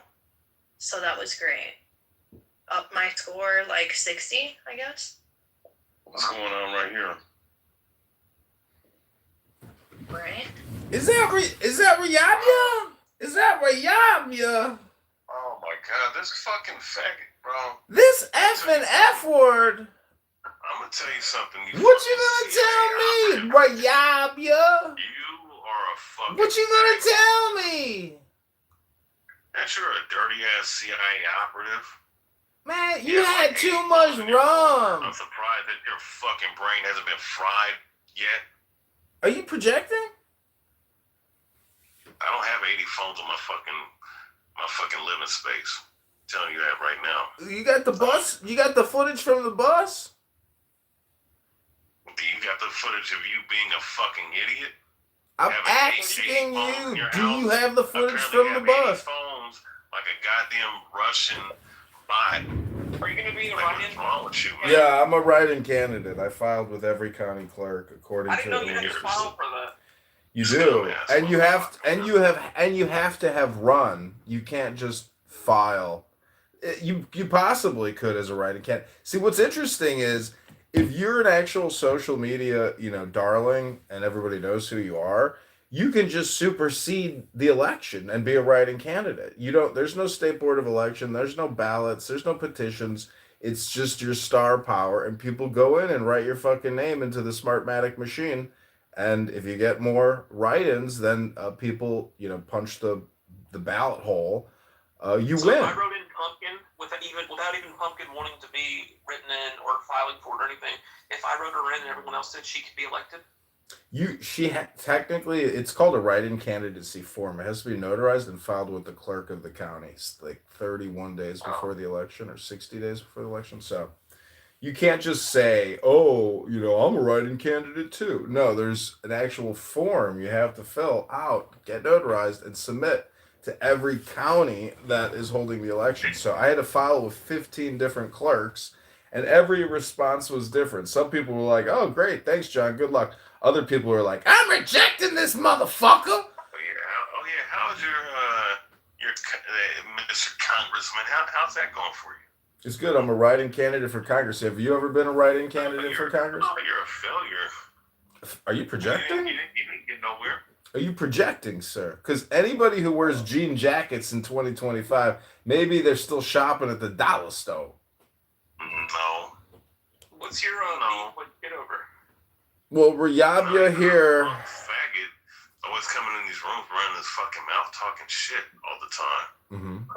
Well, see, Riyabya here one time, I was in a room. Since every time he does that shit, I'm gonna talk shit back. I was in a private room once. To the ground. I was in a private room once where Riyabya admitted that he attacked 2 underage girls on a bus. And in order to prevent himself from being arrested, he had to get the bus footage back, from the bus. Go ahead, ask him about it. You can ask him about it because it's a true story. I'm not making it up. This man has attacked underage children and had to try to sue to get the footage from the bus. Ask him about it. He talked about it for a whole day once. Go ahead, Riyabya. I'm gonna tell you something, John Kitover. You keep saying stupid shit like that. You never know. Somebody might come to your doorstep with a lawsuit. Somebody gonna sue me for a recording that I made on Clown House about you attacking and maybe possibly molesting 2 underage children, and you're telling me that somebody's gonna show up to my door and file a lawsuit against me for repeating a thing I heard on Clown House back to the person who said it? Is that what you're trying to tell me? Hello? You dumb idiot faggot. You dumb fucking faggot. There was somebody who was being accused of some bullshit, so I told him my story of me being falsely accused of some bullshit. Oh, you mean to tell me that you were falsely accused of committing a crime? You were accused of committing a crime and somebody was gossiping about it on Clown House. Oh, okay. Allegedly. Let me add that in there as a caveat, everybody, in case he files a lawsuit against me. Allegedly. Because it never happened. I don't do the shit that you're accusing me of, or people who you might be affiliated of actually do. Allegedly. Thank you very little. So of course, anytime he does that shit, I'm gonna lambaste his bitch ass. You know what I'm saying? So. Well, good one, Riyabya. And you too better be careful. Somebody might show up to your house with a lawsuit at your front door. Allegedly. I wish one of these what were you gonna ask me? Motherfuckers would. Because what are they gonna like if they come up to my doorstep with a lawsuit and they have nothing viable, then I can countersue. You understand that? Judge Judy, what are you gonna ask me? Oh yeah, the title of the room. My bad. Going back and forth this moron, but it's a horrible thing you're doing. Are you speaking of iCheck? Yeah, I love it when he says it's a horrible thing you're doing. It's terrible. It's horrible. Is it terrible to blow up Moss? Yeah. So, what do you think about the shooting in Minneapolis? Do you think that lady got what she deserved? Honestly, I think it's a psyop. Looking at the video, I think that it's a nice Hollywood stage. That's just my personal opinion. If he really did air her out, the way she was laid on the fucking car, laying there, it's not the right angle. And to me, I think that some of the people that were filming it was in on it because their reaction didn't seem authentic or organic to me. So now as far as do I endorse ICE? No, I don't endorse ICE at all. But as far as her, do you endorse ice cream? No. Well, I wish they would have a show. You remember the show Cops or Live PD Patrol? I wish we could do that for ICE. Like just have a camera crew showing them hunting down like the illegals and like taking a lasso and wrangling them up, and putting them in the cars. That'd be high ratings. Well, in today's time, yeah. But the reason why Cops was so successful is because these are, common things that happen all the time on Cops where, they're chasing somebody down or, they're chasing somebody down either on the foot or, through traffic. You know, this shit with ICE. I mean, they're going door to door. You know, I don't know. I mean, in the social media area, yeah. I mean, you know how many people be watching that shit, whichever side of the aisle that they're on. Yeah, like we should, and then the ones that we capture, like the top ones, we could put them in some type of like reality show where they can fight for their citizenship, like Running Man type stuff, or Survivor or something. Oh my god, that would be fucking hilarious if we could do Running Man. And we could fund a lot of the proceeds could go to support ICE, and then also it could give some people a chance at citizenship. ICE. Look, I support the local police department than support them, because at least I can read their badge number. If your neighbor was illegal and then you got wind of ICE coming, would you tell your neighbor, "Hey, ICE is going to be here tomorrow"? Get lost. That's only based off if I know the individual. If I don't know him, I'm just gonna let the course of the river go where it goes. So what you're telling me is, if there were some Jews that needed to hide in the cupboard because the Nazis were coming to kill them, you would, just say, "Well, I got room in the cupboard this weekend, but I didn't know you to begin with, so go ahead and just die." Is that what you're saying, or is that a false analogy? Where did the Jews come in? Well, I would say, guys, come hide in my closet, and then I would walk out, and I would just kind of point. I would wave people down, be like, "They're in here." I'm just kidding. I wouldn't do all that. Okay, look at it this way. If there were some African American slaves and it was 1847 and they're trying to get away from their master in Georgia, they made it up to New York City, but the slave catchers were there with some extra, cash in hand to give you a reward, would you turn in your fellow slaves? But you're on the side of the so-called illegals, right? Well, I would let them mow my lawn, and I would let them clean up and pick up and stuff and build a shed, and then I would turn them in. Well, I mean, I'm just saying, but John Kitover, I mean, it sounds like he's for them. You know what I'm saying? So, I mean, look, like I said, I mean, just depending on the situation. If I know the individuals, I probably would. But if I don't know the situation, I just, you don't get into situations that don't concern you. That's just how I look at it. I would tip them off. I wouldn't, if I knew them and they were cool, I'd be like, "Yo, FYI." Yeah, no, that's what I'm saying. If I knew them, and they were cool, yeah. But now, if they were loud and they played their music loud and they were disruptive and all that shit, I'd be like, I'd pitch it. I would put a chair down and watch. Yeah.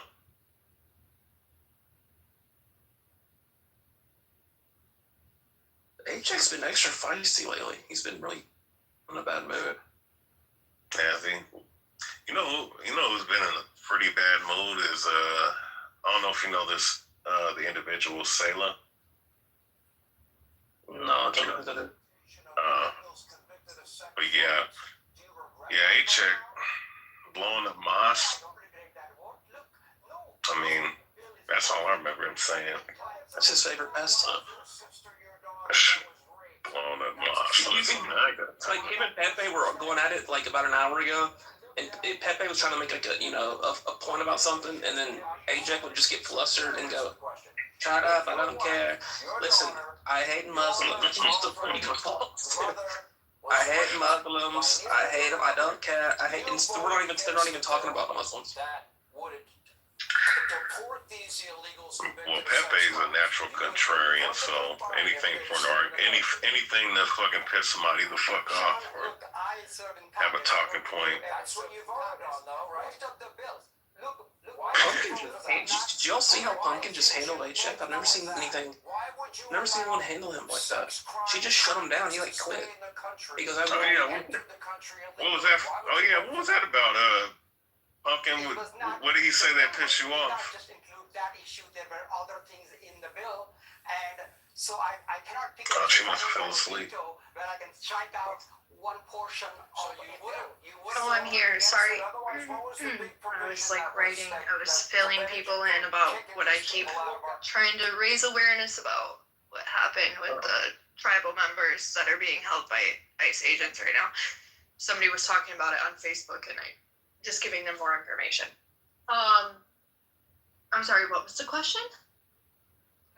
Oh yeah, I read about that.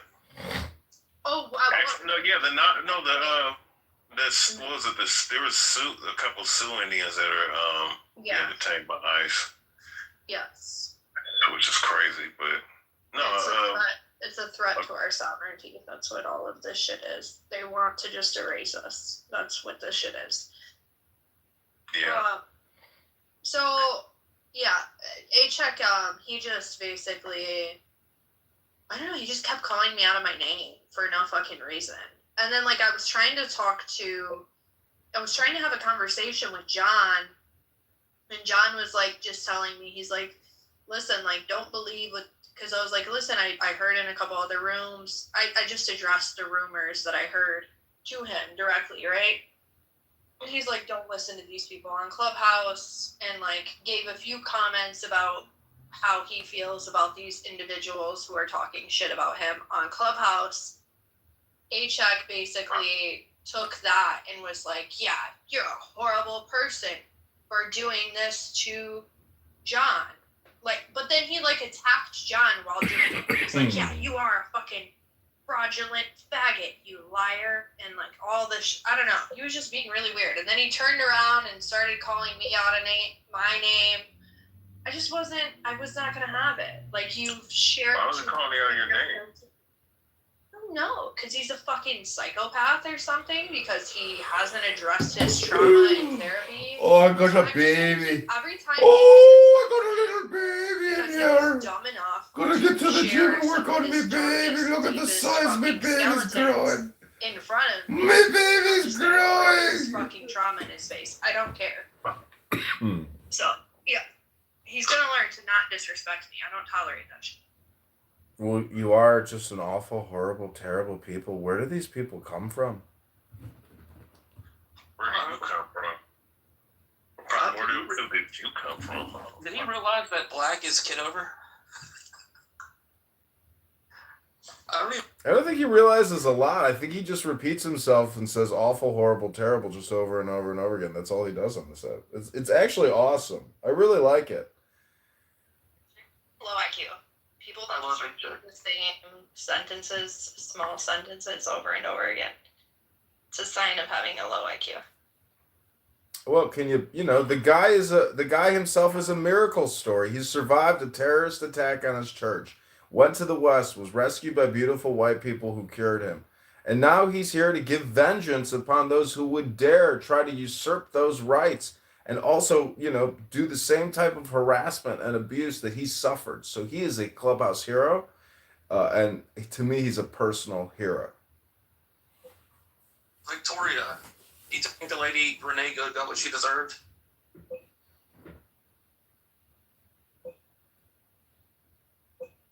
She's in the ready room. She's with JD Vance. She's busy. Is this a serious question? Well, I mean, no, I know she didn't. I'm not saying she deserved it. I was kind of, that was being like hyperbolic, but what are your thoughts on the situation? That it was incredibly unfortunate that the person that shot probably wasn't well trained.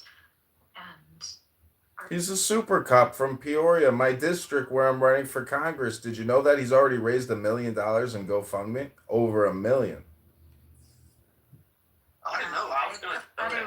I thought it was like over 800,000. I didn't know it reached $1 million, but she reached 1.5 million for the family. We can't let this happen, guys. We got to get him above her mark. No, they're gonna seize that money and give it to the cop. They're not gonna give it to that dyke wife of hers. I think it's actually just like absolutely ridiculous. Somebody would be facing this issue. Well, why would she interfere though? Like, why? Why would somebody stand in front of a car like they're in a video game or something? Yeah, I wouldn't invite that either. That was I was don't think I would have completely shot done. either. And you could see in the slow take she left. Victoria, do you suffer from some type of like disorder that prevents you from making clear and coherent sentences on the regular? Sorry, what? I was asking because in many rooms, sometimes like when they come to you as the speaker, you're very disorganized. I was just wondering if you have like some kind of psychological or mental impairment. No. Oh, that's great news. I'm so happy to hear that for you. Victoria's very, very intelligent. She's just on the wrong side. But there's a lot of people like that are intelligent, but on the wrong side. I'm a reluctant speaker because I'm not dead. Oh, you suffer from reluctance. I understand that. From which room? She used to work at the White House in the skiff. She was regularly being, giving briefings to the president and the administration from the skiff at the White House. Okay, with Patty and Well, they give her a hard time. They call her a robot, and like Go's always like, she needs a software update. They just don't know she suffers from reluctance. They hate anybody that's white, though. That's just, I try to tell Victoria that that's like they're never going to accept you. You can never gain their favor. Even Moose tries to gain their favor. Yeah. Wait, no, they like that one Ukrainian chick. What's her name? Katrina. They hate her. No, they didn't. They don't. And they hate. Then why does she keep going up in there? She's like a stupid lost puppy, dumb dog. It's just the only one that they're not like Marshall is because they probably think there's something wrong with Marshall, like he's retarded, so they accept him. Yeah, Marshall's intelligent though. To be he's like Butters from South Park. No, he isn't. I think he has like an issue. It's called alcoholism. Yeah. No, I mean Marshall's cool. Cool. The guy's like a federal mafia.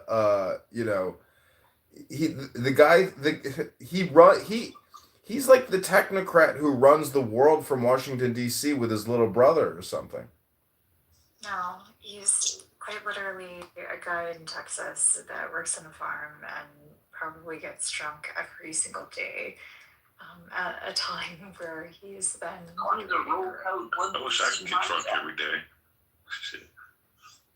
How do you get drunk every day when the medication specifically tells you this cannot be mixed with? Oh, I get it. That explains everything. He literally does that for the critical thinking for him. And I just unfollowed him because I was kind of like, okay, can't continue this. I'm gonna say this. Lisa's cool. So was what's her name? First Lady. Patty, Lisa, and First Lady. First Lady, Lisa. Especially First Lady, I'm cool with. But Patty, huh? Kitover almost got Patty fired.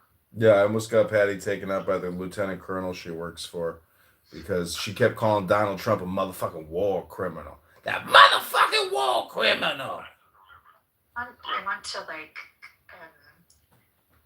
virtually choke Black for doing that because I think that's absolutely insane if you did that.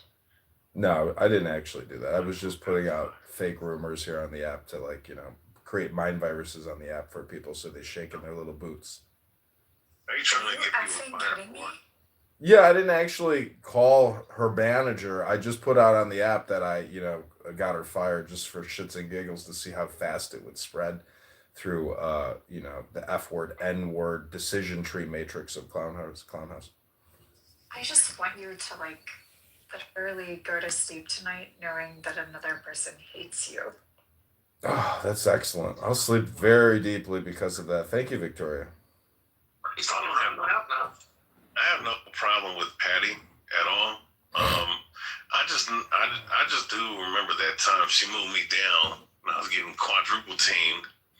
on that stage, and she said that I look like a that I'm a 50-year-old or something like that. That kind of. You do present as a little bit older. I'm going to be honest. I'm 35. I am no old motherfucker. I apologize that you do present as older. I don't look like no fucking 50-year-old. Yeah, I wouldn't think you're. Do actually? I would have thought you were late 20s, early. I thought you were like 58 or something, Riabi. I thought you were like over the hill, bro. Well,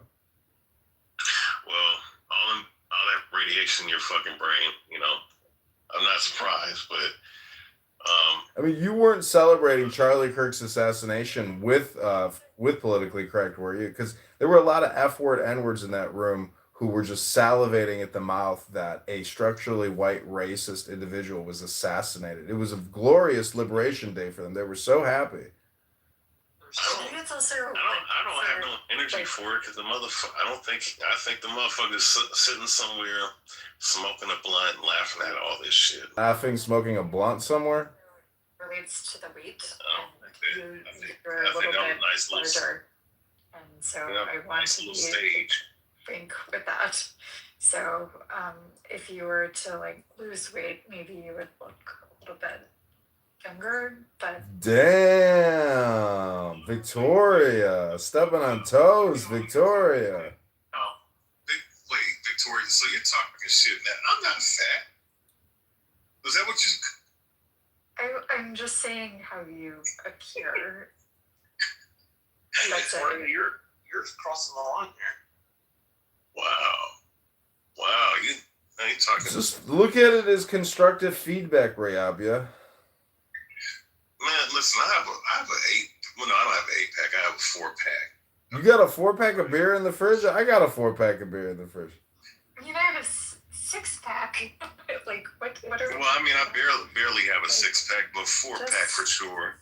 I'm muscular. I mean, this photo composition is not like. I mean, if what is this from? Like a high school edited art project or something from 10 years ago? Are you catfishing us, Rayabia? You're a faggot. Did you just call me an F word? Did you just call me an F word? I'm not even going to say N word. I'm just going to say, did you call me an F word? You're a faggot.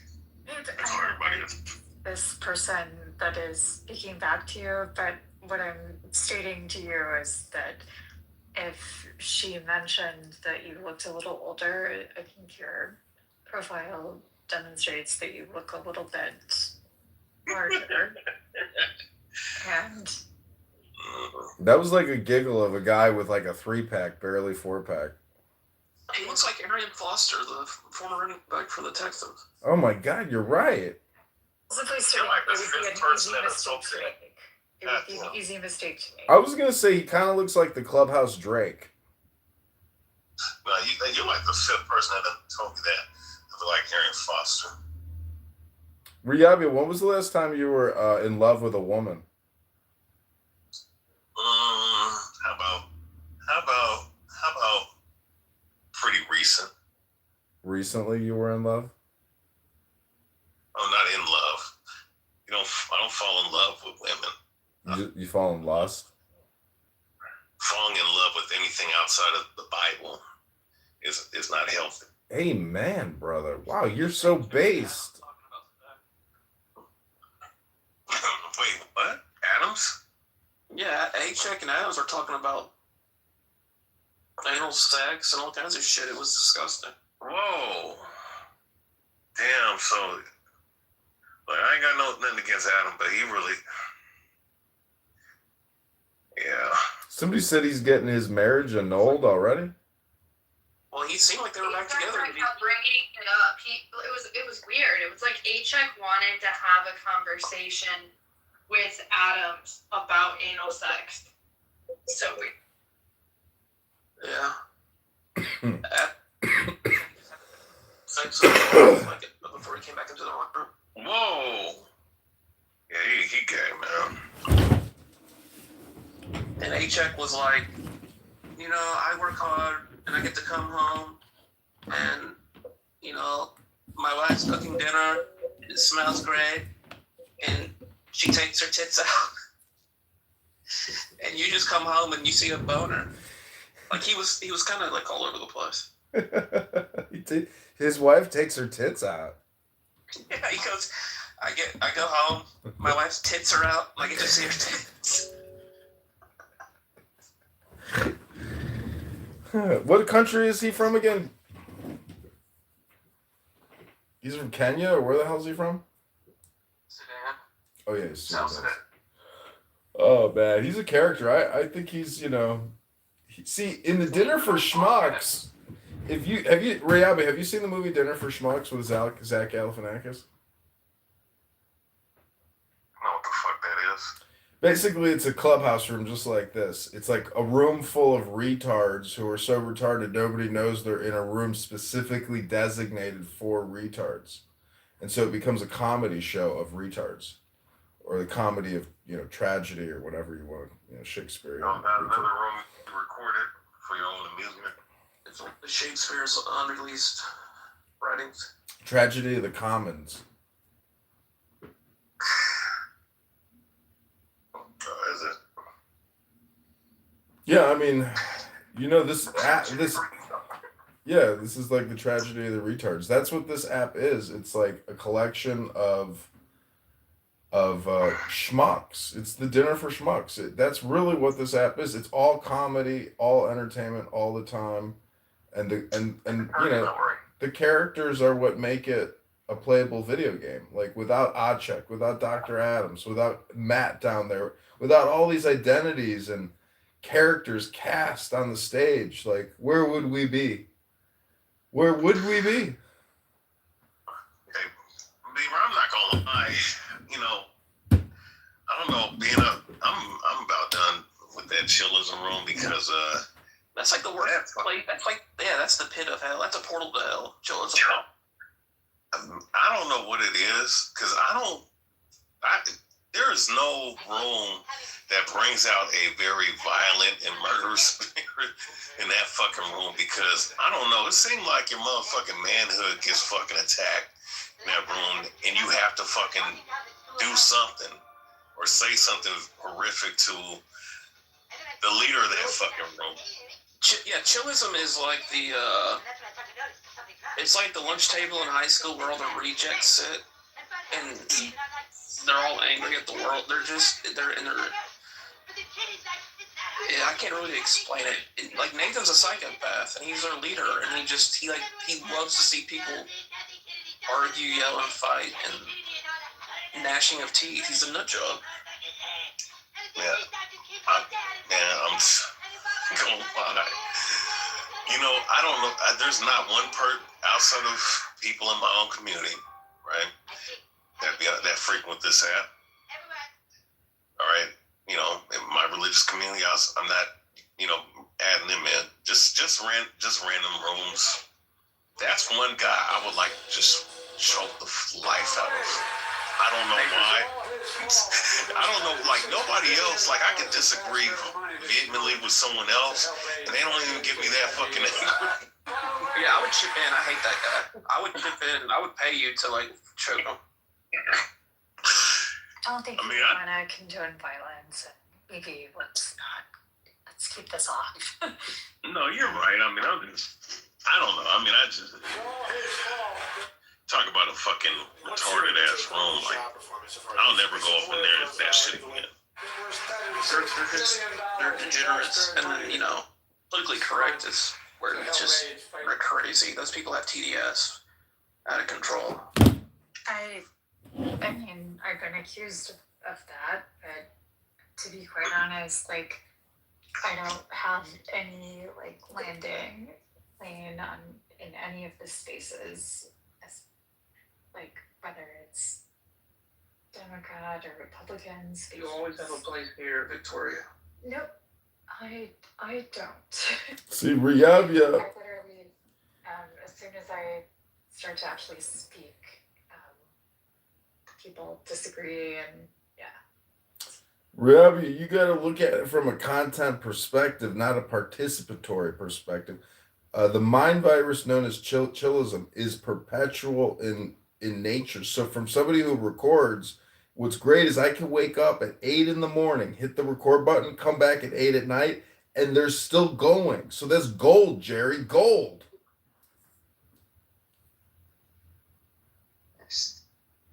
Well, yeah, Goat is pretty mean to you, Victoria. No, I mean, I literally like changed my PTR to say I'm not a robot because that is the running joke, which is like ridiculous. But why do I go back? And I thought about that. Like, I think that is like a sort of mental hang up that I have. And I want Well, he hates white people that are smarter than him. I think he's actually very intelligent. And so that's why I think Do you think he's an elite? Do you think he's an elitist homosexual? no, I think he's just an intelligent guy that spends way too much time on this app, like some of us. I'm just saying, like, who are the most sociopathic, psychologically psychotic people? Is it homosexual, gay, black men? No, I think he's probably I think he's a heterosexual You think he's straight? individual, and I don't know that he's black or not, or You can't tell that shit? You can't make some inferences about a man on the way he speaks? I mean, he says he's an openly gay, black, closeted homosexual professor. He is a professor teaching children, and he's on Clown House 80 hours a week, talking his shit with Patty, doing his little vocal inflections. I don't think he's ever indicated he's a Homosexual. Yeah, he's a professor at a university. So it's just, sorry, maybe I don't have as much background.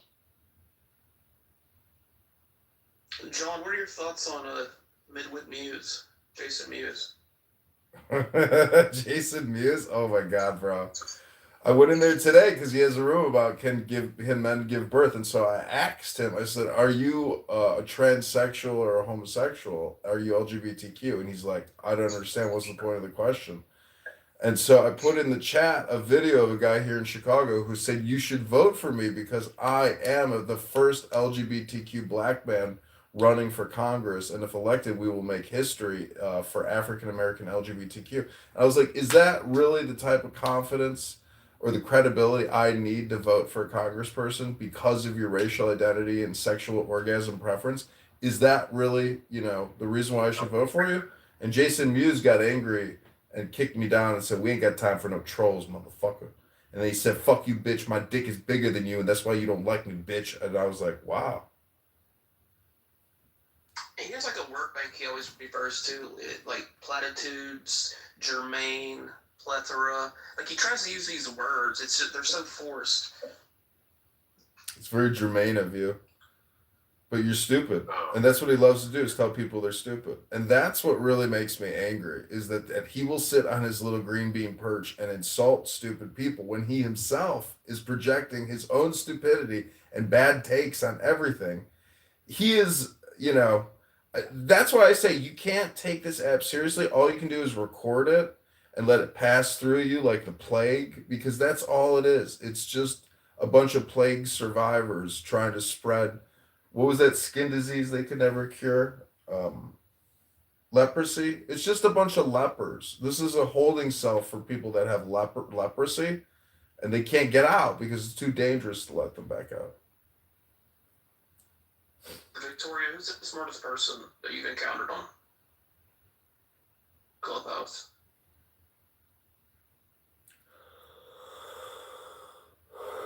It's got to be like Gagosian, the homosexual professor from Patty's room who is so flamboyant. It's obvious he's a fucking homosexual. Wait, so you feel that politically correct is a degenerate room? I mean, don't get it twisted. These motherfuckers. The political rooms are definitely degenerate. It's About Time founder, the Science Society had a really intelligent leader. So did tech news around the world at the starting point. There were a lot of really clear spaces where individuals were sharing information and not trying to put a tone on it, just sharing it as it came out, especially because a lot of people joined during COVID, and that, I think. What about Ann Hero? Do you think she's a thought leader of the conservative? Oh my God. I don't like any of those people, including a couple of people in your audience. They're not my. You don't like Chloe? What's wrong with Chloe? I don't know that person, but I like Matt. What's wrong with not Matt? Not my taste. Why? Not my taste. That's it.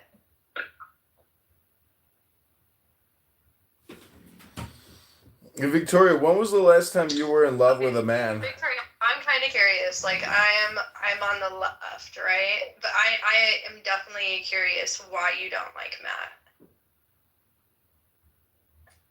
I think we've gotten into some arguments about data in different chats in the past. Data integrity? What's the beef? Victoria, when was the last time you were in love with a man? I'm dating someone now, so. Oh, so you're in love right now. Well, that's great news. Happy for you. Matt Cool down there, what's cool about Matt Cool is he doesn't even have to say anything. He can go into politically correct. They might let him chill, and they'll say, oh, we got the MAGA down in the audience. Bring the MAGA up. What I don't understand is about people that have Trump derangement syndrome is they keep saying these MAGAts, these MAGA people. It's almost like they've never heard of the Republican Party or the Democrat Party. They're just like these repeating robots with no originality anymore. They're just completely infected with a TDS mind virus. I encounter hate from also the liberal side of things, because I also say things like, wow, you're taking this to an extreme. Elon Musk did not say that he was happy to endorse child pornography. He ran an application that ran amok, and there were problems. But I didn't think that meant he endorsed it. And I ended up getting so much hatred that there's even, you can listen to it if you want to, but I don't think it's very interesting. But there is an audio recording of me talking to this person who literally just kept going at me for this. Who was it? It doesn't matter who the individual was. Miki? No, but it doesn't matter who the individual was. It just happened. So I'm just stating, my effort has always been, search for the truth, and the truth will set you free, and thinking that would be the good way of sort of good faith engagement, and it has failed me entirely on this place. So I am not, I don't think I'm helping engagement. I don't think anything I've done has been effective. I don't think it's done a damn thing. So I feel like I've just wasted time. I need to go back to Chinese idioms and reading rooms. Who do you hate the most on this? He's in your to him right now. Matt?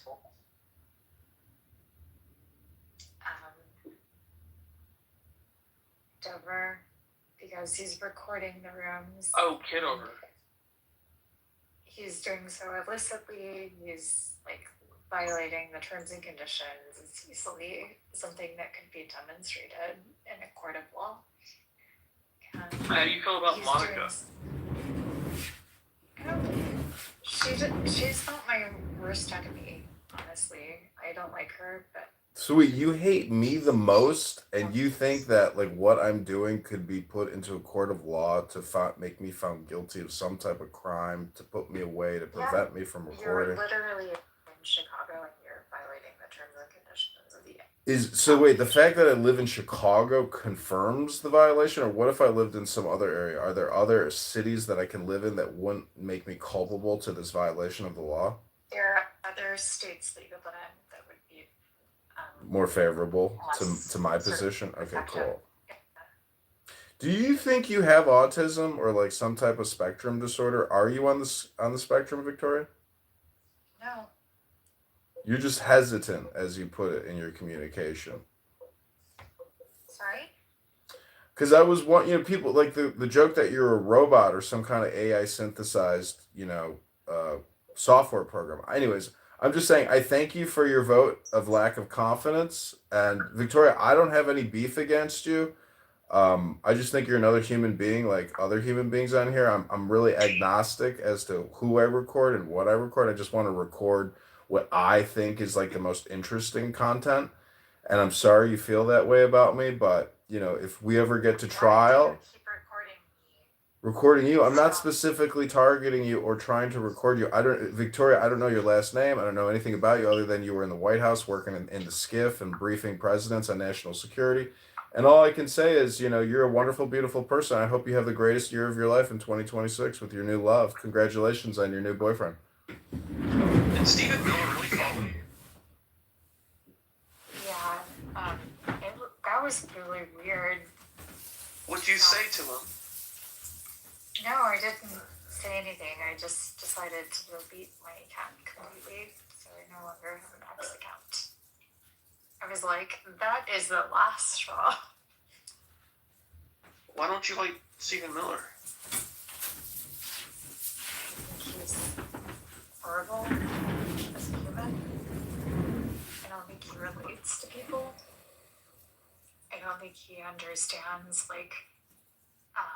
what is going on in our country, and he's advising the president, and we're receiving policies that are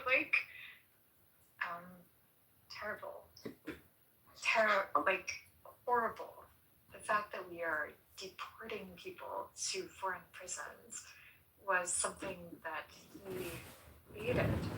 But they're illegal. I just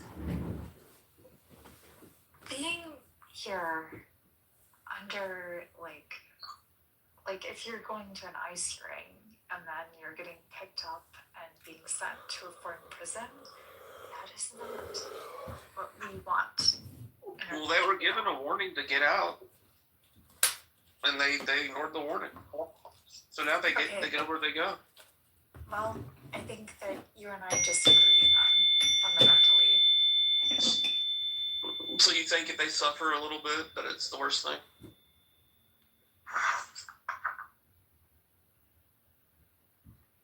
I don't think that they deserve to be abused physically or sexually in a foreign prison. Oh, yeah, definitely You're not. able to make Maduro look like a hero for negotiating the release of more than 250 Venezuelans from El Salvador prison. All right, let me paint the picture for you and tell me how it makes you feel. So you're walking down the street and you see eyes, and you see like a 3-year-old boy who's trying to hold on to the frame of the porch, and the ICE people are prying off his fingers as he's crying to take him away. How would that make you feel?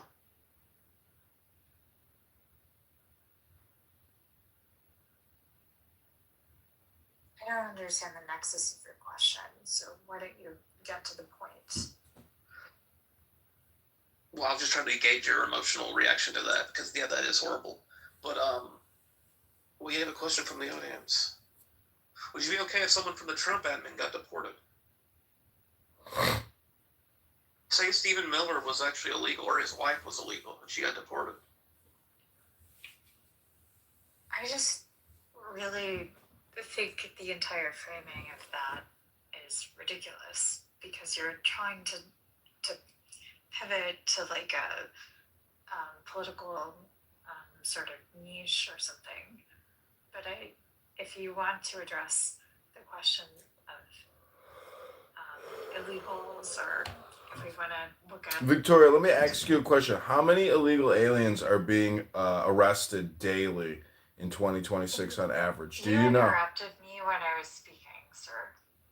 Oh, Did that you realize that? people like to say that on Clubhouse when they have nothing else to say, but you do that, Victoria. It's getting late anyways. Congrats. No, I think the entire idea of like of how we're addressing the issue right now has gone way too far, and it's very clear. It's very evident. People are getting deported that are actually U.S. citizens. Yeah, isn't that terrible that we're like, oh, it's just horrible that we're doing it. It's terrible that we're doing that. Can you believe like American citizens are getting arrested and deported? It's just awful, horrible, terrible. It's hard to believe, really, that they would do that to Americans. It's like, I can't believe an American who's just living his best life is all of a sudden like, As one single citizen been deported? Worst person I've ever encountered ever. It is. There is truth in what she's saying. worst person you've ever It's, like, encountered? one of the reasons why Christina, like, there's reach for her to get impeached right now. That was one of the first reasons, and now they've just piled up because they're completely out of control at this point. I do have a question though, Victoria, just because they brought it up. What about Melania? What if Melania was deported? Because they were actually, there was a huge There was already like an issue related with her. Yeah. In terms of like even just delivering the PDB, like the presidential daily briefing. So The presidential that was daily already briefing. something that had been factored in previously. The PDB. You used to do the PDB, right, Victoria? Is that why you brought it up? I actually signed the trying petition to so that analyze she could be deported. I'm not gonna lie to you. Well, you just said I was the worst person you've ever met, so I might, be a little aggressive and push back against someone who accuses me of being the worst person they've ever met. It's quite an all or nothing statement. Well, why should Melania be deported? There had been Came here concern illegally. because her also like her family being like visiting, etc. That you would expose highly classified information to a foreign government.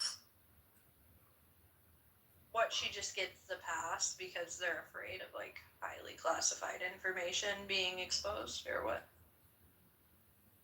Well, Sorry, I mean, she is I pretty wasn't and she's white. responding. I was not responding to your question directly, so I apologize. I murder. was answering the idea of like even just submitting the presidential daily briefing. That was a consideration. Victoria used to work in the White House. She used to give the PDB. But Victoria, what's your favorite cocktail? Is it vodka? Is it tequila? Like, what do you drink? What's your drink of choice, Victoria? Green tea. You like a green tea shot? Mint tea and green tea. Yeah. Gross.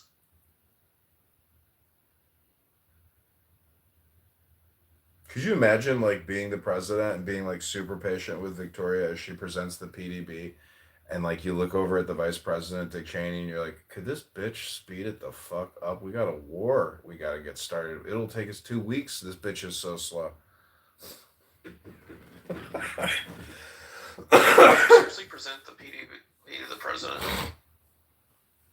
I like quite literally don't want to have the conversation with the person who is recording the entire conversation. So, thank you. It would be too delicate to national security if she revealed any secrets in her involvement in the deep state. She can barely coherently form a sentence without juxtaposing and breaking it up every 3 seconds because it's hard to have a complete thought and make a complete statement. But I'm the worst person she's ever met, and I record everything, so I understand.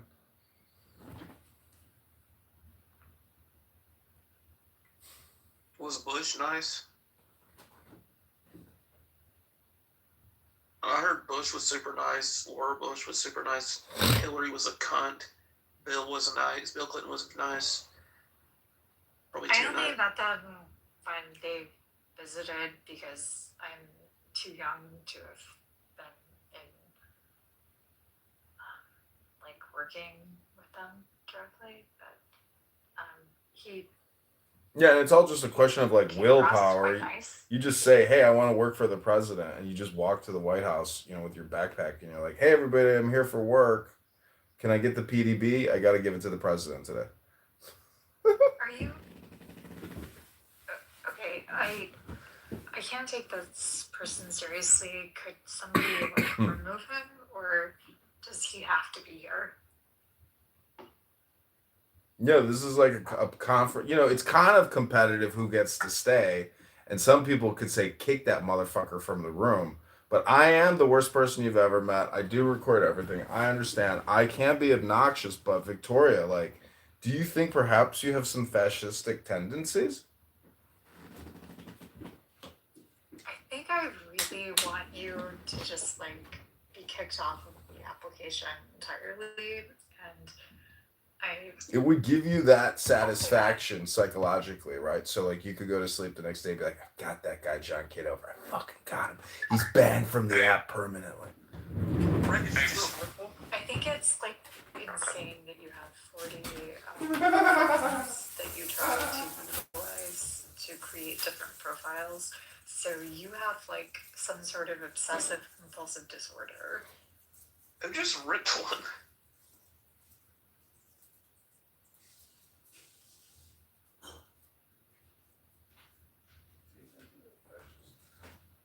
Nobody wants to admit it.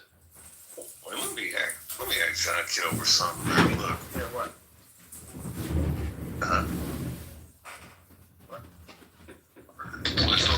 So that's John Kitover. Wait, so voiceover guy's John Kitover too? No, I'm me. I'm about to say. No, I'm voiceover guy. I'm voiceover guy. Voiceover guy, you a voiceover actor? No, I worked in radio for 10 years. Oh, okay. I was the production director for Market Dick Radio. Oh, okay. John Kitover, man, why you sitting up here calling Amir a terrorist, man? What do you mean? I've reported him to Kash Patel, Dan Bongino, former FBI, and like they just haven't kicked his door in the way that I was hoping they would, to drag him out by his hair so he can be sure. It was that John Kitover in Clown House. It's not true. I'm not a terrorist supporter or promoter. And no, I didn't make those recordings on Clown House to promote terrorism. It wasn't me. It wasn't me. It wasn't me. It wasn't me. How is he a terrorist though? When he said it's terroristic? I don't know. You got to listen to the recordings. I posted them to Kash Patel. Maybe Kash Patel could tell you. Ask Kash Patel. It's all on X. There's a lot of people that hate people on here. I mean, there's people that hate black people. There's people that hate white people. There's people that hate Asian people. All right, there's people that hate Mexicans and Guatemalans, Native Americans. I mean, there's a whole bunch of hatred on here. No, I'm happy as can be. I don't live my life with hate. I just listen to people spreading hate. I record them and then I notify the authorities. That's it takes all the burden of responsibility off my back. I don't know what to tell you. People complain about me all the time, but like I got my own complaints, So I'm just trying to understand, like, what did Amir? What goes on in Amir's room that's worse? You're allowed to hate whoever you want unless they're Jewish. You can't hate Jewish people. That's the one thing you can't hate or talk shit about. But other than that, yeah, you're good to go. Oh, you can't hate Jewish people. Oh yeah, no. This app is owned by Jewish people. I forgot. No, They have special protections. Oh yeah, you're right. They do. They got Around me, they don't. Just you know what's ironic, and they always say this: if America got attacked by Israel, guess who America's gonna defend? Israel. Go defend Israel. America did get attacked by Israel. It's called the U.S. of Liberty. Yeah. Oh yeah. Yeah. See, isn't it funny that, like, Victoria is in the chat saying, I want this douchebag to be silenced on social media. He violates terms. Like, I just gotta say, Victoria, that, like, your take is so stupid, but all your takes are stupid. The fact that you want to censor one annoying person because you don't like how annoying he is and he violates the law, aka a major corporation's terms of service, privacy policy, etc. It's like, Victoria, get a fucking life. And that's what my complaint is against everybody on this fucking app. Is if one loser with one cell phone sitting in his underpants in a shitty little office is causing you that much emotional stress, anxiety, anger, rage, maybe it's not a me problem, bitch. Maybe it's a fucking... You only project what you talking about what he been through, bro. Beaver kicked me. Beaver kicked me. It's okay. We'll be right. We'll be back. We'll be back. Oh, are we gonna have to get Anon? I don't think so. My oh my.